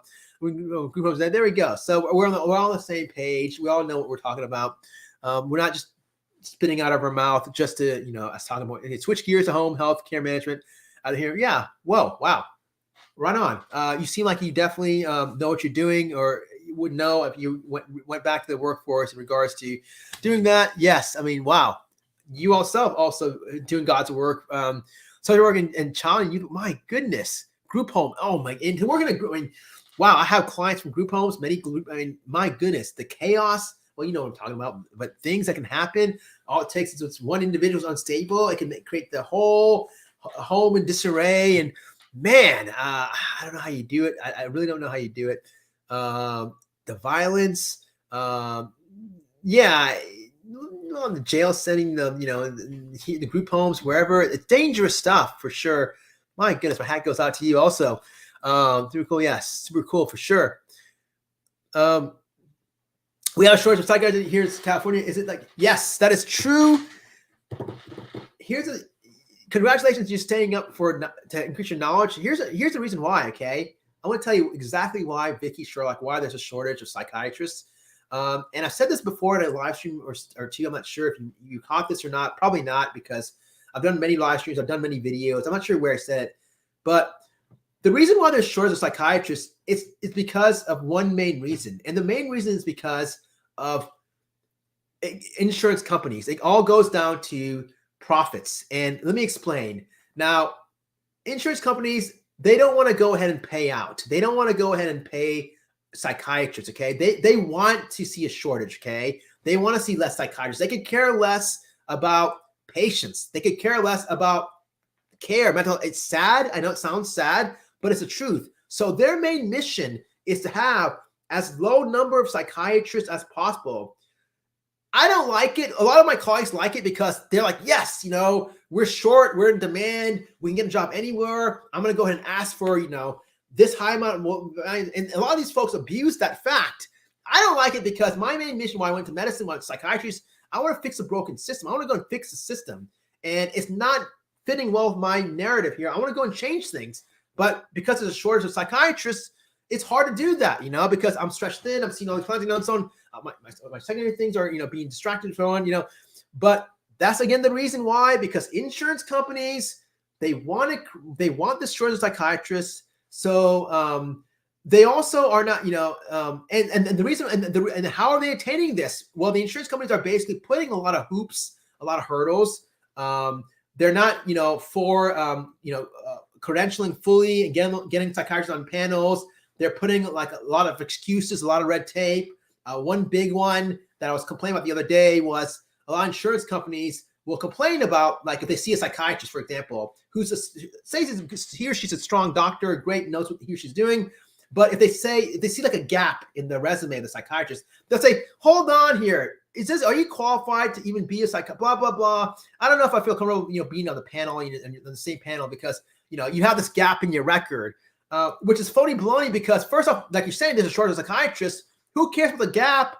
And I've had that problem before. So I have a gap here and there in my record because I have to take care of family members and so on. And here I am writing letters and pleading my case. And even though I'm double board certified, which you would think that once you're double board certified, you should be immune, gap or no gap. Everything in the past shouldn't matter anymore. You're double board certified. You're basically cream of the crop. Here I am, though, I have to still explain at times to certain insurance companies and so on to be able to continue. So insurance companies are basically trying to say are putting a lot of red tape, a lot of things. And also another thing, speaking of board certification, but they're now not reimbursing psychiatrists who are not board certified.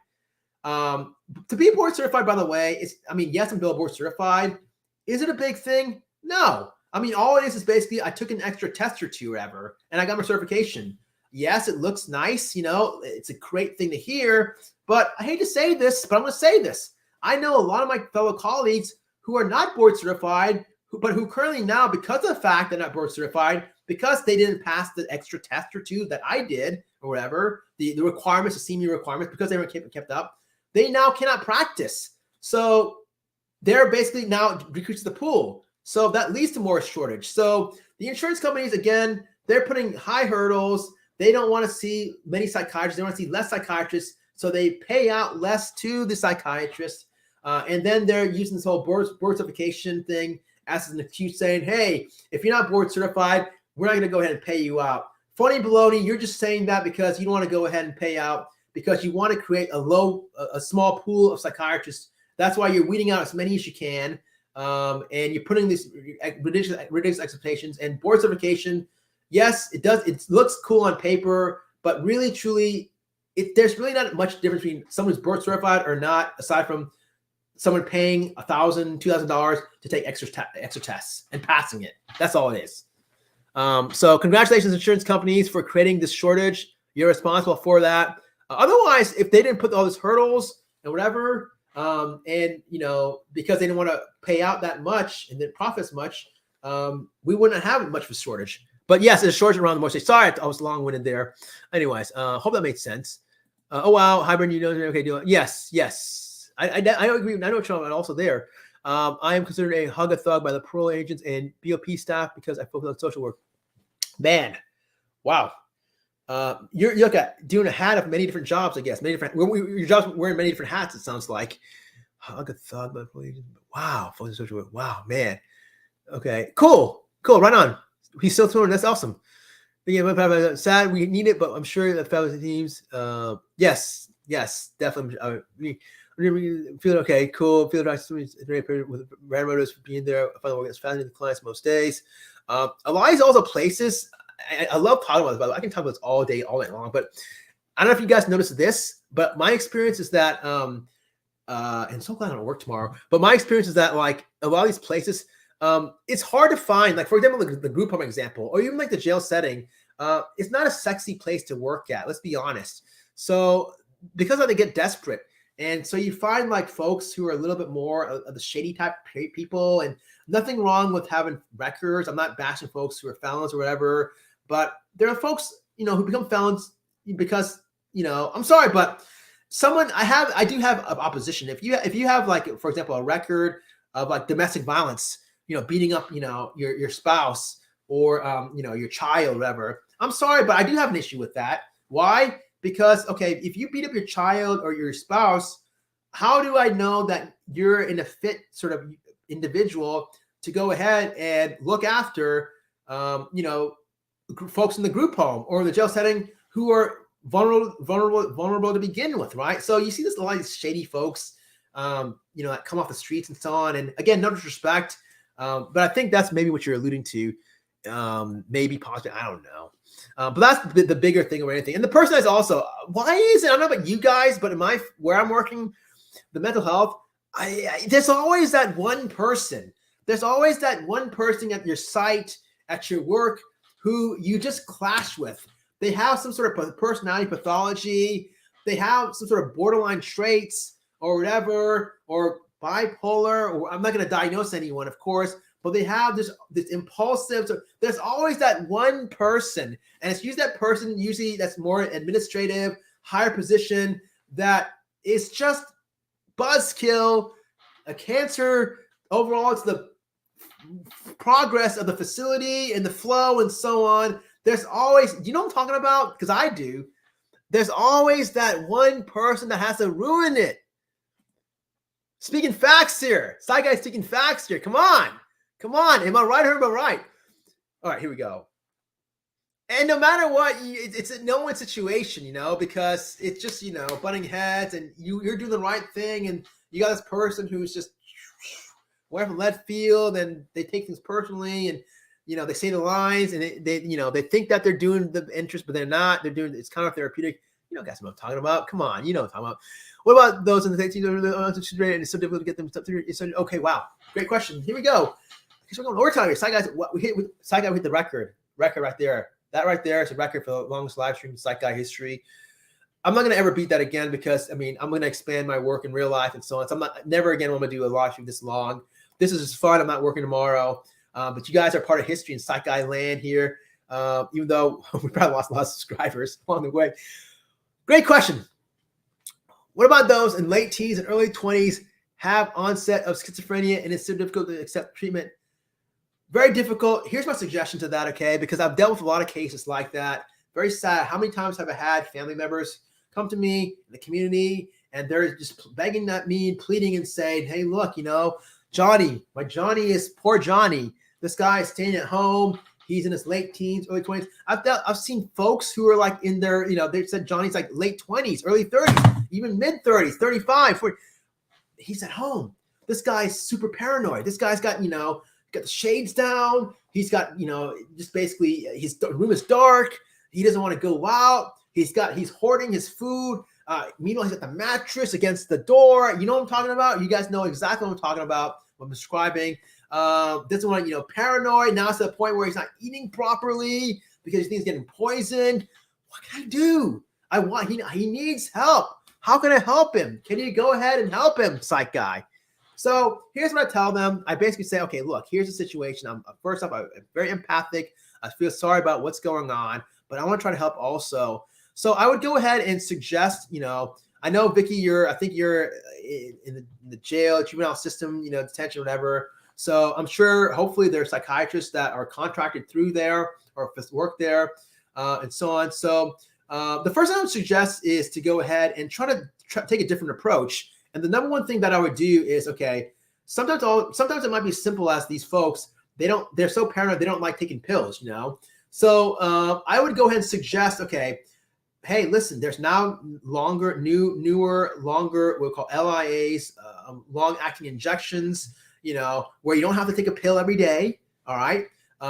It's just once every, well, it depends on the injection. What's Risperdal Consta every 2 weeks. But there's ones that are a little more frequent or more pushed out longer. In Vegas Sustenna is another one that's pushed out longer. There's Abilify Maintena. There's one that's once every 3 months. So there's antipsychotics you can give injections once every couple months, right? So that's a good option. And a lot of older schizophrenics, a lot of folks don't even know about this. It's kind of a newer sort of trend that we're sort of pushing towards to. And this is the perfect candidate for folks who may not have the best compliance issues, who are refusing treatment. And, it's a long shot, but you never know. I mean, they may agree to it. They may say, okay, wow, cool. No, the families may say, okay, all I got to do is take them here, get their injection, the psychiatrist order it and so on. It's only once every couple months or whatever. They may go for it. And that's a great way to kind of avoid the sort of pill every day thing.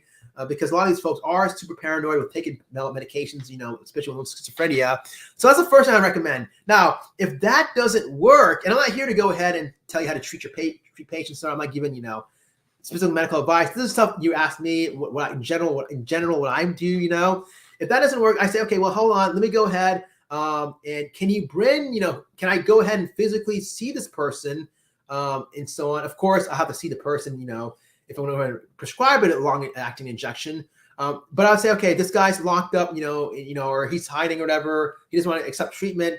I'm pretty good. There's some docs out there that have good rapport. Maybe you can see this by now. I'm a people person. I like to talk to people. I can find different strategies to go ahead and attack, and try to get them to reinstill trust with the provider. A lot of these folks who are schizophrenias, they have severe mistrust issues. They don't like the system at all. I don't blame them. So there's strategies where I can go ahead and talk and sort of get on their page. Even something simple as, okay, find out ahead of time about these guys from the family members, like what are his or her likes? It's usually him. What are his likes? I'm a big fan of music. I listen to a lot of the music that they listen to, So a lot of times these folks, I'll go say, hey, can you go ahead and try to bring him to the office, or can I go ahead and see face to face and let me have a crack at him, So what I'll try to do is try to go ahead and strengthen the therapeutic, form some sort of therapeutic alliance with him, and sort of strengthen that over time. I wouldn't push anything at first.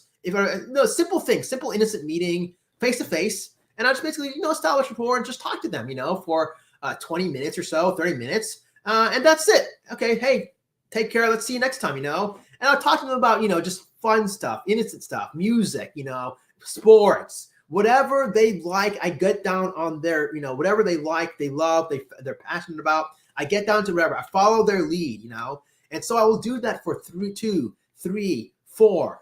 Once you get to at least 4 sessions with these guys, that to me, my personal experience, is when you establish a great therapeutic alliance, a great therapeutic bond after 4 sessions, that individual. With these folks that are a little bit more sort of schizophrenics, that are more paranoid, it might be tough for some. It's probably gonna be longer than 4. Don't be surprised if it's double that.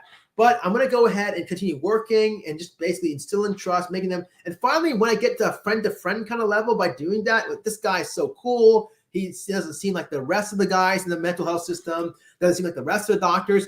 That's when I'll go ahead and try to go ahead. I got the alliance. I'm going to go ahead now and try to work my magic and try to go ahead and gently tackle the topic of maybe getting medication. You're a cool guy. I like you. Seem nice and so on. I just feel bad because here you are. There's so much potential. You seem like a smart guy. There's so much potential you have. You seem like a very smart guy. I want to help you out here, I know you may have bad experiences with people in the past. Maybe there's some trust issues, whatever. But please trust me. I mean, you know me now as a good friend or whatever, so on. Maybe you can trust me that what I'm going to say, I can go ahead and open you up in terms of expanding your horizons, and maybe I want to be able to help you. So doing it that way, kind of taking a friendly type approach and sort of working with them, working through. It's called the barriers of resistance. And the levels of resistance, and just basically going and trying to find these sort of techniques. A lot of psychiatrists, a lot of my colleagues, they don't do that. Why don't they do that? Because they don't have the patience. They don't want to go ahead and talk to these folks for that long. They don't want to invest so much time, even though they have to. It's their job, but they don't want to go ahead. They think, they personalize things, not to badmouth anyone, but a lot of these folks, it's an ego thing. They think, oh, this guy is, he doesn't want to listen to me in the beginning.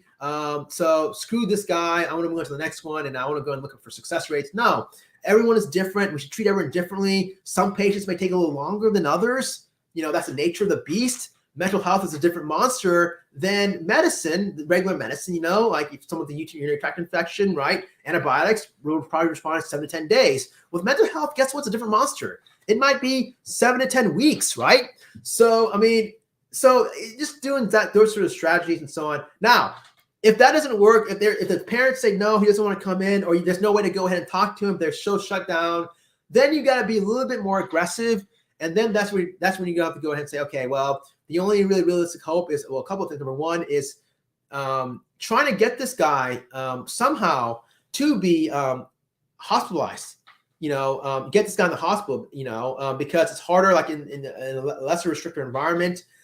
You can't do much in the community. You can't do much. I mean, the jail is a restricted environment itself, or whatever. But in the hospital, though, it's much more, and much more focused for treatment based and so on, to where you can go ahead and directly try to treat them.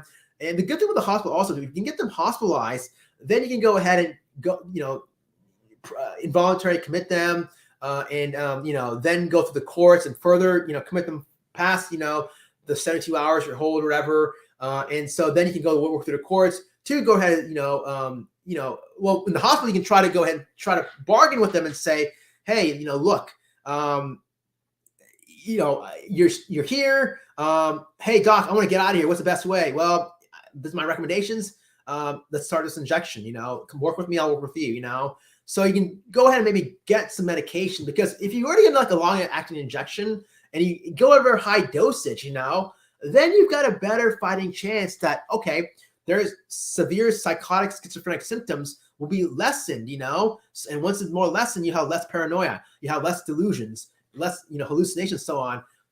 Translation, the individual will be thinking more clearer. Translation, then you can go ahead and try to better be more effective at working their magic or whatever. So you want to try to get medication somehow, some way. Another way to go ahead, if they're in the hospital, you want to go ahead and use, because if they're severely schizophrenic, there's a good chance that they may have psychotic episodes, right? So a lot of times what happens, I've seen this so many times where I don't like this when they act out. I don't like it because it compromises other safeties, their safety also.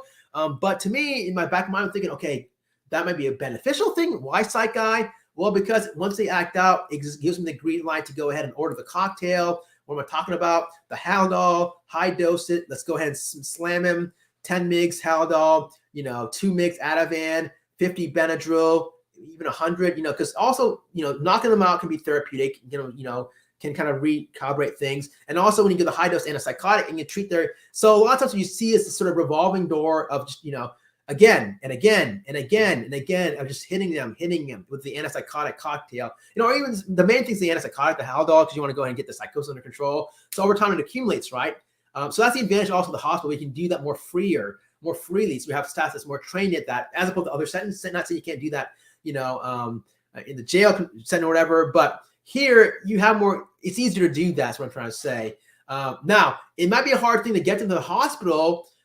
That's why you tell the parents and say, look, or the group home, whatever, at any point where they do, their safety does seem compromised, where they're an imminent risk to themselves and or others, go ahead and call the police, call the mental health folks, or whatever. And hopefully if you have a good police system, a mental health system, hopefully they'll take it to the hospital. It's not a guarantee though, because it depends on who's in the emergency room. If I had someone that rolled in, if the parent said, and the parent's going to say the right lines also, they got to say, hey, my safety's being compromised here. I don't feel safe. They got to say safety. If they don't say anything about safety at all, there's a lower chance of the child or the kid, or the individual getting admitted. So it's got to be spun the right way and so on. A lot of times though, doctors won't, even with that being said, they may not admit the individual. They say, he can be managed on the outside, so on. But more than times than none, if there's a lot of safety, doctors don't want to take the chances. They're gonna admit the guy. So at the side of anything that involves safety, even something simple like just something where the guy, is just locked up in his room or locked up in a facility and so on, and not cooperating. If there's a jail system, well, they should have an on-staff psychiatrist or contracted psychiatrist. But if it's just too much, if there's a way to get into the hospital, that's going to be the golden route to go ahead. If there's a hospital connected to the jail, the hospitals are connected to the community, the group homes already, or it's a more restricted environment for the group home, so it's easier to get them from the group home, but yeah, if the worst safety, but then again, it's not guaranteed. I mean, they may not even, the cops may not even take them to the hospital. They may come and evaluate and say, no, we'll check. But that's the best way to get hospitalized. Now, if they're in the hospital and nothing's working, they're still very psychotic and they're very schizophrenic and so on, or in the community and you can't hospitalize these guys, they're not agreeing to hospital. First, you want to, that's another thing also, you want to ask the patient, can we voluntarily admit that, can you go to the hospital? Maybe you can help out, have the parents encourage that. more than likely they'll say no, they don't go to the hospital, especially if they're refusing care. They're probably not even breathing properly, whatever. The parents can also spin it. If it's hard to go ahead and get them hospitalized, they can spin it and say, if there's no safety issue, I know I'm talking, but they can spin it and say, hey, look, I'm concerned because their overall care is being compromised. ADLs are not following, they're not bathing properly. So that in itself is, a decline in function. And so that's the reason why I should be hospitalized. But that's a weak sort of admission to be hospitalized. It's more involved on safety. There's always something really acutely, severely done, and so on. But if there's no way, if they can't get hospitalized, or if they're in the hospital and there's no treatment they're agreeing to, the last resort, I don't like this, but the last case scenario, if there's no way to get them to the hospital, or if they're hospital and nothing's working, is to go ahead, and if they're not agreeing to anything, you got to go ahead and force petition through the courts. You got to have a court-appointed guardian. You got to go ahead and, say, okay, it's now time for the courts to intervene. So that you can go ahead and get, a family member to be appointed as the guardian, or a loved one as, the guardian making the medical decisions. Because clearly, if someone's so severely psychotic, has schizophrenia, they're going to go ahead and how do you say it? Not be thinking rationally. They're not competent, and so on. So that's basically it. That's the last case resort scenario, is to seek guardianship. And then once you have the guardian, appointed guardian, court appointed guardian, then you can make the decisions. You can go ahead and force things, force medications, force treatments, and so on. Sorry that was long-winded. I hope that answered your question. But anyways, where was I? Where was I? Oh yeah. So maybe that helped out. I don't know. Of course, I ramble like for 10 minutes about that. Covert. I worked in a covert bail house for homeless and had an NFA to be bailed to. It was great. Right on. Cool. Right on. Good. That seems like a good system. Vicky, thank you so much. Yes. Right on. Very right on. Yes, she definitely is. Oh, you know her? That's cool. She's good people. Right on. Yes. That's definitely a hard job for sure. Yes, she definitely is. It's great. Yeah, it's cool. I love this panel we have right now. All right, cool. I didn't know that. Ben Harper. Okay, I thought he was from. That's cool. Hipmore. Oh, hey, Hipmore classic rock. Okay, gotcha. Run on. Yeah, I was.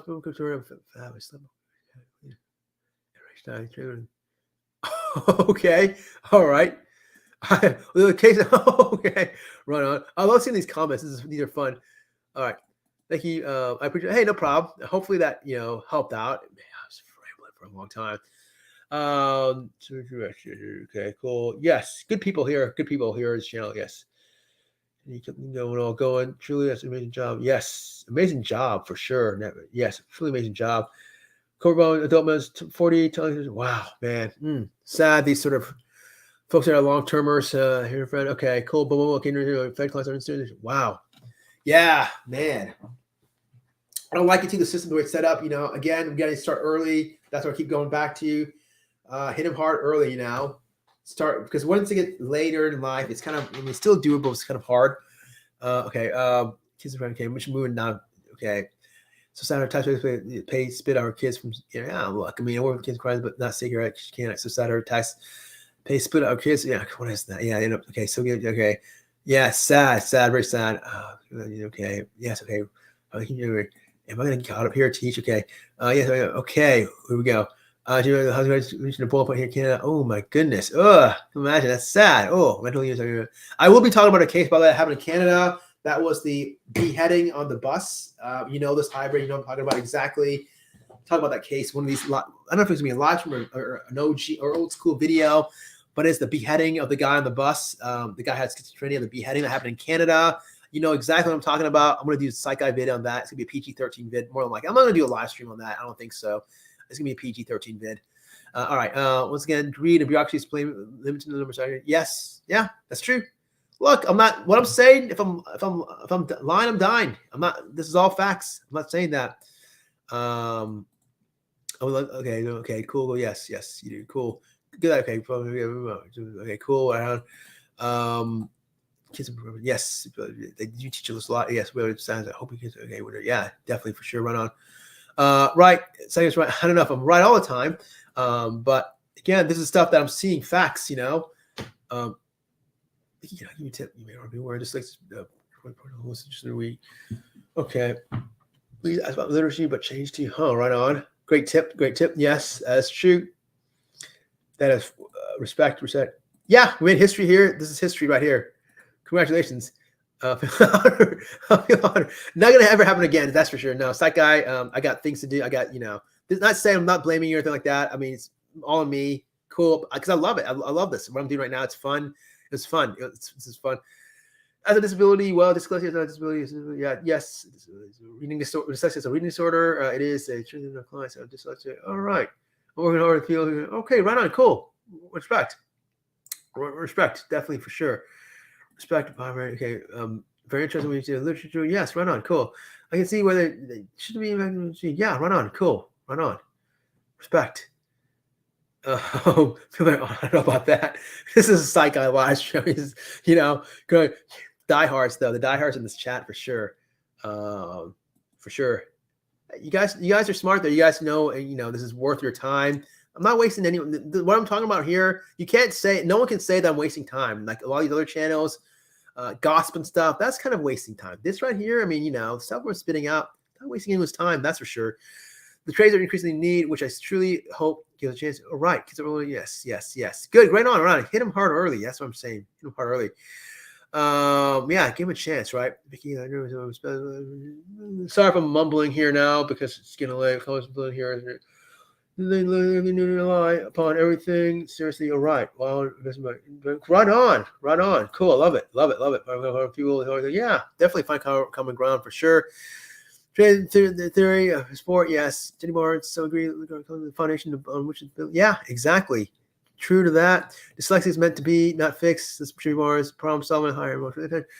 If we are bullied and destroyed in area school, yes, exactly. Thank you. It is a disability for sure. So reading disorder. No, writing disorder. Sorry.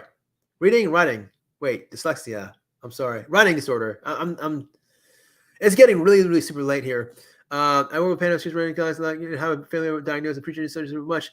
A person has been, yeah, it's tough. It is tough. Once you have that one paranoid schizophrenic client, these delusions also, my goodness, you can throw them all the antipsychotic in the world. Some of these are freaking fixed. The delusions are so fixed and ingrained. Paranoid schizophrenic. Well, DSM-5 doesn't even differentiate schizophrenics anymore, but I'm a DSM-4 kind of guy. That's just me. I'm old school.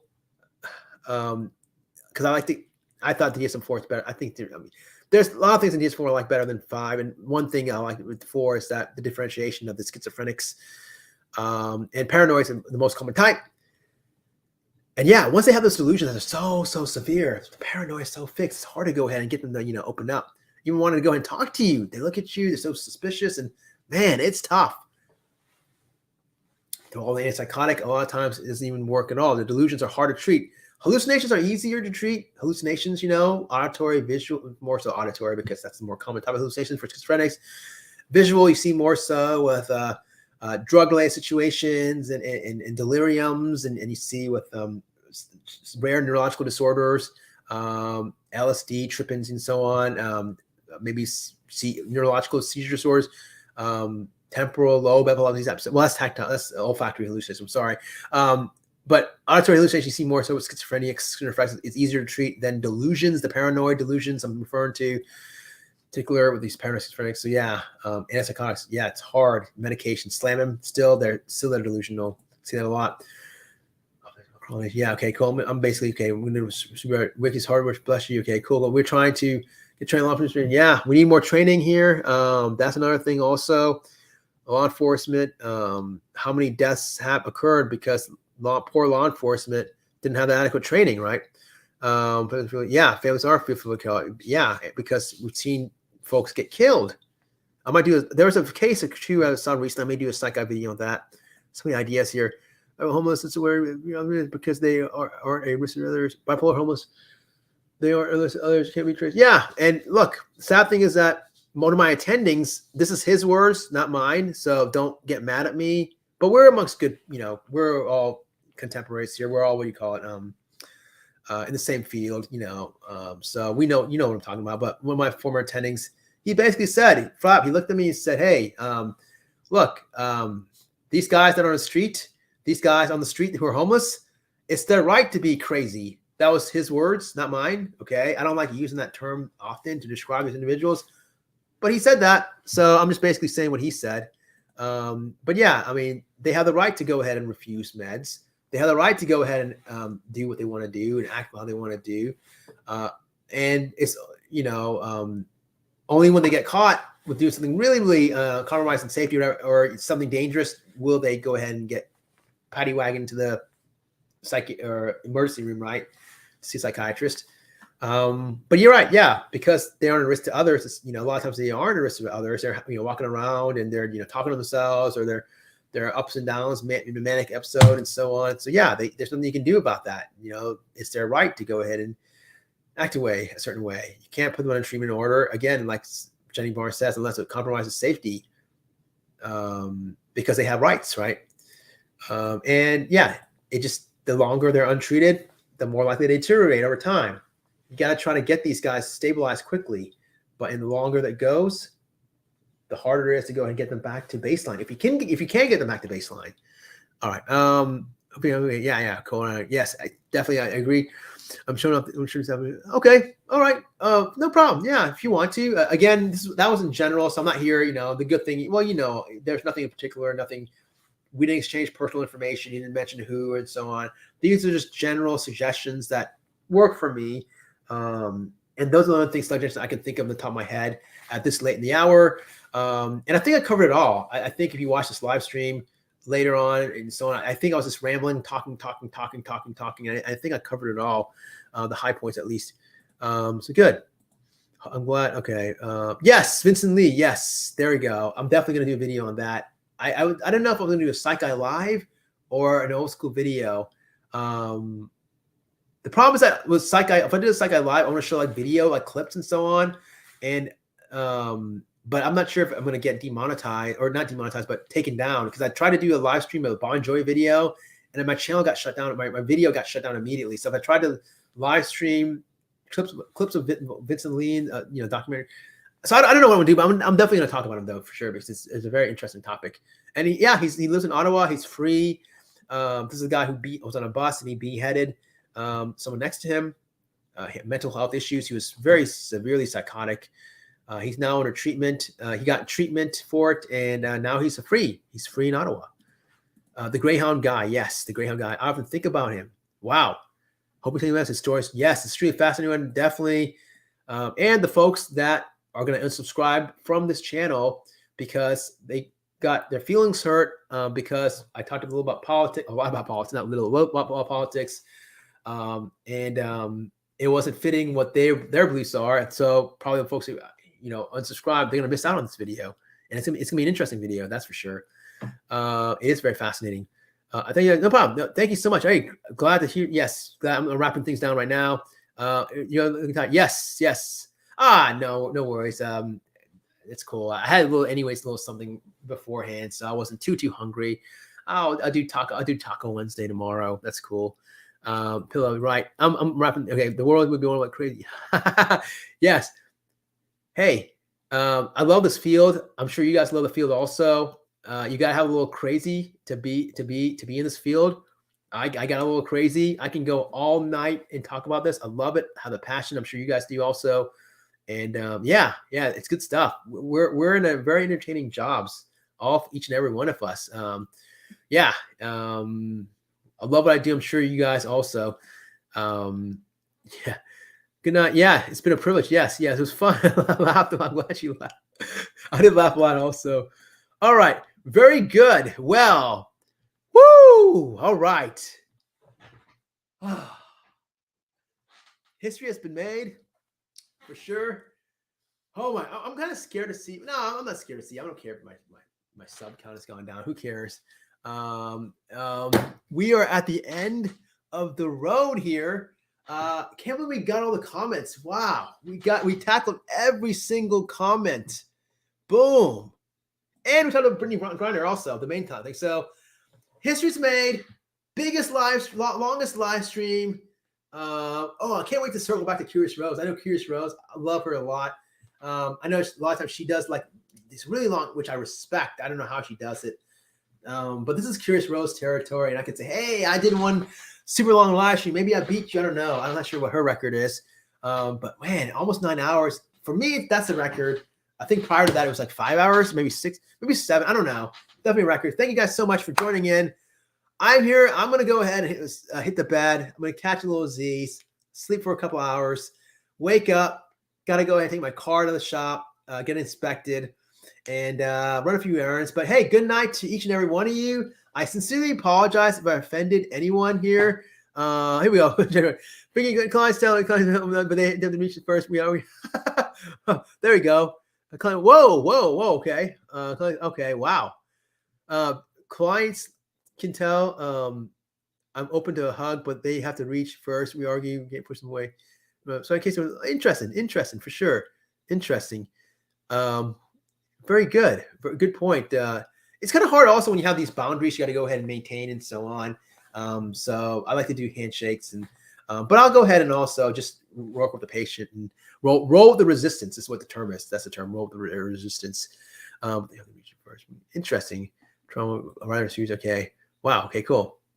I love a hug. Yeah. Nothing wrong with that. Nothing wrong with that for sure. As long as it's not like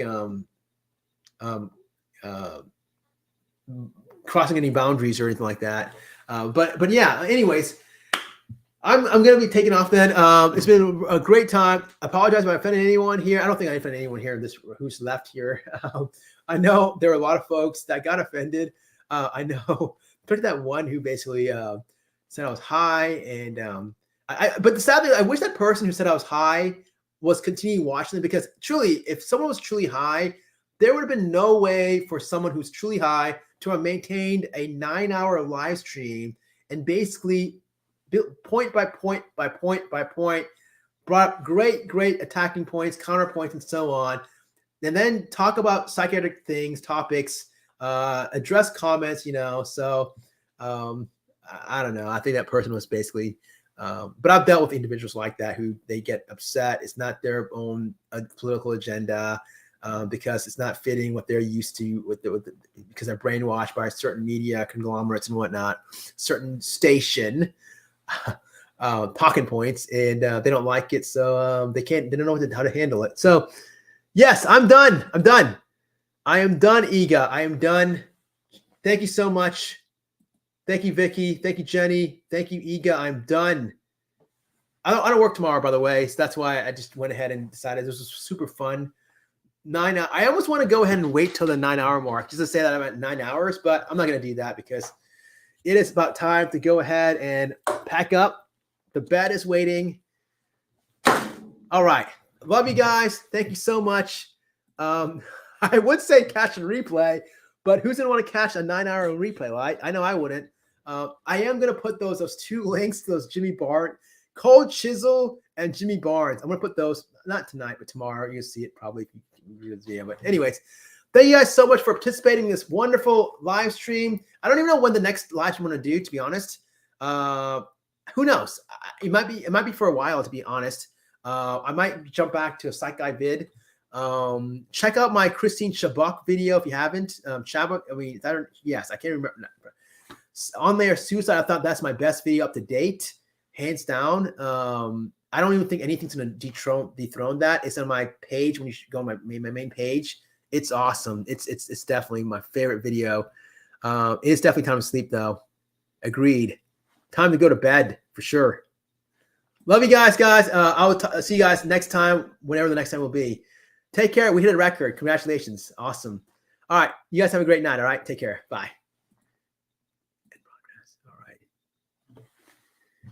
All right.